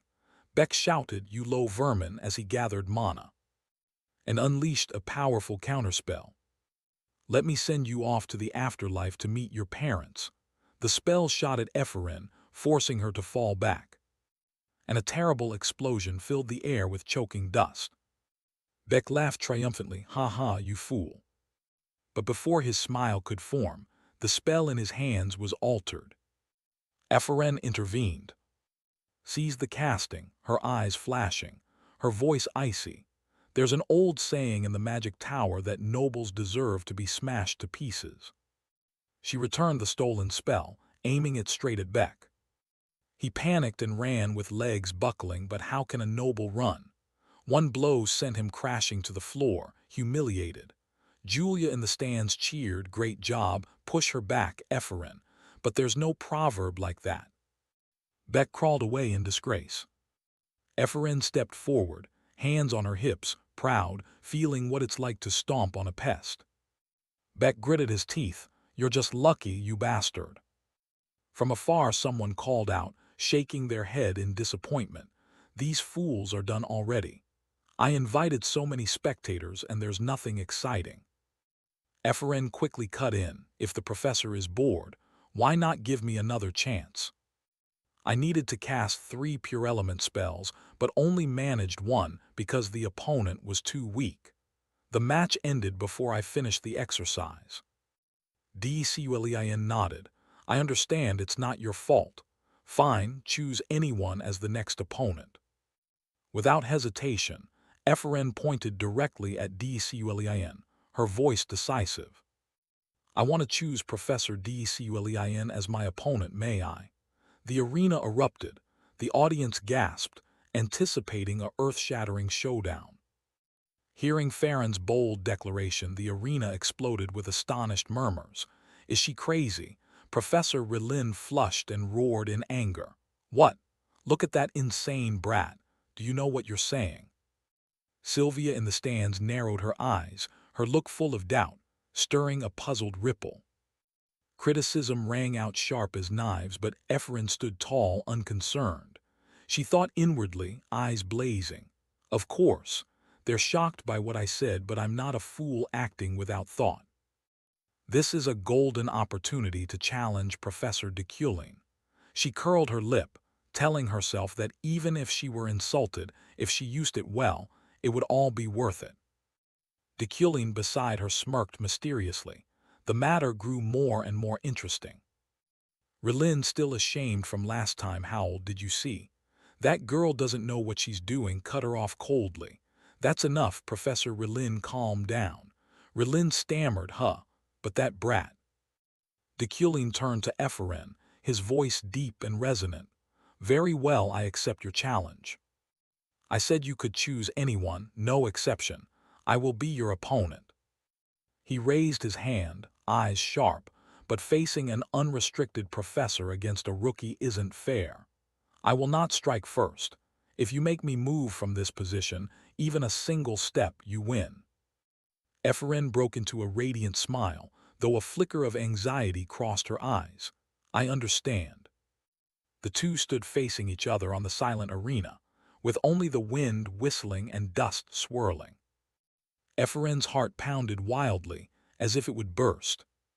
The dream of facing him at last became reality. He spoke in a thunderous baritone, "If you're ready, begin." Without hesitation, Ephraim launched razor-sharp wind arrows from every direction straight at Destin. She knew well the gap in strength between them was as vast as heaven and earth, and she could do nothing. But Ephraim did not back down. Her eyes burned. "This is the enemy I must one day defeat with my own hands for revenge." This match would show her how large that gap truly was. She poured her power into a twin fire and wind spell that dazzled like fireworks. It was impressive. Destin stood still observing, a pleased smile on his lips. Not bad. The magic rushed forward and exploded right before him, but could not pierce his solid defenses. Ephraim gritted her teeth and poured everything into adding earth to complete the perfect combined attack. A faint hope. The arena was engulfed in a sea of brilliant flames and choking smoke. No one could clearly see Deculin's condition. Relin on the floor gaped in shock. The commoner I despised just unleashed magic that could threaten even me. The audience fell silent, eyes fixed on the spectacular display. Although the outcome was unclear, Ephraim's spell structure and casting method far exceeded that of a typical rookie. Deculin was trapped in a layer of molten earth almost like lava, but for a senior professor escaping was not difficult. He stood there unscathed, his eyes glittering with expectation as he looked at Ephraim. She roared in anger, still not finished. A barrage of wind spells continued to attack, though they were ineffective against Deculin. Seeing the amusement was enough, he spoke. Your magic has a fatal habit. The larger your incantation motions, the more that habit shows. Immediately, Ephraim's spell was disrupted as Deculin interfered with its operation. She froze. What? The spell isn't working. Have you seen through it, teacher? Deculin said in a low voice. You can no longer cast spells in front of me. What do you intend to do? Ephraim gritted her teeth. Damn it, he's blocked everything. But I have one final move. She lunged forward, switching to close combat. Her fist clenched tight as she threw a powerful punch. But Deculin merely snapped his fingers. An invisible force blasted Ephraim backward dozens of meters, and she fell to the ground like a pathetic stone.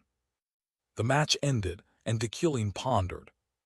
Having combined the fire, wind, and earth elements to deceive the eye, Ephraim's ability to sense mana was impressive. But even good perception is meaningless without elemental control. Her talent and mana sensing made her stand out. If she wore that bracelet, her ability to use every element would explode. Everyone would want that bracelet. He exhaled with satisfaction. Ephraim was on the right path. A virtuous person like her would achieve much. Deculin stepped forward in a warm voice. The result is clear. Truthfully, you didn't fight badly. Ephraim was stunned, her eyes strange. Professor Deculin praised her. He turned and left a reminder. The public training is over. Focus on the midterm exam. The students in the stands buzzed. What? Professor Deculin said that for the first time. Yes, Ephraim did well. The match with Beck was boring, but this one was top tier. Beck sat humiliated, gritting his teeth with no pride left. Ephraim broke into a radiant smile. I've been recognized. Her friends surged forward cheering. Wow, you're amazing. Ephraim, you're the best. You're our pride. Scene cuts to the Red Stone Adventurer Group in a coastal city, owned by a clan in the Western Empire. Gainessa's group was waiting for a ship at Lucan Harbor. She pointed at the approaching vessel and said excitedly, they're here. Then the ship docked and two children quickly disembarked. Gainessa laughed. Hey Leo, Carlos, long time no see, how have you been? At that moment, a girl's voice rang out. Gainessa, long time no see. Hearing that voice, Gainessa waved and called, Ria, welcome to La Harbor.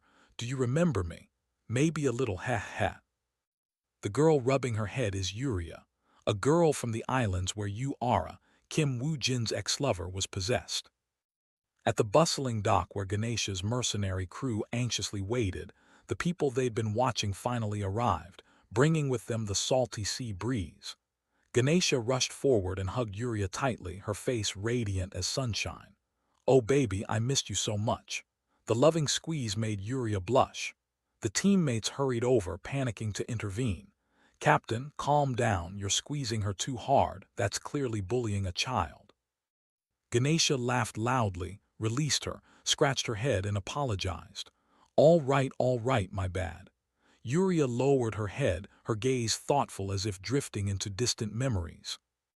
She recalled the fateful moment when she was transported into this world.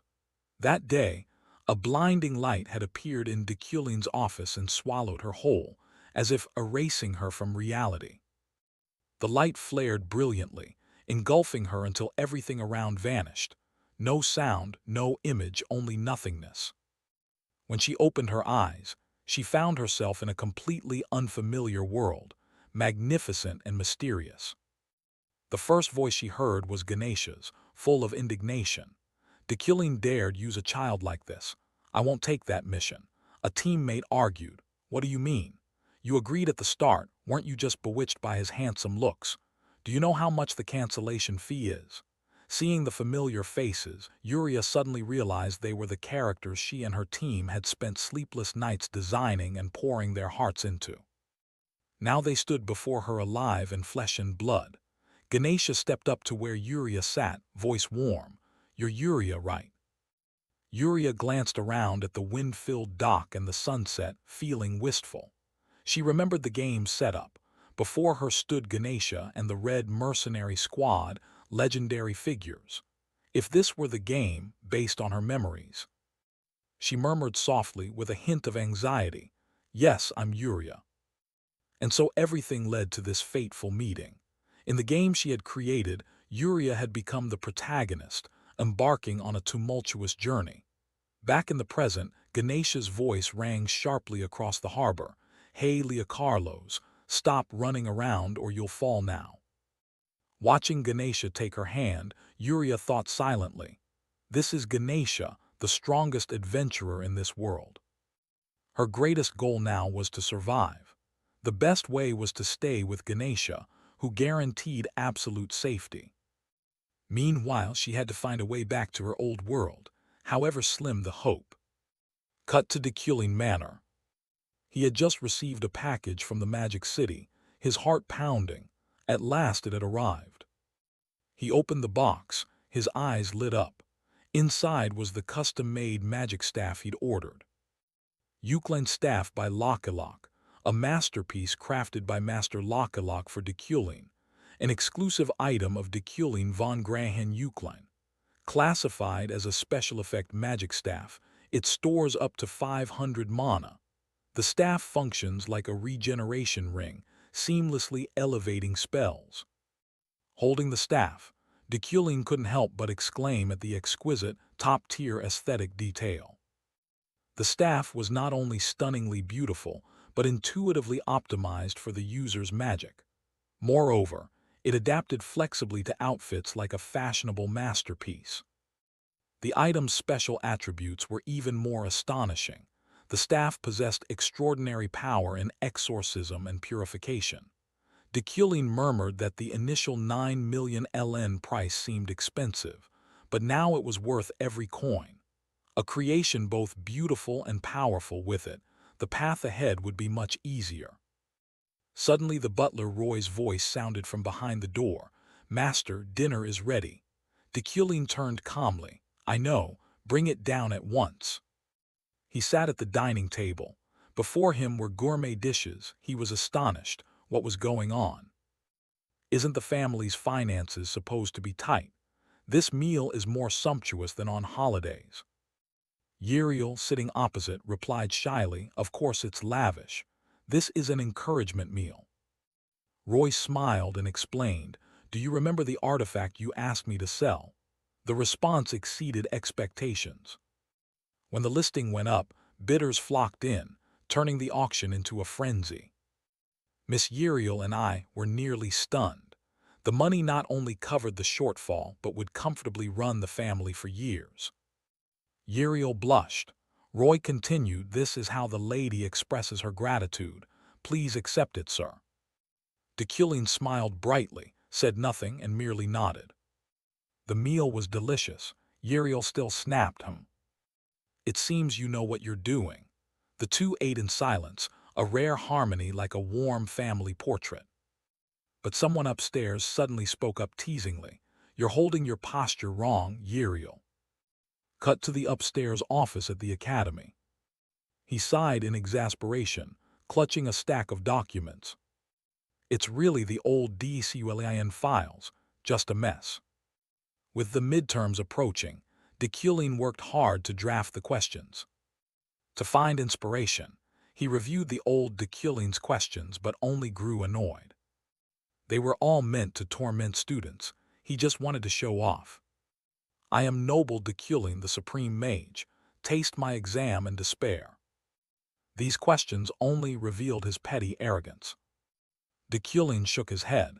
He thought difficulty proved superiority. But I'm different. I want meaningful questions, challenging yet inspiring.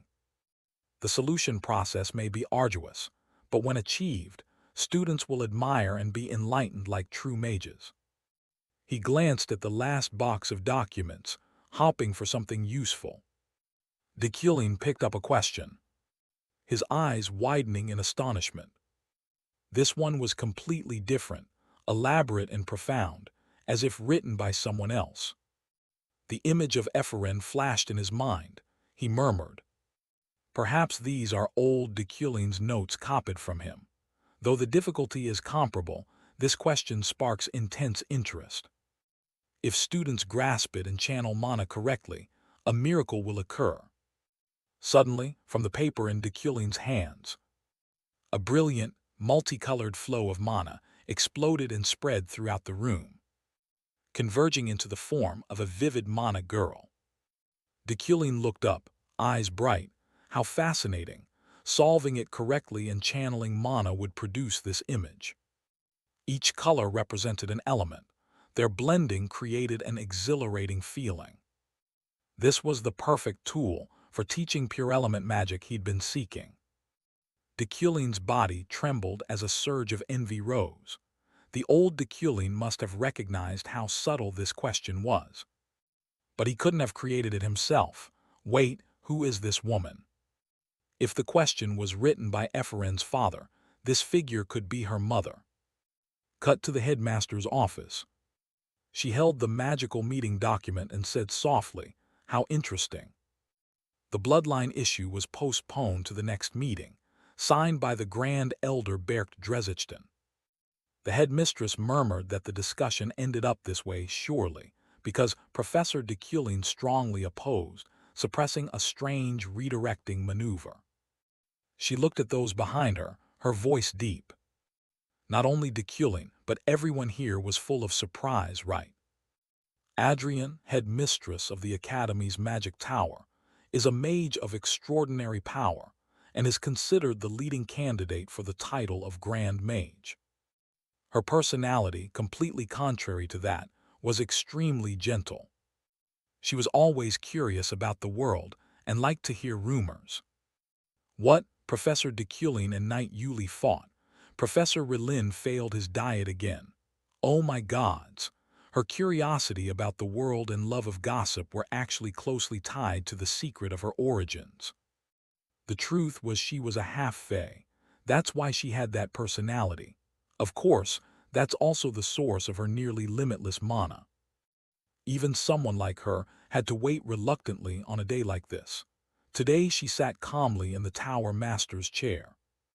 Magic spoke gently. Deculing defended the bloodline. How interesting. Once a month the professors gather to praise the Tower Master. As always, if anyone is absent, it's Deculing. What? A noble Deculing like me still has to curry favor with others. Deculing said so. However, this time was different. A sudden proposal was raised during Deculing's absence. I heard Lord Luna will attend the Mages' Conference this time. Luna, the one who once dueled Professor Deculin, is coming to contend for a senior professorship. You'd give up your post for Deculing's plan. I thought that person had returned to the kingdom. Sounds intriguing. Why would Lord Luna suddenly do that? Has he come to the Empire? Ha ha ha, once he secures a position, he'll return here in an instant. If that happens, our magic tower will gain great benefits. After all, Lord Luna is highly esteemed in the kingdom. And compared to Professor Deculing, you defended the bloodline. I'm not trying to disparage the current senior professor or anything. All right, if Luna truly returns, I'll consider it later. As soon as the Tower Master finished speaking, the professors' faces relaxed somewhat. It seems Deculing is quite disliked. That's enough for today, I have work to do. Professors who haven't submitted exam questions, hurry up. Yes, sir. Sitting alone in the tower master's room, she thought to herself that Deculin's recent behavior seemed a bit odd. To think the exam Deculin submitted was actually done by him, it's unbelievable. Someone must have done it for him. Should I stir him up a bit? If the two sworn rivals Luna and Dculin were to meet, haha. If that happens, it'd be so fun. This will be very interesting. A few days later, the midterm for pure elemental magic knowledge began. Whispers echoed throughout the lecture hall. Is this information accurate? This is the test. What the hell is this exam? I heard Professor Deculin's papers are odd, but this is ridiculous. I give up. To calm everyone, Professor Deculin's teaching assistant quickly spoke up. All right, everyone, stay calm. The structure is unconventional, so I understand your confusion, but this is indeed the exam. The midterm on pure elemental magic knowledge will take place over 10 days. The deadline is midnight on Sunday, when the Magic Tower's official schedule of teaching and learning ends. Each student will take the exam in an assigned private room. Of course, you may work on other assignments during the exam period and eat or sleep as you wish. However, removing the exam from the room is strictly prohibited. As I mentioned earlier, this exam will be open-ended. Ephraim and her friends were tired of hearing the rules. Open-ended, 10 days. How difficult must the exam be? Even the final is this troublesome. Typical Deculin, he even leaves explaining the odd rules to his assistant. The professor himself doesn't bother to show up. There was one more important point the professor mentioned. If any of you achieve a perfect score on this exam, I will personally write a letter of recommendation for you in the name of a senior professor. Upon hearing this, the entire hall fell silent in surprise. Having a senior professor personally write a recommendation is such an honor. The ranks of mages are divided as follows. Rank 1 is the immortal mage, also called the Grand Mage. And the lowest is rank 11, the novices. Promotion is by no means easy. It's not just about attending classes and waiting for time to pass. To reach each rank you must pass a separate promotion test, and passing is difficult. But what if you receive a recommendation from Deculin, a 4th rank Imperial Mage? It's a prestigious promotion endorsement, a powerful card. Ephraim squinted, thinking, what? Deculin's recommendation. Yeah, that mortal enemy would endorse me. Just hearing it drains my motivation to take the exam. I don't want anything to do with him. But wait, what if I actually get a perfect score and receive Deculin's nomination? Ha ha, if only you hadn't written that letter for me back then, you wouldn't be kneeling before me now. You fool, please spare me. The mischievous brat was already daydreaming. She smiled in satisfaction at her fantasy. Heh heh heh, how delightful, Deculin, just watch. I'll get a perfect score for you. Sitting next to Ephraim, her red-headed friend couldn't understand what she was thinking to smile like a villain. Cut to the 4th day of the exam. Inside her exam room, Ephraim was tearing at her hair because she couldn't solve this problem. It's too hard. Glancing at the other questions, she mentally calculated the time. 1 hour, 4 hours, 10 hours. Do the questions just get harder and harder? Ha ha ha, look at this sheet of calculations. Indeed, the questions on this exam are brilliant. The solving process is truly grueling, but once solved it brings an enlightenment the solver has never felt. Did Deculin really set these questions? The joy of discovery cannot be stopped, no matter how painful. Just wait, Deculin. I will definitely get your letter of recommendation. But this question, I've thought about it forever and still don't know how to solve it. Forget it, I should go breathe some fresh air to clear my head. Pushing too hard might be fatal. Outside in the cool garden, Sylvia was sitting under a tree, inhaling the fresh air. She stretched wearily and said, "Phew, it's finally solved. One problem took me 30 hours to finish. I need a break." She recalled what the teaching assistant had said that day. If anyone achieved a perfect score on this exam, Professor de Kulin would personally write a recommendation. Sylvia smiled to herself and said, "Ridiculous things like that favor. Someone who can get a perfect score on their first try surely wouldn't fail the promotion exam. Put simply, that letter is useless. Still, I want to get a perfect score on this exam, not for the grade or the letter, but for myself. Every question is exquisite. Each is a key that opens a new horizon of understanding. If I can solve to the final question, I'll surely attain the level of a true mage." While she was still pondering, a voice suddenly sounded. "Oh, Sylvia." It was Ephraim. She had also come here to rest. Seeing this, Sylvia's curiosity flared up. "How far have you gotten in the problems?" "Hey, how far have you gotten?" The two asked at once, as if both wanted to know what their rival was doing. That simultaneous question made them both a little embarrassed. After all, they're rivals, not close friends to be so in sync. Sylvia spoke first. "I'm on question 8. Hearing that, Ephraim shouted, "What? You've solved question 8 already?" "No, I'm still working, but that's still pretty fast. I'm stuck on question 7 and can't get past it." Even though she's ahead, Sylvia isn't letting up. Ephraim is only one question behind. Is she lying? Oh well. This isn't the time to relax. I have to finish solving it. "Wait, you only stood up because I came here." "Oh, I just wanted a short break, nothing else." Meanwhile, as the exam raged fiercely in the magic tower, DCULEIN sensed a major upheaval approaching very soon. In his hand was a report of the information he had recently gathered. It seemed everything was starting. Emperor Krebim was currently in critical condition. In his office, de Kulin tried to recall the narrative he had constructed. Emperor Krebim was in critical condition. He was famed for his gentleness and mild manners. That was why he always sought a balance between divine power and royal authority. He did not enact hostile policies against the bloodline. The problem lay with the new emperor, the one who took the throne after his death.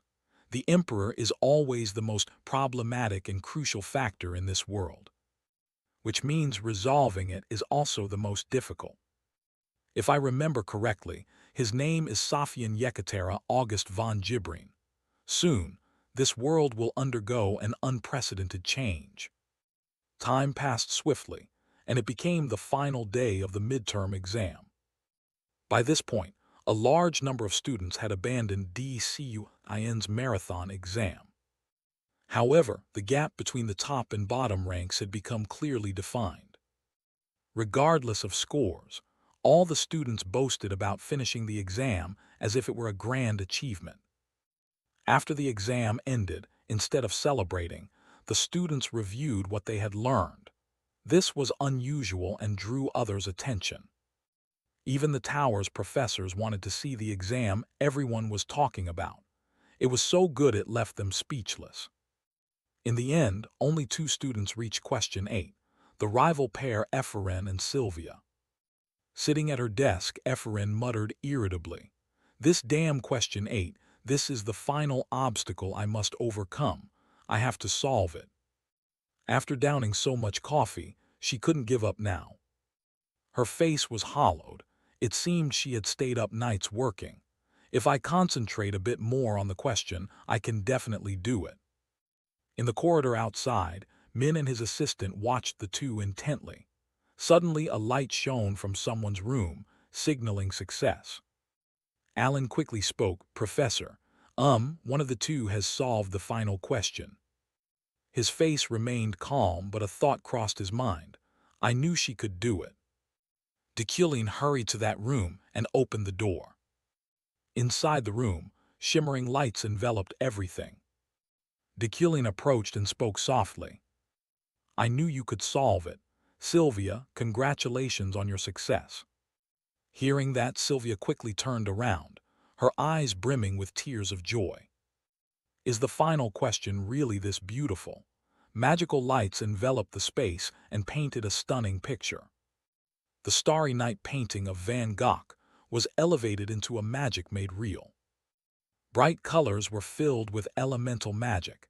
Even the blues seemed to radiate warmth beneath the stars, carrying hope within the darkness. Hot and cold hues were blended with exquisite artistry. Not only visually striking, it truly felt real and warm. It was a masterpiece of humanity.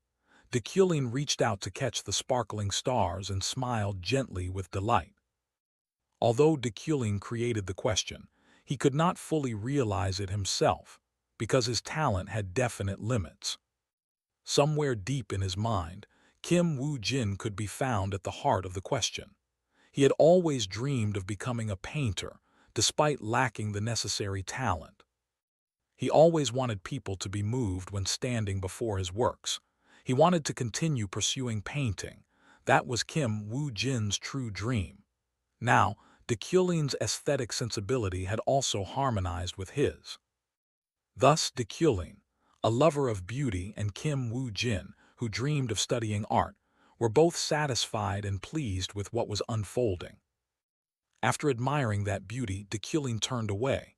"Well done, Sylvia. And also, thank you for that." Hearing this, Sylvia's face filled with astonishment. She didn't understand why de Keulen was thanking her. Before she could say anything, de Keulen had gone, leaving her standing alone with chaotic thoughts. "Me too, I want to thank him as well." Sylvia stepped forward and touched her own work. The words and expectations placed on her by those around her felt like an inescapable burden. She must become a grand mage. Sylvia was indeed a rare natural talent. Who knew what she might achieve, truly a descendant of a grand mage family. Gazing at the magic before her, it seemed Sylvia had found the path she would choose. No, the magic itself was simply beautiful and perfect. At the same time, Alan had come to Ephraim's room to inform her. "Student Ephraim, your time is up." Despite trying her best, she still couldn't solve the final question. "Ah, I see, how embarrassing." Alan stepped forward and said, "You did very well, Ephraim. Even until the last moment, only 2 people tackled that question." Hearing that, Ephraim shouted, "Sylvia, how is it? Did she solve it?" Alan nodded gently in affirmation. "Ah. She truly is a monster. I'm deadly jealous." Before she realized it, thoughts of the recommendation letter and de Keulen had almost vanished. The only thing left was Ephraim's thirst for learning as a mage and her pure desire for knowledge. She herself wanted to answer everything, all the questions on this exam. Ephraim stood up and said, "Well, although the test is over, the question is still there, isn't it? I'm certain I will solve this question." Having said that, Ephraim smiled brightly. "I'll try harder next time." Alan sympathized and understood her feelings. "Good luck, I'll be cheering for you." "Ephraim, thank you." After finishing the exam, Ephraim wearily walked along the academy path. Completely exhausted. This damn marathon test, if I'd answered every question, I'd probably feel better from the thrill of victory. But the only things awaiting me after such a grueling test were a graffiti-covered door and a cold bed. True brothers, and while she was still brooding, a voice called out from somewhere, "Ephraim." It was her closest friends. They had been waiting there for quite a while. Seeing her kindred spirits there, Ephraim couldn't contain her happiness. "Julie, what's wrong with you?" one asked. "Ephraim, you look like a dried-up corpse. Was the exam that brutal?" she said, looking at Ephraim with pity. "All right, everyone. Since Ephraim worked so hard, let's go get something to eat to celebrate." Of course Ephraim will pay, right? When did I ever say that? A few days after the exam ended, Ephraim finally solved the last question she had missed. Looking at the shimmering light before her, Ephraim smiled softly. Her eyes glittered with joy at her achievement. Choked with emotion, she whispered, "It's beautiful." Suddenly, a familiar voice sounded from behind the door.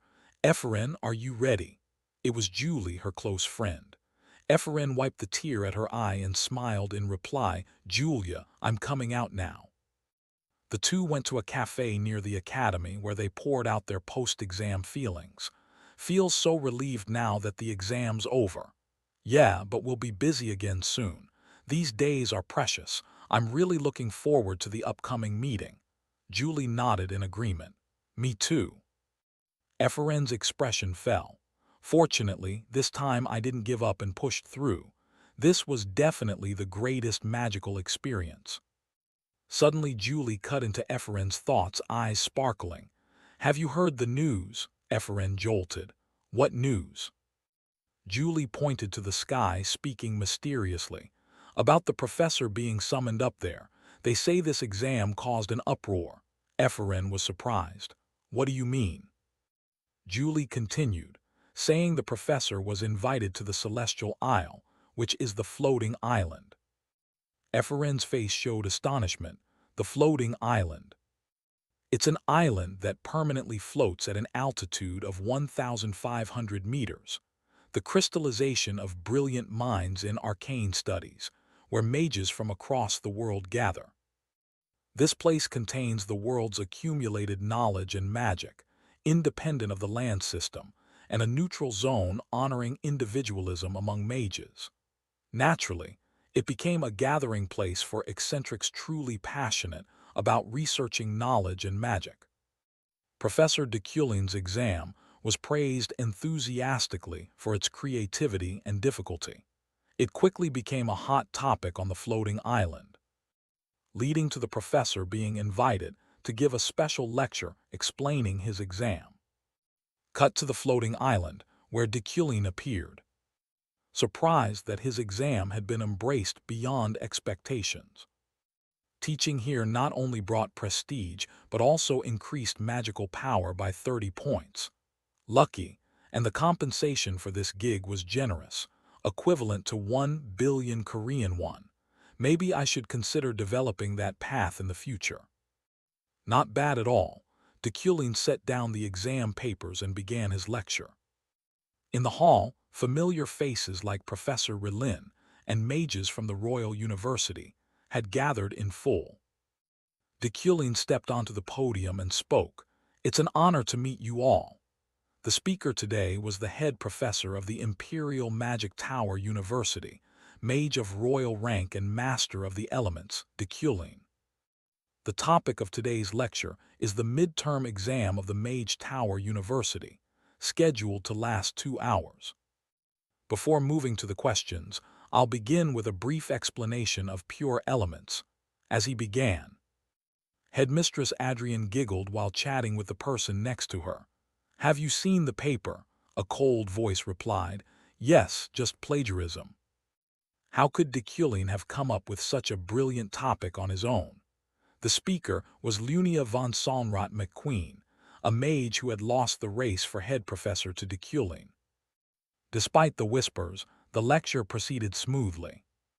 De Culin tried to help the audience grasp the issues by drawing on knowledge previously taught in the Mage Tower's classes. Even the attendees were drawn in by the fresh, systematic presentation and listened attentively. So now we'll take a look at question number 6. As he prepared to analyze the question, Adrian's clear voice rang out. "Professor, I have a question." De Culin turned his gaze toward the headmistress, actively signaling. She drew a magic circle in the air and asked, "As you lectured, if we distinguish pure elements and magical properties, how should one optimally combine this sixth magic with the destructive system?" De Culin pondered, using his understanding trait to analyze. He smiled faintly, thinking to himself, the headmistress came as well. Well, the reason for her presence was obvious. The headmistress had always been known for her slyness. Given de Culin's past, it was understandable she'd doubt the exam. "Shall we coordinate it properly then?" De Culin drew a straight line into the magic Adrian had created and transformed it into his own. "Just add a core circuit in a straight line like this and it's enough." De Culing's answer left the headmistress astonished. She stammered, "Oh yes, that's right. Thank you, Professor." However, Adrian did not stop. With childlike curiosity, she kept firing tricky questions his way. But de Culing remained calm, relying on his understanding trait to smoothly handle every challenge. Gradually, the mage's gazes in the room shifted from focused to annoyed, feeling Adrian was disrupting the lecture. Realizing this, she fell silent. With 10 minutes left in the lecture, de Culing gathered his materials and said in a low voice, "I've spent too much time on Q&A, so I won't explain the final question separately." All eyes immediately turned to Adrian. Her face flushed with dissatisfaction, but she bit her lip and stayed silent. Suddenly, another voice rang out. "Professor, may I ask a question?" "Did you actually come up with question 8 yourself?" The asker was Lunia. Her eyes were filled with hatred. De Culing frowned, recalling that she had been expelled from the Mage Tower by him previously, and asked her to state the specific meaning of the question. Unshaken, Lunia remained resolute. "I only want to know whether question 8 was truly composed by you. That's all I want to know." Upon hearing this, the hall erupted in whispers. "Huh, what do you mean? Could it be plagiarism?" De Culing replied coldly, "Drawing inspiration from others is commonplace." Then he unleashed across the room, creating a breathtaking picture. "This entire question was completely created by me. This is the work I just made on the spot. It is entirely different from question 8 in the recent exam." Having said that, de Culing turned to look at Lunia and responded, "Is that answer satisfactory now, Professor Luna?" Luna's face twisted with resentment, teeth clenched in anger, but things were already beyond her control. The lecture ended, the task completed, and his mana increased by 30 points. On the way back, de Culing mused according to the storyline. His relationship with Luna was certainly not good. Though things went smoothly today, trouble was likely to arise soon. All in all, surprises surrounded de Culing. He froze at a mysterious person walking by. "Huh, who is that? The face looks familiar." The woman turned to look at de Culing with a cold, murderous gaze, as if she'd hated him for a long time. De Culing worried, thinking, "What's going on? Her expression looks like she's about to punch me." They stood staring at each other for a while, with annoyed faces, without speaking. He searched his memory, and finally remembered she had been a fellow student of de Culing's at university. He stepped forward and extended his hand amicably. "Long time no see, Charlotte." Her eyes showed confusion. "Oh my, de Culing, I don't think we're close enough to use first names." He replied calmly, "Then shall I call you Princess Maho?" "Don't you care whether de Culing and Charlotte are close? The most important thing is Princess Maho, whom Charlotte protects. Given the current situation, Emperor Krebim will soon pass away. When that moment comes, it will be a major turning point in the game. Many named characters will face life-or-death situations, and new upheavals will occur. This time, the person he must save is named Maho. She is one of the characters he created himself. She will become an important factor positively influencing the main quest in the latter half of the game. Due to her complicated bloodline, Maho's life is always threatened. Second in the line of succession to the throne of the Third Republic, within the succession of the Kingdom of Liak. She is a princess with royal blood running through her veins. Currently, she is staying in the Empire for study, but when the Emperor dies and she leaves the Empire, she will be in danger. Charlotte's face pinched in discomfort. He was still good at forcing others to speak cruel words despite not having seen them in a long time. De Culing. Suddenly he produced a crystal orb toward her, leaving Charlotte stunned. He continued, "Don't get too agitated. I will be the lifeline for the teammate who chose the path of death." Charlotte couldn't understand what he was saying. She returned to her room carrying de Culing's crystal orb. Charlotte pondered the earlier conversation. This is a communication crystal. Once she decides what to do, contact me. Charlotte shouted at him angrily. You want me to ask a favor from someone like you? No way. Hearing that, he calmly said, there's no time left. I'm sure you already know that. But if you still don't want the help, then I accept it. It's up to your decision. Having said that, he turned away coldly and left, leaving Charlotte to ponder alone. She sighed wearily, unsure of what the right course of action was. Suddenly, a voice came from behind. Charlotte, you don't look well. It was Princess Manhwa, the one he was about to protect. Charlotte hurriedly stood and replied, I'm fine, it's just that I know what's happening. Don't put pressure on yourself. Manhwa's eyes looked sadly into the distance. My brother's henchmen will arrive soon. They will try to use me or remove the thorn in their eye. Who cares about the succession anyway? She turned to Charlotte and whispered, I'm very worried. I fled to the Empire under the pretense of studying. But the truth is this place is very livable, and more importantly, it's very safe. However, the heir to the throne won't leave me alone, so we must leave here immediately. Charlotte held her head and pondered. Yes, I understand. The princess seemed to recognize Charlotte's fatigue and worry. She took a suitcase and stepped forward. This is the money I've saved up until now. But why are you giving this money to me? Charlotte asked. The princess replied calmly, I know you don't have enough to hire mercenaries to escort us home, Charlotte. No, princess, I'll handle that money myself. Manhwa turned away and said, Don't shoulder everything on your own like that.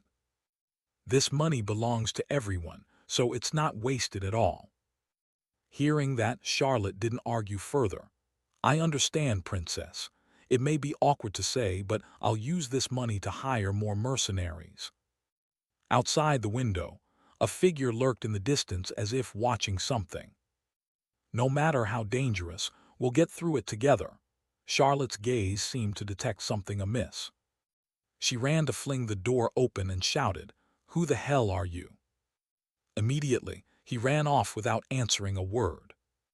Charlotte's face filled with worry. This is bad. Things are getting more and more dangerous. If we don't get help, the situation will only worsen.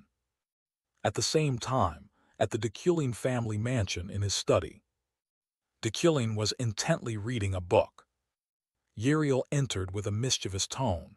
You read so much, I didn't realize you liked reading that much. At least answer me, big brother. She walked around him and continued, I heard you were invited to lecture on the floating island, right? And it seems they paid you quite a sum. He replied calmly, I'm not giving you a single coin. Uriel, what do you mean by that? I didn't even think about it. She moved on to another matter. Anyway, an official letter just arrived. The new students of the Mage Tower want to visit our lands on their trip. But before she could continue, he bluntly refused. Not allowed. You should at least consider it. He imagined those students getting drunk and vomiting all over the mansion, and thought it was unacceptable. We can't clean up trips like that, I won't permit it. Uriel, puzzled, asked, What are you talking about? She put her hand in her pocket as if to take something out. Don't joke, look at this document. We don't do everything for free, and this is an opportunity to showcase our magic to the new students. But he immediately raised his hand to refuse. Get out, Uriel, just glance at it once. Yet his face turned strangely serious. Hurry up right now. Although confused, she had to agree. All right. Uriel turned and left with displeasure. He really was stubborn. He watched her silhouette to make sure no one else was in the room. He slowly took the communication crystal orb in his hand, and in a low voice said, Go, teammate, on the other end is Charlotte. Although reluctant, I think we must leave immediately. There's no time left, please help me. Deculin. He turned and used magic to retrieve the map in the corner. Very well, you'll follow everything I say, won't you? What do you mean? He looked at the map on the table and continued. Princess Maho has only one escape route. It's an extremely dangerous route, but that danger is precisely what makes it safe. What is it? He answered calmly, the crevice gorge. His answer startled Charlotte. What? That place is heavily corrupted by mana energy. Someone like you should know that, Deculin. He spoke irritably. Do you think you can avoid a death route just by taking the normal road? Why? Trust me, Charlotte, we'll get through the crevice gorge safely. The rugged mountains are incredibly dangerous. The evil aura there is so thick it's like a demon's lair. Some even say demons occasionally appear there.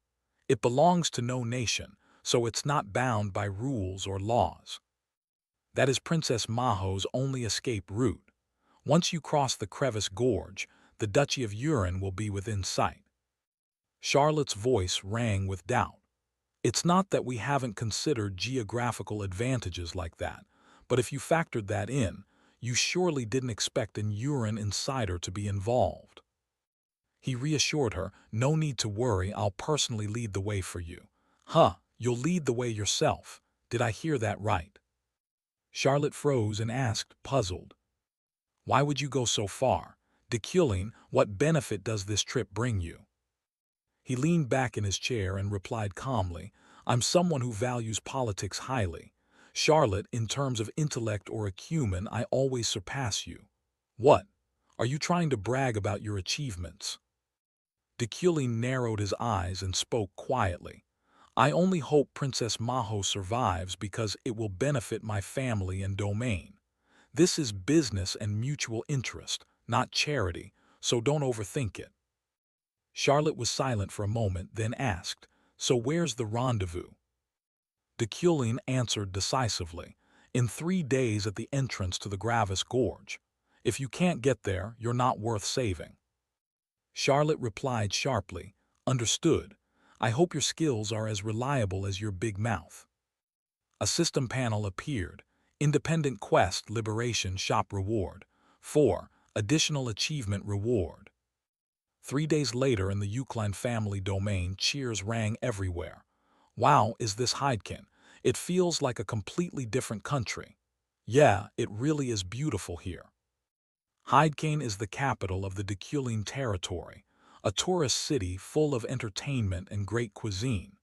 It's modeled after famous livable cities in the real world. That said, despite repeated requests to hold gatherings here, Deculin had always refused until now. Uriel beside him teased, why the sudden change of mind? You used to say gatherings shouldn't be held here. Didn't you keep complaining about how filthy they are? He pondered. The reason is Heidkin is near the crevasse gorge.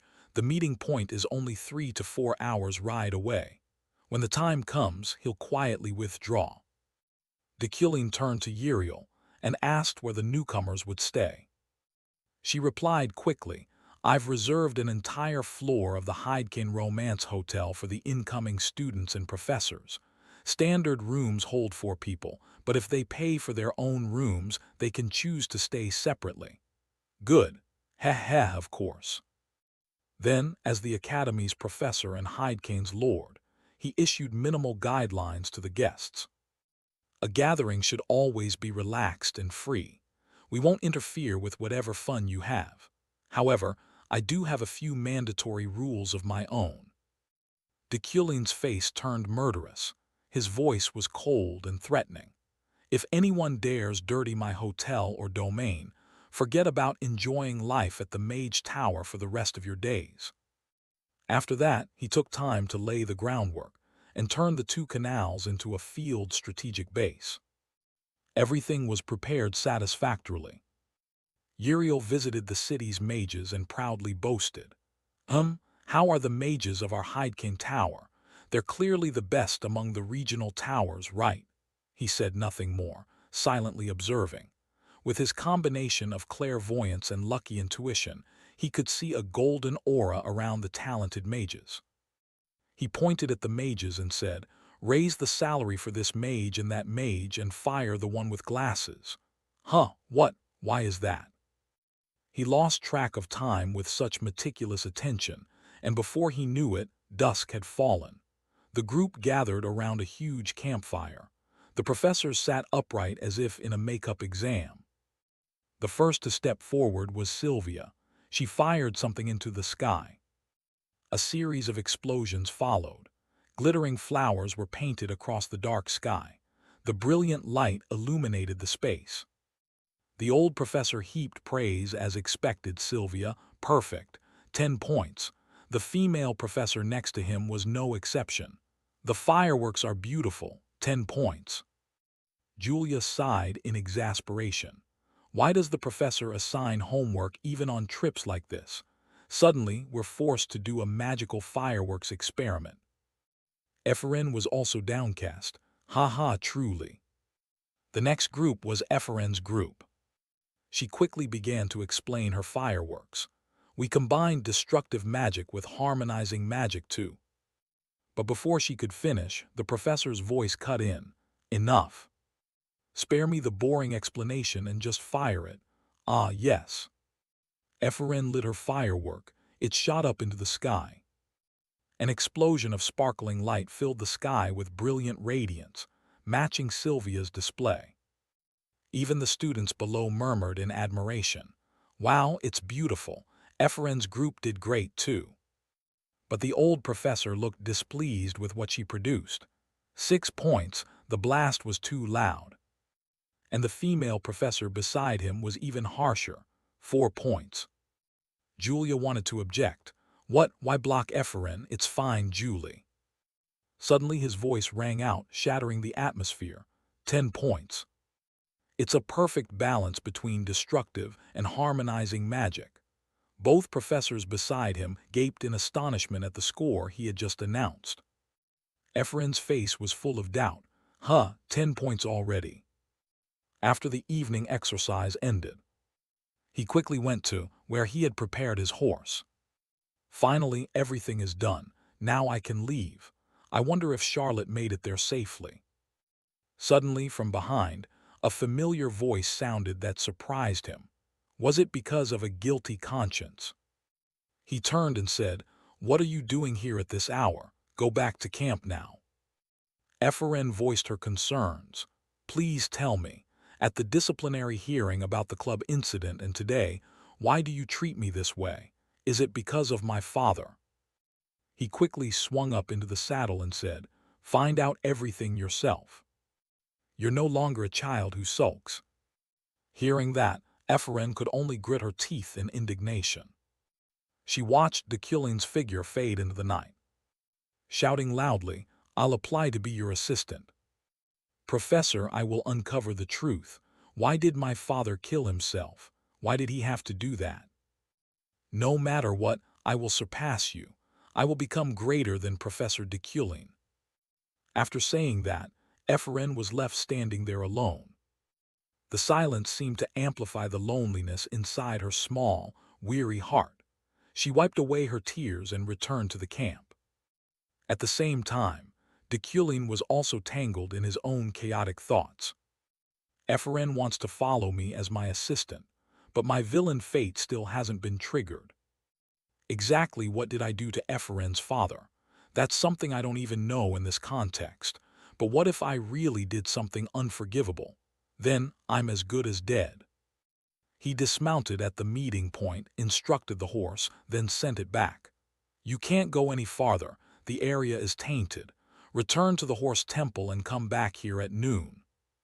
Having said that, he looked around. Has Charlotte's group arrived? I should contact them through the crystal. But before he could, Charlotte's voice rang out, "De Kulin." He replied gently, "You must have had a hard journey to get here, right?" Charlotte appeared with Princess Maho.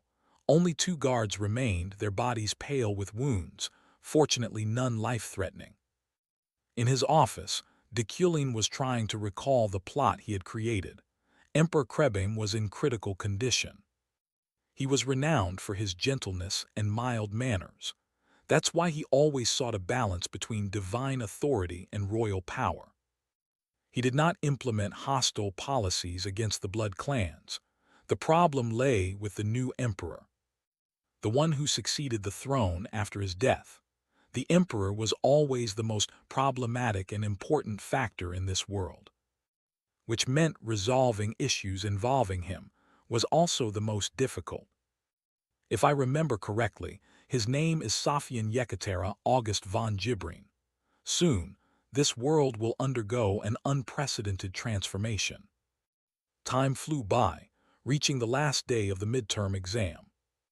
At that moment, a large number of students had given up DECULEIN's marathon exam.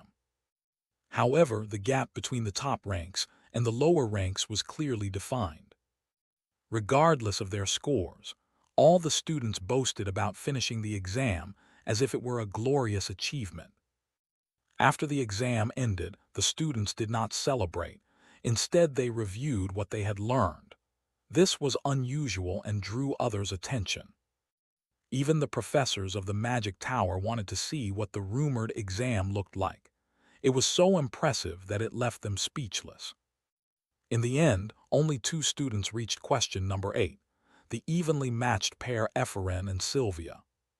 Sitting at the desk, Ephraim muttered in frustration, "That damned question 8, this is the final obstacle I have to overcome. I must solve it." After downing so much coffee, she couldn't give up now. Her face was hollowed, as if she'd pulled several sleepless nights preparing. "If I focus a little more on the question, I can definitely do it." In the hallway outside, Min and his assistant watched the 2 remaining students closely. Suddenly, a light shone from one of the rooms, signaling success. Alan quickly spoke, "Professor." One of the 2 had solved the final question. His face was calm, but the thought in his head was clear. "I knew she could do it." Deculin quickly went to that room and opened the door. Inside the room, sparkling lights enveloped everything. Deculin approached and spoke softly. "I knew you could solve it. Sylvia, congratulations on your success." Hearing those words, Sylvia turned quickly, her eyes filled with tears of happiness. Could the final question be this beautiful? The magical lights filled the space and painted a stunning picture. Van Gogh's Starry Night was elevated into a magic realism masterpiece. Bright colors were saturated with elemental magic. Even the blues seemed to radiate warmth beneath the stars, carrying hope within the darkness. Hot and cold hues were blended with exquisite artistry. Not only visually striking, it truly conveyed a genuine, warm sensation. It was indeed a masterpiece of humanity. Deculin reached out to catch the twinkling stars and smiled gently with delight. Although Deculin had created the question, he couldn't realize it himself because his talent had certain limits. Somewhere deep in this mind, Kim Woo-jin could be found at the heart of the question. He always dreamed of becoming a painter, even though he lacked the necessary innate talent. He always wanted people to be moved when they stood before his works. He wanted to continue pursuing painting. That was Kim Woo-jin's true dream. Now, DECULEIN's aesthetic sense had harmonized with his. Thanks to that, DECULEIN, who loves beauty, and Kim Woo-jin, who dreams of studying at an art school, were both satisfied and content with what was happening. After admiring the beauty, Deculin turned and left. "Well done, Sylvia. And also, thank you for that." Hearing this, Sylvia's face registered astonishment. She didn't understand why Deculin was thanking her. Before she could say anything, Deculin had gone, leaving her standing alone with chaotic thoughts. "Me too, I also want to thank him." Sylvia stepped forward and touched her work. The words and expectations of those around her weighed on her, like an inescapable burden. She must become a great mage.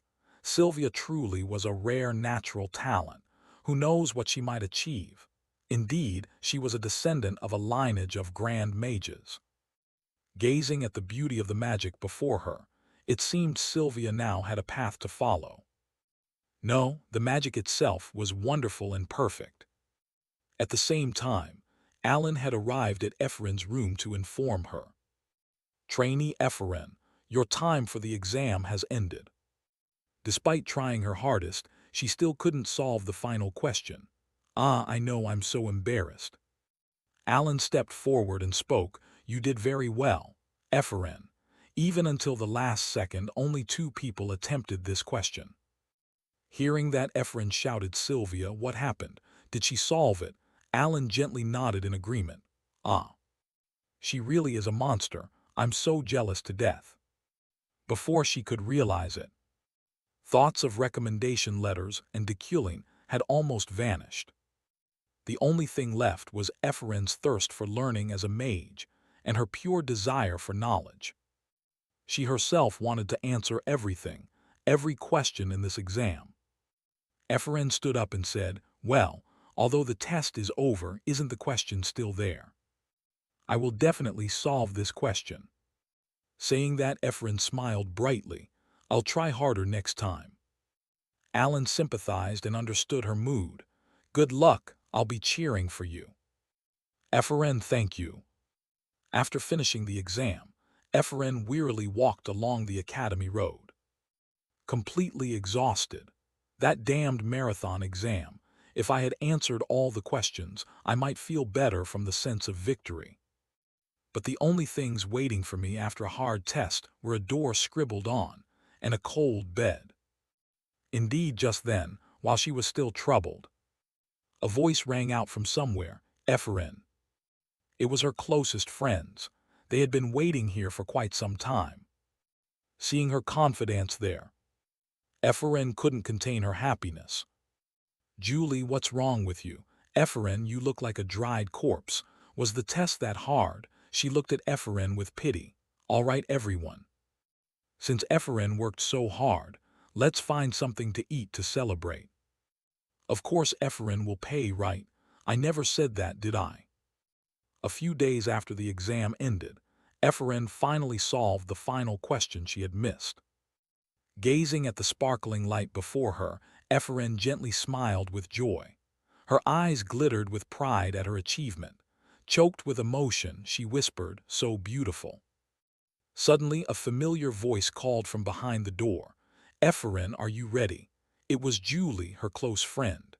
Efren wiped the tear at her eye and smiled, replying, Julia, I'm coming out now.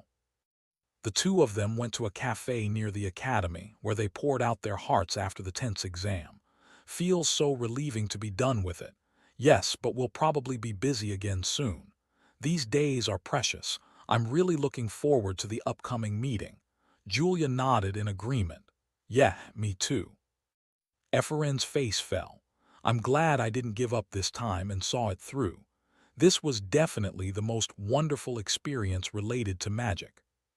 Suddenly Julie interrupted Efren's thoughts, her eyes sparkling. Have you heard the news? Efren jumped. What is it?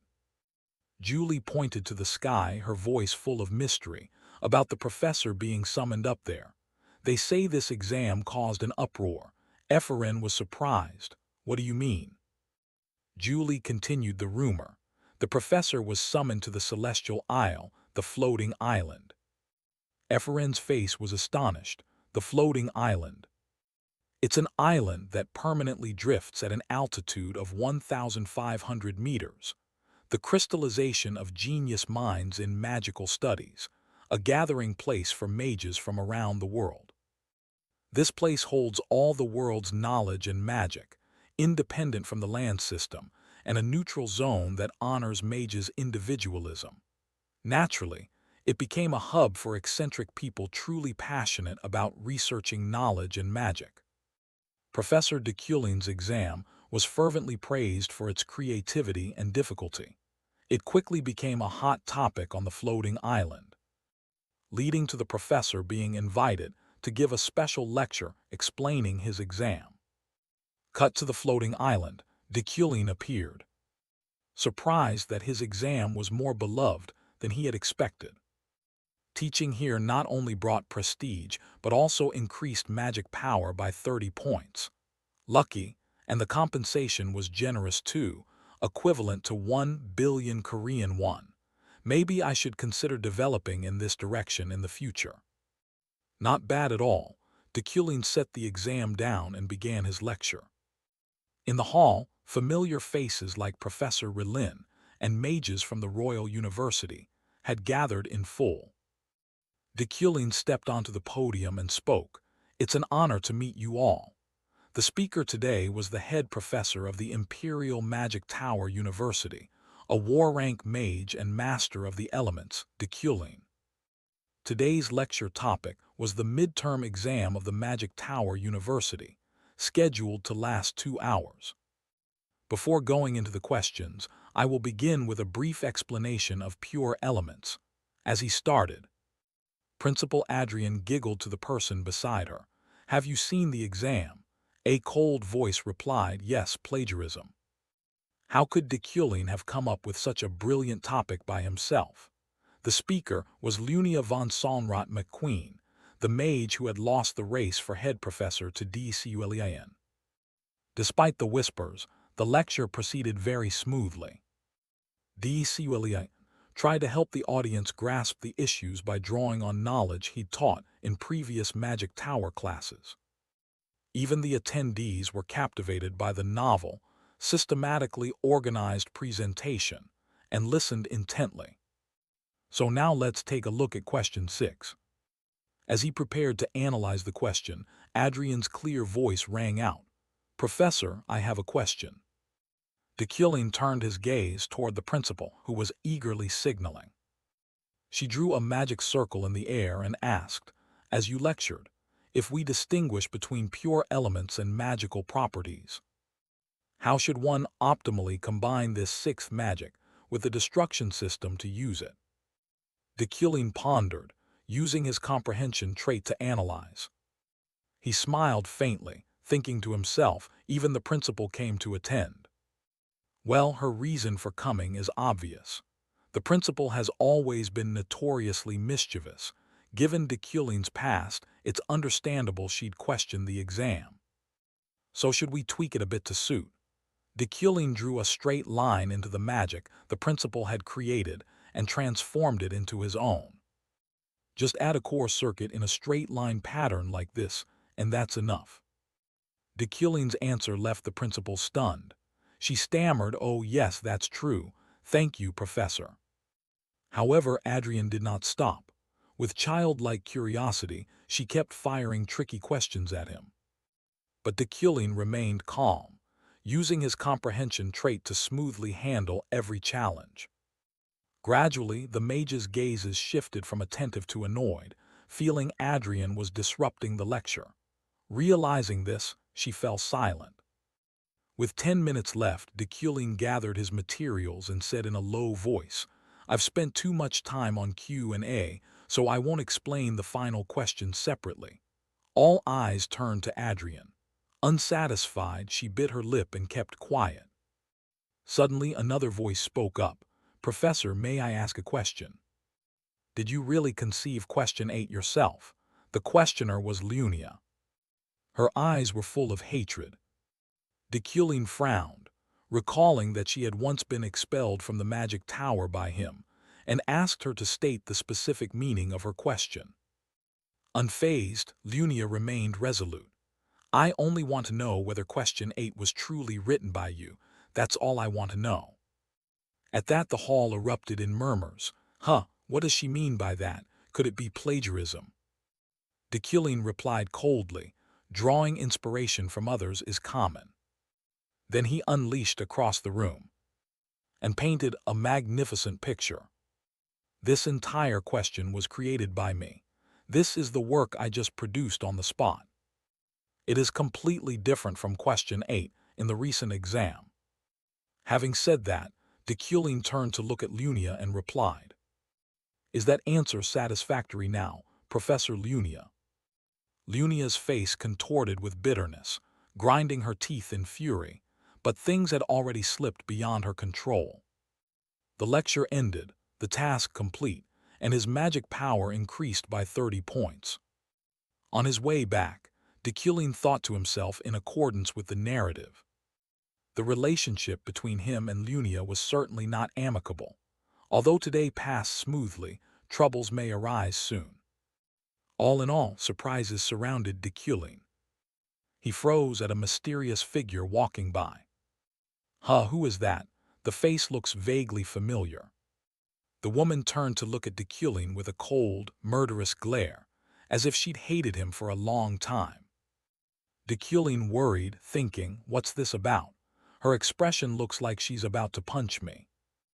They stood staring at each other for a moment with annoyed faces, saying nothing. He rummaged through his memory, and finally recalled she had been a classmate of Deculin's at university. He stepped forward and reached out amicably. Long time no see, Charlotte. Her eyes showed confusion. Oh my, Deculin, I don't think we're close enough to call each other by our first names. He replied calmly, then shall I call you Princess Maho? Don't you care whether Deculin and Charlotte are close?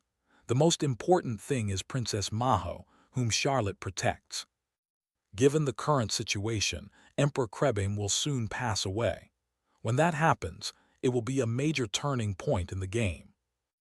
Many named characters will face life-or-death situations, and new upheavals will occur. This time, the person you need to save is named Maho. She's one of the characters you created. She will become an important positive factor influencing the main quest in the latter half of the game. Because of her complicated bloodline, Maho's life is always under threat. Second, she's in the line of succession to the throne of the Third Republic, within the succession of the Kingdom of Liak. She is a princess with royal blood running through her veins. She's currently staying in the Empire under the pretense of studying, but when the Emperor dies and she leaves the Empire, she'll be in danger. Charlotte's face tightened in displeasure. You're still good at forcing others to say cruel things even after so long. Deculin. Suddenly he tossed a crystal orb toward her, leaving Charlotte stunned. He continued, don't get too worked up. I'll be the lifeline for the teammate who chose the path of death. Charlotte couldn't make sense of what he was saying. She returned to her room, holding Deculin's crystal orb in her hands. Charlotte pondered their earlier conversation. This is a communication crystal. Once you decide what to do, contact me. Charlotte shouted at him angrily.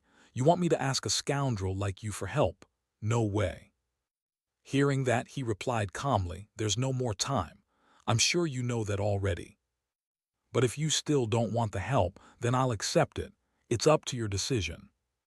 Having said that, he turned away coldly, leaving Charlotte alone to think. She sighed wearily, not knowing what the right course of action was. Suddenly a voice sounded from behind. Charlotte, you look like you're not doing well. It was Princess Maho, the one he was about to protect. Charlotte hurriedly stood and replied, I'm fine, I just understand what's going on. Don't put pressure on yourself. Maho's gaze looked sad and distant. My brother's lackeys will arrive here soon. They will try to use me or remove this thorn in their eyes. Who cares about the line of succession? She turned to Charlotte and whispered, I'm very worried. I fled to the Empire on the pretext of studying. But the truth is this place is very livable, and more importantly, it's very safe. However, the heir to the throne won't leave me alone, so we have to leave here immediately. Charlotte put her hands to her head and thought, yes, I understand. The princess seemed to recognize Charlotte's fatigue and worry as well. She picked up a suitcase and stepped forward. This is the money I've saved up until now. But why are you giving this money to me? The princess asked calmly. I know you don't have enough to hire mercenaries to escort us home, Charlotte. No, princess, I'll handle that money myself. Maho turned away and said, don't shoulder everything by yourself like that. This money belongs to everyone, so it's not a waste at all. Hearing that, Charlotte didn't argue further. I understand, princess. It may not be ideal to bring this up, but I'll use this money to hire more mercenaries. Outside the window, a figure lurked in the distance, as if watching something. No matter how dangerous it is, we'll get through it together. Charlotte's gaze seemed to detect something unusual. She ran to fling the door open and shouted, Who the hell are you? Immediately, he fled without answering a word. Charlotte's face filled with worry. This is bad, things are getting more dangerous. And if we don't get help, the situation will only worsen. At the same time, at the Deculin manor in his study, Deculin was intently reading a book. Uriel stepped in and teased, "You read so many books. I didn't realize you liked reading that much. At least respond to me, big brother." She paced around him and continued, "I heard you were invited to lecture on the floating island, right? And supposedly they paid a sizable fee." He replied calmly, "I'm not giving you a single coin." "Uriel, what do you mean by that? I didn't even consider it." She moved on to another point. "Anyway, an official letter just arrived. The freshmen from the Magic Tower University want to visit our lands on their trip." But before she could continue, he flatly refused. "No, at least you should reconsider." He imagined those students getting drunk and vomiting all over the manor, and thought it was unacceptable. "We can't clean up after trips like that. I won't allow it." Uriel looked puzzled. "What are you even talking about?" She put her hand in her pocket, about to take something out. "Don't joke, look at this document. We don't do things for free, and this is a chance to showcase our magic to the freshmen." But he immediately raised a hand to refuse.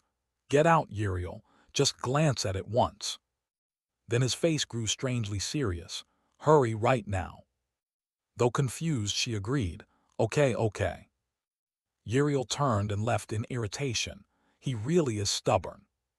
He watched her silhouette go to make sure no one else remained in the room. He slowly took the communication crystal from his hand, and in a low voice said, "Go, teammate, over there is Charlotte. Although we don't want to, I think we must leave immediately. There's no time left, please help. Deculin." He then used magic to retrieve the map from the corner. "Very well, you'll have to follow my every instruction, understood?" "What do you mean?" He looked at the map on the table and continued. "Princess Maho has only one escape route. It's an extremely dangerous path, but for that reason it becomes safe." "What is it?" He answered calmly, "The Crevice Gorge." His answer startled Charlotte. "What?"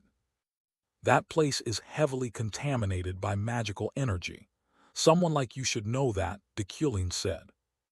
He said irritably, "Do you think the deadly path can be avoided by taking the normal route? Why?" "Trust me, Charlotte, we'll get through the Crevice Gorge safely. The rugged mountains are extremely dangerous. The evil energy there is so thick it's like a demon's lair. Some even say demons occasionally appear there. The area belongs to no nation, so it's not bound by rules or laws. That is Princess Maho's only escape route. Once they cross the Crevice Gorge, the Principality of Urin will be within sight." Charlotte's voice rang out with suspicion. It's not that we hadn't considered such geographical advantages, but when she factored that in, she certainly hadn't expected someone from Urin to be involved. He spoke to reassure her, "No need to worry, I'll guide you myself." "What? You're personally going to lead the way? Did I hear that right?" Charlotte froze, and she asked in surprise, "Why would you go so far out of your way? Deculin, what benefit does this trip bring you?" He leaned back in his chair and replied calmly, "I'm someone who values politics highly. Charlotte, in terms of intellect or discernment, I always surpass you." "What? Are you trying to brag about your achievements?" Deculin narrowed his eyes, his voice low. "I only hope Princess Maho survives, because that will benefit my family and domain. This is business and mutual interest, not charity, so don't overthink it." Charlotte was silent for a moment, then asked, "So where's the meeting point?" Deculin answered decisively and quickly, "In 3 days at the entrance to Gravis Gorge. If you can't make it there, then you're not worth rescuing." Charlotte replied sharply, "Understood. I hope your skills are as reliable as that big mouth of yours." A system panel appeared. Solo Quest Rescue Shop Reward 4. Additional Achievement Bonus. 3 days later, across the Euclid domain, cheers rang out everywhere. "Wow, is this Hydekane? Seems like it. Feels like a completely different country. Yeah, it really is beautiful here." Hydekane is the capital of the Deculine territory, a tourist city full of entertainment and excellent cuisine. It's modeled after famous livable cities from the outside world. Even so, despite repeated requests to hold gatherings here, Deculine had always refused until now. Uriel beside him teased, "Why the sudden change of heart? You used to say gatherings weren't allowed here. Didn't you complain endlessly about how dirty they are?" He pondered. The reason is Hydekyn lies near the crevasse gorge. The meeting point is only 3 to 4 hours ride away. When the time comes, he'll quietly withdraw. Deculine turned to Uriel and asked where the newcomers would stay. She answered quickly, "I've reserved an entire floor of the Hydekyn Romance Hotel for the incoming students and professors. Standard rooms are set for 4 people, but if they pay for their own rooms, they can choose to stay separately." "Very well. Heh, of course." Then, as Academy Professor and Lord of Hydekyn, he gave minimal guidelines to the guests. "A gathering should always be free and relaxed. We won't interfere no matter how you enjoy yourselves. However, I do have a few compulsory rules of my own." Deculine's face grew deadly serious, his tone cold and threatening. "If anyone dares to soil my hotel or domain, forget ever enjoying yourself again at the Magic Tower for the rest of your life." After that, he spent time preparing the groundwork and turned the 2NS into a field strategic base. Everything was arranged satisfactorily. Uriel went to the city's mages and boasted proudly, "How are the mages of our Hydekyn Tower? Clearly the best among the regional towers, right?" He said nothing, only observed quietly. With his combination of clairvoyance and divine intuition, he could see a golden aura around the talented mages. He pointed at the mages and said, "Raise the wages for this mage and that one and fire the guy with glasses." What, why is that?" He had spent time so meticulously that before he knew it, dusk had fallen. The group gathered around a huge bonfire. The professors sat upright as if in an additional exam. The first to step forward was Sylvia. She shot something into the sky. A series of explosions followed. Shimmering flowers were painted across the dark sky. The brilliant lights seemed to illuminate the space. The old professor praised the performer, and sure enough it was Sylvia. Perfect. 10 points. The female professor beside her was no exception. The fireworks were beautiful. 10 points. Julia sighed in exasperation. Why does the professor assign homework even on trips like this? Suddenly we're being forced to do a magical fireworks experiment. Ephraim was also dejected. Ha ha, indeed. The next group was Ephraim's team. She quickly began explaining her fireworks. "We combined destructive magic with harmonizing magic too." But before she could finish, the professor's voice cut in. "Enough. Spare me the boring explanation and just fire it." "Oh yes." Ephraim lit her firework, and it shot up into the sky. An explosion of sparkling light filled the sky with brilliance, rivaling Sylvia's display. Even the students below gasped in admiration. "Wow, that's beautiful. Ephraim's group did well too, right?" But the old professor looked displeased with what she produced. 6 points, the blast was too loud. And the woman beside him was even harsher, 4 points. Julia wanted to object. "What? Why?" Ephraim stopped them. "It's okay, Julie." Suddenly his voice rose, shattering the mood. 10 points. It was a perfect balance between destructive and harmonizing magic. Both professors beside him gaped in shock at the score he had announced. Ephraim's expression was full of doubt. 10 points straight away." After the evening exercise ended, he quickly went to where he had prepared his horse. "Finally everything was finished. Now I can leave. I wonder if Charlotte arrived safely." Suddenly, a familiar voice from behind startled him. Was it because of a guilty conscience? He turned and said, "What are you doing here at this hour? Go back to camp." Ephraim voiced her concerns. "Please tell me, at the disciplinary hearing and the club incident and even today, Why do you treat me that way? Is it because of my father? He quickly mounted his horse and said, "Find out for yourself. I'm not a child who sulks anymore." Hearing that, Ephraim could only grit her teeth in bitter resentment. She watched Deculin's figure fade into the night and shouted, "I'll apply to be your assistant. Professor, I will find out the truth. Why did my father commit suicide? Why did he have to do that? No matter what, I will surpass you. I will become greater than Professor Deculin." Having said that, Ephraim was left standing there alone. The silent space seemed to amplify the loneliness within her small, solitary heart. She wiped away her tears and returned to the camp. At the same time, Deculin was also troubled by chaotic thoughts. Ephraim will follow me as my assistant, but my villainous fate hasn't been triggered yet. Exactly what did I do to Ephraim's father? That's something I don't even know in this context. But what if I really did something unforgivable? Then I'm surely dead. He dismounted at the rendezvous, admonished the horse before sending it back. "You can't go any further. The area is tainted. Return to the stable and come back here at noon." After speaking, he looked around. "Has Charlotte's group arrived yet? I should contact them through the crystal." But before he could do that, Charlotte's voice rang out Deculin. He replied gently, "You must have had a hard journey to get here, right?" Charlotte appeared with Princess Maho, with only 2 pale-bodied guards remaining, fortunately without life-threatening injuries. After arriving at the rendezvous as promised, Deculin met Charlotte's group and the badly wounded Princess Maho. He stepped forward and courteously bowed. "I am Deculin Eucline, head of the Imperial Royal Academy of Magic. From now on I will clear a path for the princess to escape. Please rest assured." Princess Maho quickly replied, expressing her gratitude to him. Deculin continued, "The journey to get here must have been arduous. You look truly exhausted." Suddenly Charlotte approached and handed Deculin a letter. What's this? Keep it. This is a paper I took from the mercenaries."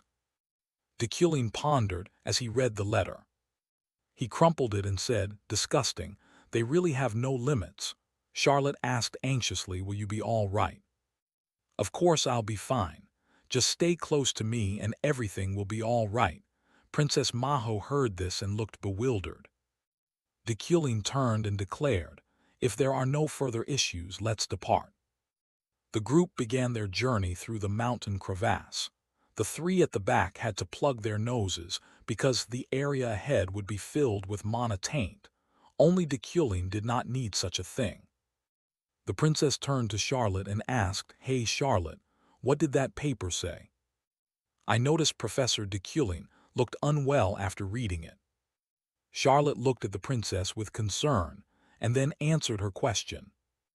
"Because the paper said there are 37 assassins, and one called Dianet pursuing us, Dianet." Charlotte's expression darkened. She explained slowly, "Yes, he is a hybrid creature of demon and spirit, which makes him extremely difficult to destroy with force or magic. That's why compared to the assassins he is a far more troublesome threat. No, it can't be. Moreover, the most disgusting thing is that Dianet is a being born from a contract. A contract. Dianet can only be summoned by a dark magic called demon calling. They use human bodies and demon horns as materials for the summoning. In other words, they use that black magic only cruel sorcerers dare to use to hunt us. People like that want to become rulers of a kingdom. However, if there is anything we can still hope for, it can only be that the person traveling with us now is a member of the Eucline family, an ancient line famed for exorcism that has lasted for centuries." A system notification appeared. The Eucline family's bloodline exerts superior power when destroying evil. When facing demons or when mana taint density becomes high, those bearing this bloodline can purify surrounding mana taint and convert it into their own magic. Purified magic increases in quality by 1 rank. The deeper they went into the ravine, Deculin realized. Indeed, the crevasse was not called a den of monsters for nothing. The mana taint here was so thick it could be felt on the skin. Ordinary people would likely suffer considerable pain just from breathing here. But for Deculin, it was the exact opposite. This was an unimaginable advantage. The dense mana taint temporarily raised Deculin's magic quality to rank 4. Magic quality is so crucial that even a one-rank difference can create a clear gap in ability between mages. Magic quality is usually divided into 10 ranks. Ordinary people are only at rank 9 or 10. Having magic quality of rank 7 or higher qualifies one to attempt becoming a mage or knight. And from rank 5 upward, the number of people who achieve it drops significantly. Famous figures across the continent usually have magic quality at rank 3 or 4. Rank 1 is a symbolic concept reserved for deities, a realm no one has ever reached. Even rank 2 is held by only 4 people on this entire continent: Dzekton of Burkt, the Imperial Jeffreyd's guardian knight, the Archmage Demakin, and finally Adrian, rector of the Royal Academy of Magic. With magic quality at rank 4 now, dealing with someone like Dianant is entirely within reach. As long as there are no major variables, everything should be fine. From behind, Charlotte called out anxiously, "Deculin, could you speed up a bit?" Deculin turned to look at her and replied calmly, "Charlotte, have you let haste cloud your judgment? Stay calm. If you rush, you risk being poisoned by mana taint." Charlotte's face fell. Suddenly, the princess tugged at her sleeve. The princess's voice was gentle, as if trying to reassure Charlotte, "Everything will be okay. Don't worry too much." She quietly looked at Maho with a sorrowful gaze. "Princess Maho, you truly have a kind and warm heart. Even though you yourself must be trembling and more worried than anyone here, you still care about the feelings of your subordinates. I will never let anyone harm you." Suddenly Maho screamed and pointed ahead. "There's something over there."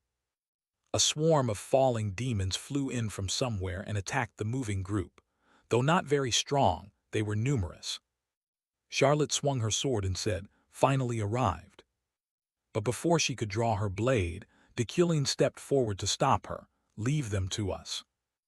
Deculin used his object manipulation ability to prepare an attack with a barrage of razor-sharp stones he had readied beforehand.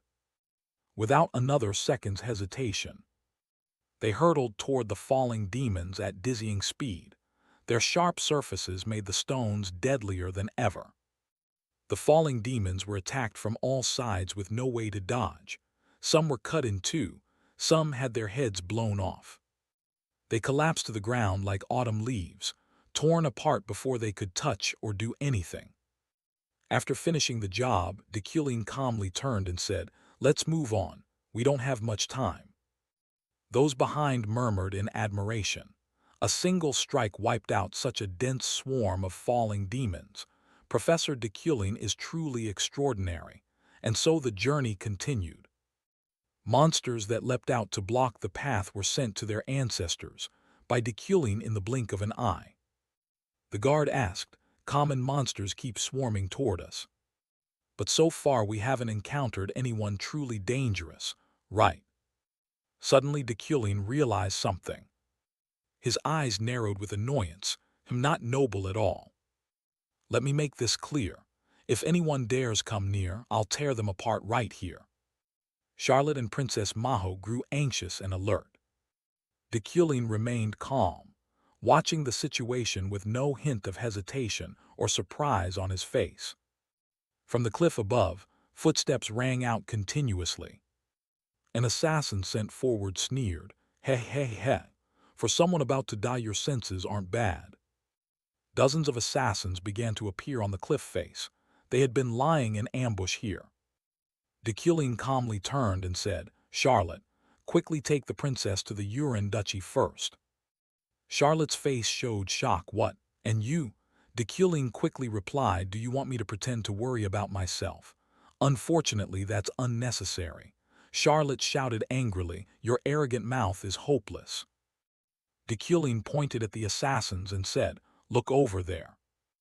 At the assassin's position, Deculin aimed his wand threateningly. A moment later, an explosion blew the area apart. The assassins were easily taken down, each falling without understanding what had happened. The razor-sharp stones cut through them like unstoppable lightning. All were swiftly felled, lying in their own pools of blood. Charlotte was astonished. Deculin said, "Are you more decisive now?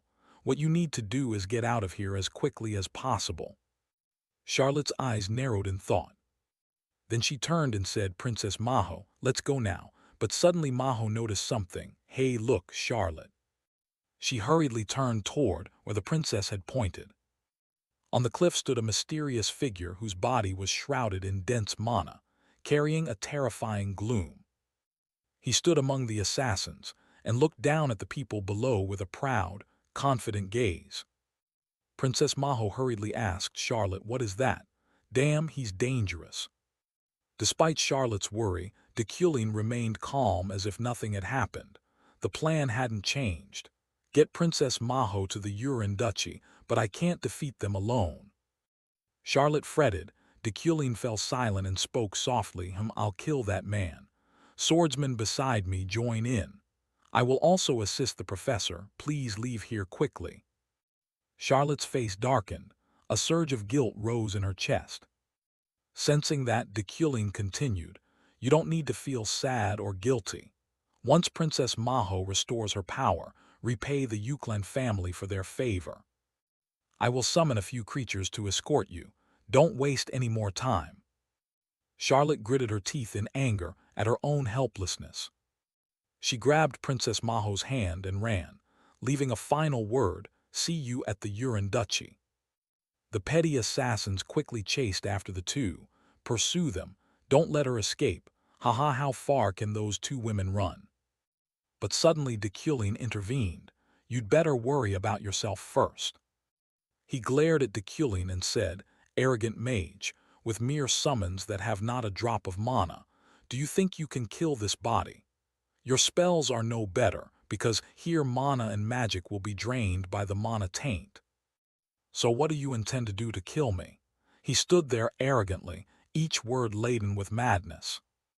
Deculin slowly observed him and thought him confident to the point of arrogance, but he's not wrong. You can't kill someone like him with ordinary physical attacks or common spells. He's almost liquid, and this place is unsuitable for casting magic. However, that's true for other mages. For the Yuklan family, it's completely the opposite. The advantage of this place isn't his alone. The mana quality here isn't the only thing that's increased for me. My mana recovery rate is also amplified. Along the route to get here, Deculin layered multiple manas onto summoned items to strengthen them. So this opponent is not a difficult problem right now. A summoned object appeared directly above the enemy, ready to strike a preemptive attack. Immediately, the stone hurtled down at breakneck speed. Cut his head off. But his body was not like a normal person's. Deculin was sure that wasn't enough. He pressed the attack, tearing the monster's body apart. It countered with a dark mana attack, but Deculin blocked it easily. The swordsman behind worriedly said, "Professor, that one is slow-bodied, but I know him. Focus on the fight." Deculin's eyes shone with determination. "Keep attacking until he's truly dead." He summoned dozens of razor stones at once, readying a finishing blow. The moment Deculin's arm fell, the official assault began. Before the monster's body could heal, dozens of stones surged in. They ripped him into hundreds of pieces, helpless to resist. All that remained were pitiful screams of pain and despair. The swordsman cheered, "You're amazing, Professor." As the final fragment flew straight for the enemy's head, the battle reached its end. At the same time, Charlotte had struggled to defeat the pursuing assassins. She hurried to the princess and shouted, "Princess Maho, are you all right?" Maho collapsed to the ground, exhausted. Her face showed utter fatigue. "I'm fine, just a bit nauseous." Charlotte realized that was an early symptom of monotaint poisoning. "We've just escaped the crevice. Please endure a little longer." Suddenly, a familiar voice rang out from behind. Maho turned and saw the familiar figure of her grandfather, Jurin, Minister of Internal Affairs of the Urin Duchy. Seeing him, she felt some relief. The mission was accomplished. He approached Maho and said, "You've worked hard. Forgive us for only being able to wait here." "It's all right, I understand, and I'm grateful." He turned to Charlotte and asked, "And you?" Charlotte bowed politely and replied, "I'm Charlotte, Princess Maho's escort." "I see. Sir Knight Charlotte, thank you. You escorted Maho here alone." Charlotte's face briefly saddened. "No, there were others who helped us." She turned to look toward the ravine they had just exited, thoughtful. "Minister, could you wait for them a while?" "Of course." So the group waited from dawn until dusk, but Dekulin and the swordsman still had not appeared. There was only an empty road with no one in sight, the sunset casting the space in blazing red. Princess Maho anxiously asked, "Will Professor Dekulin be all right?" Charlotte's face darkened. He truly risked his life to protect the princess. Jurin patted the princess's shoulder lightly and said, "We should go now." The group quickly entered through the city gate. Lingering glances still stole a few brief moments. And true to their hopes, the person they had been waiting for finally arrived. Dekulin slowly approached, his clear voice ringing through the air. "Looks like you made it here safely." The swordsman scratched his head and smiled sheepishly. We're still alive here." The two ran to each other joyfully under the sunset, emotions surging as if meeting for the first time. After dealing with the assassins and getting the princess to safety, Dekulin quickly said his goodbyes. "I'll be returning here now." Charlotte hurriedly asked in concern, "What? Don't you need to rest a bit?" Dekulin gently brushed off his coat and replied, "No need, it's all finished. For details, ask the swordsman to tell you."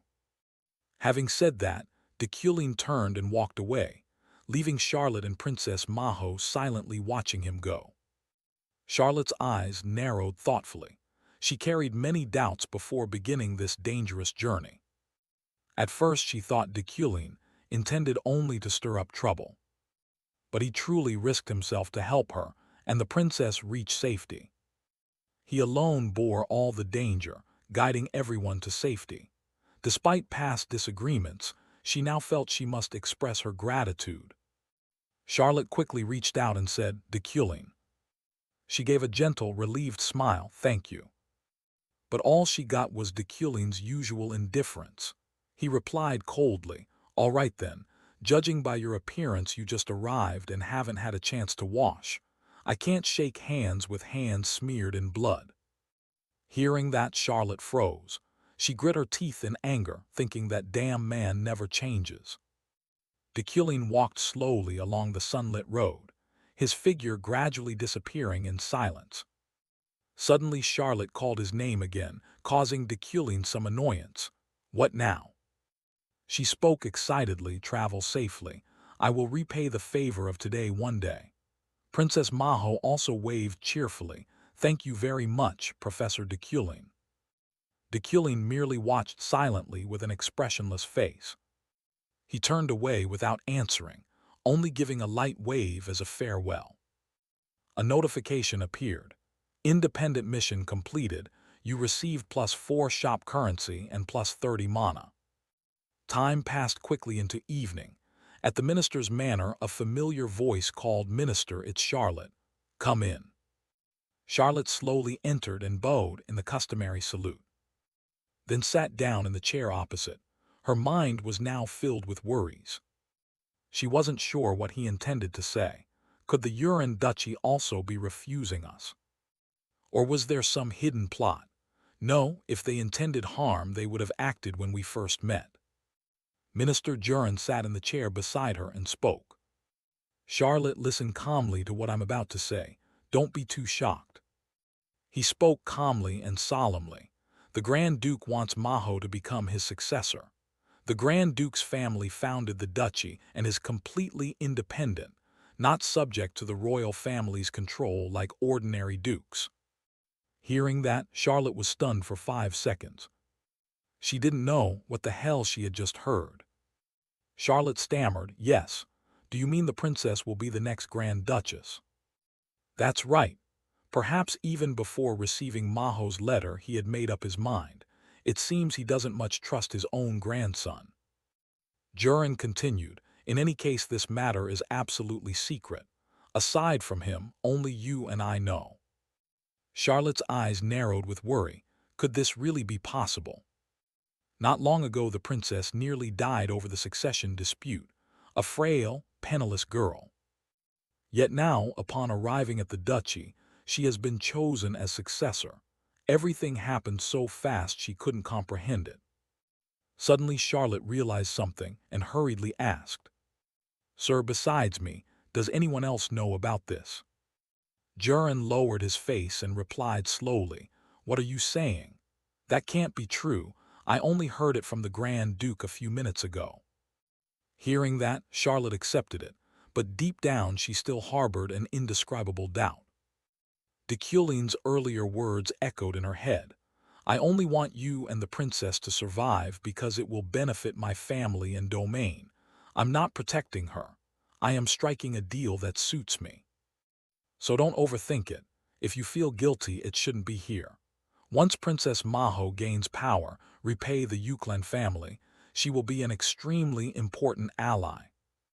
The more she thought, the more tangled Charlotte became. What did he really mean? He acted as if he had foreseen this. "I've been too familiar with politics. In intellect and insight I'm far superior to you," Deculin had said. At first Charlotte took it as arrogant boasting, but could he really have known everything and planned from the start? Her face darkened as she thought, truly a monster. But what Deculin did was an undeniable fact. Charlotte gave a gentle, relieved smile. She wondered if Deculin had returned safely. At the same time, at his manor Deculin was stretched out on a warm bed. He sat up after a short sleep. Did he only sleep for about 2 hours? He looked out the window. The sun had not fully risen. Deculin put on his sleepwear, thinking his steel-like constitution wiped away fatigue with a short rest. No matter how harsh yesterday had been, his body had fully recovered now, which reluctantly forced Deculin out of bed. First, I should test my telekinesis ability again, he thought. He mused that modern people would surely envy this steel body trait. Suddenly Deculin stopped. Something stirred within him. He sighed tiredly, wishing he'd trained earlier. Wake train. Never resting, never stopping, always seeking his own weaknesses to fix. This habit likely formed because Deculin was always close to danger, but that alone doesn't explain it. The disciplined routine, the never-yielding will, the steel spirit. Those things helped him live a life without waste. Deculin looked up at the ceiling and thought, if only I'd been like this earlier. He recalled his girlfriend looking at him with weary eyes. "What's wrong? Do you want to say something?" "Ah. No, I'm leaving." He hadn't realized then how pathetic he was. Focused only on trivial, worthless things. If Kim Woojin had been like Deculin now, perhaps she wouldn't have left him. Deculin sighed. It's hard to sleep more. Being a steel man has its inconveniences. For someone trapped in a game like him, 22 hours a day felt truly too long. Cut to the harbor. The students had returned to the capital. "So fun, it's a pity to leave." "Yeah, next time we should bring the whole family." In a small alley, Ganesha was secretly hiding from something, while the kids with her eagerly looked outside. "Oh, there are so many mages, I want to watch too." They were rookies from the mage tower returning from the ravine. Ria stood in the corner, puzzled. "But why are we sneaking and hiding here?" Ganesha turned back with a forced smile. "Aha, it's just too crowded, we'll just stand out of the way a bit." But Ria muttered suspiciously, "HMPH, very suspicious." Ganesha glanced toward the train gate. "Damn it, why is Deculin here right now?" although there have been rumors recently that he's changed. Appearing publicly with someone from the previous mission is clearly not a good idea. Yet that face was so handsome she wanted to keep starring, even while hiding like this. How can someone be so beautiful in this world? While Ganesha was lost in thought, Ria calmly walked past. No matter how crowded it is, it's worse to be squeezed into this alley. I'm going outside. Ganesha hurriedly stopped her. Don't. But her shout drew Deculin's attention. He turned his head to look at her. Damn, he spotted us. Ria beside her stood stunned, as if she'd seen something strange. Ria's face went blank as she looked at the person before her. In that instant, images from the past flooded her mind. Like an unexpected wave, knocking down every barrier of memory she tried to bury for so long. Her eyes suddenly filled with tears. The 8 years they had spent together could never fade. Why is that image returning to my mind? He was clearly just a character in a game. So why do I remember him so vividly? On the other side, Deculin was no exception. He looked at the girl before him and felt she was identical to Ura. The radiant, sun-like smile that had helped him overcome so many hardships in his previous life.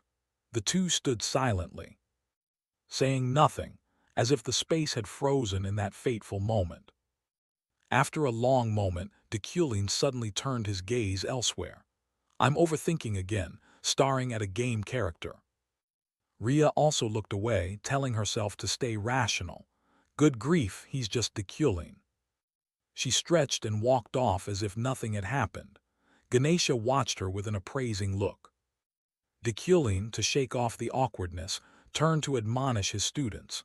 I'll deduct points if you walk and eat and drop crumbs. Watching him, Ganesha thought to herself, he obviously saw, so why didn't he say anything? Has he really changed? Cut to the city a few days later. A carriage was speeding down the road. Jiriel sat in the carriage trembling with fear. Seeing this, Deculin spoke up to admonish her. Calm down, Jiriel. Stop shaking like a wet dog. She replied, but we're on our way to meet the new emperor. It's strange not to be scared. Deculin reassured her. All you need to do at the coronation is bow. We're not having a private audience, don't make a fuss. He handed her a stack of papers. Take this. Jiriel asked, what's this? Deculin explained it was his compiled analysis after considering various factors, including the new emperor's temperament. Consider this when managing the domain. He thought to himself that 12 days earlier Emperor Krebim had passed away. When the new emperor is crowned, the pace of main story events will accelerate, so he had recorded the important events in advance. If Jiriel follows his advice, the difficulty of future tasks could be reduced.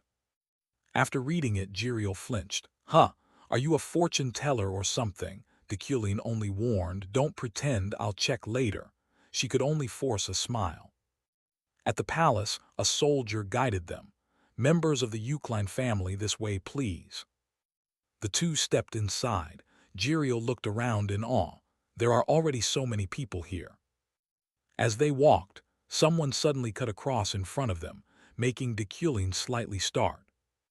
It was Julie. She glanced at him, bowed slightly and continued on. Deculin felt a little awkward. He thought, is she still having trouble with that Veron fellow? At that moment, the crowd behind grew noisy. They turned and discovered the emperor's carriage had arrived. Everyone bowed in unison. A pair of small feet stepped out from the carriage. The new emperor entered to begin the ceremony. She walked straight up to the throne ahead. Before the throne, the crown was placed upon the new emperor's head. Drums sounded along with the people's cheers, welcoming the new ruler. And so, a new emperor was born. She was Emperor Safian Yekatera August von Gibrin. After the long inauguration, Safian yawned boredly, unaware that all eyes were on her. Jiriel whispered, she's yawning. Despite her unrivaled status and power, Safian always felt bored. The reason lay in her character design in the game. She possessed the greatest aptitude. If she wished to be a knight, she could become a paladin. If she pursued magic, she could become an archmage. She had astonishing talent in every field, but because of that, she wasn't interested in anything. Of course, there was an even bigger issue, namely, suddenly Deculin felt an immense pressure directed at him. He broke into a sweat. What? Someone's staring at me. He glanced around to find the source. Then he realized the red gaze was coming from the throne where Safian sat. Jiriel said softly, "His Majesty is watching the nobles." But Deculin remained skeptical. He wasn't sure she was looking at him. But why was that gaze directed at him? Safian held a chess piece and said boredly, "What a dull ceremony. I'm even hopping for some sort of assault or bombing." Charon, standing beside her and used to her temperament, said nothing. He was Safian's personal guard. Safian continued, "But one person has piqued my interest. One person has piqued my interest. I heard you should try this little thing. Do you remember? You said it caused an uproar with just a single statement." She smiled. "I've seen the person who created that. I've seen the one who made it." She smiled softly. "That's why I'm looking at him. This should have been his first time meeting me, yet he seems to know me well." Charon added, "Who doesn't know your Majesty?" She explained, "No, he's different. I can't explain it clearly, but clearly he's assessing me." His gaze didn't waver when he realized I was staring at him. She smiled. "Interesting. It feels like meeting an old acquaintance again." Understanding her meaning, Charon nodded. "I understand, Your Majesty."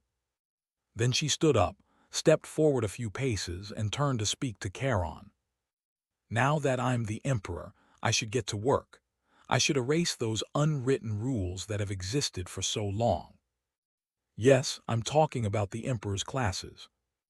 Cut to the academy, with a scene of utter tranquility. Deculin, together with his assistant Alan, was beginning preparations for the new term. Walking along, Deculin spoke. Though the new term had started, the students were foolish as ever. Alan chuckled. "Ha ha, I think the newcomers will need some time to adjust." While they were moving, they noticed a crowd gathering in one spot. Alan asked, "Why are so many people in front of the gate?" Deculin replied calmly, "I don't know." After that, the two entered their office. There, Charon was present with soldiers of the royal guard. He wondered inwardly. The imperial emblem of the palace. Why would a member of the royal family seek me out as well? Charon then produced the imperial edict and read aloud, calling, "Deculin von Grahen-Uklein, please accept with reverence." Without hesitation, Deculin and Alan knelt on one knee, receiving the edict respectfully. Charon continued, "The royal family intends to confer upon the head of the Uklein family, who is also a senior professor of the Tower of Magic, the honor of sharing and discussing magic with His Majesty the Emperor. Professor Deculin has been placed on the candidate list for the position of the Emperor's teaching mage. Therefore, prove your ability by solving the question issued by Court Mage George." Deculin was a little surprised by the proposal. "What? The Emperor chose me?" "The Empire has a tradition that the Emperor will study the world through outside professors within a year of ascending. Knights, mages, and scholars selected through their respective examinations will handle the teaching."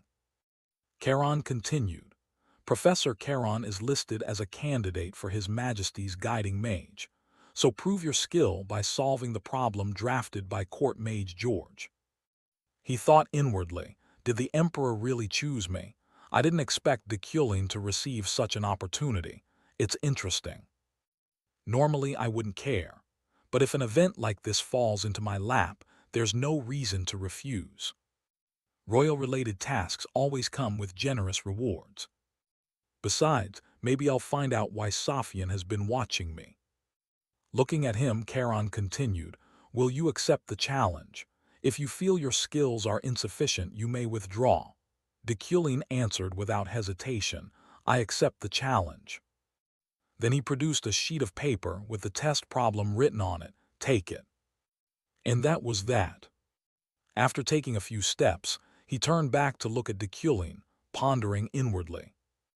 Recalling what George had said, it's a puzzle that would usually stump them for at least 3 days, and candidates must solve it to qualify as instructors. Charon thought this was the problem Lord George had declared very difficult, to see how long the rumored Dekulin would take. Suddenly, a dazzling light emitted from the paper, startling Charon slightly. Dekulin remained calm and observed. At that moment, a stream of mana rose from inside the rolled paper and formed the image of George. He spoke cheerfully, Congratulations, mage. I am George, court mage. I will assess your ability based on the time it takes you to solve this problem. If you solve it within 1 day, it will be considered quite fast. The soldiers began buzzing. My goodness, has it already been solved? Another nodded in confirmation. Yes. Dekulin turned back to the soldiers. That wasn't an easy problem. I solved it because of recent research into ancient languages. Just luck, really. Charon spoke up from behind in praise. Still, that was excellent. Dekulin explained inwardly. The rune script in the problem is a difficult character set found only in ancient texts. But for me, it's different. I was the one who refined this rune font back when I was a game designer. Though it was long ago, with my memory and understanding, a problem of this level is trivial. Seeing that Dekulin had solved the problem, Charon stepped forward and presented a letter. Dekulin, this is an invitation from the royal family. You are qualified to participate in the assessment.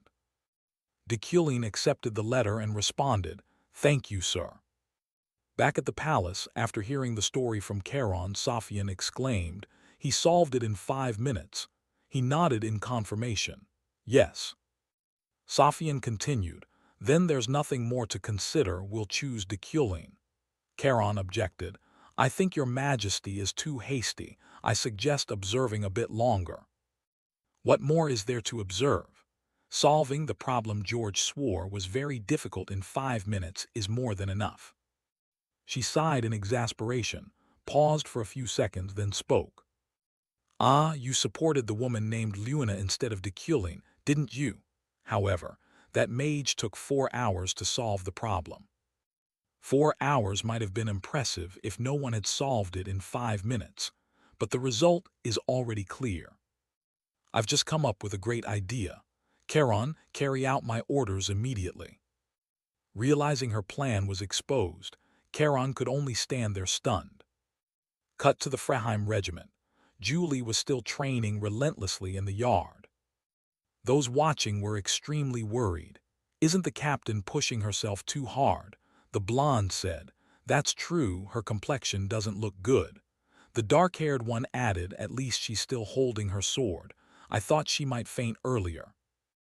The only thing that might uplift Captain Julie's spirits would be, realizing his meaning, the dark-haired man said. News that Veron's body was found, right. But since it's on a cliff, searching will certainly be difficult. Then from outside, a soldier ran in breathlessly. Captain, he was saying something to Julie.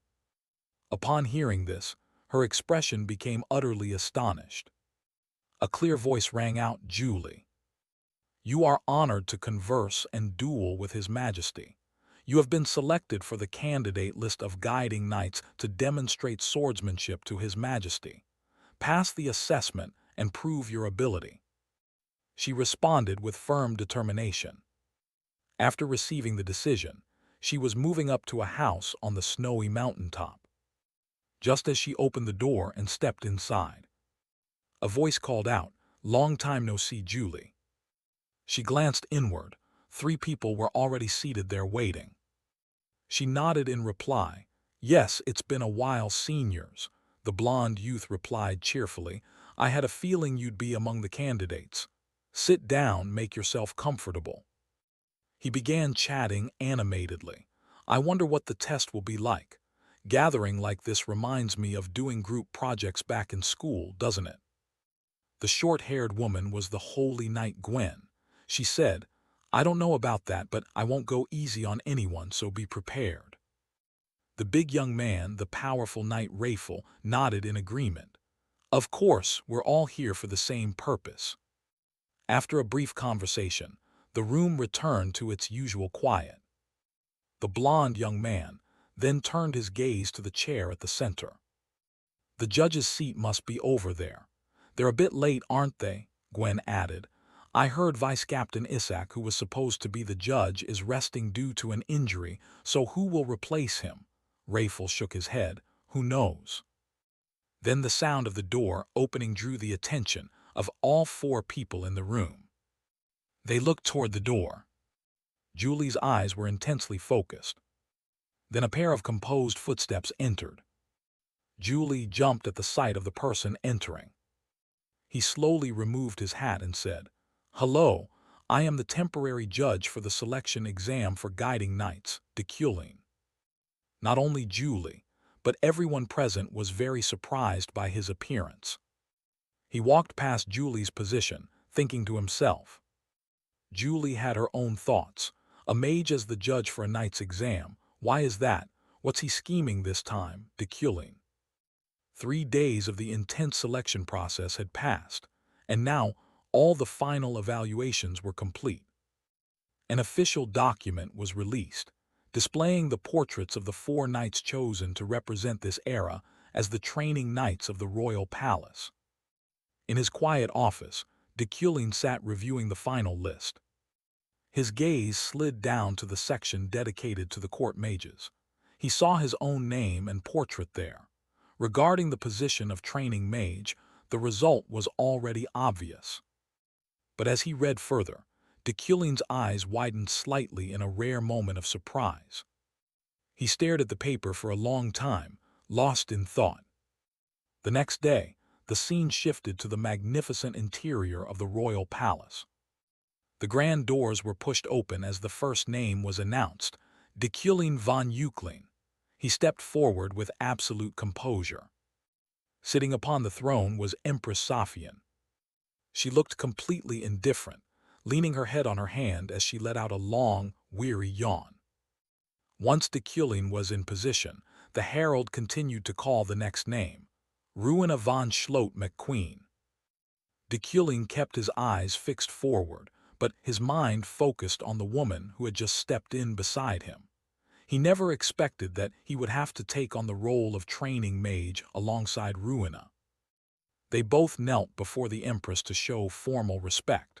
Rowena was someone for whom Deculin could absolutely never feel any goodwill. Since the incidents at the floating island, it was a stroke of luck if they didn't have to face each other. It looked like the days ahead would be incredibly exhausting. Rowena adjusted her glasses, her sharp golden eyes glancing toward the cold protagonist. To her, seeing Deculin here was a bitter reminder of the past between them. She had to face off against him in this place again. Memories flowed back to a few years ago, during the professor promotion evaluation at the university. The hallways had been filled with the whispers of the faculty. A group of professors surrounded Rowena, expressing their enthusiastic support. The position of head professor naturally belongs to you, Rowena. Do your best. Me too, you definitely have to work hard. If someone as tyrannical and arrogant as Professor Deculin takes power as head professor, just thinking about that scene is unbearable. Rowena accepted the praise with a humble smile. Thank you everyone for supporting me. At that time, the competition for the head professor position was essentially a duel between Deculin and her. It was a battle between equals, but for different reasons.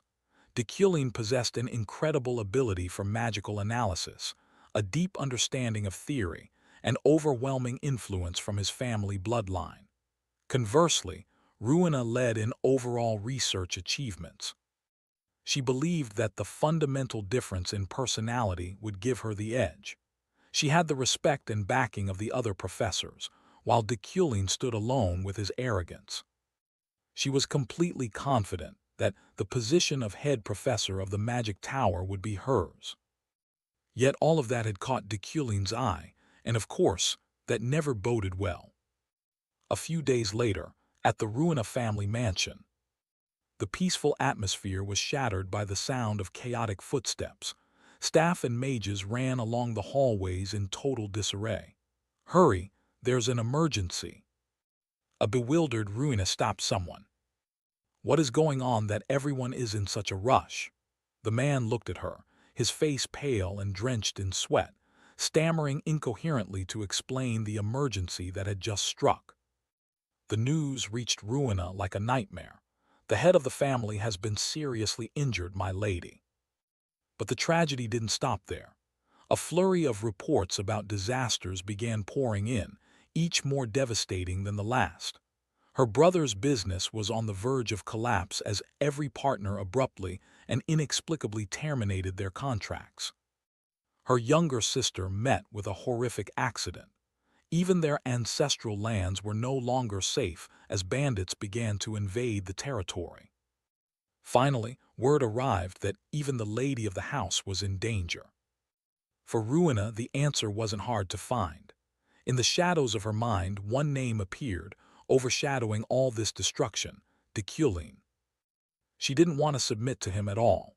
To her, Deculin was the incarnation of evil, and she feared that if she bowed to him now, her family would never be able to rise again.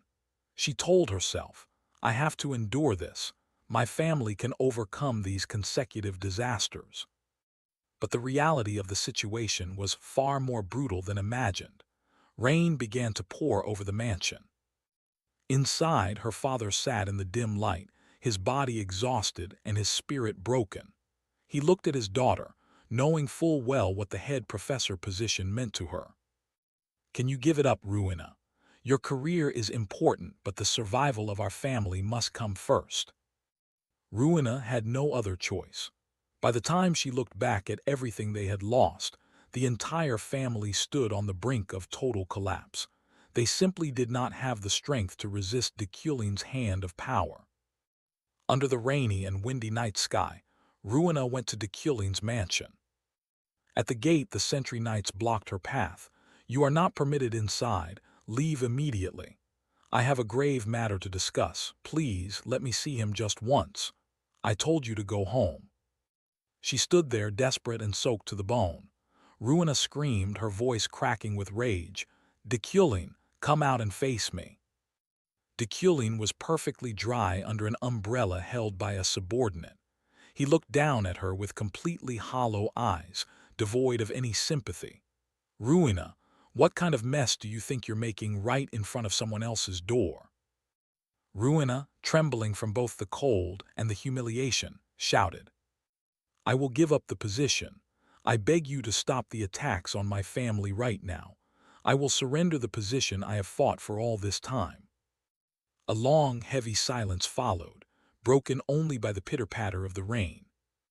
Deculin tilted his head slightly, a faint, superior smile appearing on his lips. "Exactly what should I stop? I have no idea what you're talking about." Ruina could only stare at him in shock. "What?" Deculin continued, his tone shifting into cold authority. "Since you've come here so abruptly, I expect an apology. It turns out I was wrong. An apology." "That is correct. Has the McQueen family not survived until now precisely because they received support from the Euclid family for so long? Yet, someone with the status of a servant dares to act like a dog betraying its master after surviving on my family's grace. Naturally, I must receive an apology." As Deculin turned to walk away, Ruina remained frozen in the rain. The insult scorched her.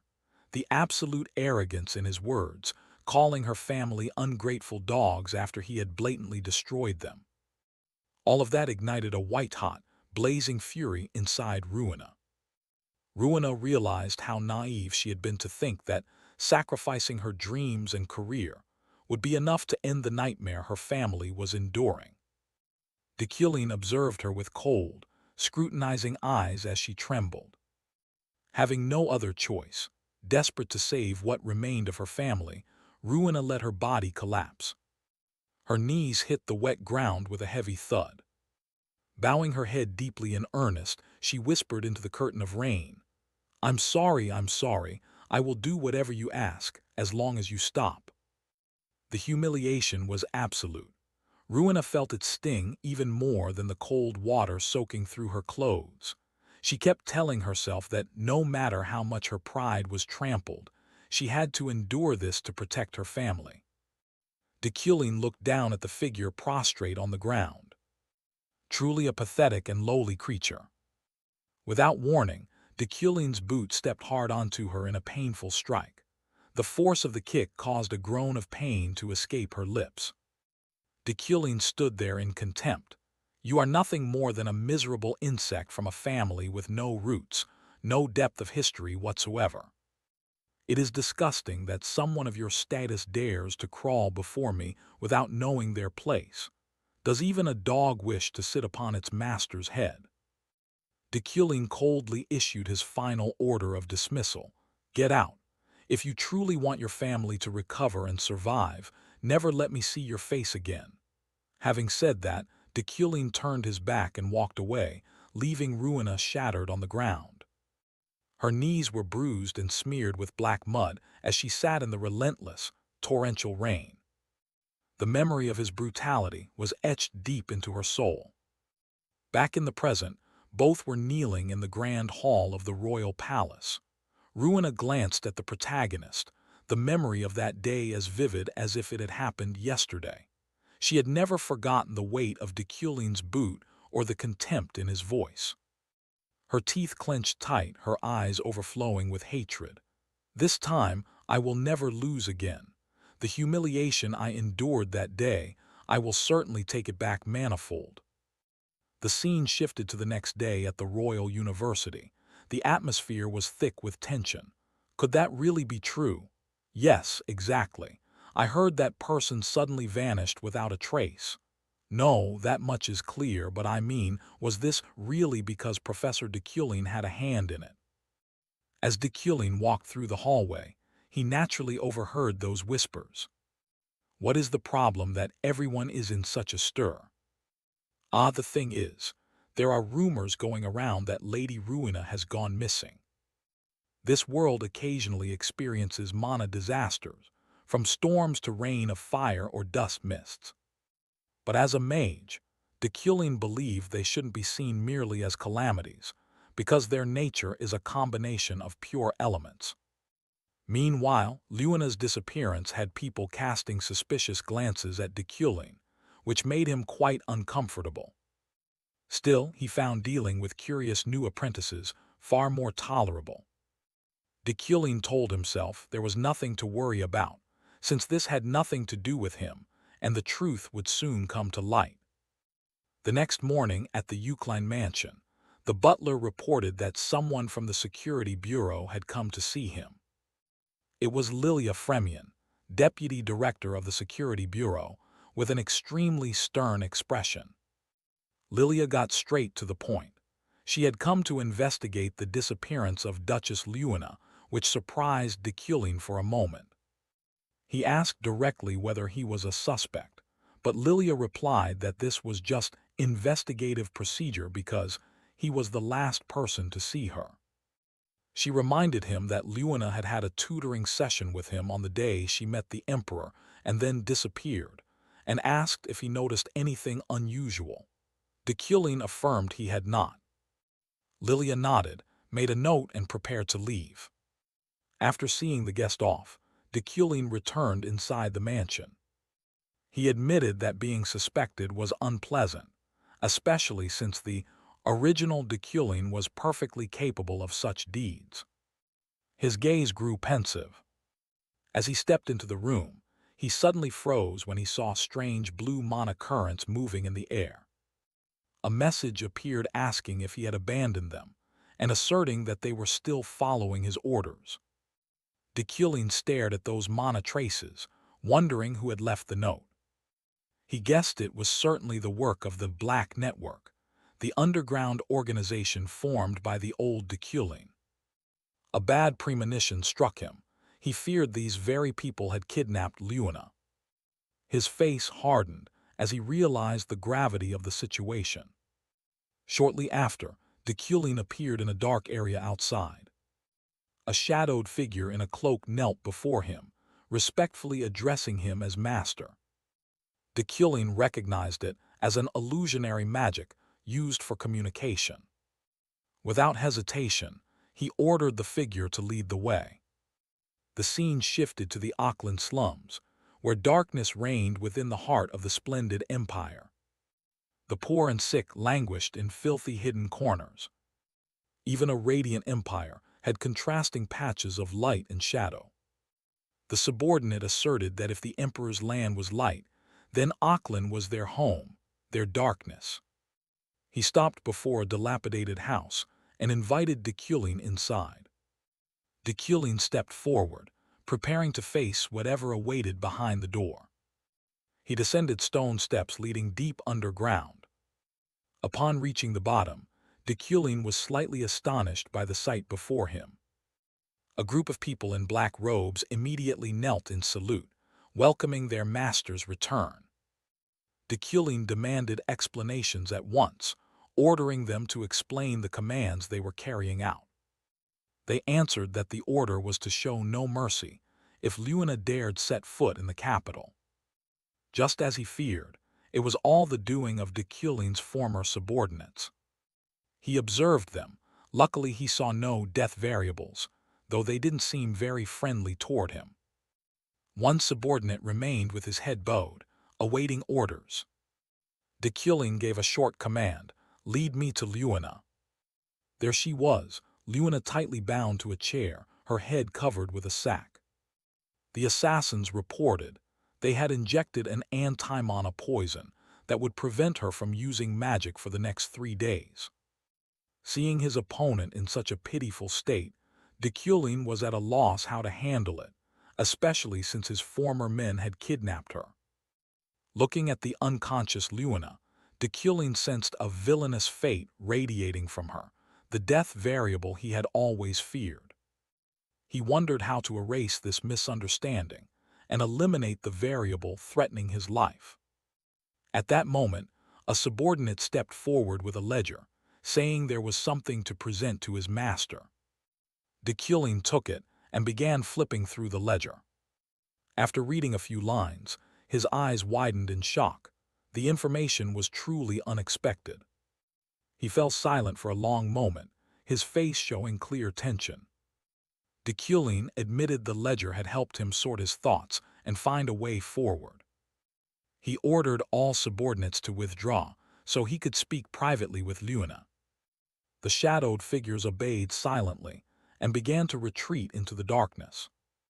The door slammed shut, leaving a silence so cold it chilled the bones.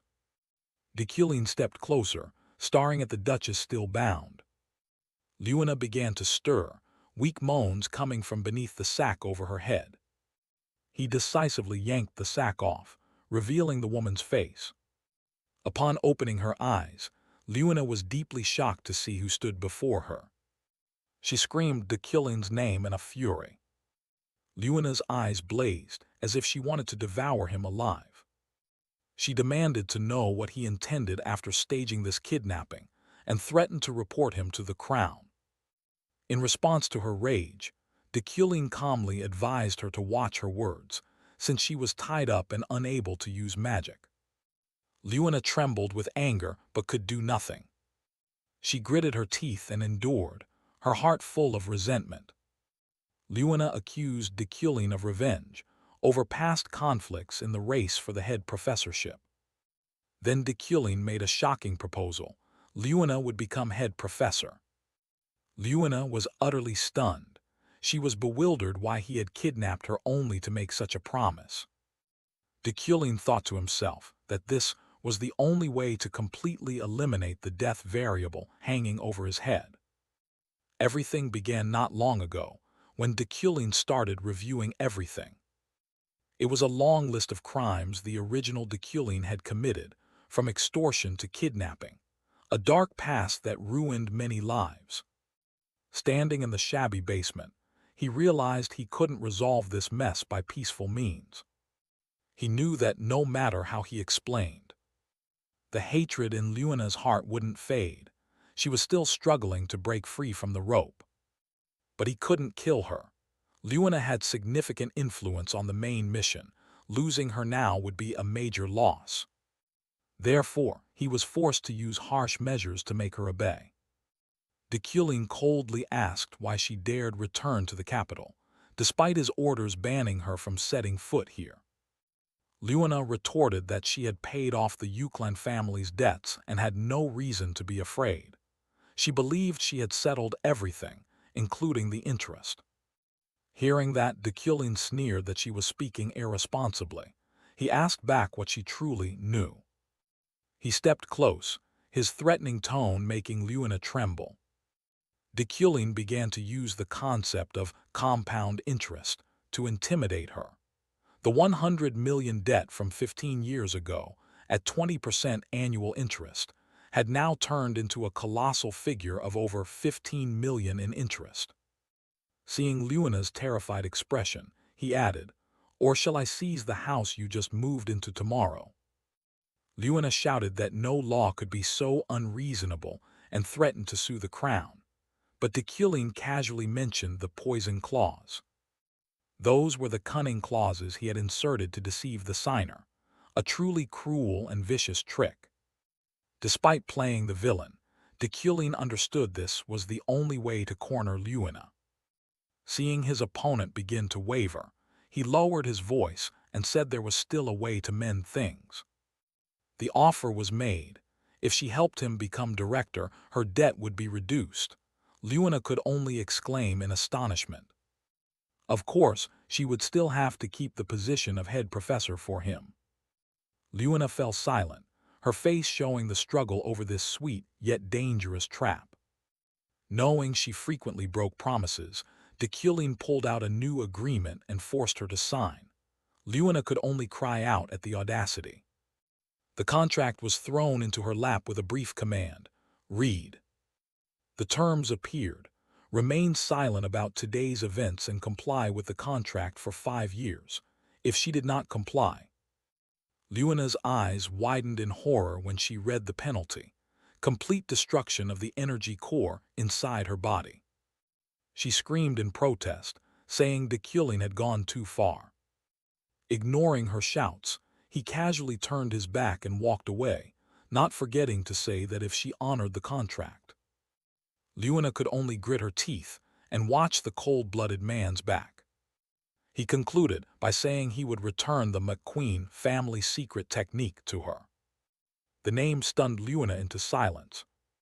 That esoteric book had been a family treasure that Dekulin seized when he destroyed the McQueen house. It was the root of all hatred and what she most wanted to reclaim. "Think it over," he left behind before walking out the door. The iron door slammed shut, trapping the young woman in the darkness of the basement. Dekulin strode up the old stone steps. He wondered silently whether the psychological tactic had worked. If he couldn't eliminate this deadly variable, he would have to use his final resort. At that moment, a notification appeared. The mission to eliminate the deadly variable was completed. He received a reward of 2 store currency units. A rare, satisfied smile appeared on the cold professor's lips. Outside the door, Ren and Anan had been waiting for some time. The basement door was resealed with a brilliant magical seal. Dekulin stepped out, his face thoughtful and calculating. The 2 subordinates quietly observed their master, preparing for the next moves. Dekulin casually praised, "Well done." But Anan wouldn't let him leave so easily. She shouted, "Wait, are you just going to walk away?" Dekulin turned back and asked if she had anything else to say. Anan began to shout about previous promises. She angrily reminded him that he had promised to pay them and grant the 2 siblings their freedom. Before she could finish, a sharp smack rang out. Ren had roughly stopped his sister. The sudden strike sent Anan sprawling to the ground, unable to react. The basement fell suddenly silent. Ren stood between his sister and the professor. He bowed his head to apologize for his sister's rudeness. Dekulin remained calm, telling him to proceed and asking again what had been promised. Ren affirmed firmly, freedom and a huge fortune were promised. Dekulin nodded slightly, as if he understood the matter. He saw through Ren's heart. Though Ren had just disciplined his sister to maintain decorum, deep down the man still harbored deep resentment toward him. They were originally people who did dirty work for the old Dekulin. Despite being hated, he found their skills extremely useful for upcoming plans. Dekulin privately thought that as long as he no longer forced them to do immoral tasks, it would be fine. Everything remained under his control. He officially declared he would hire them starting today, and of course would fulfill what had been promised. Hearing that, the two siblings hastily fell to their knees to thank their new master. Anan looked up in astonishment, as if she couldn't believe her ears. Dekulin ordered the cancellation of all the shady missions he had previously assigned them. "Disperse, come to my villa tomorrow," both answered in unison with respectful obedience. The professor turned his back and walked away, leaving the cold basement behind. He breathed a sigh of relief. Though today had been exhausting with so many troubles, at least everything had been cleaned up properly. Cut to the Magic Tower dormitory under brilliant sunlight. Efren walked beside Sylvia, continually complaining about the high price of materials. Indeed, student life is truly poor. Suddenly, Efren halted, vaguely seeing a strange magic circle appearing. She asked her friend if she saw it. The two looked toward the corridor, where the air had begun to warp suspiciously. A blood-red magic circle materialized on the wall. Efren wondered, weren't they supposed to have removed it at the start of term? Why is it here now? Before they could compose themselves, a loud explosion rang out, startling all the nearby students. A surge of crimson energy erupted forcefully from within, flinging those nearby away. The scene was utter chaos. From the building, a deep red column of light shot straight up into the sky, signaling that a horrific disaster was beginning to unfold. A luxurious black car rolled down the old street inside the Magic Academy. Sitting in the back seat, Dekulin asked Ren if he was satisfied with his current job as a driver. Ren didn't hesitate to affirm that he liked it very much. Dekulin only gave a slight nod, his face remaining cold and composed as always. The assassin brothers Ren and Anan had now come under the Euclid family's banner, fully following Dekulin's orders. Once very wary, after being paid fairly by Dekulin, they gradually submitted to him like true retainers. Even Jeff, the former driver, was moved to tears of joy when promoted to an office position. Dekulin's life had finally gotten back on track. The car stopped in front of the main hall. Ren announced that they had arrived. Dekulin stepped out with a genteel air, but he immediately sensed that something was wrong. In the distance, a crimson energy was engulfing the building. The system window suddenly appeared with a notification about the first main mission. Hall 3 was trapped inside a lethal magical barrier. Students gathered outside screamed in panic. No one understood what was happening inside. Efren gritted her teeth in worry, since most common students were locked inside that building. She urged Professor Sire to go rescue them. But the old professor could only tremble and retort with a cowardly expression. He made excuses about being weak, said the director was absent, and implied there was nothing they could do to intervene. Efren clicked her tongue in disappointment at the attitude of those in power.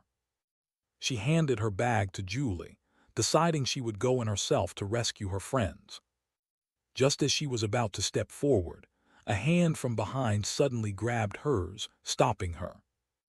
The one blocking her was Sylvia, who stood with her arms crossed in haughty fashion.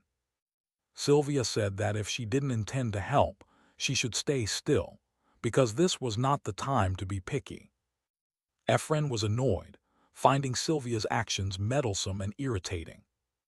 Behind them, the professors continued to shout uselessly, not daring to approach the barrier. The nobles who usually put on a brave show now hesitated and wouldn't move. Ephraim couldn't help but scold them to their faces, calling them cowards who only stood and watched. Sylvia cut in coldly, called Ephraim arrogant, and told her to be quiet. "Calmly look closely," Sylvia said, pointing at the crimson barrier. A prismatic magical force from Sylvia shot straight into the barrier to probe it. The barrier reacted violently, scattering the magic completely. Ephraim watched in astonishment. Sylvia explained that demonic energy was mixed inside, so ordinary magic would have no effect. She asserted that this was not something a rookie could handle. Ephraim bowed her head and grit her teeth. Though upset, she knew Sylvia was right. Everything was at an impasse. She wondered what on earth was happening. Suddenly, the sound of hurried footsteps rang out, making her turn to look. Deculin strode forward with an overwhelming presence, forcing the crowd to part to both sides. "It's too noisy here," he said, and his words immediately silenced the area. He stood before the crimson barrier, quietly observing the dark energy emanating from it. Deculin's gaze remained calm, showing no sign of wavering or fear.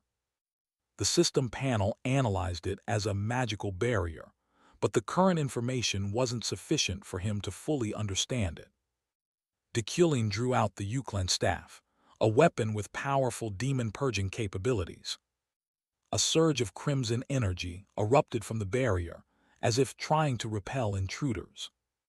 The professors cried out in panic, telling everyone to hold their breath and fall back. A loud explosion rang out as Deculin's magical power collided directly with the shield. Ignoring all protests, Deculin coldly stepped straight into the blazing barrier. Deculin began to pass through the scarlet magical veil, which swirled violently like a storm. From inside the building, the students stared toward the door in astonishment, unable to believe a professor dared to charge in. Inside the hall was an eerie silence, shrouded by a misty haze of magic. Deculin stepped fully inside, magical sparks from the barrier still crackling around him. He hurried toward the huddled students. Ephraim and the others looked up at the savior with eyes full of hope.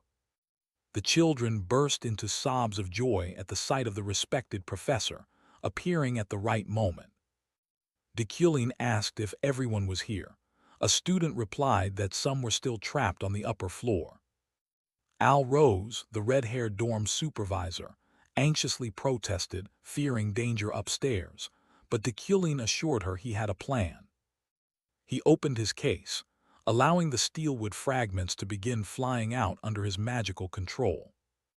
Sharp metal shards whirled around the hall like skilled birds of prey. "I'll find out what's going on soon," Deculin said coldly, his gaze full of confidence in his abilities. He recalled the grueling training sessions. Even while busy with chores, he never neglected practicing magic. The system panel displayed skill status.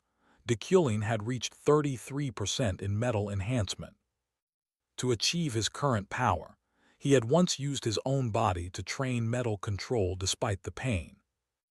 As a result, he received one of the game's most valuable rewards.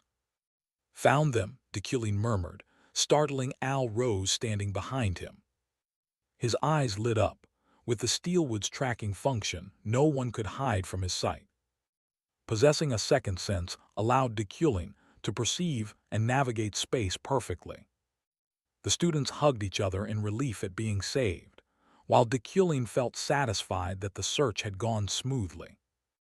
However, the other mages were starting to tire, unable to endure long in this demon energy-saturated environment.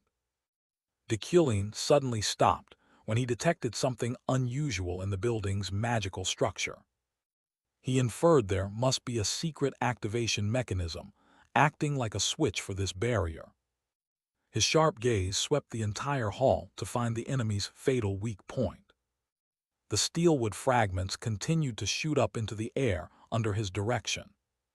The students panicked and screamed as the metal pieces whizzed over their heads. Deculin's eyes narrowed in concentration, as if he'd locked onto the target he needed to aim at.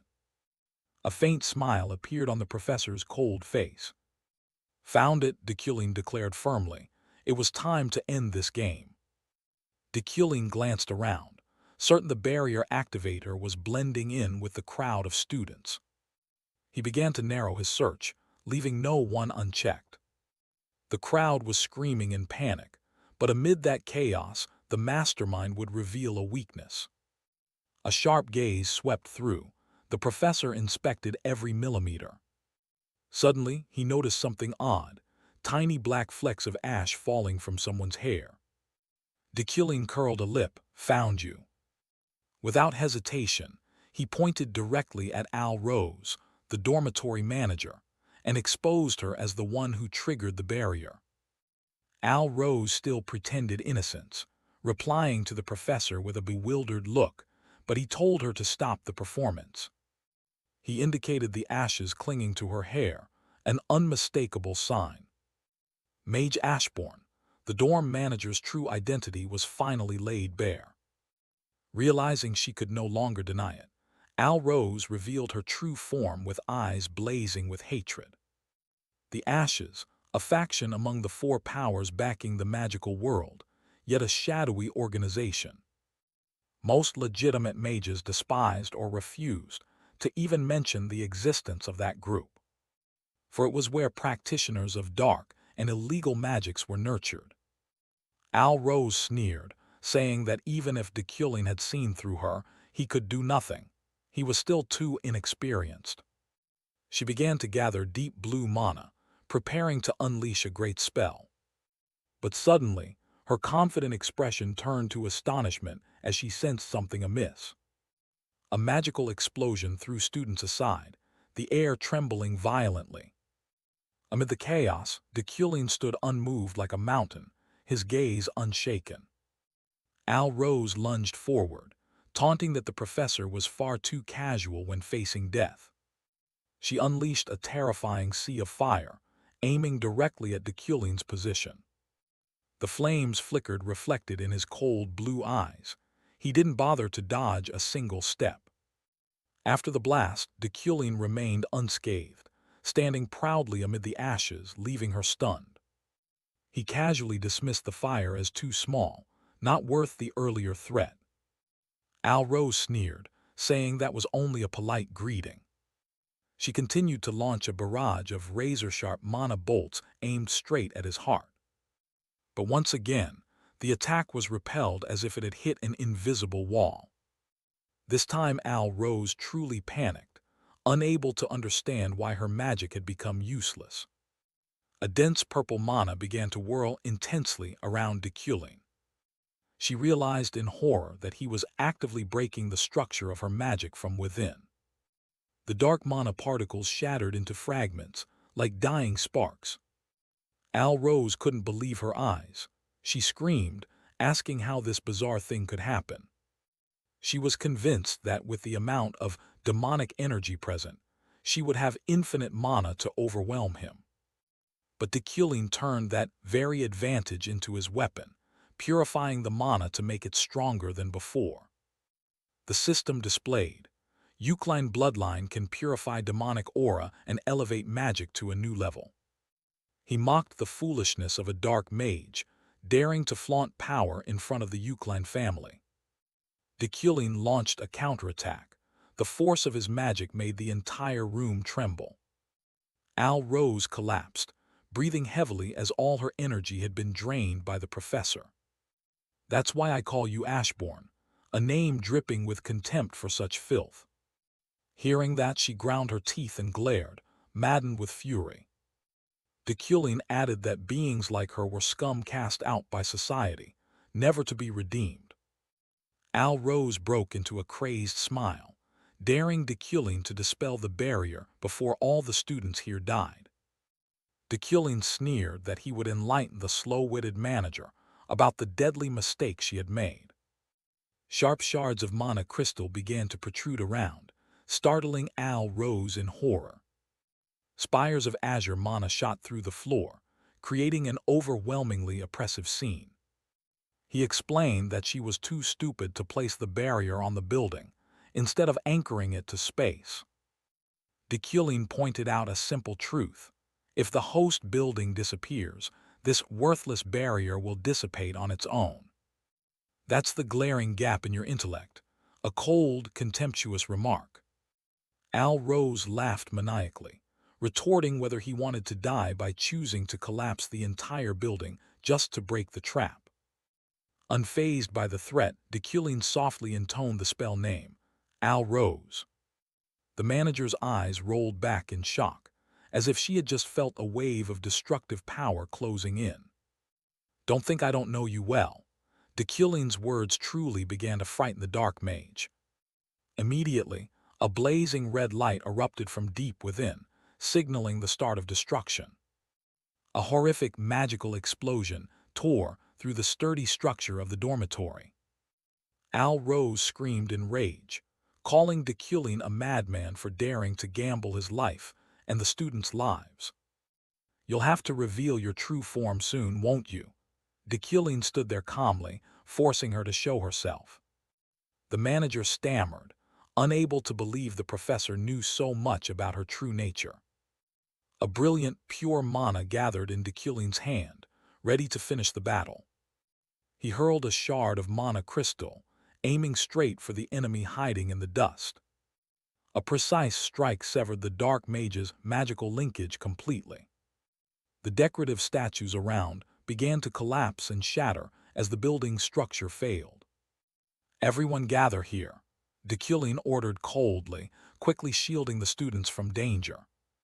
The floor shook violently, dust raining down as the children screamed in panic, thinking they were about to be buried alive. In the rubble, students hurriedly called to one another and fled, faces drained of color.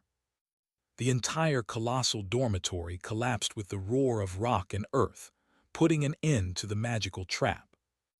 Dormitory number 3 was now just a pile of rubble after the terrifying battle. A group of students stood dumbfounded at the devastation, one girl pointing at the smoke-filled wreckage. From the billowing cloud, Deculling Euclid strode out with dignity, followed by surviving pupils supporting one another to escape. Ephraim rushed forward joyfully when she saw her friend Parrot still intact.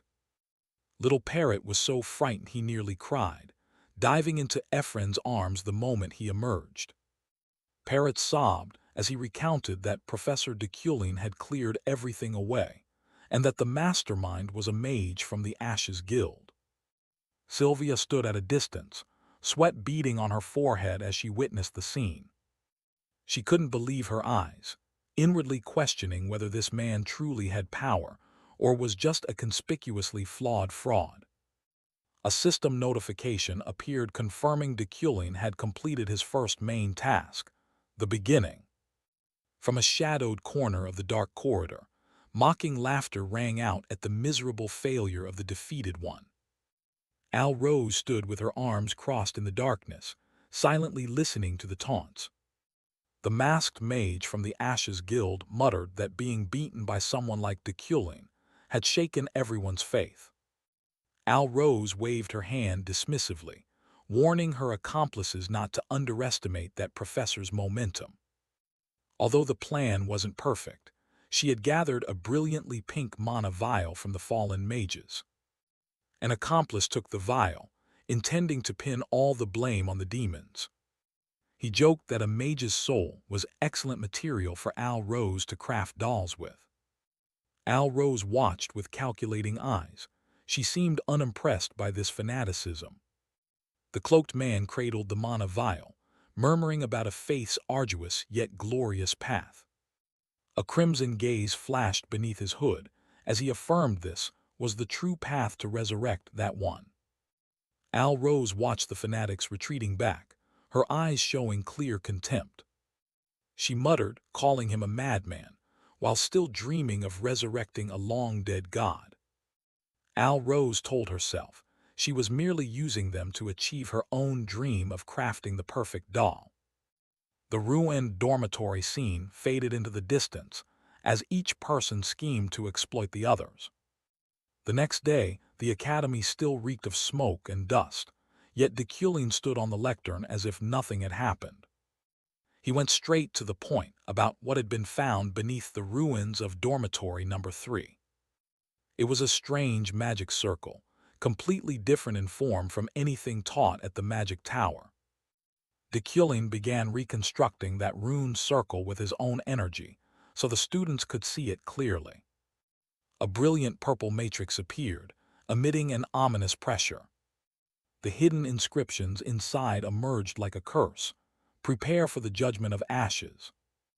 Deculin affirmed this was the official declaration of war from the real enemy targeting the empire. However, he instructed the students to stop worrying about useless things and focus on their studies. Efren and the other students fell silent upon hearing about a mandatory practical exercise newly ordered by the royalty. The class began buzzing, debating the severity of this top-down decree. Deculin coldly announced the training location, Shadow Mountain.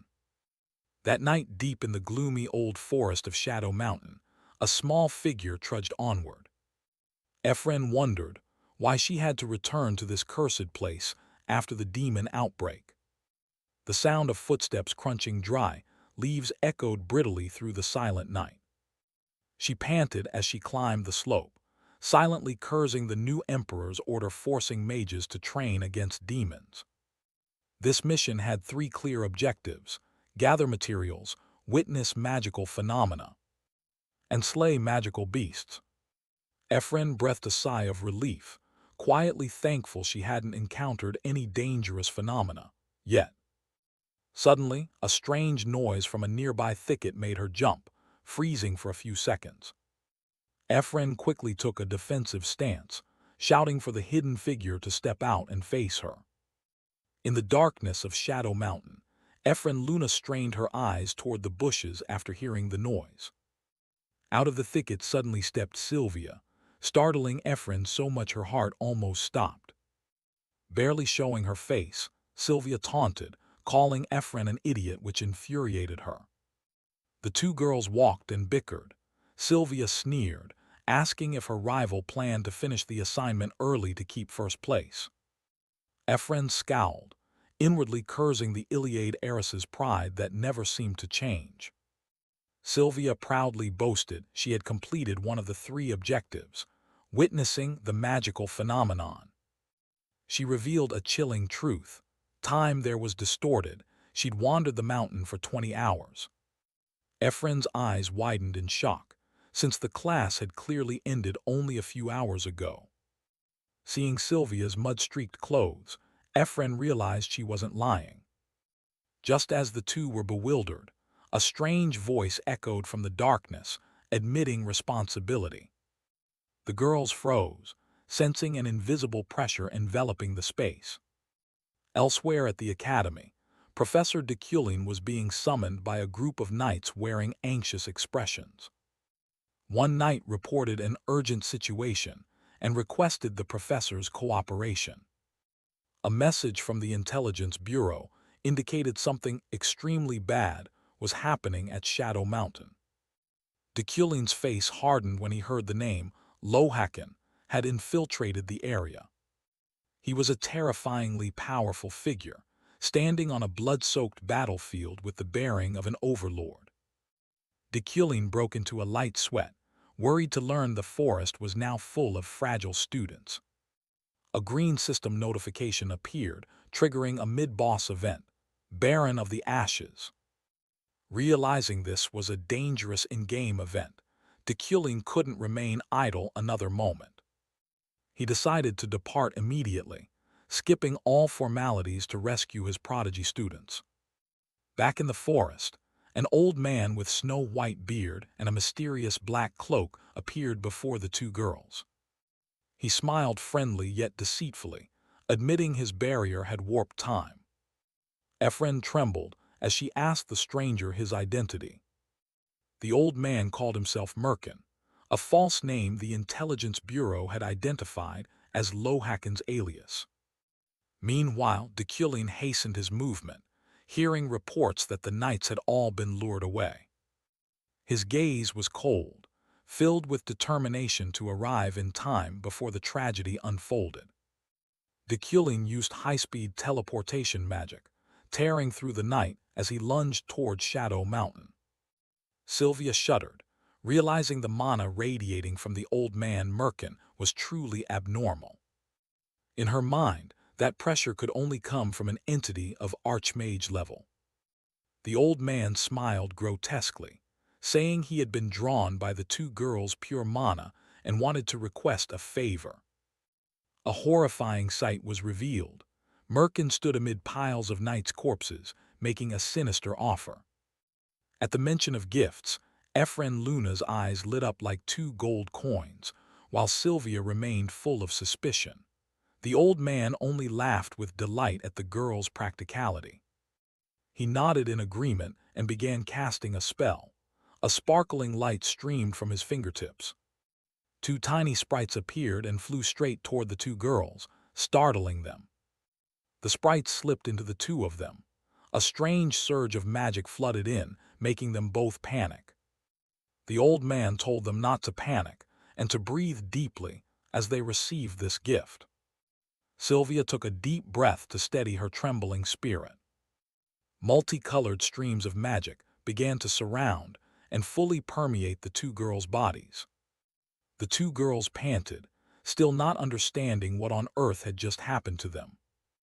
The old man explained that the sprites would help them develop magic from within. Only gifted people like them could contain them. Sylvia was stunned to realize how easily this old man could create high-level sprites. She wondered who he really was. He pulled out a letter and asked them to deliver it to his family, because he was entangled in some trouble and couldn't show himself. Ephraim Luna took it, a little disappointed it wasn't cash, but the old man insisted what he gave was worth far more than money. Midway through his instructions, a cold voice sounded from behind, cutting the conversation short. Everyone turned. Dekulin Yukline was approaching with an expressionless face and an overwhelmingly imposing presence. He looked at the old man and let slip an oddly loaded greeting. "Long time no see." "Lohakan," Dekulin called the name. The two students froze in terror upon hearing it. Lohakan, one of the continent's foremost archmages, but also the worst villain of his generation. He was one of the 10 most wanted criminals of the Black Beast organization. The greatest crime that had made the Empire hunt him was the assassination of the Empress Dowager. The system immediately displayed a main quest notification related to Lohakan. The reward was a page from a precious item catalog. Dekulin realized this was an important character in the main plot that he needed to handle carefully. Ephraim and Sylvia were so frightened they trembled, asking whether this seemingly kind old man was really that murderer. Lohakan paid no attention to the two children. He recognized his former student had risen to the rank of head professor. He sneered that with Dekulin's poor skills back then, he shouldn't have been qualified to sit in that position by merit alone. He even insinuated that Dekulin might have harmed someone to get the post, since people's abilities don't change that dramatically. Dekulin calmly replied that things were different now. He proved it by saying he had infiltrated the barrier Lohakan had created without encountering any obstacle. Lohakan was slightly surprised by his confidence and stroked his chin, pondering the change. Dekulin ordered Ephraim and Sylvia to leave the mountain immediately. The two remained rooted to the spot from sheer terror. Lohakan reassured them that the sprites he gave were harmless, then reminded them not to forget their promise. He waved a very casual farewell, despite Dekulin glaring at him warily. Dekulin snapped that they must hurry and leave at once, if they hesitated and got trapped. then they'd be dead. His gaze was so serious it sent chills down the two girls' spines. They didn't dare argue. He summoned the wooden steel shards to glow, telling them to follow them, and they'd escape this dark forest without getting lost. Go, Deculin ordered decisively. Sylvia watched her teacher's back one last time, worry clear on her face. Now only the two men remained facing each other in the silent forest. A tense atmosphere descended as Deculin prepared for a potential confrontation. Lohak listed calmly the forces encircling them, hundreds lost inside the barrier, and royal knights pouring in from all directions. He asked if Deculin intended to stall, since no matter how many came they couldn't save him. He had already killed enough and didn't want to deal with him further. Deculin gripped his staff tightly, declaring from the start he had no intention of being defeated. But unexpectedly he lowered his voice. "I will not fight you." The old man froze at those words. Lohak looked at Deculin in bewilderment, unable to fathom what his former student was plotting. Lohak asked if Deculin had come to destroy the temple. He coldly told him to head northwest instead, since the guard there was lax. The old man stared at him, remarking that Deculin looked very different these days, almost like a different person. Deculin bluntly declared this was the last time he would let him leave peacefully. There would be no next time. The old man wondered if this was about the past. He said he no longer felt anything toward the one who killed the Empress Dowager. Deculin remained silent, his gaze heavy as he looked at the ground, hiding his thoughts. He firmly said there was no time for meaningless talk and ordered him to disappear immediately. The old man only clicked his tongue in agreement. As he was about to leave, the old man suddenly paused and asked a philosophical question. "Deculin, do you believe in God?" Deculin stood listening. His expression grew pensive at the Archmage's unexpected question. He thought to himself that this question might be the key to completing the main quest. He looked the old man in the eye and answered confidently, "I only believe in myself." Lohak glanced back at him, surprise mixed with a hint of amusement in his eyes. He laughed, saying that answer was so Deculin, and to him it was a very good answer. Then he took out an ancient book and tossed it to him, telling him to take it as a memento. He advised him to read it carefully, for it contained classified information about the cults existing in the world.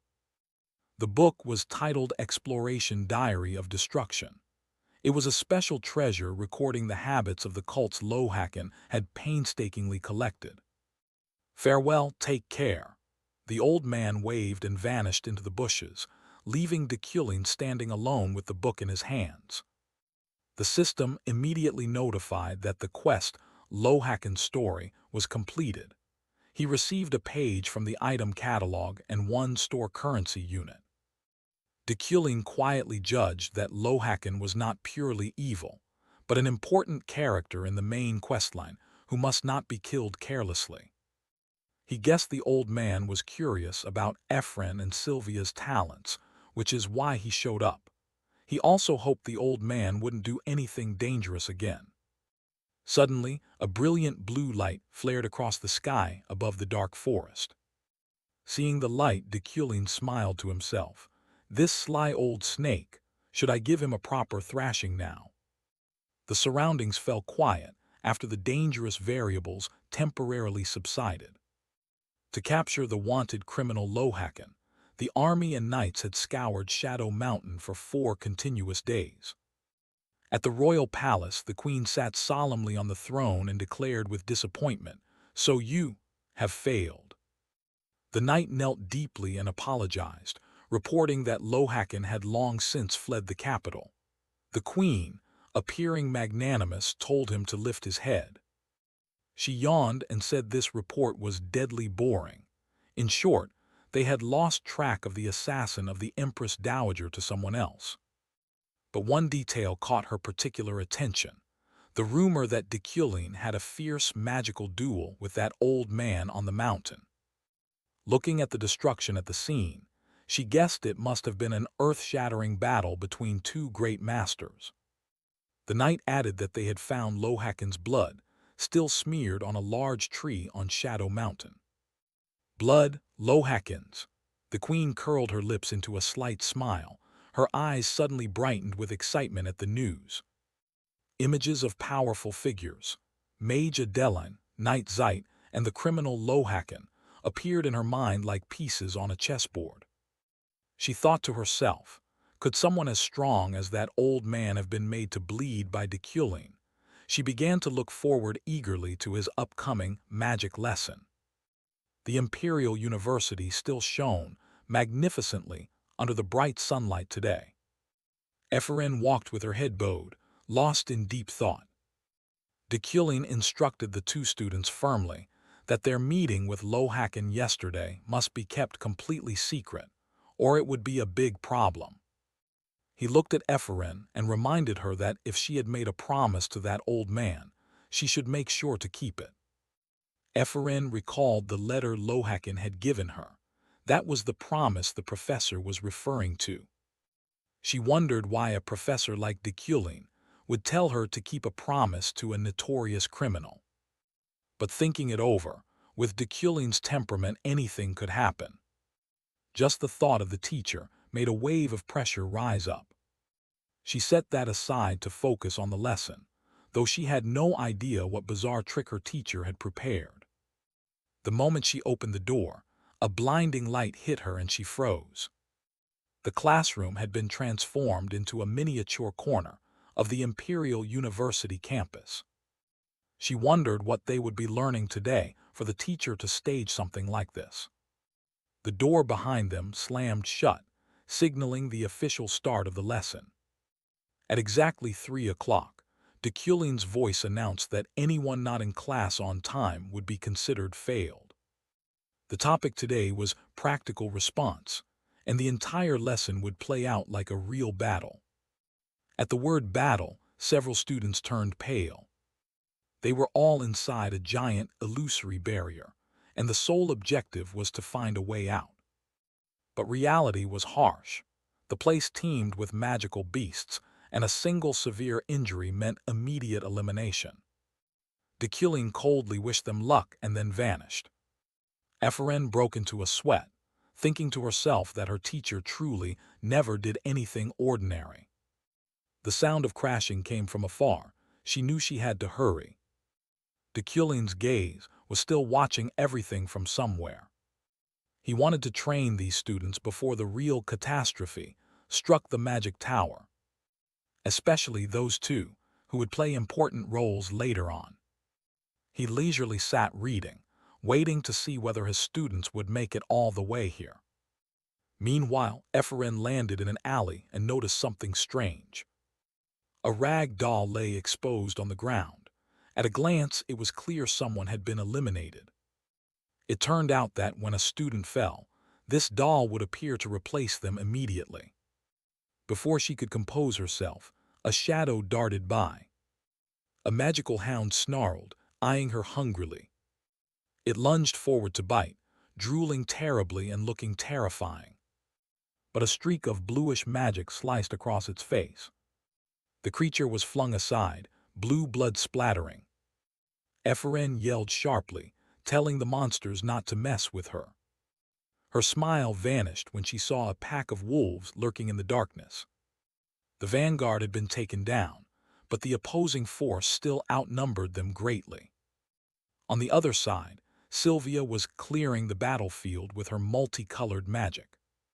Impressed by her genius, some male students ran over flattering her and asked to form a team for safety. But Sylvia simply turned a blind eye and coldly refused outright. She thought there was no reason to team up with useless kids who would only get in the way. As she walked, a massive shadow enveloped her entire body. A huge stone monster appeared right behind her, signaling big trouble ahead. "Are you kidding me?" Seeing Sylvia's face, Ephraim almost blurted that out. The entire campus was now in ruins. With dust and wind everywhere, how could anyone cope? Ephraim looked out the window, overwhelmed by the vast scale Deculin had painstakingly prepared for this test. She jumped when she saw Sylvia looming up behind her, truly a genius. Even at hiding she was skilled. Ephraim scolded Sylvia not to scare people like that, but the blonde coldly said she hadn't done anything. Sylvia began analyzing the situation. 2 hours had passed, and they still hadn't found the core of the barrier. Sylvia said there was no time for chatter. Ephraim, bewildered, asked if she'd heard anything at all so far. Ephraim grinned and pointed at Sylvia, asking if she was trying to team up with her. Sylvia grew slightly embarrassed, her face flushing from being caught off guard. Then she spun away, insisting she was only going to help Ephraim a little. The two began to negotiate. Sylvia said if Ephraim truly wanted help, she would agree. Sylvia reasoned that even in the most advanced classroom, there must be a central core maintaining the barrier. She explained that the architecture here was built from hundreds of magic stones to create this special environment. The toughest problem now was that Sylvia didn't know where the heart of the barrier lay. She said she'd wandered everywhere but kept running into wolves and golems. If they were surrounded now, it would be exhausting. Sylvia suddenly asked about the bats circling overhead.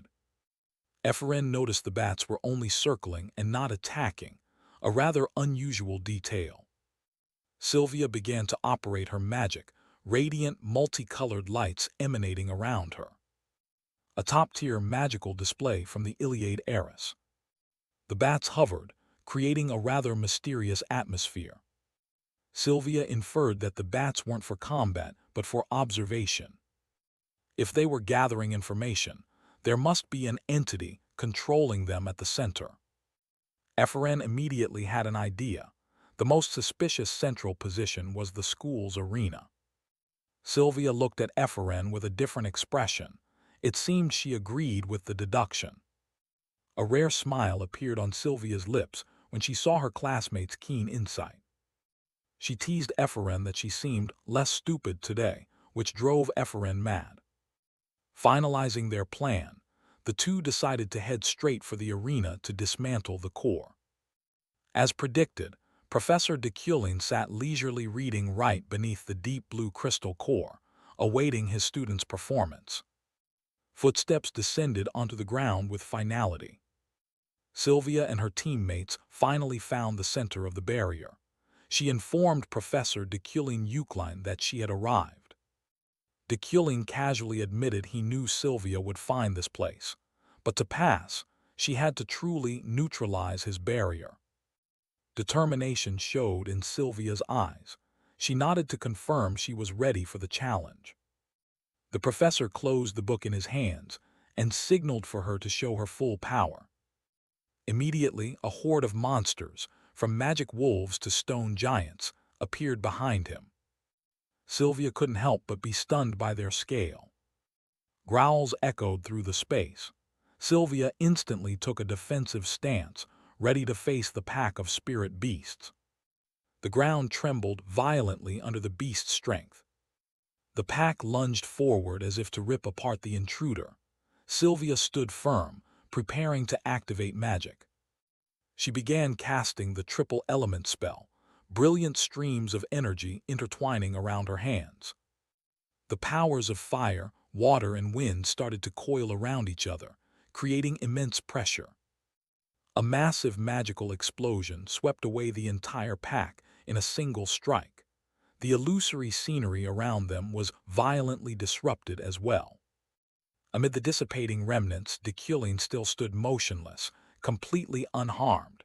The illusory wolves lingered around him. He secretly appreciated that she had used triple element power to create a new magical environment and clear out the spirit beasts. Sylvia confidently asserted that Deculin should not equate her with ordinary students. "I am Sylvia, Professor," a proud declaration from the Iliad family's genius. Deculin regarded his student with his usual cold gaze, showing no emotion. He conceded that, technically, she had scored a perfect mark in magic, but he immediately pointed out a fatal flaw. In the blink of an eye, Deculin closed in right behind Sylvia. "You're too exposed on the flank." A declaration of failure sounded before she could turn around. However, Deculin's demeanor suddenly changed. Sylvia unexpectedly smiled enigmatically, as if she had been waiting for this moment. "I don't think so." Deculin froze when he realized a powerful magic surge was erupting right behind him. A figure had appeared. He recognized Ephraim Luna's presence, just as bolts of lightning began to surround him. Ephraim unleashed thunder magic, striking directly at the core of the barrier Deculin was guarding. She shouted as she delivered the decisive blow to shatter the professor's magic barrier. It turned out they had secretly coordinated beforehand. Sylvia used tunneling magic so Ephraim could approach the core unseen. Sylvia played the role of diverting Deculin's attention, giving Ephraim the chance to finish it. Seeing this, Deculin smiled and admitted defeat. The barrier's core shattered under the coordinated attack of the two female mages. Deculin's magical power was forcibly dispelled. All the illusory spirit beasts dissolved into fragments of mana. The bodies of the giant stone monsters crumbled under the impact of the collapsing illusory space. Ephraim smiled radiantly as the illusory sky cracked like glass. Finally, they had overcome this tough trial. The vivid panels faded, revealing the familiar scene of the classroom at the academy. Other students lay scattered everywhere. The students gradually regained consciousness, looking around in daze. They still didn't understand what had happened in that virtual world. Ephraim exhaled in relief, glad it was over. Sylvia remained calm while Deculin stood silently watching. The professor quietly reviewed the lesson's outcomes. Sylvia had created a new magical environment using knowledge she learned from the midterm exam. Ephraim, meanwhile, had displayed enough power to disable the complex barrier, composed of multiple layers of his magic in an instant. A rare faint smile crossed Deculin's face. It seemed he was genuinely pleased with the progress of his two students. Deculin turned back with a serious expression, explaining that today's lesson was meant to prepare them for real disasters. He emphasized the importance of cooperation. Before dismissing them, he used magic to distribute a copper gas mask to each student, ordering them to keep it with them at all times. Deculin specifically called out Ephraim and Sylvia's names amid the chattering students. "Well done." He offered a brief compliment, then turned and walked away, leaving both girls stunned. Ephraim shivered, feeling a kind of disgust at the sudden change in the wicked professor's demeanor. Sylvia silently watched his retreating back. Deculin Euclide's figure disappeared beyond the door, leaving a somber atmosphere behind.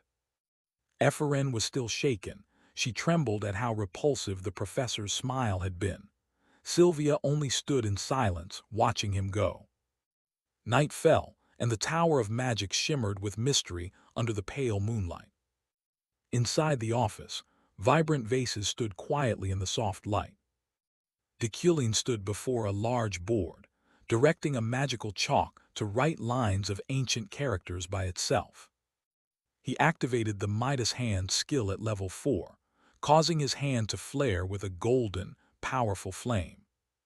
"This should be enough," the professor said, satisfied with the upgraded item's result. A new day began, sunlight shining on the academy's massive architecture. In his study, Deculin stood with arms crossed, mulling over his next moves. He had just installed a special blackboard in the office, linked to the board in the classroom. The magical characters on the board emitted a faint blue glow, hinting at a spatial connection. It was the paired board, an item that allowed two-way communication immune to magical interference thanks to Midas's power. Deculin was preparing for the Baron of Ashes event, an important upcoming trial. This time the enemy was a terrifying parasitic entity that targeted notable monsters and mages. The boss would appear unexpectedly to test the students, and Dekulin wanted them to be as prepared as possible. He placed his trust in bright students like Sylvia and Epherin, believing the preparation would be enough for them to fight. A knock at the door cut through his thoughts. Dekulin tidied his work and prepared to leave. The scene shifted to the lavish banquet hall on the 40th floor of the Tower of Magic. A grand feast was being held to welcome the visiting professors back. Varkin and Luna smiled gently as they were introduced to the assembled guests. Dekulin sat silently observing. He knew the Baron of Ashes might have infiltrated and searched for a host right in this room. Seeing Adeline and Luna chatting, he realized their ranks were high and they could easily become targets. His gaze swept to Varkin, but he still couldn't be sure where the enemy was hiding. A dark, murky smoke began to spread across the banquet hall without anyone noticing. An evil presence was gradually taking shape in a blazing, menacing red. The Baron of Ashes had begun to act, signaling a crisis about to erupt in the midst of the banquet.